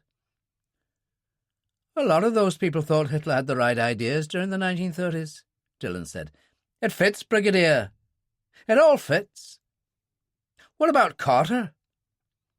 "The British Secret Service was unfortunate enough to employ dear old Kim Philby, Burgess, MacLean, all of whom also worked for the KGB and sold us down the river to communism without a moment's hesitation.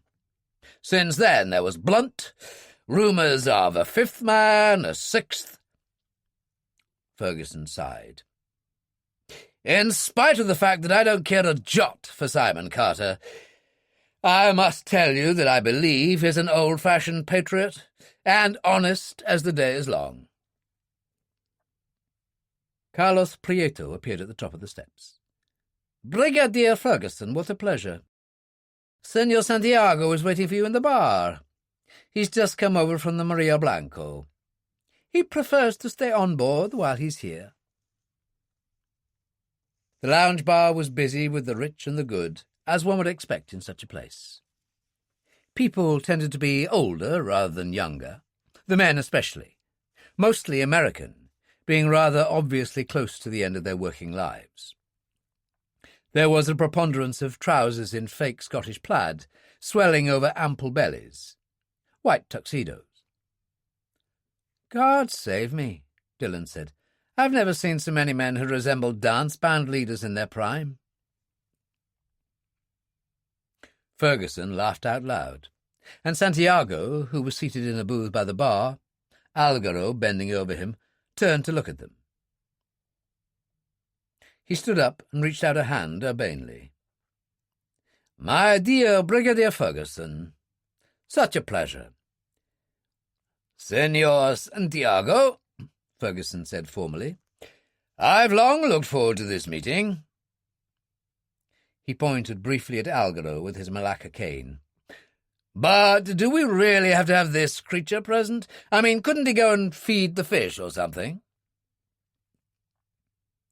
Algaro looked as if he would have liked to kill him on the spot, but Santiago laughed out loud. "Poor Algaro! An acquired taste, I fear." "The little devil." Dillon wagged a finger at Algaro. "Now go and chew a bone or something, there's a good boy."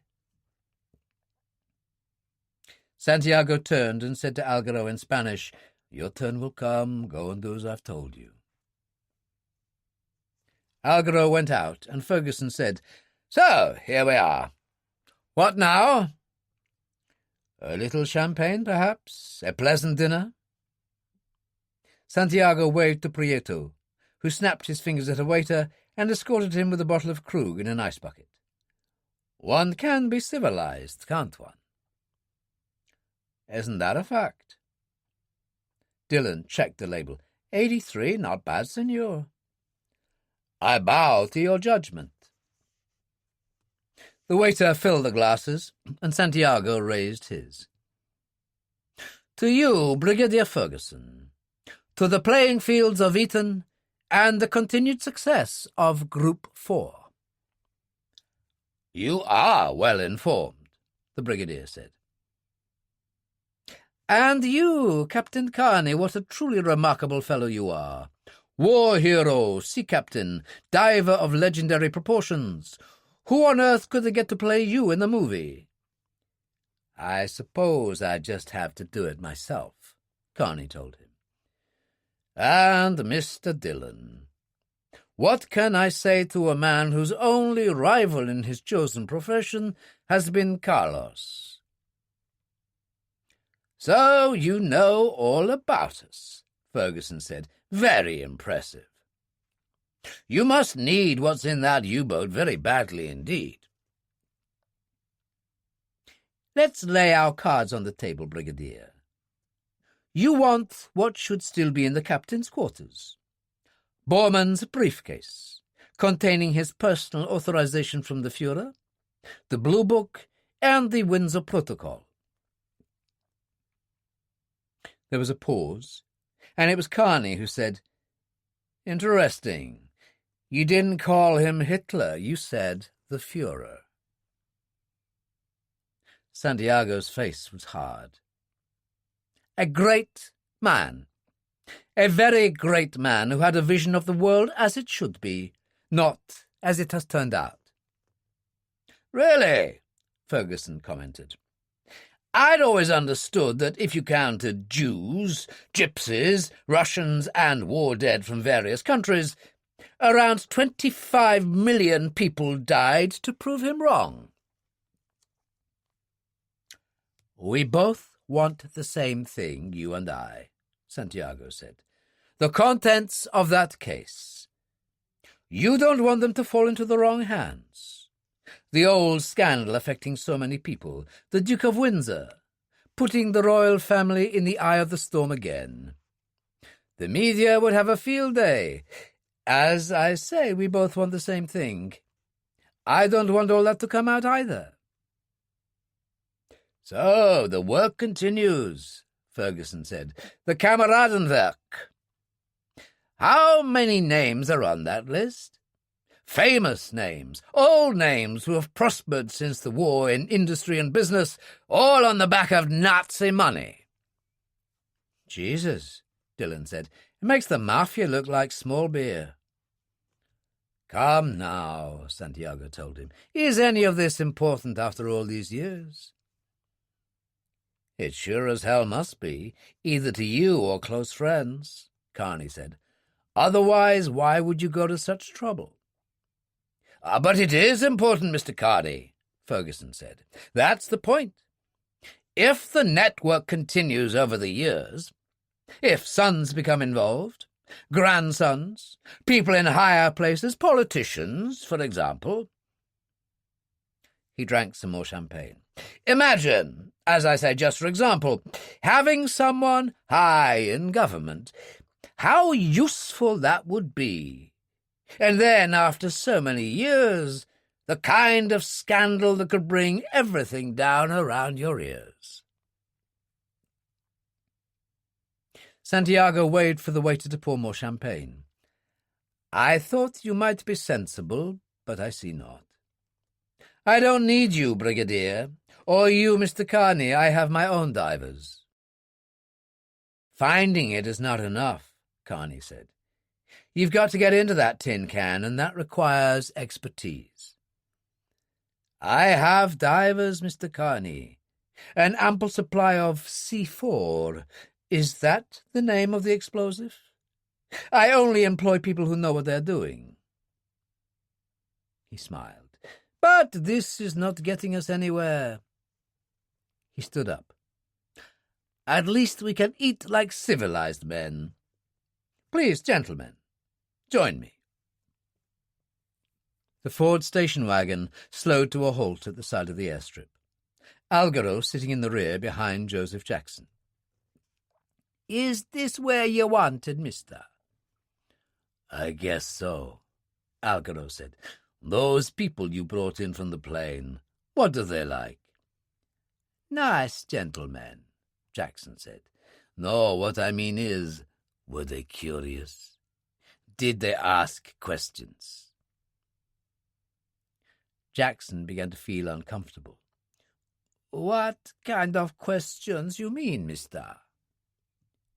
"Let's put it this way," Algaro told him. "They talked, and you talked. Now, about what?" "Well, the English gentleman, he was interested in the old days. I told him how I was caretaker here in the Herbert place during the big war with my wife." "And what else did you tell him?" Nothing, mister, I swear." Jackson was frightened now. Algaro put a hand on the back of his neck and squeezed. "Tell me, damn you." "It was nothing much, mister." Jackson struggled to get away. "About the Paymers." "The Paymers?" "Yes, Lady Paymer and how she came here at the end of the war." "Tell me," Algaro said. "Tell me everything." He patted him on the side of the face. "It's all right. Just tell the truth." Which Jackson did. And when he was finished, Algaro said, "There, that wasn't too bad, was it?" He slid an arm across Jackson's throat, put his other hand on top of his head, and twisted, breaking the neck so cleanly that the old man was dead in a second. He went round, opened the door, and pulled the body out. He positioned it with the head just under the car by the rear wheel, took out a flick knife, sprung it, and stabbed the point into the rear offside tyre so that it deflated.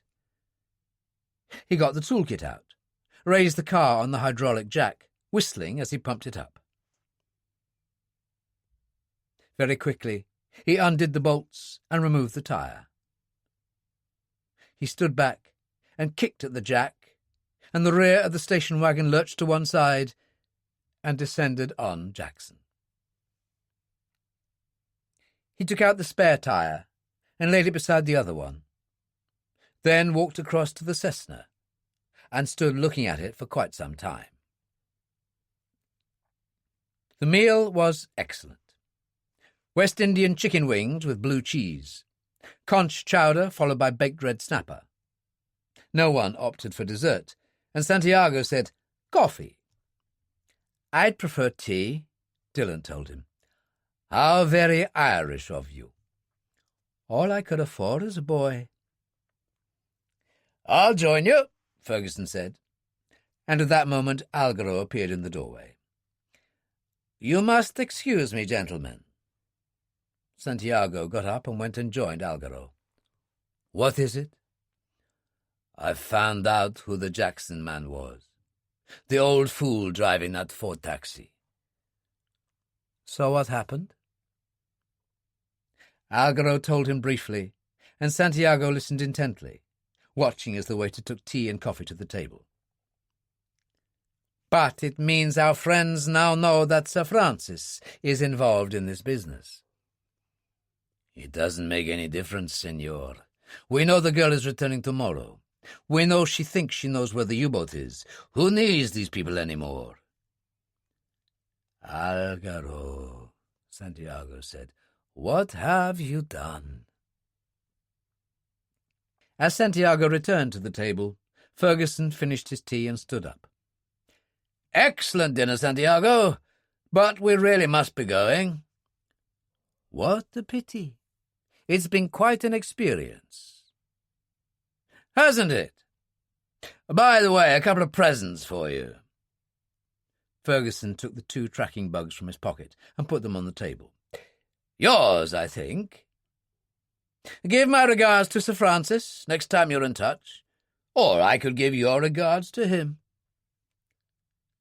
"How well you put it," Santiago said, and sat down.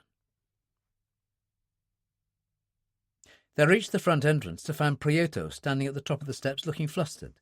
"I'm so sorry, gentlemen, but I've no idea what's happened to the taxi." "It's of no consequence," Ferguson said. "We can walk there in 5 or 6 minutes. Good night to you. Excellent meal." And he went down the steps. It was Carney who noticed the station wagon just as they reached the airstrip. "What's he doing over there?" he said, and called, "Jackson!" There was no reply. They walked across and saw the body at once. Dillon got down on his face and got as close as he could. He stood up, brushing his clothes. "He's been dead for some time." "The poor bastard," Carney said. "The jack must have toppled over." "A remarkable coincidence," Ferguson said. "Exactly." Dillon nodded. He tells us all about Francis Paymer, and bingo, he's dead. Just a minute, Carney put in. I mean, if Santiago knew about the old boy's existence, why leave it till now? I'd have thought he'd got rid of him a lot earlier than this. But not if he didn't realise he existed, Ferguson said. Dillon nodded. Until somebody told him. Somebody who's been feeding all the other information he needed. You mean this guy Paymer? Carney asked. Yes. Isn't it perfectly dreadful? Ferguson said. Just shows you can't trust anyone these days. Now let's get out of here. He and Carney got in the rear seats and strapped themselves in. Dillon got a torch from the map compartment and did an external inspection. He came back, climbed into the pilot's seat and closed the door. Everything looks all right. I don't think he'll want to kill us yet, Ferguson said. All the other little pranks have been aggravation, but he still needs us to hopefully lead him to that U-boat. So let's get going. There's a good fellow, Dillon.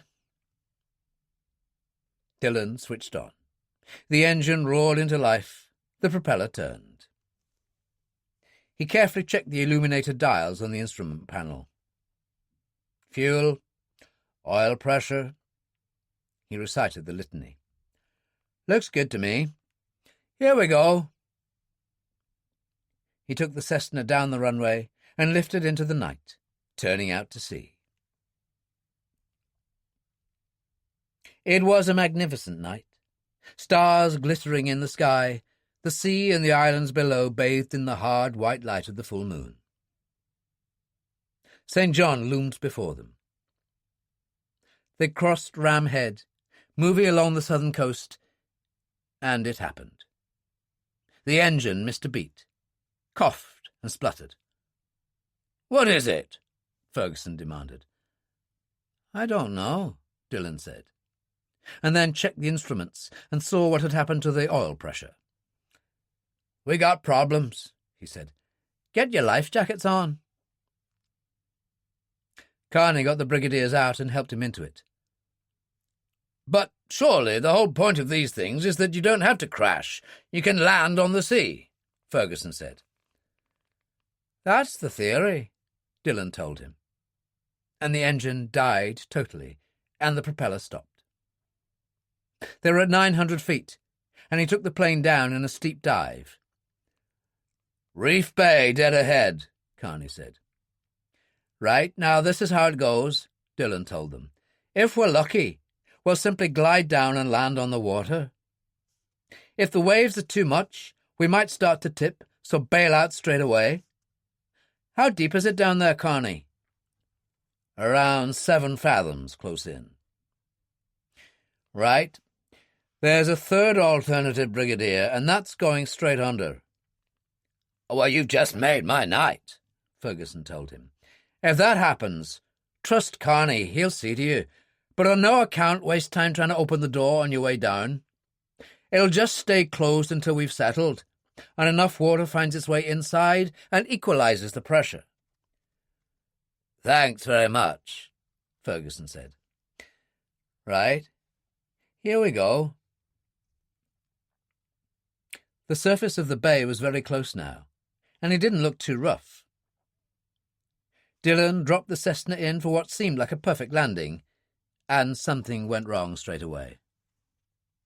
The plane lurched forward sluggishly, not handling at all, then tipped and plunged beneath the surface, nose down. The water was like black glass. They were already totally submerged and descending, still plenty of air in the cabin, the lights gleaming on the instrument panel. Dillon felt the water rising up over his ankles, and suddenly it was waist-deep, and the instrument panel lights went out. Christ almighty! Ferguson cried. Carney said, I've unbuckled your belt. Be ready to go any second now.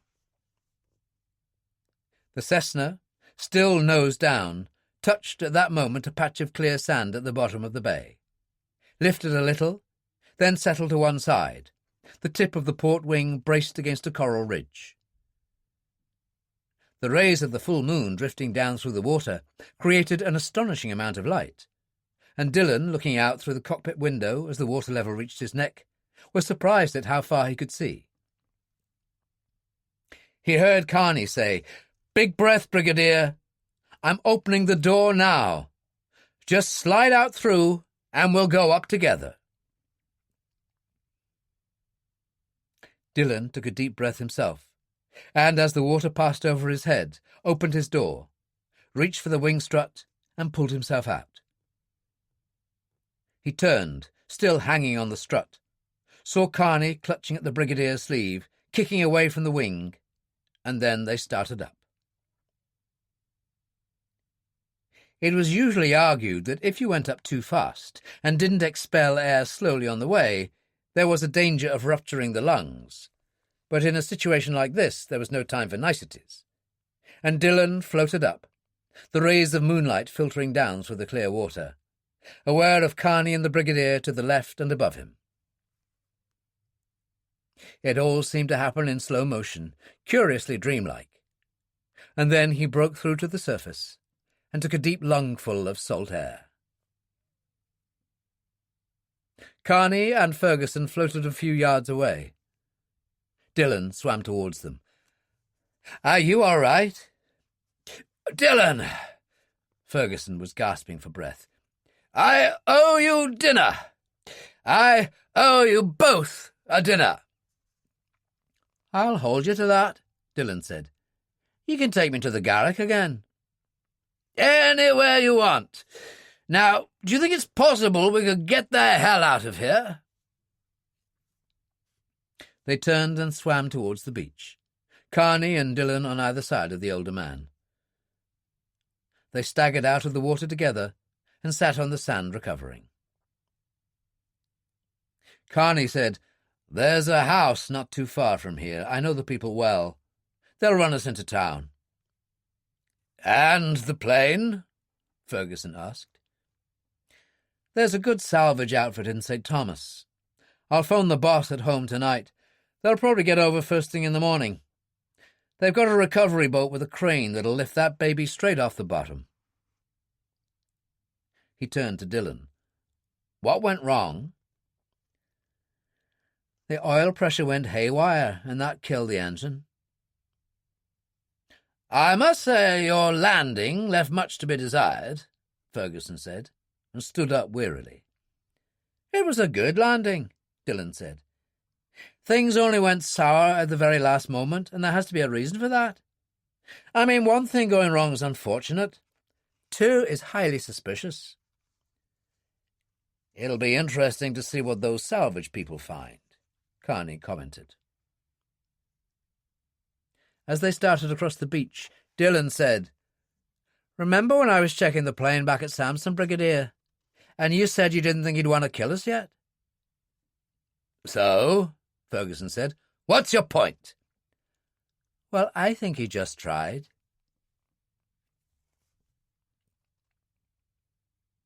The man Kearney knew at the house nearby got his truck out and ran them down to Mongoose, where they went their separate ways, Kearney promising to handle the salvaging of the plane and to report back to them in the morning. Back at the cottage at Kinneil, Dillon had a hot shower, standing under it for quite some time, thinking about things. Finally he put on a robe, poured himself a glass of champagne, and went and stood on the terrace in the warm night. He heard his door open, and Ferguson came in. "Ah, there you are." He too wore a robe, but also had a towel around his neck. "I'll take a glass of that, dear boy. And also the phone. What time is it?" "Just coming up to midnight." 5 o'clock in the morning in London. Time to get up." And Ferguson dialed the number of Detective Inspector Jack Lane's flat. Lane came awake with a groan, switched on the bedside lamp and picked up the phone. "Lane here." "It's me, Jack," Ferguson told him. "Still in bed, are we?" "For God's sake, sir, it's only 5 o'clock in the morning." What's that got to do with it? I've got work for you, Jack. I've discovered how our friend Santiago has managed to stay so well informed. Really, sir? Lane was coming awake now. Would you believe Sir Francis Paymer? Good God! Lane flung the bedclothes to one side and sat up. But why? Ferguson gave him a brief account of what had happened, culminating in old Joseph Jackson's revelations and the plane crash. Lane said, It's difficult to believe. Isn't it? Anyway, give the Paymer family the works, Jack. Where did old Sir Joseph's money come from? How does Sir Francis manage to live like a prince? Use all the usual sources. What about the deputy director, sir? Do I inform him in any way?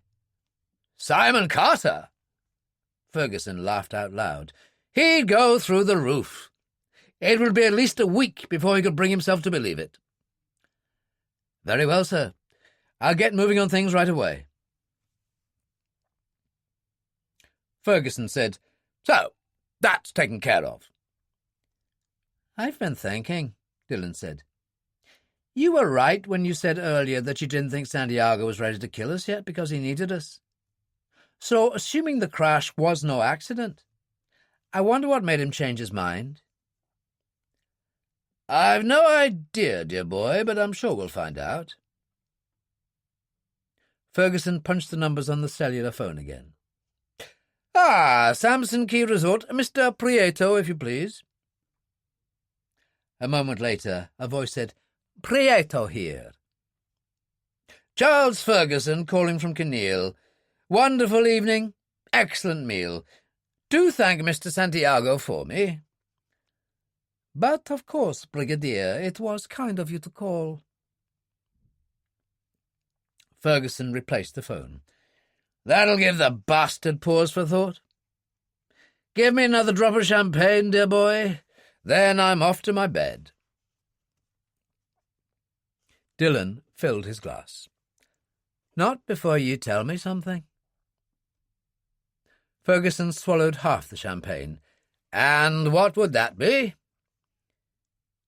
You knew you'd be coming to St. John from the beginning. Booked your accommodation at the same time you booked mine. And that was before I got here, before it became apparent that Santiago knew my name and who I was and why I was here. Which means what? Dillon said, You knew Paymer was up to no good before I left London. True, Ferguson said. I just didn't have any proof. But how did you know? Process of elimination, dear boy. After all, who knew about the affair at all? Henry Baker, the girl, Admiral Travers, myself, Jack Lane, you, the Prime Minister. Every one of you could be instantly discarded. Which only left Carter and Paymer. Sounds like an old-fashioned variety act, doesn't it? Carter, as I told you earlier, and based on my past experience of the man, is totally honest. Which left the good Sir Francis. Exactly. And that seemed absurd.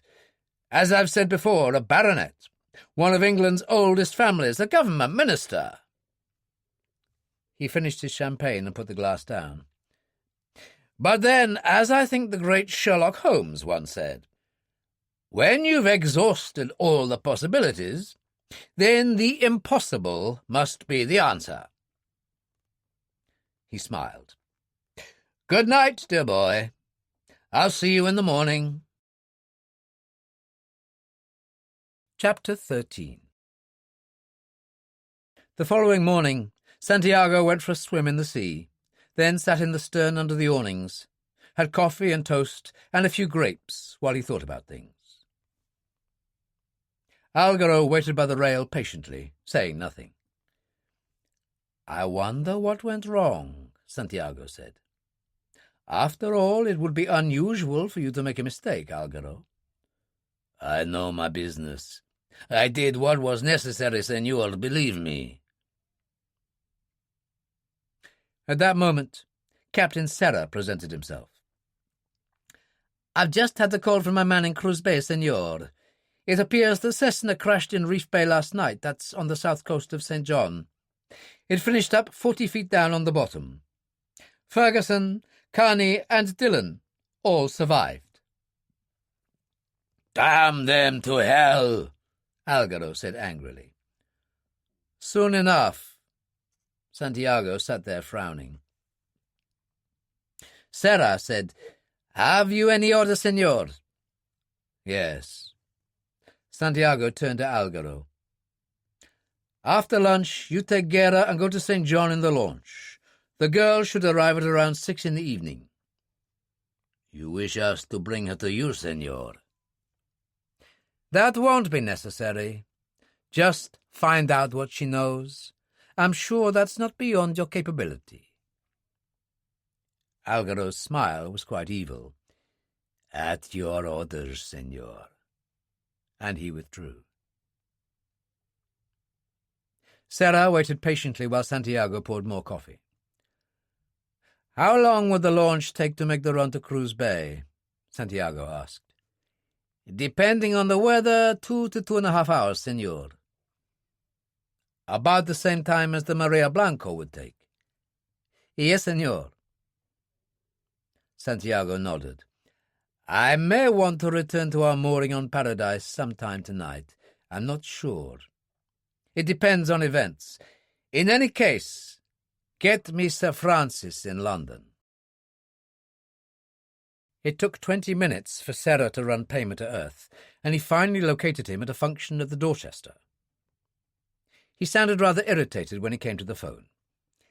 "Who is this? I hope it's important. I've got a speech to make." "Oh, I'm sure you'll do marvellously, Francis." There was a pause, and Paymer said, "Oh, it's you. Max, how are things?"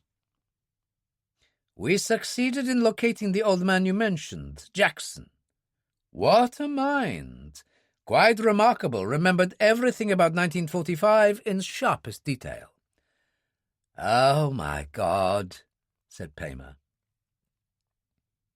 Santiago, who had never seen any point in not facing up to the facts of any situation, carried on. "Luckily for you, he had an accident when changing a wheel on his car, and has gone to a better place." "Please, Max, I don't want to know this." "Don't be silly, Francis. This is hold-on-to-your-nerves time, particularly as the old boy told everything he knew to Ferguson before my man helped him on his way. Unfortunate, that." "Ferguson knows?" Paymer felt as if he were about to choke, and tore at his tie. "About my mother and father? Samson Key? Martin Borman?" "I'm afraid so." "But what are we going to do?" "Get rid of Ferguson, obviously. Dillon as well, and Carney. The girl arrives this evening, and my information is that she knows where the U-boat is. She'll be of no further use after that, of course." "Oh, for God's sake, no!" Paymer implored, and suddenly turned quite cold. "I've just thought of something. My secretary asked me if there was anything wrong with my financial affairs this morning. When I asked her why, she told me she'd noticed a trace being run through the computer. I didn't think anything of it. I mean, when you're a minister, they keep these various checks going for your own protection." "Right. Have the source checked at once," Santiago said, "and report back to me." He handed the phone to Sarah. "You know, Sarah," he said, "it's a constant source of amazement to me, the frequency with which I become involved with stupid people." When Ferguson, Dillon, and Carney drove down to Reef Bay in Carney's jeep, they could see the Cessna suspended on the end of the crane at the stern of the salvage boat, clear of the water. There were 3 men on deck in diving suits, and one in a peaked cap, denim shirt and jeans. Carney whistled. The man turned, waved, then dropped into an inflatable at the side of the boat, started the outboard, and aimed for shore. He came up the beach, holding Ferguson's Malacca cane. He said to Carney, "This belong to somebody?" Ferguson reached for it. "I am deeply indebted to you. Means a great deal to me." Carney introduced them. "What's the verdict, or haven't you had time yet?" "Hell, it's open and shut," the salvage captain said, and turned to Dillon. "Bob tells me your oil pressure gauge went wild." "That's true." "Not surprising. The filler cap was blown off. That kind of pressure is usually only generated when there's a substantial amount of water in the oil. As the engine heats up, the water turns to steam, and there you go." "Wouldn't you say it was kind of strange to have that much water in the oil?" Carney asked. "Not for me to say. What is certain is some vandal or other intended you harm. Somebody went to work on the bottom of the floats with what looks like a fire axe. That's why your landing was fouled. The moment you hit the water, it poured into those floats." He shrugged. "The rest, you know. Anyway, we'll haul her back to St. Thomas. I'll arrange repairs and keep you posted." He shook his head. "You guys were real lucky." And he went back to the inflatable and returned to the salvage boat. They sat in a booth at Jenny's place, and Mary Jones brought them chowder and hunks of French bread. Billy supplied the beer, ice-cold, and shook his head. "You gents must live right. I mean, you shouldn't be here." He walked away, and Dillon said, "So you were wrong, Brigadier. He did try to have us killed." "Why?" "Maybe it had something to do with what that old guy Jackson said," Carney put in. "Well, yes, that would be part of it, but I'm still surprised," Ferguson said. "I still thought we had our uses." "Well, we sure will have when Jenny gets in," Carney told him. "Let's hope so." The Brigadier raised his arm. "Let's have some more beer, innkeeper. It really is quite excellent." When Paymer called Santiago again, it was 6 o'clock in the evening in London. "It couldn't be worse," he said. "That computer trace has been authorized by Detective Inspector Lane. He's Ferguson's assistant at the moment, on temporary loan from Special Branch. It's a check on my family's financial background, Max. Searching way back. I'm finished." "Don't be a fool. Just stay cool. Just think of the time scale. If you consider when Ferguson found out about you, he can only have had time to speak to this Lane and tell him to start digging."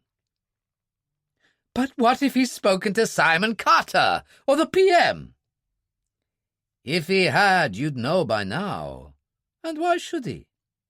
Ferguson's played this whole thing very close to his chest, and that's the way he'll continue."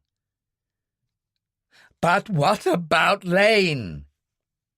"I'll have him taken care of." "Oh, for God's sake, no!" Paymer moaned. "I can't take any more killing." "Do try to act like a man occasionally," Santiago said. "And you do have one consolation.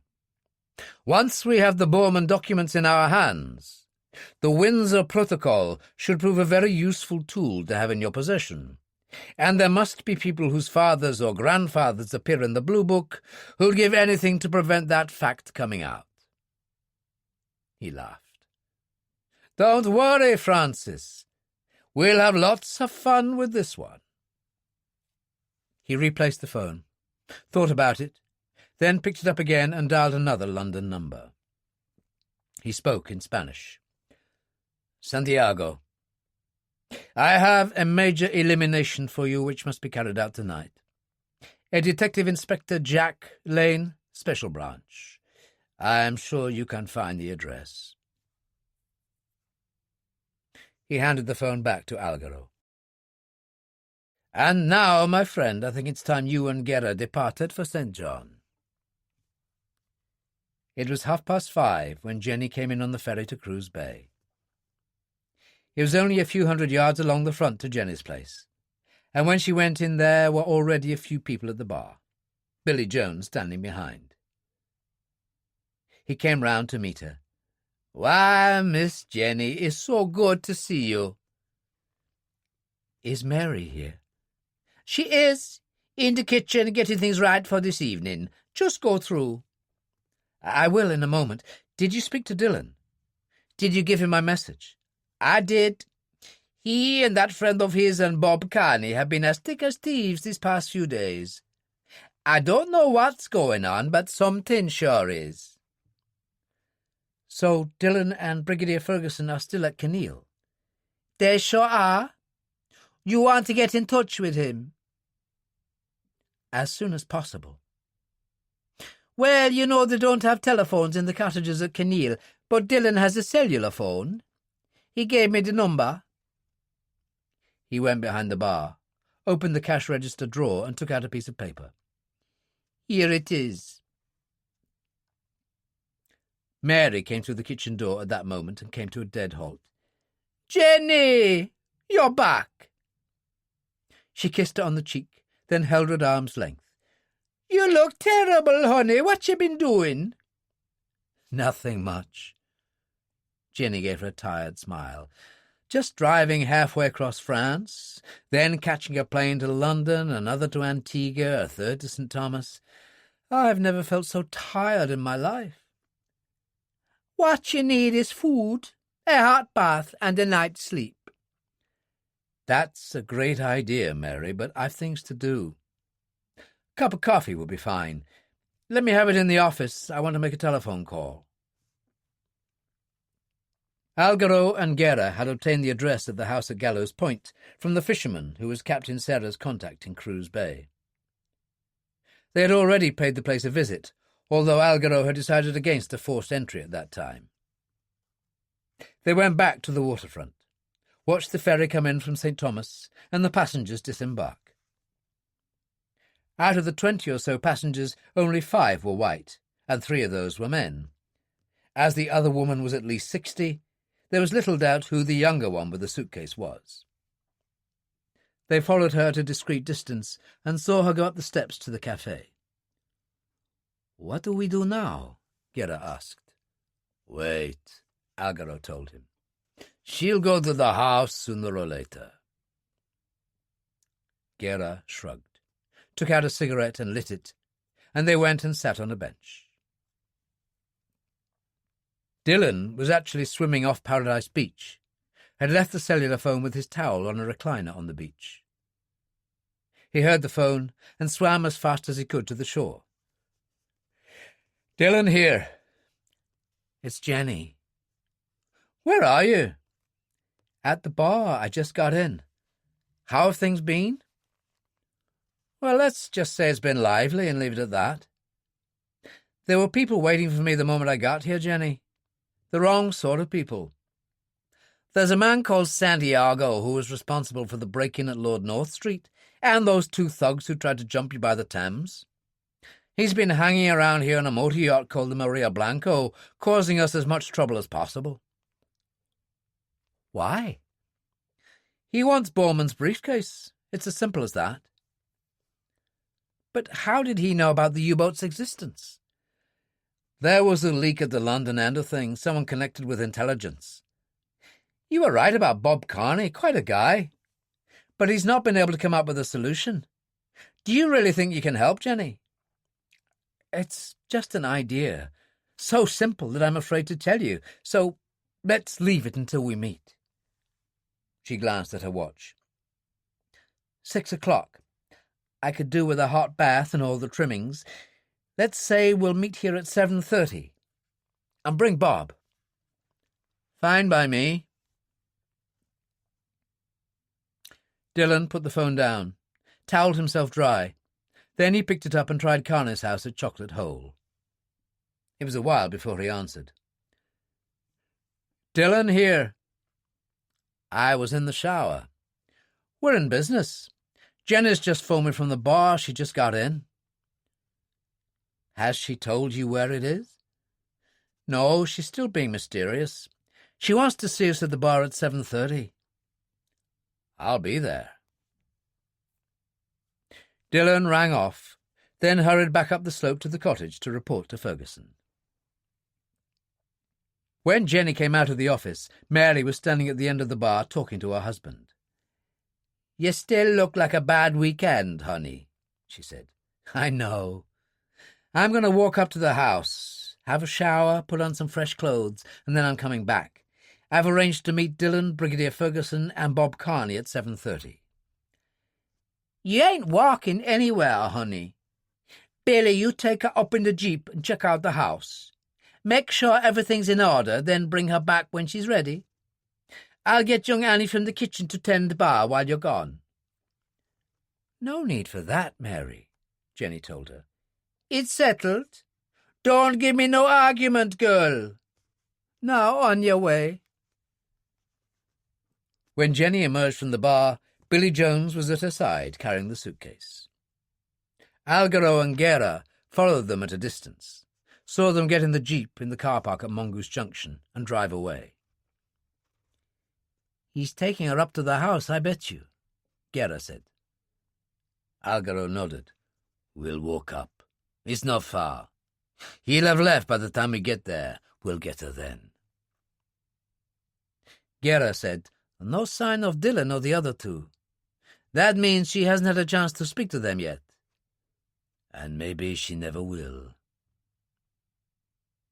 Guerra paused and licked his lips nervously. "Now, look, I don't want to get in anything like that. Not with any woman. That's bad luck." "Shut your mouth and do as you're told," Algaro told him. "Now let's get moving." At the Ministry of Defence, just before midnight, the lights still shone from the windows of Ferguson's office overlooking Horse Guards Avenue. Jack Lane finished his preliminary reading of the first facts to emerge from the computer concerning the Paymer family, and very interesting reading they made. But he'd done enough for one night. He put them in his briefcase, placed it in the secure drawer of his desk, got his raincoat, switched off the lights, and left. He came out of the Horse Guards Avenue entrance and walked along the pavement. The young man sitting behind the wheel of the stolen Jaguar on the opposite side of the road checked the photo on the seat beside him with a torch, just to make sure, then slipped it into a pocket. He wore glasses and a raincoat over a neat blue suit. Looked totally ordinary. He started the engine, watched Lane cross the road and start along Whitehall Court. Lane was tired and still thinking of the Paymer affair, glanced casually to the right, was aware of the Jaguar, but had plenty of time to cross the road. There was the sudden roar of the engine. He half-turned. Too late. The Jaguar hit him with such force that he was flung violently to one side. Lane lay there, trying to push himself up, was aware that the Jaguar was reversing. The rear bumper fractured his skull, killing him instantly, and the car bumped over his body. The young man got out and walked forward to check that the inspector was dead. The street was quite empty, only the rain falling as he got back into the Jaguar, swerved around Lane's body and drove away. 5 minutes later, he dumped the Jaguar in a side street off the Strand and walked rapidly away. At Gallows Point, Jenny had a long hot shower and washed her hair while downstairs Billy opened shutters to air the rooms, got a broom and swept the front porch. Algaro and Guerra watched him from the bushes nearby. "Damn him! Why doesn't he go?" Algaro said. "I don't know, but I wouldn't advise trying anything with that one," Guerra said. "They tell me he used to be heavyweight boxing champion of the Caribbean." "I'm frightened to death," Algaro said. After a while, Jenny came out on the porch and joined Billy. She wore white linen trousers, a short-sleeved blouse, looked fresh and relaxed. "Now that's better," Billy said. "Yes, I actually feel human again," she said. "We'll go back now, Billy." They got in the jeep and drove away, and the two men emerged onto the dirt road. "Now what?" Guerra demanded. "No problem," Algaro said. "We'll get her later. For now, we'll go back to the bar." And he set off down the road. It was almost dark when Bob Carney went into Jenny's place and found her serving behind the bar with Billy. She came round and greeted him warmly with a kiss and drew him over to a booth. "It's good to see you, Jenny."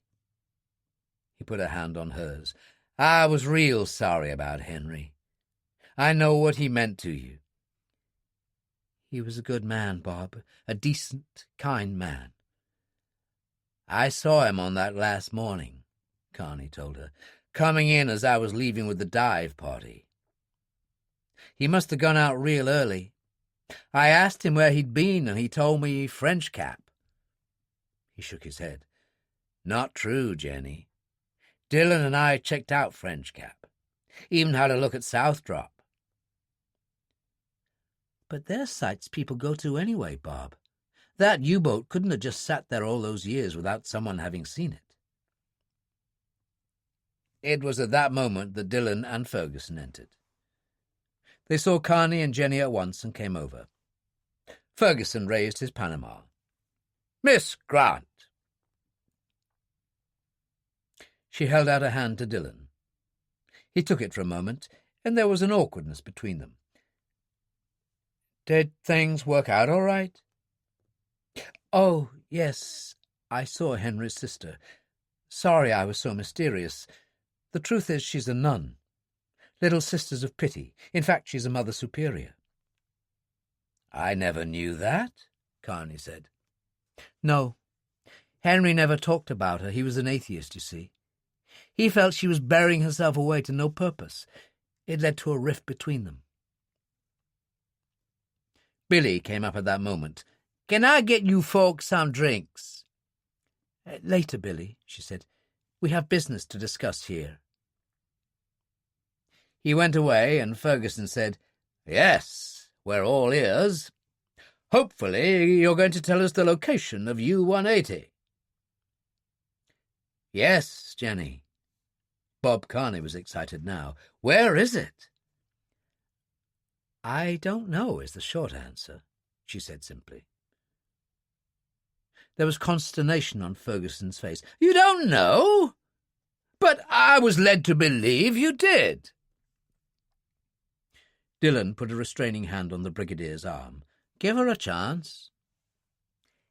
"Let me put it this way," Jenny said. "I think I might know where that information may be found, but it's so absurdly simple."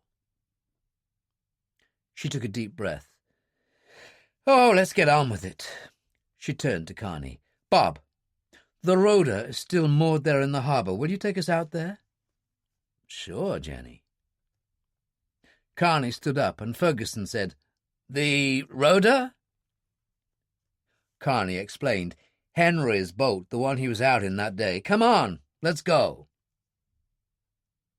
They went down the steps to the road and went along the waterfront to the dock, and Algaro and Guerra watched them descend to an inflatable. Carney sat in the stern, started the outboard, and they moved out into the harbour. "Now what?" Guerra asked. "We'll just have to wait and see," Algaro replied.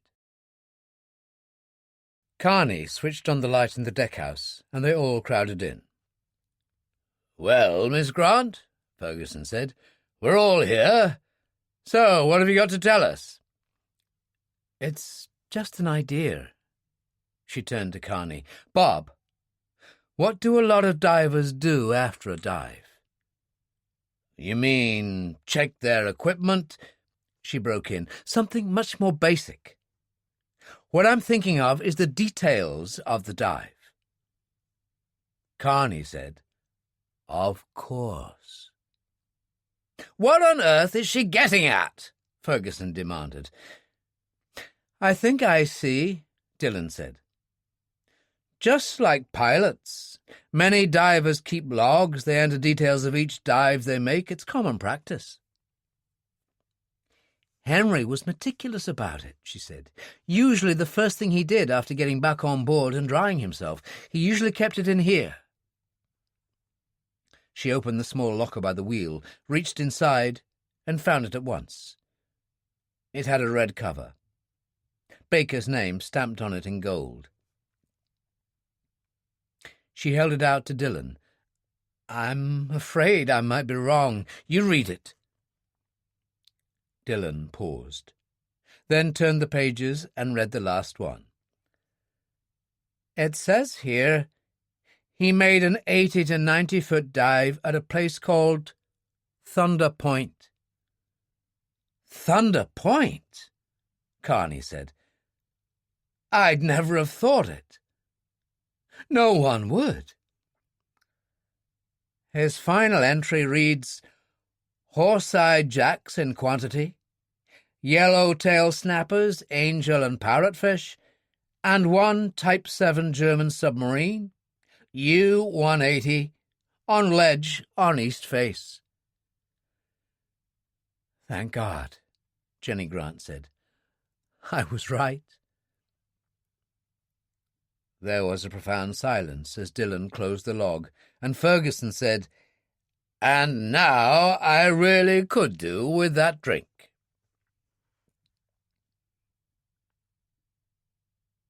Algero and Guerra watched them return. Algero said, "She's told them something, I'm sure of it. You stay here and keep an eye on things while I go down to the public phone and report in." Inside, they sat at the same booth, and when Billy came over, Ferguson said, "This time, champagne is very definitely in order." He rubbed his hands. "Now we can really get down to brass tacks."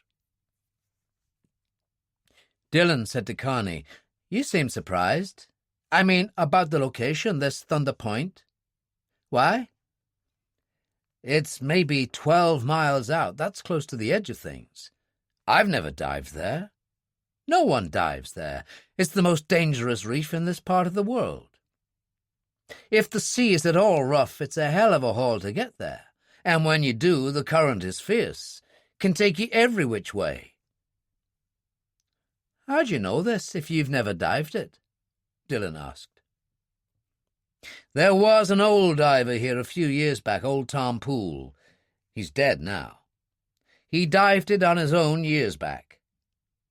He told me he happened to be that far out by chance and realized it was calmer than usual. From what he said, it's a bit like South Drop. A reef around 70 feet, about 180 feet on one side, and 2,000 on the other. In spite of the weather being not too bad, the old boy nearly lost his life. He never tried again." "Why didn't he see the U-boat?" "Maybe he just didn't get that far. Maybe it's moved position since his time.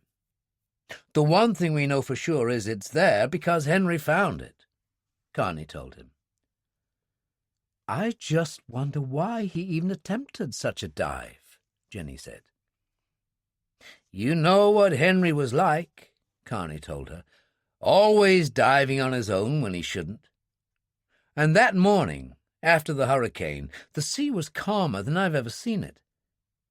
I figure he was just sailing out there for the pure joy of it, realized where he was, and saw that conditions were exceptional. In those circumstances, he would have dropped his hook on that reef and been over the side in no time at all."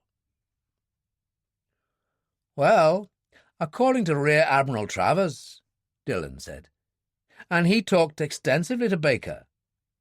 Borman was using the captain's cabin, except that it wasn't really a cabin, it just had a curtain across. It's on the port side, opposite the radio and sound room. That's in the forward part of the boat. The idea of having it there was so the captain had instant access to the control room." "That seems reasonably straightforward to me," Carney said.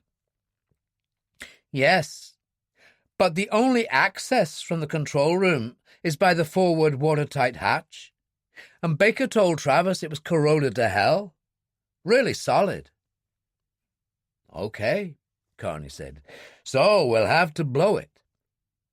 C4 is the thing, the stuff Santiago was going on about when we were at Samson.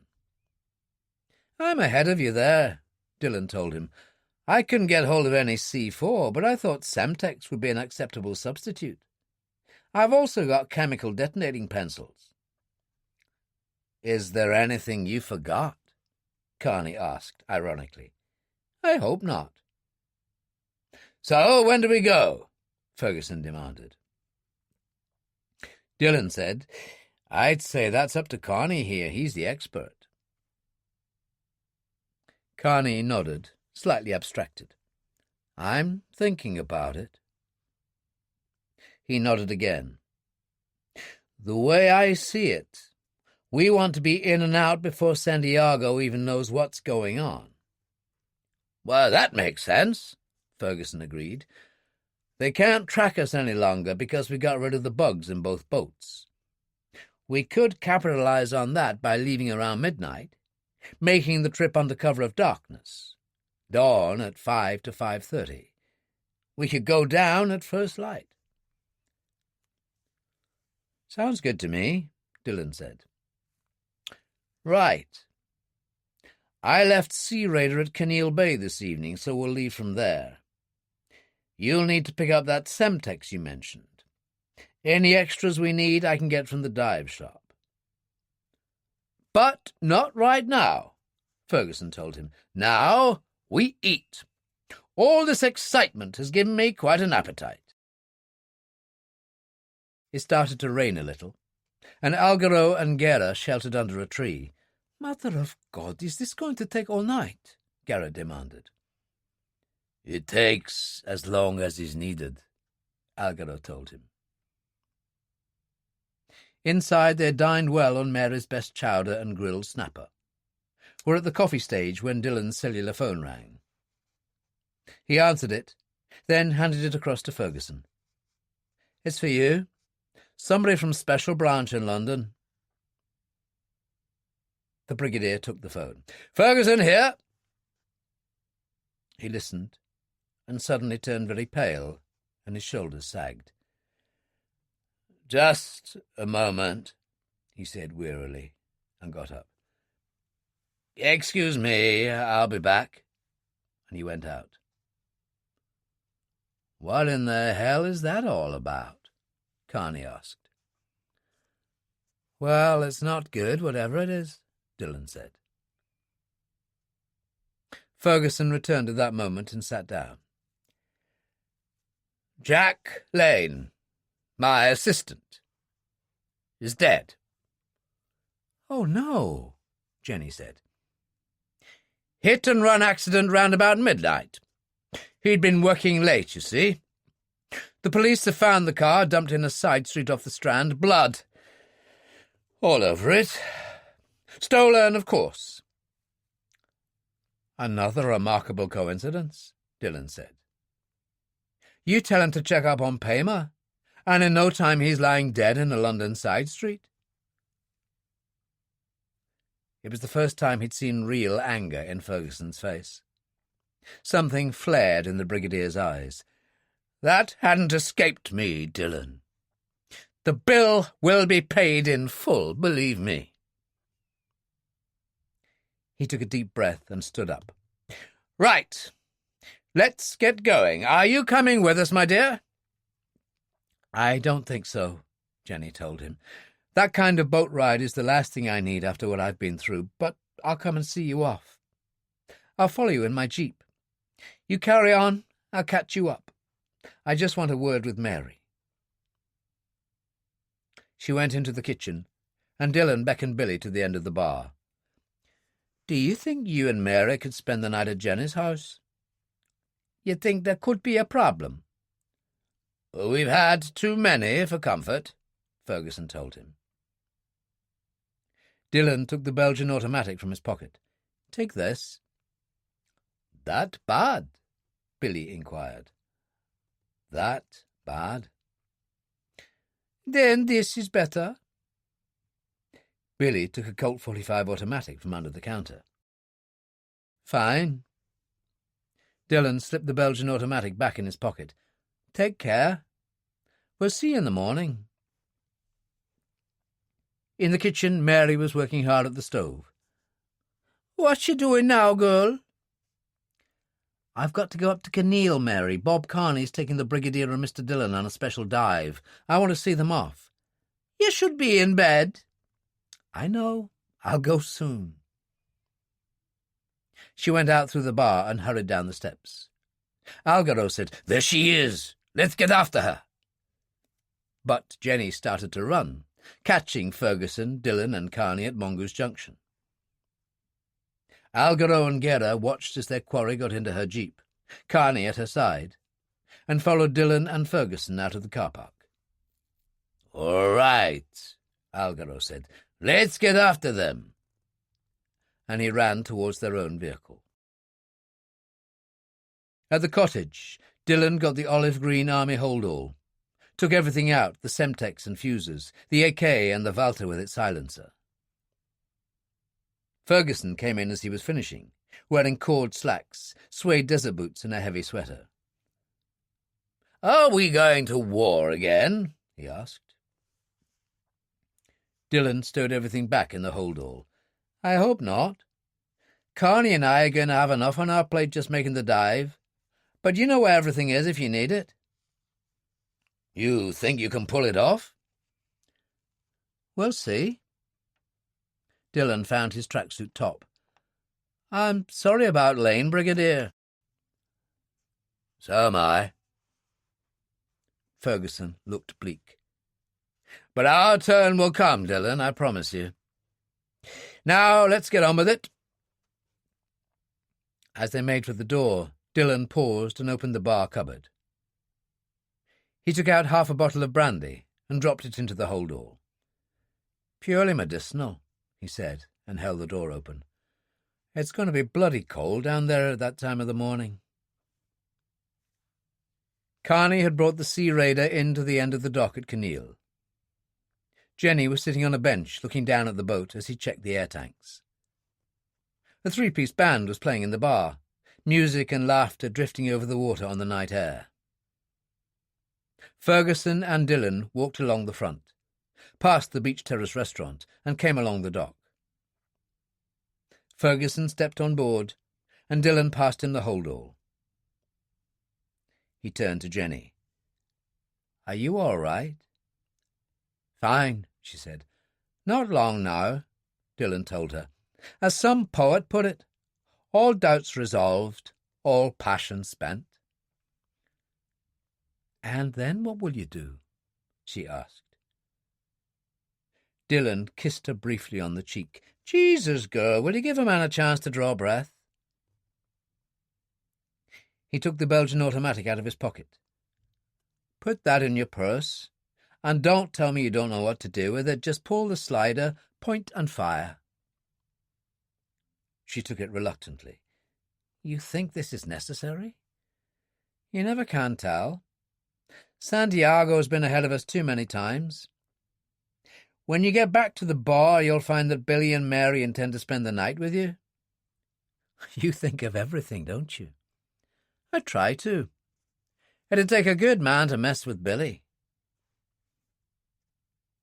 He stepped on board, and Carney looked down at them from the flying bridge. "Cast off for us, Jenny."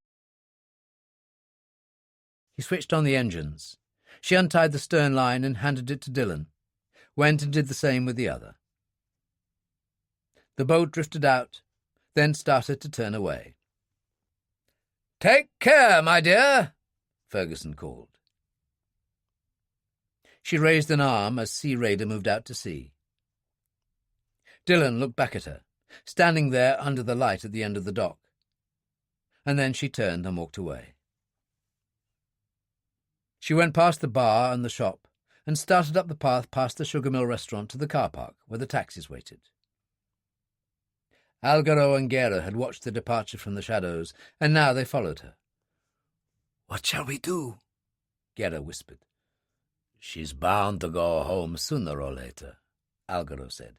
"The best place to deal with her, all nice and quiet, and we don't even need to follow her." Jenny got into her jeep and started the engine, and they waited until she was driving away before moving towards their own vehicle.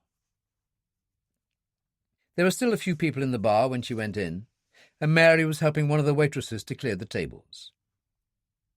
She came to the end of the bar, and Billy joined them. "They got off all right, then?" Billy asked. "That's right." "Are we going to be told what they're up to, Miss Jenny? Everyone is sure acting mighty mysterious." "Maybe one of these days, Billy, but not right now." She yawned, feeling very tired, and Mary said, "Don't you hold her up with any damn fool questions. She needs her sleep." She turned to Jenny. "Mr. Dillon asked us to spend the night with you, and that's what we're going to do." "All right," Jenny said. "I'll go on up to the house." "Maybe you should wait for us, Miss Jenny," Billy told her. "It will only take us 5 minutes to close." She opened her purse and took out the Belgian automatic. "I've got this, Billy, and I know how to use it. I'll be fine. I'll see you soon."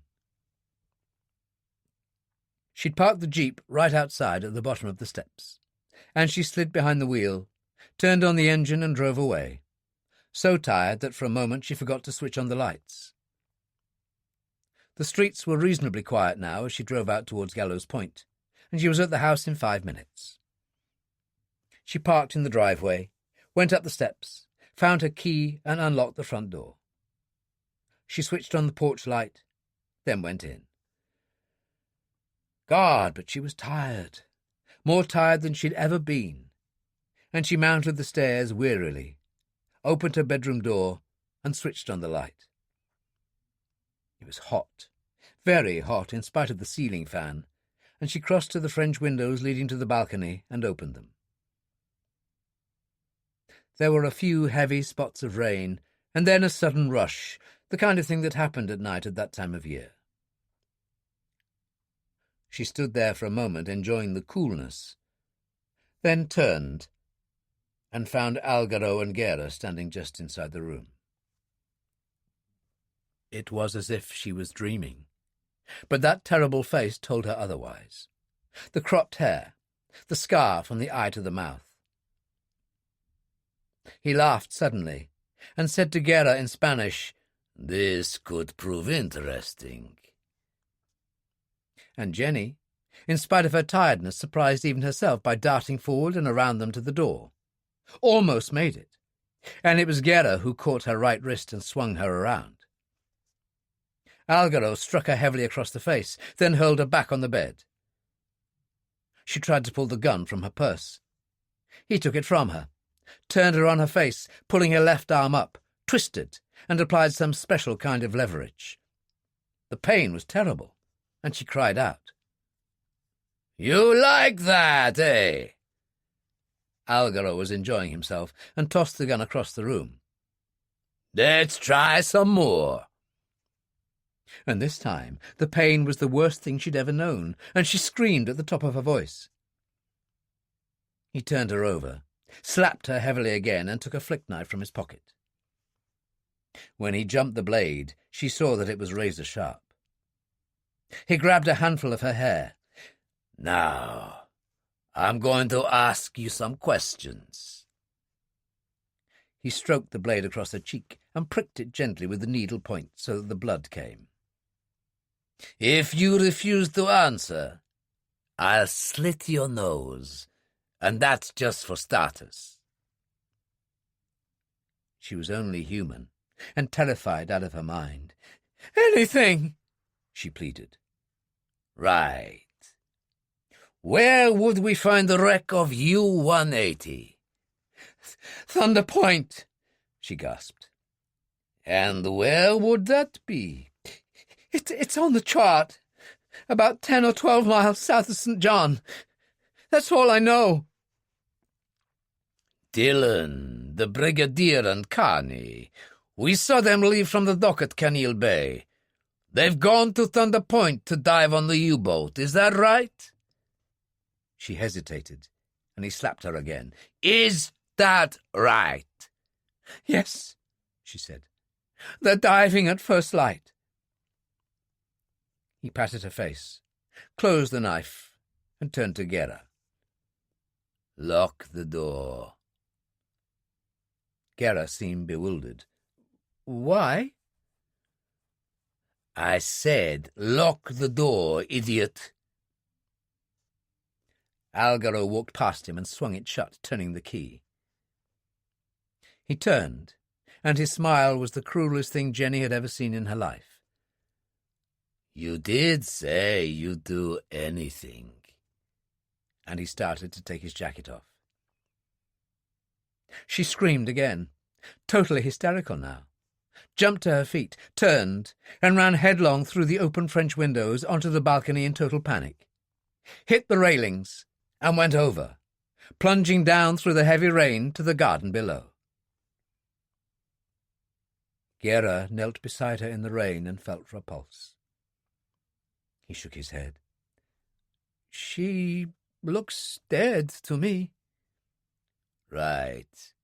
Leave her there," Algaro said. "That way it looks like an accident. Now let's get out of here." The sound of their jeep's engine faded into the night, and Jenny lay there, rain falling on her face. It was only 5 minutes later that Billy and Mary Jones turned into the drive in their jeep and found her at once, lying half across a path, half on grass. "Oh, my God!" Mary dropped to her knees and touched Jenny's face. "She's cold as ice." "Looks like she fell from the balcony," Billy said. At that moment, Jenny groaned and moved her head slightly. Mary said, "Thank God she's alive. You carry her inside, and I'll phone for the doctor." And she ran up the steps into the house. Chapter 14. Algaro spoke to Santiago from a public telephone on the waterfront. Santiago listened intently to what he had to say. "So the girl is dead? That's unfortunate." "No sweat," Algaro told him. "Just an accident, that's how it will look. What happens now?" "Stay where you are and phone me back in 5 minutes." Santiago put the phone down and turned to Sarah. "Thunder Point, about 10 or 12 miles south of St. John." "We'll have a look on the chart, senor." Santiago followed him along to the bridge, and Sarah switched on the light over the chart table. "Ah, yes, here we are." Santiago had a look, frowning slightly. "Dillon and company are on their way there now. They intend to dive at first light. Is there any way we could beat them to it if we left now?" "I doubt it, senor, and that's open sea out there. They'd see the Maria Blanco coming for miles." "I take your point," Santiago said. "And as we learned the other day, they're armed." He examined the chart again and nodded. "No, I think we'll let them do all the work for us. If they succeed, it will make them feel good. They'll sail back to St. John happy, maybe even slightly off guard, because they will think they have won the game. And then, senor, we'll descend on them when they return to Canil, possibly at the cottage, we'll see." "So, what are your orders?" "We'll sail back to St. John and anchor off Paradise Beach again." The phone was ringing in the radio room. That will be Algaro calling back, and Santiago went to answer it. Algaro replaced the phone and turned to Gera. "They intend to let those bastards get on with it and do all the work. We'll hit them when they get back." "What, just you and me?" "No, stupid. The Maria Blanco will be back off Paradise Beach in the morning. We'll rendezvous with her then. In the meantime, we'll go back to the launch and try to catch a little shut-eye." Jenny's head, resting on the pillow, was turned to one side. She looked very pale, made no movement even as the doctor gave her an injection. Mary said, "What do you think, Doctor?" He shook his head. "Not possible to make a proper diagnosis at this stage. The fact that she's not regained consciousness is not necessarily bad. No overt signs of broken bones, but hairline fractures are always possible. We'll see how she is in the morning. Hopefully she'll have regained consciousness by then." He shook his head. "That was a long fall. I'll have her transferred to St. Thomas Hospital. She can have a scan there. You'll stay with her tonight?" "Me and Billy won't move an inch," Mary told him. "Good." The doctor closed his bag. "The slightest change, call me." Billy saw him out, then came back up to the bedroom. "Can I get you anything, honey?" "No, you go and lie down, Billy. I'll just sit here with her," Mary said.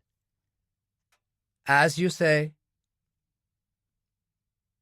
Billy went out, and Mary put a chair by the bed, sat down and held Jenny's hand. "You'll be fine, baby," she said softly. "Just fine. Mary's here." At 3:00, they ran into a heavy squall, rain driving in under the canopy over the flying bridge, stinging like bullets. Carney switched off the engine. "We'll be better off below for a while." Dillon followed him down the ladder, and they went into the deckhouse, where Ferguson lay stretched out on one of the benches, his head propped up against the hold-all. He yawned and sat up. "Is there a problem?" Sea Raider swung to port, buffeted by the wind and rain. "Only a squall," Carney said. "It'll blow itself out in half an hour. I could do with a coffee break anyway." "A splendid idea." Dillon found the thermos and some mugs, and Carney produced a plastic box containing ham and cheese sandwiches. They sat in companionable silence for a while, eating them, the rain drumming against the roof. "It's maybe time we discussed how we're going to do this thing," Carney said to Dillon. "For a no-decompression dive at 80 feet, we're good for 40 minutes. So a second dive would be the problem." Ferguson said, "I don't understand the technicalities. Would someone explain?" "The air we breathe is part oxygen, part nitrogen," Carney told him. "When you dive, the pressure causes nitrogen to be absorbed by the body tissues. The deeper you go, the increase in pressure causes more nitrogen to be absorbed. If you're down too long or come up too quickly, it can form bubbles in your blood vessels and tissues, just like shaking a bottle of club soda. The end result is decompression sickness." "And how can you avoid that?" "First of all, by limiting the time we're down there, particularly on the first dive. Second time around, we might need a safety stop at 15 feet. "And what does that entail?" Ferguson asked. "We rise to that depth and just stay there for a while, decompressing slowly." "How long for?" "That depends." Dillon lit a cigarette, the Zippo flaring in the gloom. "What we're really going to have to do is find that submarine fast. And lay the charge on the first dive down," Carney said. "Baker did say it was lying on a ledge on the east face." Carney nodded. "I figure that to be the big drop side, so we won't waste time going anywhere else." He swallowed his coffee and got up. "If we had the luck, went straight down, got in the control room and laid that Semtex." He grinned. "Hell, we could be in like Flynn and out and back up top in 20 minutes. "That would make a big difference to the second dive," Dillon said. "It surely would." The rain had stopped. The sea was calm again now, and Carney glanced at his watch. "Time to get moving, gents." And he went back up the ladder to the flying bridge. In London, it was 9 o'clock in the morning, and Francis Paymer was just finishing a delicious breakfast of scrambled eggs and bacon, which his housekeeper had prepared, when the phone went. He picked it up. "Paymer here?" "Simon Carter." "Morning, Simon," Paymer said. "Any word from Ferguson?" "No, but something rather shocking which affects Ferguson has happened." "What would that be?" "You know his assistant, the one he borrowed from Special Branch, Detective Inspector Lane." Paymer almost choked on the piece of toast he was eating. Yes, of course I do," he managed to say. "Killed last night when he was leaving the Ministry of Defence around midnight. Hit and run. Stolen car, apparently, which the police have recovered." "How terrible." "Thing is, Special Branch aren't too happy about it. It seems the preliminary medical report indicates that he was hit twice. Of course, that could simply mean the driver panicked and reversed or something. On the other hand, Lane sent a lot of men to prison. There must be many who bore him a grudge." "I see," Paymer said. "So Special Branch are investigating?" "Oh, yes. You know what the police are like when one of their own gets hit." "Free for lunch, Francis?" Yes," Paymer said, "but it would have to be at the house. I'm taking part in the debate on the crisis in Croatia." "Oh, that's all right. I'll see you on the terrace at 12:30. Paymer put the phone down, his hand shaking, and looked at his watch. No sense in ringing Santiago now. It would be 4 in the morning over there. He would have to wait. He pushed his plate with the rest of his breakfast on it away from him, suddenly revolted, bile rising in his throat. The truth was, he had never been so frightened in his life. Way over towards the east, the sun was rising as Sea Raider crept in towards Thunder Point. Carney checking the fathometer. "There it is," he said, as he saw the yellow ridged lines on the black screen. "You get to the anchor," he told Dillon. "I'll have to do some manoeuvring so you can hit that ridge at 70 feet. There was a heavy swell, the boat with the engines throttled back, just about holding her own. Dillon felt the anchor bite satisfactorily, called up to Carney on the flying bridge, and the American switched off the engines. Carney came down the ladder and looked over the side. "There's a rough old current running here, could be 3 knots at least." Ferguson said, "I must say the water seems exceptionally clear. I can see right down to the reef." "That's because we're so far from the mainland," Carney said. "It means there is very little particulate matter in the water. In fact, it gives me an idea." "What's that?" Dillon asked. Carney took off his jeans and T-shirt. "This water is so clear I'm going to go trawling. That means I'll stay at less than 10 feet, work my way across and locate the edge of the cliff. If I'm lucky, and the water down there is as clear as it looks, I might manage to pinpoint the U-boat." He zipped up his diving suit, and Dillon helped him into his tank. "Do you want a line?" Carney shook his head. "I don't think so." He pulled on his mask, sat on the high thwart, waited for the swell to rise high, and went over backwards. The water was so clear that they could mark his progress for a while. "What's the point of all this?" Ferguson asked.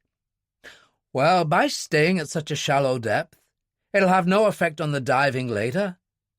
It could save time, and time is crucial on this one, Brigadier.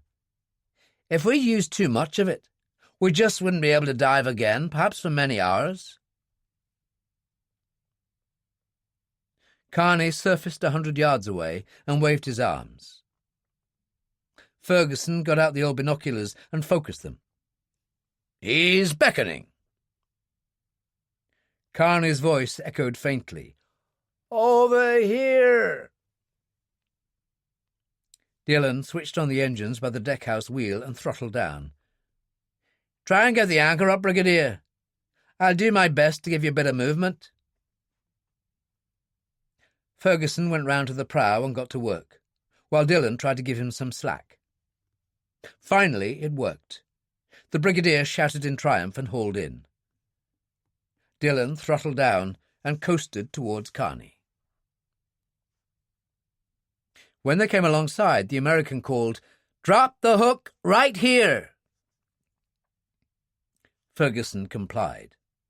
Dillon switched off the engine.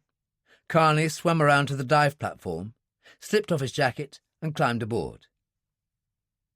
"Clearest I've ever seen," he said. "We're right on the edge of the cliff. There's been a lot of coral damage recently, maybe because of the hurricane, but I swear I can see something sticking out over a ledge." "You're sure?" Ferguson demanded. "Hell, nothing's certain in this life, Brigadier. But if it is the U-boat, we can go straight down and be inside in a matter of minutes. Could make all the difference.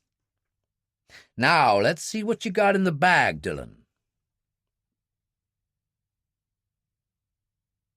Dillon produced the Semtex. "It'll work better if it's rolled into a rope and placed around the outer circle of the hatch." "You would know, would you?" Carney asked. "I've used the stuff before." "Okay. Let's have a look at those chemical detonating fuses." Dillon passed them to him, and Carney examined them. "These are good. I've used them before. 10 or 30-minute delay. We'll use a 10. Dillon was already into his diving suit, and now he sliced a large section off the block of Semtex, and first kneaded it, then rolled it between his hands into several long sausages. He put it into his dive bag with the detonating fuses. "I'm ready when you are." Carney helped him on with his gear, then handed him an underwater spot lamp. "I'll see you at the anchor, and remember, Dillon, speed is everything, and be prepared for that current." Dillon nodded, and did what Carney had done, simply sat on the thwart, waited until the swell lifted, and went in backwards. The water was astonishingly clear and very blue. The ridge below covered with elkhorn coral and large basket sponges in muted shades of orange. As he waited at the anchor, a school of barracuda-like fish called sennet moved past him, and when he looked up, there were a number of large jacks overhead.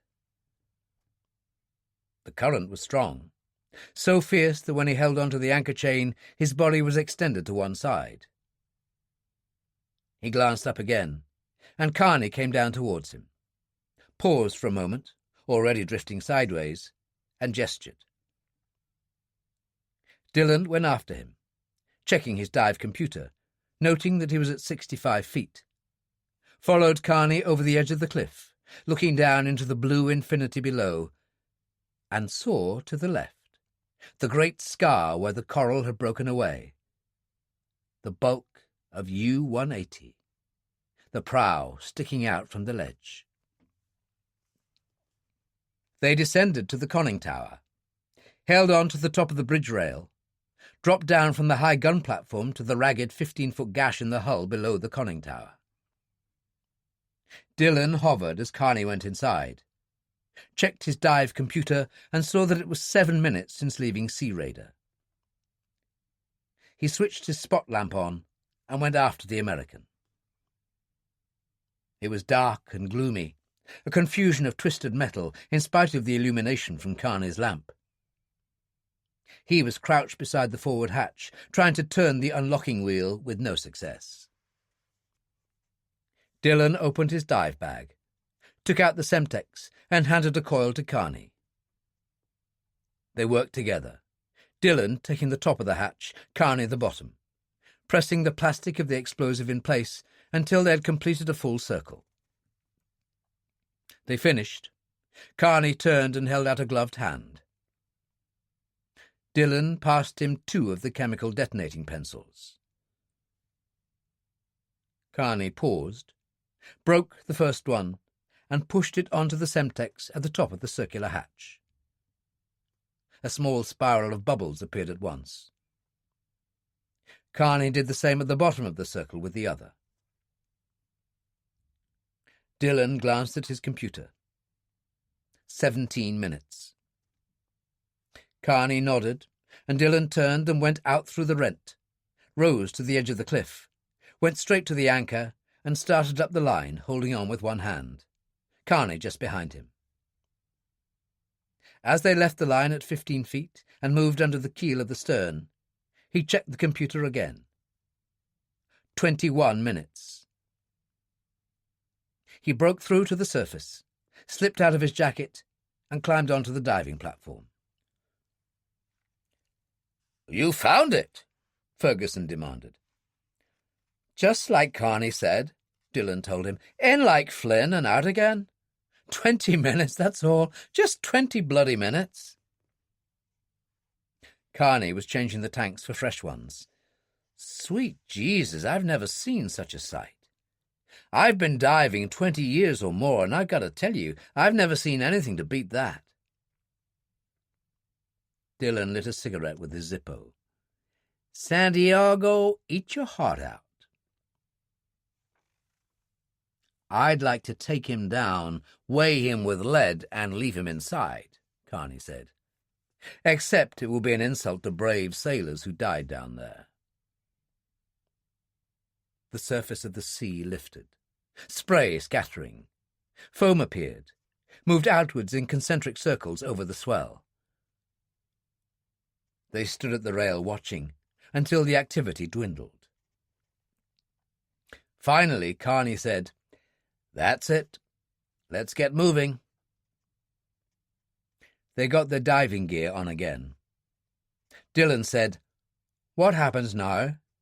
I mean, how long?" "If we're lucky and we find what we want straight away, then there's no problem.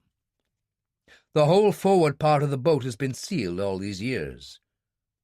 Carney tightened his weight belt. "That should mean no silt. Very little detritus. Human remains will have dissolved years ago, except for a few bones. In other words, it should be relatively clear." He sat on the thwart and pulled on his fins. "If I think we should stop on the way back, I'll just signal and hang in there." Dillon followed him down, aware of motion in the water, some sort of current like shock waves that hadn't been there before. Carney hovered over the edge of the cliff, and when Dillon joined him, he saw the problem at once. The force of the explosion had caused the U-boats to move. The stern had lifted. The prow, stretching out over that 2,000 feet drop, was already dipping. They held on to the bridge rail beside the gun, and Dillon could actually feel the boat move. He looked at Carney, and the American shook his head. He was right, of course. Another few feet higher at the stern, and U-180 would slide straight over into oblivion. And Dillon couldn't accept that. He turned to go down, was aware of Carney's restraining hand, managed to pull free and jackknifed, heading for the rent in the hull, pulling himself into the control room. Everything was stirring, with the effects from the explosion, the movement of the boat. He switched on his spot lamp and moved forward, and saw the great ragged hole where the hatch cover had been.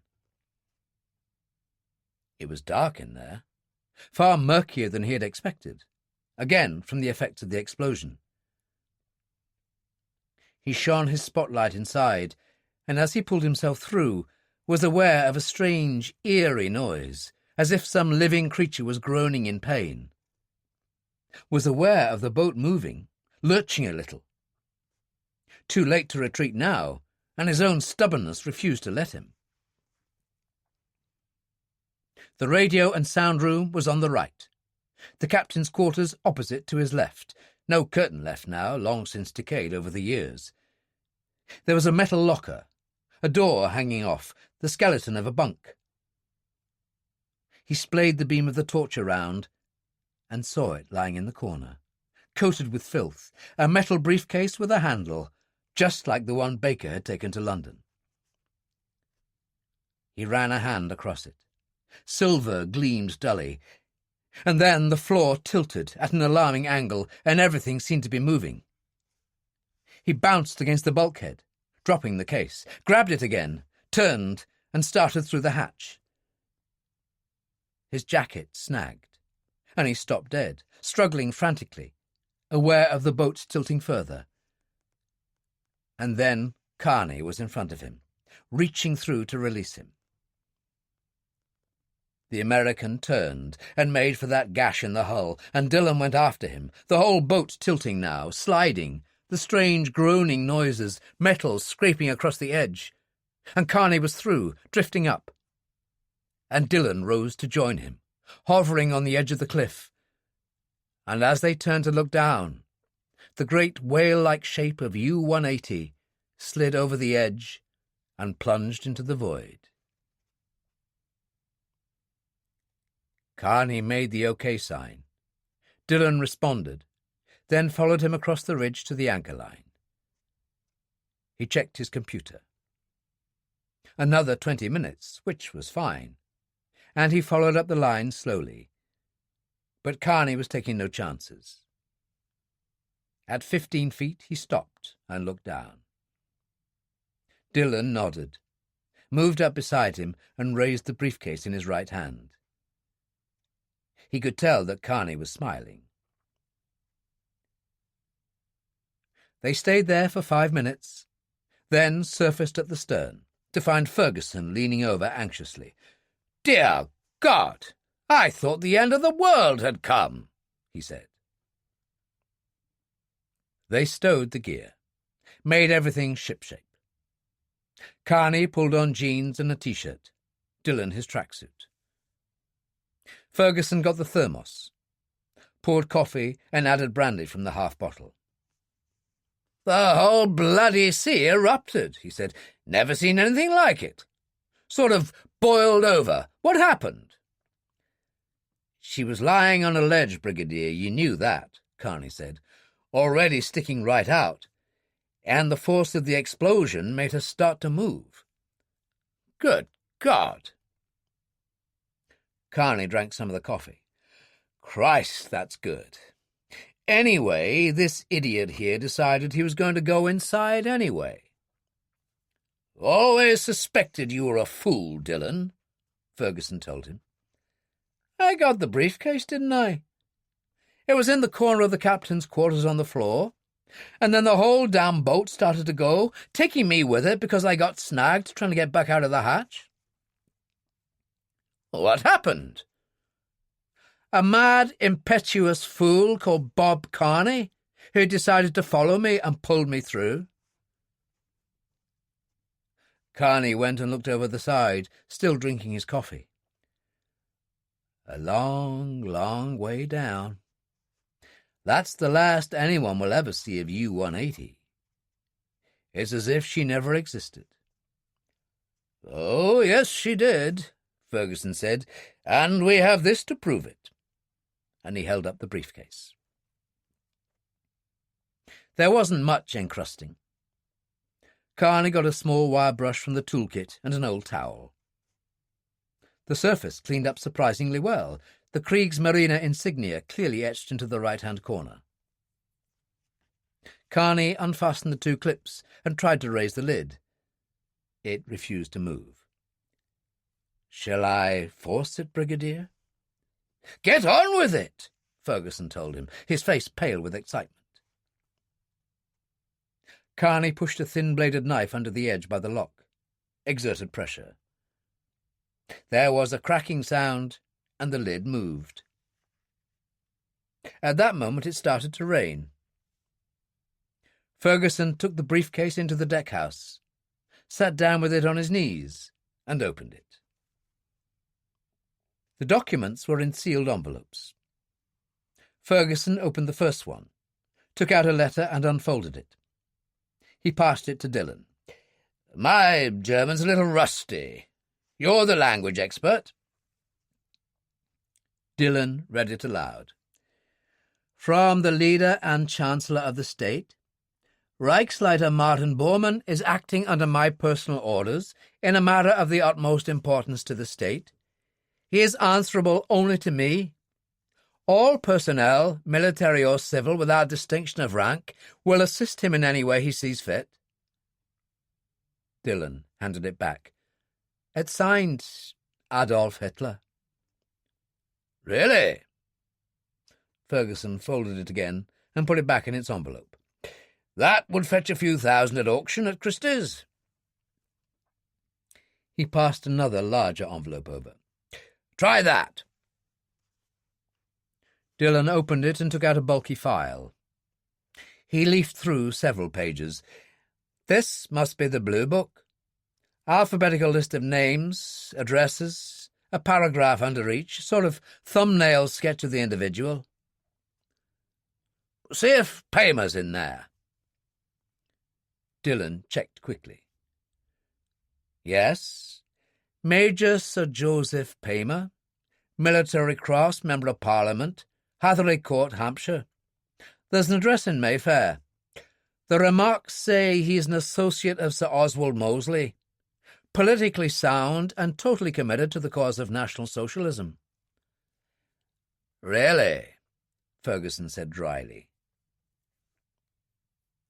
Dillon looked through several more pages and whistled softly. "Jesus, Brigadier, I know I'm just a little Irish peasant, but some of the names in here you wouldn't believe. Some of England's finest. A few of America's also." Ferguson took the file from him, glanced at a couple of pages, his face grave. "Who would have thought it?" He put the file back in its envelope and passed another. "Try that." There were several documents inside, and Dillon looked them over briefly. "These are details of numbered bank accounts in Switzerland, various South American countries, and the United States." He handed them back. "Anything else?" "Just this." Ferguson passed the envelope to him. "And we know what that must be. The Windsor Protocol." Dillon took the letter out and unfolded it. It was written on paper of superb quality, almost like parchment, and was in English. He read it quickly, then passed it over. "Written at a villa in Estoril in Portugal in July 1940. Addressed to Hitler, and the signature at the bottom seems to be that of the Duke of Windsor." "And what does it say?" Carney asked. "Simple enough. The Duke says too many have already died on both sides. The war is pointless and should be ended as soon as possible. He agrees to take over the throne in the event of a successful German invasion." "My God," Carney said. "If that's genuine, it's dynamite." "Exactly." Ferguson folded the letter and replaced it in its envelope. "If it is genuine. The Nazis were past masters at forgery." But his face was sad as he closed the case. "Now what?" Carney asked. "We return to St. John, where Dillon and I will pack and make our way back to London. I have a Lear jet awaiting my orders at St. Thomas." He held up the case and smiled bleakly. "The Prime Minister is a man who likes to hear bad news as quickly as possible." The Maria Blanco had dropped anchor off Paradise Beach mid-morning, and Algaro and Guerra in the launch had made contact at once. Santiago, sitting at his massive desk in the salon, listened as they went over the events of the previous night, then turned to Sarah, who was standing beside him. Tell me about the situation as you see it, Captain. A long run out there, senor, perhaps 2.5 hours to come back, because they'll be sailing into the wind all the way. I'd say they'll be back quite soon, probably just before noon. So what do we do? Hit them tonight? Algaro asked. No. Santiago shook his head. I'd anticipate Ferguson making a move back to London as soon as possible. According to our information, he has a Learjet on standby at St. Thomas Airport. He shook his head. No. We make our move on the instant. So what are your orders? Algaro demanded. The simple approach is the best. You and Guerra will go ashore in one of the inflatables dressed as tourists. Leave the inflatable on Paradise below Cottage 7, where Ferguson and Dillon are staying. Sarah will give you each a walkie-talkie so you can keep in touch with each other and the ship. You, Algaro, will stay in the general vicinity of the cottage. Read a book on the beach. Enjoy the sun. Try to look normal if that's possible. And me, senor? Guerra asked. You go down to Canil Beach and wait. When Carney's boat arrives, notify Algaro. Ferguson and Dillon must return to the cottage to change clothes and pack. That's when you strike. Once you have the Borman briefcase, you return in the inflatable and we'll get out of here. Remember, the briefcase is distinctive. It's made of aluminium and is silver in appearance. Do we return to San Juan, senor? Sarah asked. No. Santiago shook his head. Samson Key. I want time to consider my next move. The contents of that case will be more than interesting, Sarah. They could give my life a whole new meaning.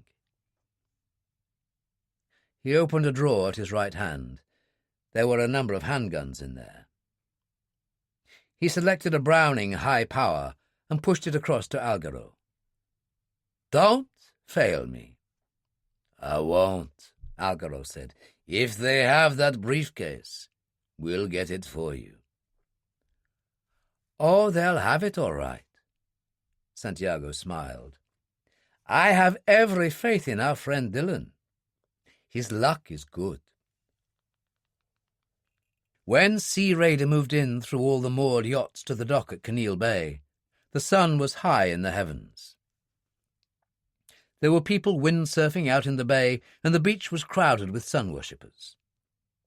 Guerra was one of them, sitting on a deck chair in flowered shirt and Bermuda shorts, dark glasses shading his eyes. He saw Dillon step onto the dock to tie up. He returned on board, then came back, the olive-green holdall in one hand. Ferguson followed him, carrying the briefcase, Carney walking at his side. Guerra pulled on a white floppy sun hat that, with the brim down, partially concealed his features, adjusted the dark glasses, and moved off the beach along the front of the restaurant to where the path from the dock emerged. He reached it almost at the same time as the three men, and at that moment a young black receptionist hurried out of the front desk lobby. "Oh, Captain Carney, I saw you coming in. There was an urgent message for you." "And what was it?" Carney demanded. "It was Billy Jones. He said to tell you Jenny Grant had an accident last night. Fell from a balcony at her house up at Gallows Point. She's there now. They're moving her over to St. Thomas Hospital real soon." "My God," Carney said, and nodded to the girl. "That's okay, honey. I'll handle it." "Another bloody accident," Dillon said bitterly, and handed the holdall to Ferguson. "I'm going to see her." "Yes, of course, dear boy," Ferguson replied. "I'll go back to the cottage, have a shower, get packed, and so on. I'll see you later." Dillon turned to Carney. "Are you coming?" "I sure as hell am," Carney told him, and they hurried off towards the car park together. With the holdall in his right hand and the briefcase in his left, Ferguson set off, following the path that led past the cottages fronting Kinneil Bay. Gera paused in the shelter of some bushes, and, using the walkie-talkie, called up Algaro, who, sitting on the beach at Paradise, answered at once. "Yes, I hear you." "Ferguson is on his way and alone. The others have gone to see the girl." "They've what?" Algaro was thrown, but quickly pulled himself together. "All right. Meet me on the downside of the cottage." Gera switched off and turned. He could see Ferguson a couple of 100 yards further on and hurried after him. Ferguson put the briefcase on the bed, then pulled off his sweater. He should have felt exhilarated, he told himself, looking down at the case, but then too much had happened. Joseph Jackson at Samson Key, a poor old man who had never done anyone harm in his life, and Jack. He sighed, opened the door to the bar cupboard and found a whiskey miniature. He poured it into a glass, added water and drank it slowly. Jack Lane, the best damn copper he had ever worked with. And now Jenny Grant. Her so-called accident was beyond coincidence. Santiago had much to answer for. He took the briefcase from the bed and stood it at the side of the small desk, checked that the front door was locked, then went into the bathroom and turned on the shower. Gera and Algaro went up the steps and entered the lobby. Very gently, Gera tried the door. He shook his head. "Locked." Algaro beckoned and led the way out, back down the steps. It was very quiet, no one about, and the garden surrounding the cottage was very luxuriant, shielding a great deal of it from view. Above their heads, a large terrace jutted out. There was a path, some steps, a low wall, a small tree beside it. "Easy," Algaro said. "Stand on the wall. Brace yourself on the tree, and I'll make a step up for you with my hands. You can reach the terrace rail. I'll wait at the door." He handed him the Browning. "Take this." Gera was on the terrace in a matter of seconds. The Venetian blinds were down at the windows, but he managed to peer inside through narrow slats. There was no sign of Ferguson. Very gently he tried the handle to the terrace door, which opened to his touch. He took out the Browning, aware of the sound of the shower, glanced around the room, saw no immediate sign of the briefcase, and went to the outside door and opened it. Algaro moved in and took the Browning from him. "In the shower, is he?" "Yes, but I can't see the briefcase," Gera whispered. But Algaro did, moved quickly to the desk, and picked it up triumphantly. "This is it. Let's go." As they turned to the door, Ferguson emerged from the bathroom, tying the belt of a terry toweling robe. The dismay on his face was instant, but he didn't waste breath on words, simply flung himself at them. Algaro struck him across the side of the head with the barrel of the Browning, and when Ferguson fell to one knee, stamped him sideways into the wall.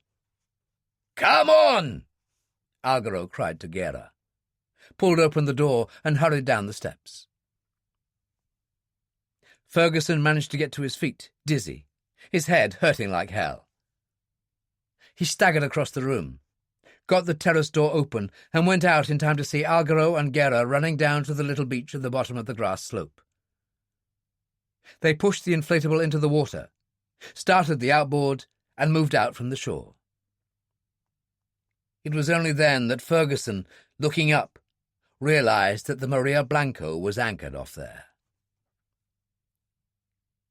He had never felt so impotent in his life, never so full of rage. He went into the bathroom, got a damp flannel for his head, found the field glasses, and focused them on the yacht. He saw Algaro and Gera go up the ladder and hurry along the stern to where Santiago sat under the awning. Captain Serra beside him. Algaro placed the briefcase on the table. Santiago placed his hands on it, then turned and spoke to Serra. The captain moved away and went on the bridge. A moment later they started to haul up the anchor, and the Maria Blanco began to move. And then a strange thing happened. As if realizing he was being observed, Santiago raised the briefcase in one hand, waved with the other, and went into the salon. It was Billy who opened the front door to admit Dillon and Bob Kearney at the house at Gallows Point. "I'm real glad to see you," he said. "How is she?" Kearney demanded. "Not too good. Seems like she fell from the balcony outside her bedroom. When me and Mary found her, she was lying there in the rain. The doctor wants her over to St. Thomas Hospital for a scan. They're coming to pick her up in an hour," Mary said. "Can she speak?" Dillon asked as they went upstairs. "Came to around an hour ago. It was you she asked for, Mr. Dillon." "Did she tell you how it happened?" "No, in fact, she ain't said much at all. Listen, I'll go and make coffee while you stay with her. Come on, Billy," she told her husband, and they went out. Kearney said, "Her face is real bad."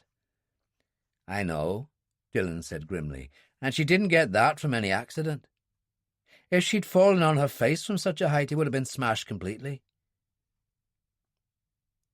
He took her hand, and she opened her eyes. "Dillon?"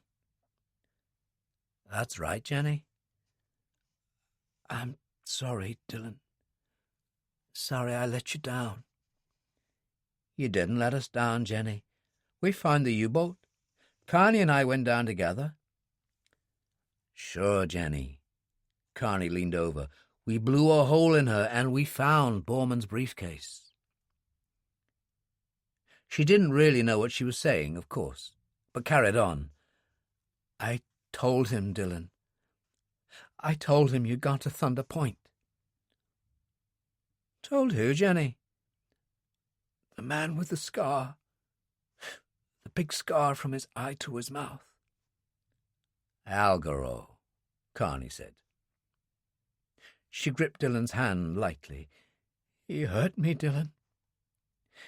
He really hurt me. Nobody ever hurt me like that." And she closed her eyes and drifted off again. When Dillon turned, the rage on his face was a living thing. "He's a dead man walking. Algaro, I give you my word." And he brushed past Kearney and went downstairs. The front door was open, Billy sitting on the porch, and Mary was pouring coffee. "You gonna have some?" "Just a quick one," Dillon said. "How is she?" "Drifted off again," Kearney told her as he joined them. Dillon nodded to him and moved to the other end of the porch. "Let's examine the situation. It was probably round about midnight Algaro put the screws on Jenny and found out that we'd gone to Thunder Point." "So?" "No sign of the opposition turning up, either there or on the way back. Does Max Santiago seem the kind of man who'd just give up at this point?" "No way," Kearney said. "I agree. I think it much more likely he decided to try and relieve us of Borman's briefcase at the earliest opportunity." "Exactly what I was thinking." "Good." Dillon swallowed his black coffee and put the cup down. "Let's get back to Kinneil fast. You check around the general area of Kinneil Beach, the bar, the dock, and I'll find Ferguson. We'll meet up in the bar later." They went back to Mary and Billy. "You boys going?" Mary asked. "Got to," Dillon said. "What about you?" "Billy will run things down at the bar, but me, I'm going to St. Thomas with Jenny." "Tell her I'll be in to see her," Dillon said. Don't forget now." And he hurried down the steps, followed by Carney. When Dillon hammered on the door of 7E, it was opened by Ferguson, holding a flannel loaded with ice cubes to his head. "What happened?" Dillon demanded. "Algaro happened. I was in the shower, and the door was locked. God knows how he got in. But I walked out of the bathroom, and there he was with one of the other men. I did my best, Dillon, but the bastard had a Browning. Clouted me across the head." "Let me see." Dillon examined it. "It could be worse." "They had an inflatable on the beach and took off for Maria Blanco. It was anchored out there." Dillon pulled up the Venetian blinds in one of the windows. "Well, it isn't now." "I wonder where he's gone. Back to San Juan, perhaps." Ferguson scowled. "I saw him in the stern through those field glasses. Saw Algaro give him the briefcase. He seemed to know I was watching. He raised the case in one hand and waved with the other." Ferguson scowled. "Cheeky bastard." "I told Carney we'd see him in the bar," Dillon said. "Come on. We'd better go and break the bad news and decide what we're going to do." In the darkest corner of the bar, Ferguson and Dillon shared a table. The Brigadier was enjoying a large scotch, tinkling with ice, while Dillon had contented himself with Evian water and a cigarette. Carney came in quickly to join them and called to the waitress, "Just a cold beer." "What happened?" "I checked with a friend who was out fishing. They passed him heading southeast, which means they must be going to Samson Key." Dillon actually laughed. "Right, you bastard. I've got you now." "What on earth do you mean?" Ferguson demanded. "The Maria Blanca will be anchored off Samson tonight, and if you remember, the general manager Prieto told us that Santiago always stays on board when he's there. It's simple. We'll go in under cover of darkness, and I'll get the briefcase back. If Carney will run us down there in Sea Raider, of course." "Try stopping me," Carney told him. Ferguson shook his head. "You don't give up easily, do you, Dillon?" "I can never see the point." Dillon poured more Evian water and raised his glass. Chapter 15. It was towards evening as Dillon and Ferguson waited on the dock at Kinneil Bay, sitting on the bench, the Irishman smoking a cigarette, the olive-green military holdall on the ground between them. "I think that's him now," Ferguson said, and pointed, and Dillon saw Sea Raider coming in from the sea, slowly to negotiate the moored yachts. There were still people on the beach, some of them swimming in the evening sun, laughter drifting across the water. Ferguson said, "From what I know of Santiago, I should think he'd be ready to repel boarders. Do you really think you can pull this off?" "Anything's possible, Brigadier," Dillon shrugged. "You don't need to come, you know. I'd understand." "I'll overlook the insult this time," Ferguson said coldly. "But don't ever say something like that to me again, Dillon." Dillon smiled. "Cheer up, Brigadier. I've no intention of dying at a place called Samson Key. After all, I've got a dinner at the Garrick Club to look forward to again with you." He got up and moved to the edge of the dock as Sea Raider drifted in. He waved up to Carney, jumped across the gap, got the fenders over, then threw a line to the Brigadier. Carney killed the engines and came down the ladder as they finished tying up. "I've refueled, so everything's shipshape. We can leave any time you like." Ferguson passed the hold-all to Dillon and stepped across as Dillon took it into the deck-house and put it on one of the benches. At that moment, the receptionist, who'd given them the news about Jenny when they'd come in earlier, came along the dock. "I've just taken a phone call from Mary Jones at St. Thomas Hospital, Mr. Dillon. She'd like for you to call her back." Carney said, "I'll come with you." The brigadier nodded. "I'll wait here and keep my fingers crossed." Dillon stepped over the side and turned along the dock, Carney at his side. Mary said, "She's going to be fine, but a good job she had that scan. There's what they call a hairline fracture in the skull. But the specialist, he said nothing that care and good treatment won't cure." "Fine," Dillon said. "Don't forget to tell her I'll be in to see her." Carney was leaning at the entrance of the telephone booth, his face anxious. "Hairline fracture of the skull," Dillon told him as he hung up. "But she's going to be okay." "Well, that's good," Carney said, as they walked back to the dock. "That's one way of putting it," Dillon said. "Another is that Santiago and Algaro have got a lot to answer for, not to mention that bastard Pema." Ferguson got up and came out of the deck-house as they arrived. "Good news?" "It could be worse," Dillon said, and told him. "Thank God." Ferguson took a deep breath.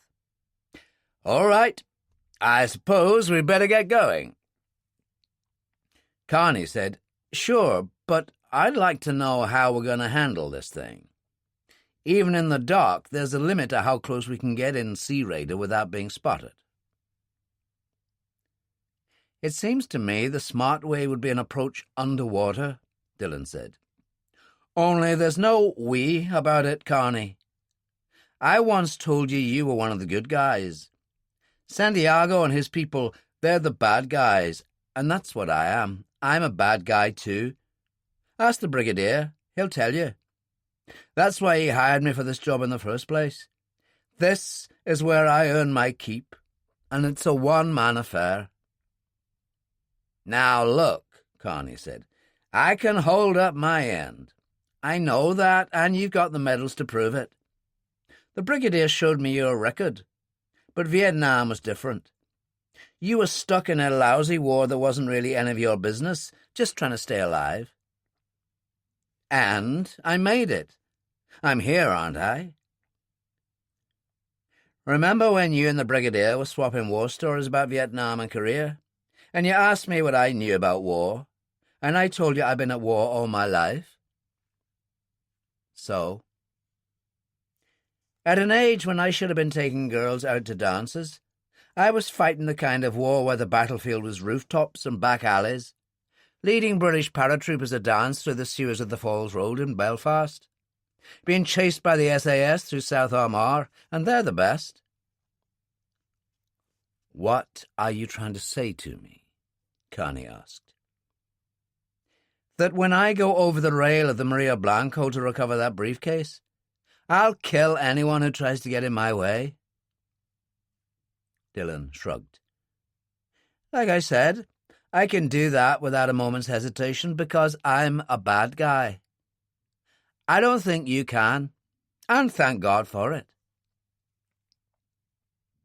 There was silence. Carney turned to Ferguson, who nodded. "He's right, I'm afraid." "Okay," Carney said reluctantly. "This is the way it goes. I'll go as close to the Maria Blanco as we dare and drop anchor. Then I'll take you the rest of the way in an inflatable." Dillon tried to speak, and Carney cut him off. "No buts, that's the way it's going to be. I've got an inflatable moored out there on the buoy with privateer. We'll pick it up on the way." "All right," Dillon said. "Have it your way." "And I come in, Dillon. If anything goes wrong, I come in."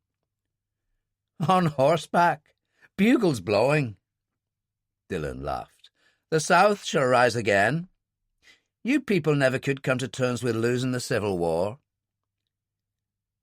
There was no Civil War. Carney went up to the flying bridge. You must be referring to the war for the independence of the Confederacy. Now, let's get moving. He switched on the engines. Dillon stepped over to the dock and untied the lines. A moment later, and they were moving out into the bay. The Maria Blanco was anchored in the bay at Samson Key, and Santiago sat in the salon, reading the documents in Borman's briefcase for the third time. He'd never been so fascinated in his life. He examined the personal order from Hitler, the signature, then reread the Windsor Protocol. It was the Blue Book which was the most interesting, though. All those names, members of Parliament, peers of the realm, people at the highest levels of society who had supported, however secretly, the cause of National Socialism. But then it was hardly surprising. In the England of the Great Depression, with something like 4 million people out of work, many would have looked at Germany and thought that Hitler had the right idea. He got up, went to the bar and poured a glass of dry sherry, then returned to the desk, picked up the telephone and called the radio room. "Get Mr. Francis Paymer in London." It was 2:00 in the afternoon, and Paymer was sitting alone at the desk in his office at the House of Commons when the phone rang. "Francis, Max here." Paymer was immediately all attention. "Has anything happened?" "You could say that." "I've got it, Francis, right here on my desk. Borman's briefcase. And Korvettenkapitän Paul Friemel was right. The Reichsleiter wasn't just shooting his mouth off while drunk. It's all here, Francis. Hitler's order to him, details of numbered bank accounts, the Windsor Protocol. Now there's an impressive-looking document.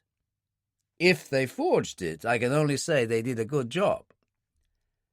"My God," Paymer said. "And the Blue Book, Francis. Absolutely fascinating stuff. Such famous names, and a neat little background paragraph for each. Here's an interesting one. I'll read it to you. Major Sir Joseph Paymer, Military Cross, Member of Parliament, Hatherley Court, Hampshire, an associate of Sir Oswald Mosley, politically sound, totally committed to the cause of National Socialism." "No," Paymer groaned, and there was sudden sweat on his face. "I can't believe it." "I wonder what your local Conservative association would make of that. Still, all's well that ends well, as they say. A good thing I've got it and no one else." "You'll destroy it, of course," Paymer said. "I mean, you'll destroy the whole bloody lot." "Leave it to me, Francis. I'll see to everything," Santiago said. "Just like I always do. I'll be in touch soon." He put down the phone and started to laugh. Was still laughing when Captain Serra came in. "Have you any orders, senor?" Santiago looked at his watch. It was just after 7. "Yes, I'll go ashore for a couple of hours and eat at the restaurant." "Very well, senor." "And make sure the deck is patrolled tonight, Serra, just in case our friends decide to pay us a visit." "I don't think we need worry, senor. They'd have trouble getting close to us without being spotted, but we'll take every precaution." "Good. Make the launch ready. I'll be with you in a moment."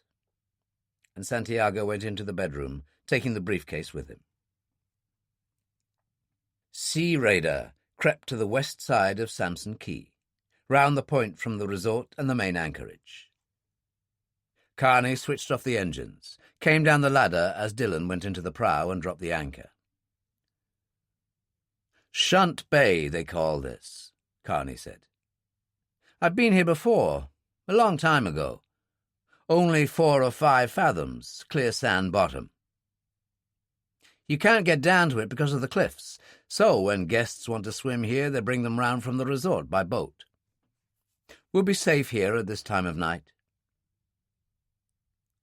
Ferguson checked his watch. 10 o'clock. What time will you go?" "Maybe another hour. I'll see."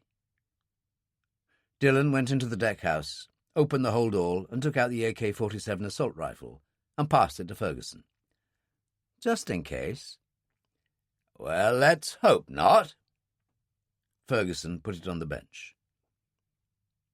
Dillon took the Walter from the hold-all, checked it, and put it in the dive bag with the Carswell silencer. Then he put in what was left of the Semtex and a couple of detonating fuses, the 30-minute ones. "You really are going to war," Ferguson said. "You better believe it." Dillon slipped the night sight into the bag also.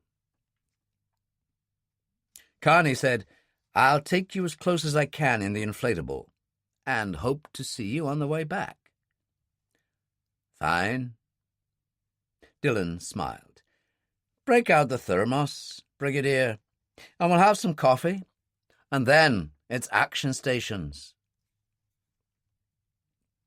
Santiago had enjoyed an excellent meal, starting with caviar, followed by grilled filet mignon with artichoke hearts, washed down by a bottle of Chateau Parma 1966. Deliberate self-indulgence, because he felt on top of the world. He liked things to go well, and the Borman affair had gone very well indeed. It was like a wonderful game. The information contained in the documents was so startling that the possibilities were endless. He asked for a cigar. Cuban, of course, just like the old days before that madman Castro had ruined everything.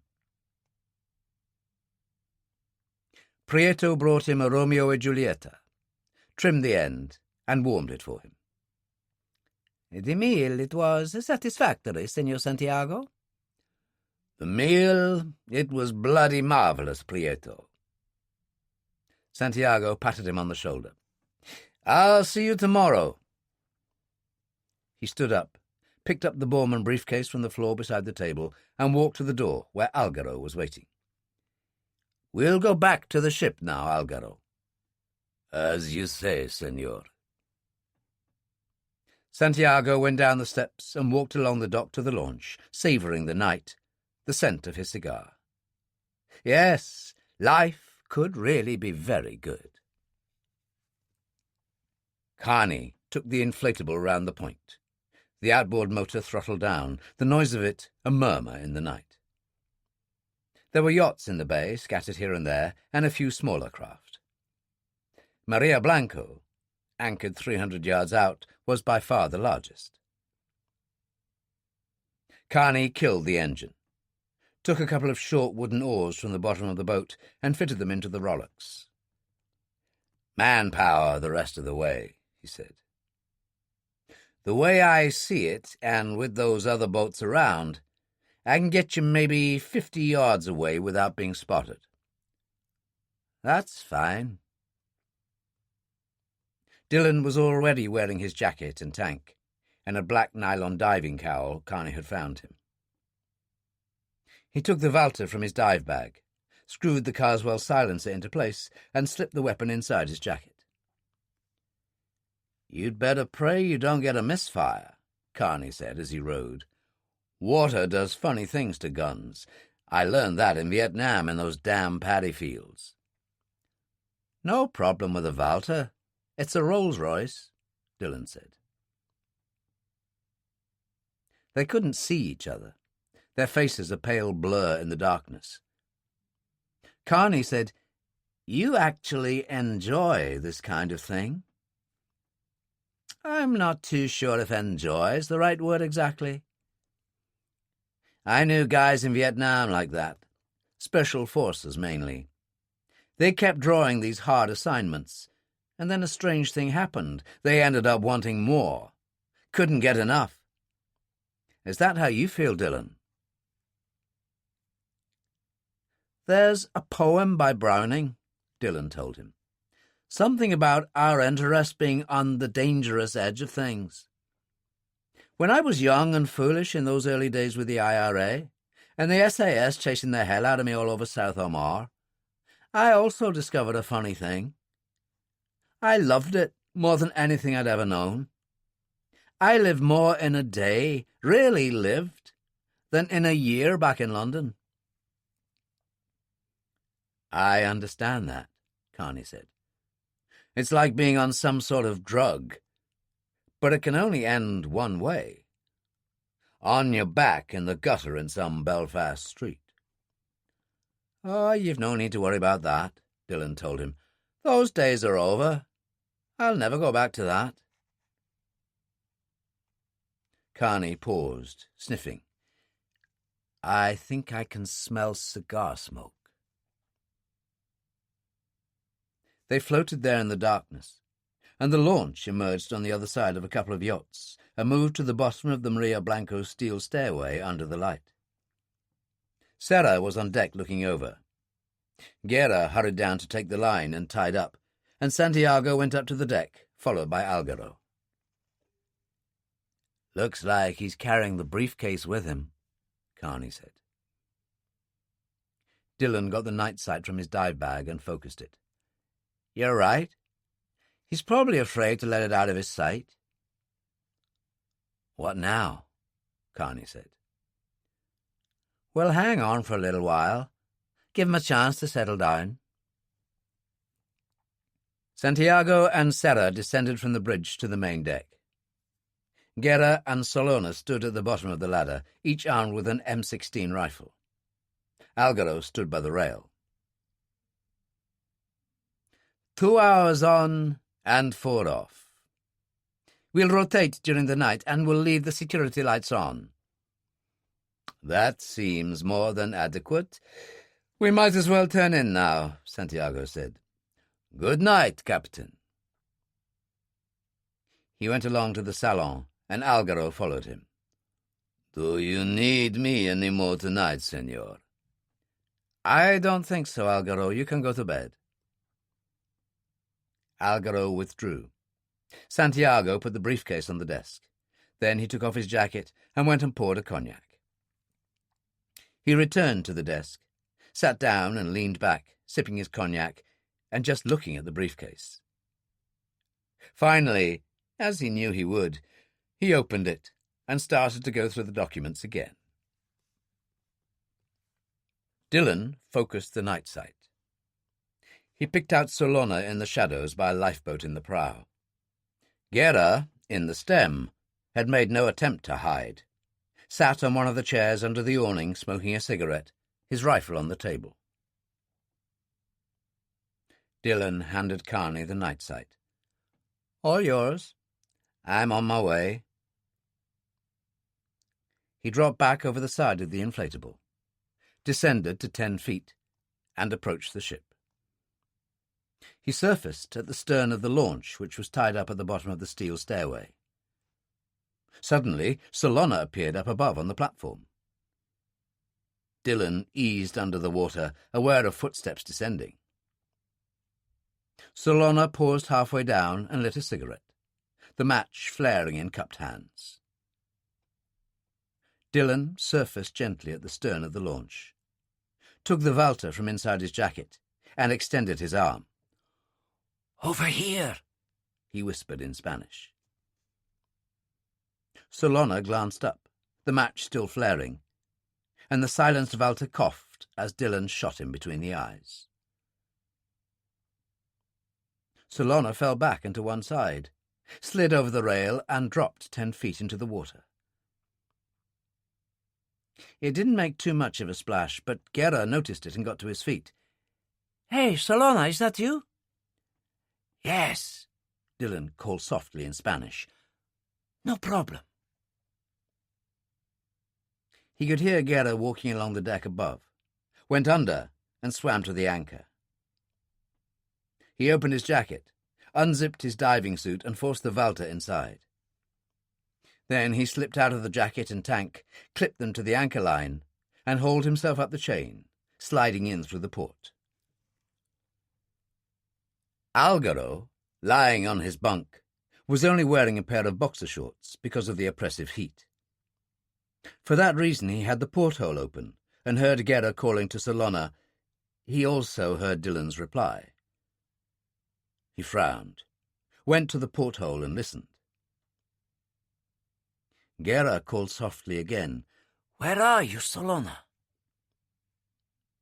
Algaro picked up the revolver on his bedside locker and went out. Gera called again. "Where are you, Solona?" And moved to the forward deck, the M16 ready. "Over here, amigo," Dillon said, and as Gera turned, shot him twice in the heart, driving him back against the bulkhead. Dillon went forward cautiously, leaned over to check that he was dead.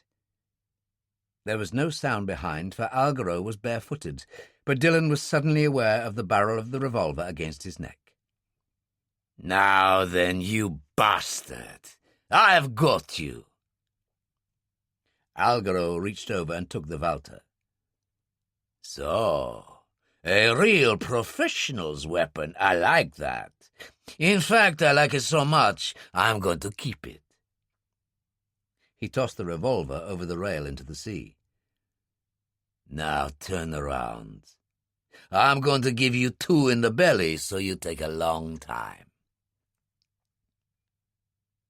Bob Carney, watching events through the night sight, had seen Algaro's approach, had never been so frustrated in his life at his inability to do something about it, was never totally certain what happened afterwards, because everything moved so fast. Dillon turned, his left arm sweeping Algaro's right to the side, the Walter discharging into the deck. Dillon closed with him. "If you're going to do it, do it. Don't talk about it." They struggled for a moment, feeling each other's strength. "Why don't you call for help?" "Because I'll kill you myself with my own hands," Algaro told him through clenched teeth. "For my own pleasure." "You're good at beating up girls, aren't you?" Dillon said. "How are you with a man?" Algaro twisted round, exerting all his strength, and pushed Dillon back against the rail at the prow. It was his last mistake, for Dillon let himself go straight over, taking Algaro with him, and the sea was Dillon's territory, not his. Algaro dropped the Walter as they went under the water and started to struggle, and Dillon held on, pulling him down, aware of the anchor chain against his back. He grabbed for it with one hand and got a forearm across Algaro's throat. At first, he struggled very hard indeed, feet kicking, but quickly weakened. Finally, he was still. Dillon, his own lungs nearly bursting, reached one-handed and unbuckled his weight belt. He passed it around Algaro's neck and fastened the buckle again, binding him to the anchor chain. He surfaced, taking in great lungfuls of air. It occurred to him then that Carney would be watching events through the night sight, and he turned and raised an arm, then hauled himself back up the anchor chain. He kept to the shadows, moving along the deck until he came to the main salon. He glanced in the porthole and saw Santiago sitting at the desk, the briefcase open, reading. Dillon crouched down, thinking about it, then made his decision. He took what was left of the Semtex from his dive bag, inserted the 2 30-minute detonator fuses, went and dropped it down one of the engine room air vents, then returned and peered through the porthole again.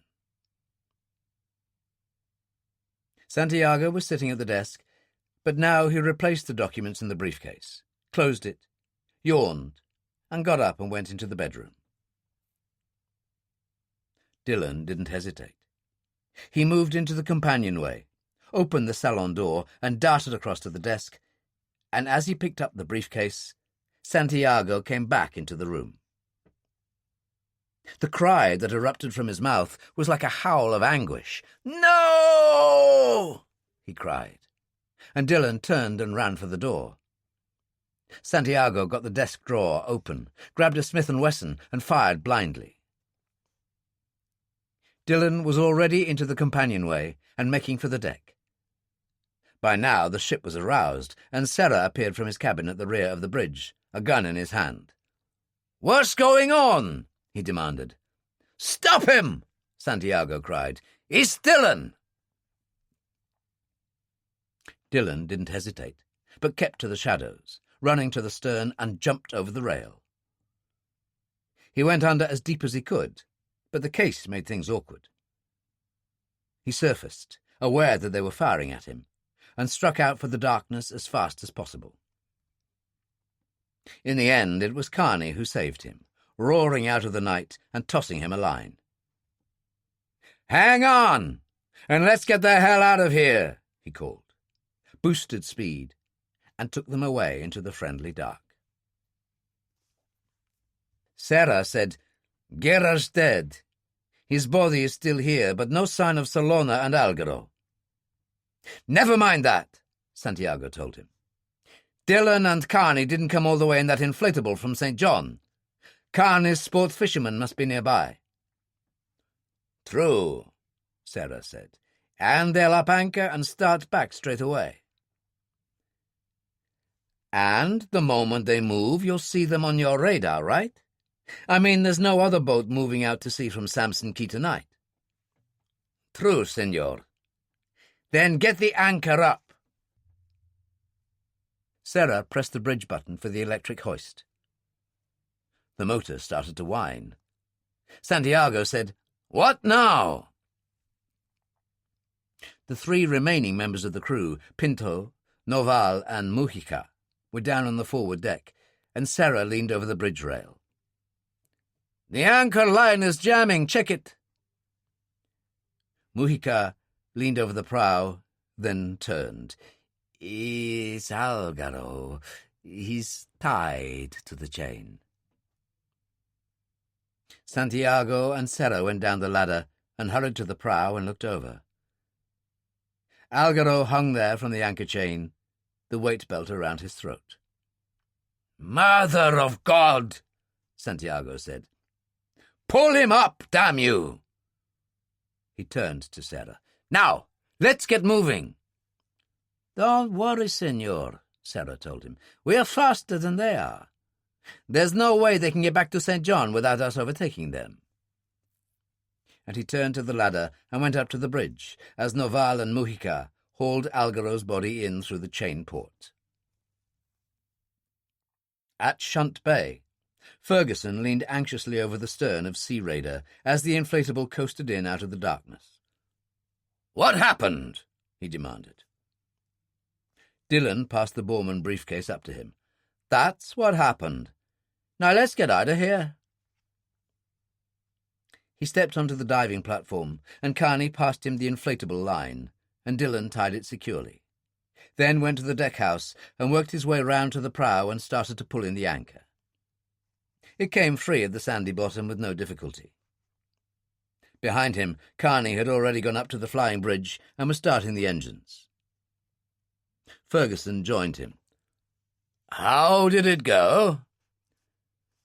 "He doesn't take prisoners, I'll say that for him," Carney said. "But let's get out of here. We don't have any kind of time to hang about." Sea Raider ploughed forward into the night, the wind freshening 4 to 5. Ferguson sat in the swivel chair, and Dillon leaned against the rail beside Carney. "They're faster than we are, you know that," Carney said. "And he's going to keep coming." "I know," Dillon told him. "He doesn't like to lose." "Well, I sure as hell can't go any faster. We're doing 22 knots, and that's tops." It was Ferguson who saw the Maria Blanco first. "There's a light back there, I'm sure there is." Carney glanced round. "That's them, all right. Couldn't be anyone else." Dillon raised the night sight. "Yes, it's the Maria Blanco." "He's got good radar on that thing. Must have," Carney said. "No way I can lose him. "Oh, yes, there is," Dillon said. "Just keep going." Sarah, on the bridge of the Maria Blanco, held a pair of night glasses to his eyes. "Got it," he said, and passed the glasses to Santiago. Santiago focused them and saw the outline of Sea Raider. "Right, you bastards." He leaned over the bridge rail and looked down at Mujica, Noval, and Pinto, who all waited on the forward deck holding M16 rifles. "We've seen them. Get yourselves ready." Sarah increased speed. The Maria Blanco raced forward over the waves, and Santiago raised the glasses again, saw the outline of Sea Raider, and smiled.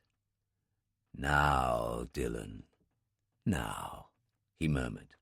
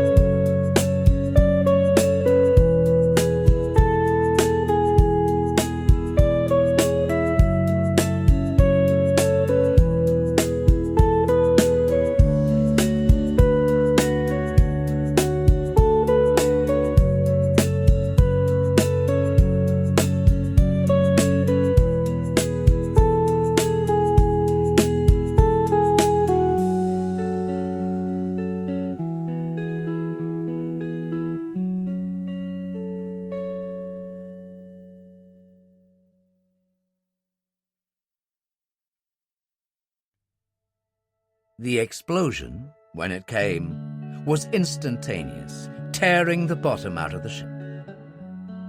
What happened was so catastrophic that neither Santiago, Captain Serra nor the 3 remaining crew members had time to take it in, as their world disintegrated, and the Maria Blanco lifted, then plunged beneath the waves. On the flying bridge of Sea Raider, what they saw first was a brilliant flash of orange fire, and then, a second or two later, the explosion boomed across the water. And then the fire disappeared, extinguished, only darkness remaining. Bob Carney killed the engine instantly. It was very quiet. Ferguson said, "A long way down." Dillon looked back through the night sight. U-180 went further. He put the night sight in the locker under the instrument panel. "He did say they were carrying explosives, remember?" Carney said, "We should go back. Perhaps there are survivors." "You really think so after that?" Dillon said gently. "St. John's that way." Carney switched on the engines, and as they ploughed forward into the night, Dillon went down the ladder to the deckhouse. He took off his diving suit, pulled on his tracksuit, found a pack of cigarettes, went to the rail. Ferguson came down the ladder and joined him. "My God," he said softly. "I don't think he had much to do with it, Brigadier," Dillon said, and he lit a cigarette, the Zippo flaring. It was just after 10 the following morning when a nurse showed the 3 of them into the private room at the St. Thomas Hospital. Dillon was wearing the black cord slacks, the denim shirt, and the black flying jacket he'd arrived in on the first day. Ferguson, supremely elegant as usual in his Panama, blazer, and guard's tie. Jenny was propped up against pillows, her head swathed in white bandages. Mary, sitting beside her, knitting, got up. "I'll leave you to it, but don't you gentlemen overtire her." She went out, and Jenny managed a weak smile. "My 3 musketeers. Now that's kind of fanciful." Bob Carney took her hand. "How are you?" "I don't feel I'm here half the time." "Well, that will pass, my dear," Ferguson said. "I've had a word with the superintendent. Anything you want, any treatment you need, you get. It's all taken care of." "Thank you, Brigadier." She turned to Dillon, looked up at him without speaking. Bob Carney said, "I'll be back, honey. You take care." He turned to Ferguson, who nodded, and they went out. Dillon sat on the bed and took her hand. "You look terrible." "I know. How are you?" "I'm fine." "How did it all go?" "We've got the Borman briefcase. The Brigadier has his Learjet waiting at the airport. We're taking it back to London." "The way you put it, you make it sound as if it was easy." "It could have been worse. Don't go on about it, Jenny. There's no point. Santiago and his friends, that animal Algaro, they'll never bother you again." "Can you be certain of that?" "As a coffin lid closing," he said bleakly. There was a kind of pain on her face. She closed her eyes briefly, opened them again. "People don't really change, do they?" "I am what I am, Jenny," he said simply. "But then you knew that." "Will I see you again?" "I don't think that's likely." He kissed her hand, got up, went to the door and opened it. "Dillon," she called. He turned. "Yes, Jenny?" God bless. And take care of yourself. The door closed softly. She closed her eyes and drifted into sleep. They allowed Carney to walk out across the tarmac to the Lear with them, a porter pushing a trolley with the luggage. One of the two pilots met them and helped the porter stow the luggage, while Dillon, Ferguson and Carney stood at the bottom of the steps. The brigadier held up the briefcase. "Thanks for this, Captain Carney. If you ever need help, or I can do you a good turn." He shook hands. "Take care, my friend," and he went up the steps. Carney said, "What happens now? In London, I mean." "That's up to the Prime Minister," Dillon said. "Depends what he wants to do with those documents." "It was a long time ago," Carney said. "A legitimate point of view." Carney hesitated, then said, "This Paymer guy, what about him?" "I hadn't really thought about it," Dillon said calmly. "Oh, yes, you have." Carney shook his head. "God help you, Dillon, because you'll never change." And he turned and walked away across the tarmac. Dillon joined Ferguson inside and strapped himself in. "A good man, that," Ferguson said. Dillon nodded. "The best?" The second pilot pulled up the steps and closed the door, went and joined his colleague in the cockpit. After a while the engines fired and they moved forward. A few moments later they were climbing high and out over the sea. Ferguson looked out. "St. John over there?" "Yes," Dillon said. Ferguson sighed. "I suppose we should discuss what happens when we get back." "Well, not now, Brigadier." Dillon closed his eyes. "I'm tired. Let's leave it till later." The house at Chocolate Hole had never seemed so empty when Bob Carney entered it. He walked slightly aimlessly from room to room, then went in the kitchen and got a beer from the icebox. As he went to the living room, the phone rang. It was his wife, Carrie. "Hi, honey, how are you?" "I'm fine, just fine. How about the kids?" "Oh, lively as usual. They miss you. This is an impulse call. We're at a gas station near Orlando. I just stopped to fill up." "I'm sure looking forward to you coming back." "It won't be long now," she said. "I know it's been lonely for you. Anything interesting happened?" A slow smile spread across Carney's face, and he took a deep breath. "Not that I can think of. Same old routine." "Bye, honey. I'll have to go." He put the phone down, drank some of his beer, went out on the porch.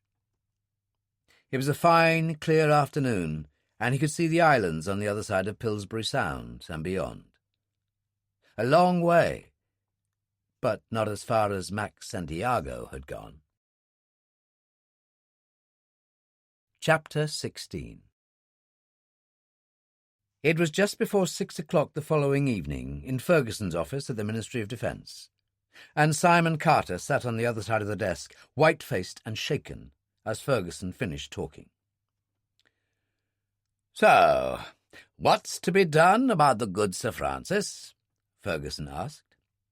"A minister of the Crown, behaving not only dishonourably, but in what can only be described as a criminal way." Dillon, standing by the window in a blue Burberry trench coat, lit a cigarette, and Carter said, "Does he have to be here?" "Nobody knows more of this affair than Dillon. Can't keep him out of it now." Carter picked up the Blue Book file, hesitated, then put it down and unfolded the Windsor Protocol to read it again. I can't believe this is genuine. Perhaps not, but the rest of it is. Ferguson reached across for the documents, replaced them in the briefcase, and closed it. The Prime Minister will see us at Downing Street at 8. Naturally, I haven't invited Sir Francis. I'll meet you there. Carter got up. Very well. He went to the door, was reaching for the handle when Ferguson said, "Oh, and Carter?" "Yes?" "Don't do anything stupid like phoning, Paymer. I'd stay well clear of this if I were you." Carter's face sagged. He turned wearily and went out. It was 10 minutes later, and Sir Francis Paymer was clearing his desk at the House of Commons before leaving for the evening, when his phone went. "Paymer here," he said. "Charles Ferguson." "Ah, you're back, Brigadier," Paymer said warily. "We need to meet," Ferguson told him. "Quite impossible tonight. I have a most important function, dinner with the Lord Mayor of London. Can't miss that." "Max Santiago is dead," Ferguson said, "and I have here on my desk the Borman briefcase. The Blue Book makes very interesting reading. Your father is featured prominently on page 18. "Oh, dear God." Paymer slumped down on his chair. "I wouldn't speak to Simon Carter about this if I were you," Ferguson said. "That wouldn't really be to your advantage." "Of course not. Anything you say." Paymer hesitated. "You haven't spoken to the Prime Minister, then?" "No, I thought it best to see you first." "I'm very grateful, Brigadier. I'm sure we can work something out." "You know Charing Cross Pier?" "Of course." "One of the river boats, the Queen of Denmark, leaves there at 6:45. I'll meet you on board. You'll need an umbrella, by the way. It's raining rather hard." Ferguson put down the phone and turned to Dillon, who was still standing by the window. "That's it, then?" "How did he sound?" Dillon asked. "Terrified." Ferguson got up, went to the old-fashioned hall stand he kept in the corner, and took down his overcoat, the type known to guards officers as a British warm, and pulled it on. "But then he would be, poor sod." "Don't expect me to have any sympathy for him." Dillon picked up the briefcase from the desk. "Come on, let's get on with it." And he opened the door and led the way out. When Paymer arrived at Charing Cross Pier, the fog was so thick that he could hardly see across the Thames. He bought his ticket from a steward at the head of the gangplank. The Queen of Denmark was scheduled to call in at Westminster Pier and eventually Cadogan Pier at Chelsea Embankment. A popular run on a fine summer evening, but on a night like this there were few passengers. Paymer had a look in the lower saloon, where there were half a dozen passengers, and a companionway to the upper saloon, where he encountered only 2 ageing ladies talking to each other in whispers. He opened a glass door and went outside and looked down. There was someone standing at the rail in the stern, holding an umbrella over his head. He went back inside, descended the companionway, and went out on deck, opening his umbrella against the driving rain. "That you, Ferguson?" He went forward hesitantly, his hand on the butt of the pistol in his right-hand raincoat pocket. It was a very rare weapon from the exclusive collection of World War II handguns his father had left him. A Volker, specially designed for use by the Hungarian Secret Service, and as silenced as a pistol could be. He'd kept it in his desk at the Commons for years. The Queen of Denmark was moving away from the pier now, and starting her passage upriver. Fog swirled up from the surface of the water. The light from the saloon above was yellow and sickly. There were no rear windows to the lower saloon. They were alone in their own private space. Ferguson turned from the rail. "Ah, there you are." He held up the briefcase. "Well, there it is. The Prime Minister's having a look at 8 o'clock. Please, Ferguson," Paymer pleaded, "don't do this to me. It's not my fault that my father was a fascist." "Quite right. It's also not your fault that your father's immense fortune in post-war years came from his association with the Nazi movement, the Kameradenwerk. I can even excuse, as simply weakness of character, the way you've been happy over the years to accept a large continuing income from Samson Key Holdings, mostly money produced by Max Santiago's more dubious enterprises, the drug business, for example." "Now, look here," Paymer began. "Don't bother to deny it. I'd asked Jack Lane to investigate your family's financial background, not realizing I was sentencing him to death, of course. He'd really made progress before he was killed, or should I say murdered. I found his findings in his desk earlier today." "It wasn't my fault, any of it," Paymer said wildly. "Or my father's and his bloody love affair with Hitler. I had my family name to think of, Ferguson, my position in the government." "Oh, yes," Ferguson conceded. "Rather selfish of you, but understandable. What I can't forgive is the fact that you acted as Santiago's lapdog from the very beginning. Fed him every piece of information you could. You sold me out. You sold out Dillon, putting us in danger of our very lives. It was your actions that resulted in Jennifer Grant being attacked twice, once in London, where God knows what would have happened if Dillon hadn't intervened. The second time in St. John, where she was severely injured and almost died. She's in hospital now. I knew none of this, I swear. Oh, everything was arranged by Santiago, I grant you that. What I'm talking about is responsibility.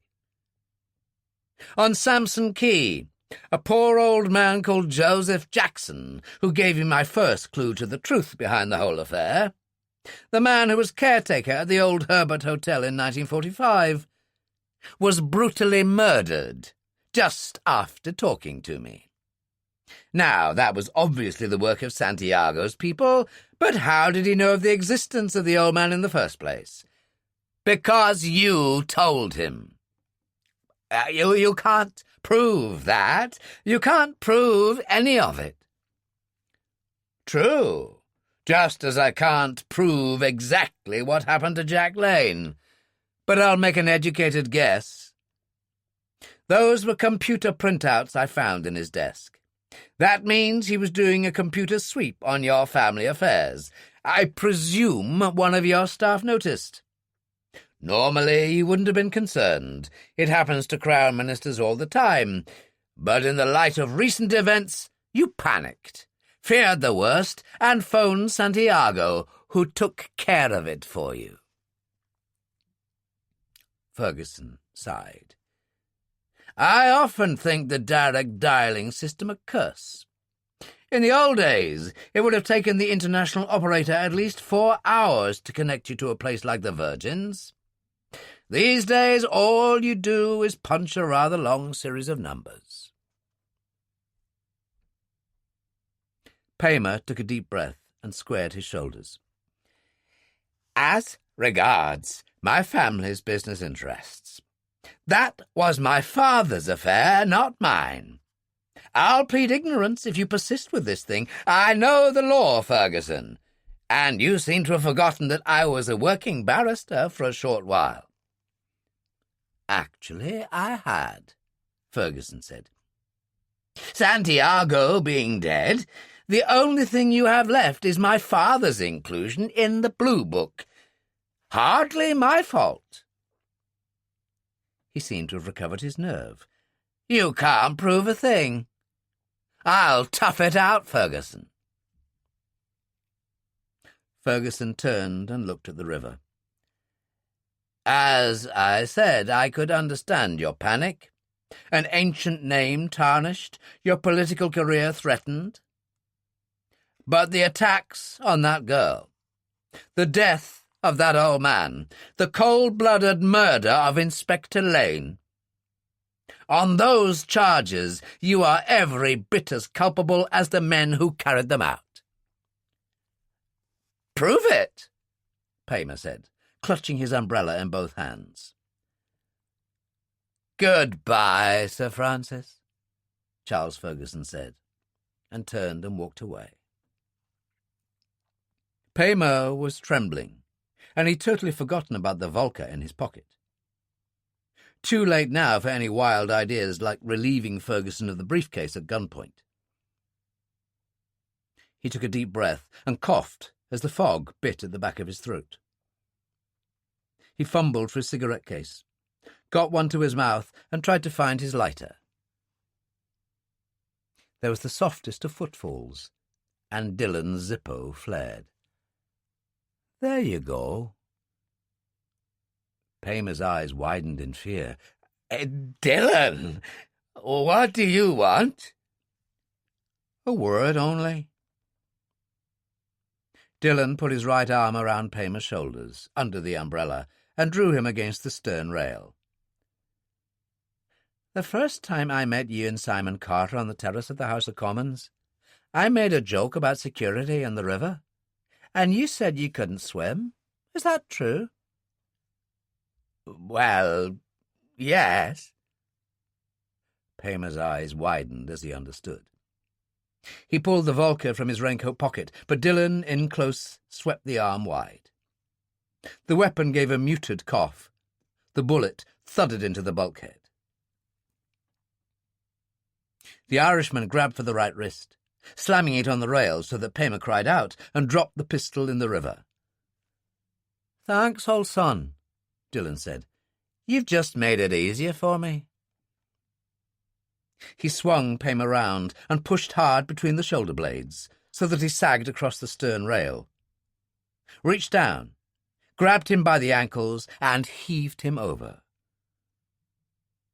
The umbrella floated upside down. Paymer surfaced, raised an arm. There was a strangled cry as he went under again, and the fog swirled across the surface of the Thames, covering everything. 5 minutes later, the Queen of Denmark pulled in at Westminster Pier next to the bridge. Ferguson was first down the gangway and waited under a tree for Dillon to join him. "Taken care of?" "I think you could say that," Dillon told him. "Good. I've got my appointment at Downing Street now. I can walk there from here. I'll see you at my flat in Cavendish Square. Let you know what happened." Dillon watched him go, then moved away himself in the opposite direction, fading into the fog and rain. Ferguson was admitted to Downing Street some 15 minutes early for his appointment. Someone took his coat and umbrella, and one of the Prime Minister's aides came down the stairs at that moment. "Ah, there you are, Brigadier." "A trifle early, I fear." No problem. The Prime Minister would welcome the opportunity to consider the material in question himself. Is that it?" "Yes." Ferguson handed him the briefcase. "Please, make yourself comfortable. I'm sure he won't keep you long." Ferguson took a seat in the hall, feeling rather cold. He shivered, and the porter by the door said, "No central heating, Brigadier. The workmen moved in today to install the new security systems." "Ah, so they've finally started." "Yes, but it's bleeding cold of an evening. We had to light a fire in the Prime Minister's study. First time in years." "Is that so?" A few moments later there was a knock at the door. The porter opened it and admitted Carter. "Brigadier," Carter said formally. The porter took his coat and umbrella, and at that moment the aide reappeared. "Please, come this way, gentlemen." The Prime Minister sat at his desk, the briefcase open at one side. He was reading through the blue book and glanced up briefly. "Sit down, gentlemen. I'll be with you directly." The fire burned brightly in the grate of the Victorian fireplace. It was very quiet, only sudden flurries of rain hammering against the window. Finally, the Prime Minister sat back and looked at them. "Some of the names on this Blue Book list are really quite incredible. Sir Joseph Paymer, for example, on page 18. I presume this is why you didn't ask Sir Francis to join us, Brigadier?" "I felt his presence would be inappropriate in the circumstances, Prime Minister, and Sir Francis agreed." Carter turned and glanced at him sharply. The Prime Minister said, "You have informed him of his father's presence in the Blue Book, then?" "Yes, sir, I have." "I appreciate Sir Francis's delicacy in the matter. On the other hand, the fact that his father was a fascist all those years ago is hardly his fault. We don't visit the sins of the fathers on the children." The Prime Minister glanced at the Blue Book again, then looked up. "Unless you have anything else to tell me, Brigadier?" There was a strange set look on his face, as if he was somehow challenging Ferguson. Carter glanced at Ferguson, puzzled, his face pale, and Ferguson said firmly, "No, Prime Minister." "Good. Now we come to the Windsor Protocol." The Prime Minister unfolded it. "Do you gentlemen consider this to be genuine?" "One can't be certain," Carter said. "The Nazis did produce some remarkable forgeries during the war. There's no doubt about that." "It is a known fact that the Duke hoped for a speedy end to the war," Ferguson said. "This in no way is to suggest that he was disloyal, but he deeply regretted the loss of life on both sides and wanted it to end." "Be that as it may, the tabloid press would have a field day with this, and the effect on the royal family would be catastrophic, and I wouldn't want that," the Prime Minister said. "You've brought me the original of Corvette and Capitaine Frimel's diary, as I asked, and the translation. Are these all the copies?" "Everything," Ferguson assured him. "Good." The Prime Minister piled the documents together, got up, and went to the fire. He put the Windsor Protocol on top of the blazing coals first. "An old story, gentlemen. A long time ago." The protocol flared, curled into ash. He followed it with the Hitler order, the bank lists, the Blue Book, and finally Paul Frimel's diary. He turned. "It never happened, gentlemen. Not any of it." Carter stood up and managed a feeble smile. "A wise decision, Prime Minister." "Having said that, it would appear this business of using the services of the man Dillon worked out, Brigadier." "We only reached a successful conclusion because of Dillon's efforts, sir." The Prime Minister came round the desk to shake hands and smiled. "I'm sure it's an interesting story. You must tell me sometime, Brigadier, but for now you must excuse me." By some mystery the door opened smoothly behind them, and the aide appeared to usher them out. In the hall, the porter helped them on with their coats. "A satisfactory conclusion all round, I'd say," Carter remarked. "You think so, do you?" Ferguson said. The porter opened the door, and at that moment the aide hurried in from the rear office. "A moment, gentlemen. We've just had a most distressing call from the river police. They recovered the body of Sir Francis Paymer from the Thames a short time ago. I'm about to inform the Prime Minister." Carter was struck dumb, and Ferguson said, "Very sad. Thank you for letting us know."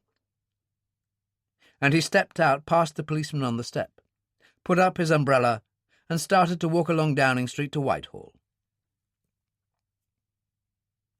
He walked very fast, was almost at the security gates before Carter caught up with him and grabbed his arm. "What was it you said to him, Ferguson? I want to know." "I gave him all the facts," Ferguson said. "You are aware of the part he played from the beginning in this affair?" I reminded him of that. I can only imagine he decided to do the decent thing. "Very convenient." "Yes, isn't it?" They were on the pavement of Whitehall now. "Do you want to share a cab?" "Damn you to hell, Ferguson," Simon Carter told him, and walked away. Ferguson stood there for a moment, rain bouncing from his umbrella, and a black cab swerved into the curb. The driver peered out, a cap down over his eyes, and asked in perfect Cockney, "You want a cab, governor?" "Thank you." Ferguson climbed in, and the cab pulled away. Dillon removed his cap and smiled at Ferguson in the rear-view mirror. "How did it go?" Ferguson said, "Did you steal this thing?" "No, it belongs to a good friend of mine." "London Irish, no doubt?" "Of course. Actually, it's not registered as a working cab, but as everyone assumes it is, it's great for parking. Now, what about the Prime Minister?" "He put everything on the fire and said it was an old story, was even charitable about Francis Paymer." "Did you put him straight there?" "I couldn't see the point." "And how did Carter take it?" "Rather badly. Just as we were leaving, the Prime Minister's office received a report from the river police. They recovered Paymer's body." "And Carter thinks he did it because of pressure from you?" "I don't know what he thinks, or care. The only thing I worry about is Carter's competence. He dislikes me so much that it clouded his judgment. For example, he was so taken up with the mention of Sir Joseph Paymer in the Blue Book on page 18 that he missed the gentleman on page 51. "And who would that be?" "An army sergeant from the First World War, badly wounded on the Somme, no pension, out of work in the 20s, and understandably angry with the establishment. Another associate of Sir Oswald Mosley, who entered politics and became General Secretary of a major trade union. He died about 10 years ago." "And who are we talking about?" "The Prime Minister's uncle on his mother's side." "Mother of God," Dillon said. "And you think he knew? The Prime Minister, I mean." "That I knew? Oh, yes." Ferguson nodded. "But, as he said, an old story, and the evidence has just gone up in smoke anyway. Which is why I can afford to tell you, Dillon. After all your efforts in this affair, I think you're entitled to know." "Very convenient, I must say," Dillon observed. "Oh, no, the Prime Minister was right. We can't visit the sins of the fathers on the children. Paymer was different. Where are we going, by the way?" "Your place, I suppose," Dillon said. Ferguson opened the window a little and let the rain blow in. "I've been thinking, Dillon. My department's under severe pressure at the moment. Besides the usual things, we've got the Yugoslavian business and all this neo-Nazi stuff in Berlin and East Germany. Losing Jack Lane leaves me in rather a hole." "I see," Dillon said. Ferguson leaned forward. "Right up your street, the sort of thing I have in mind. Think about it, Dillon." Dillon swung the wheel, did a U-turn and started back the other way. Ferguson was flung back in his seat. "What are you doing, for God's sake?" Dillon smiled in the rearview mirror. "You did mention dinner at the Garrick Club, didn't you?"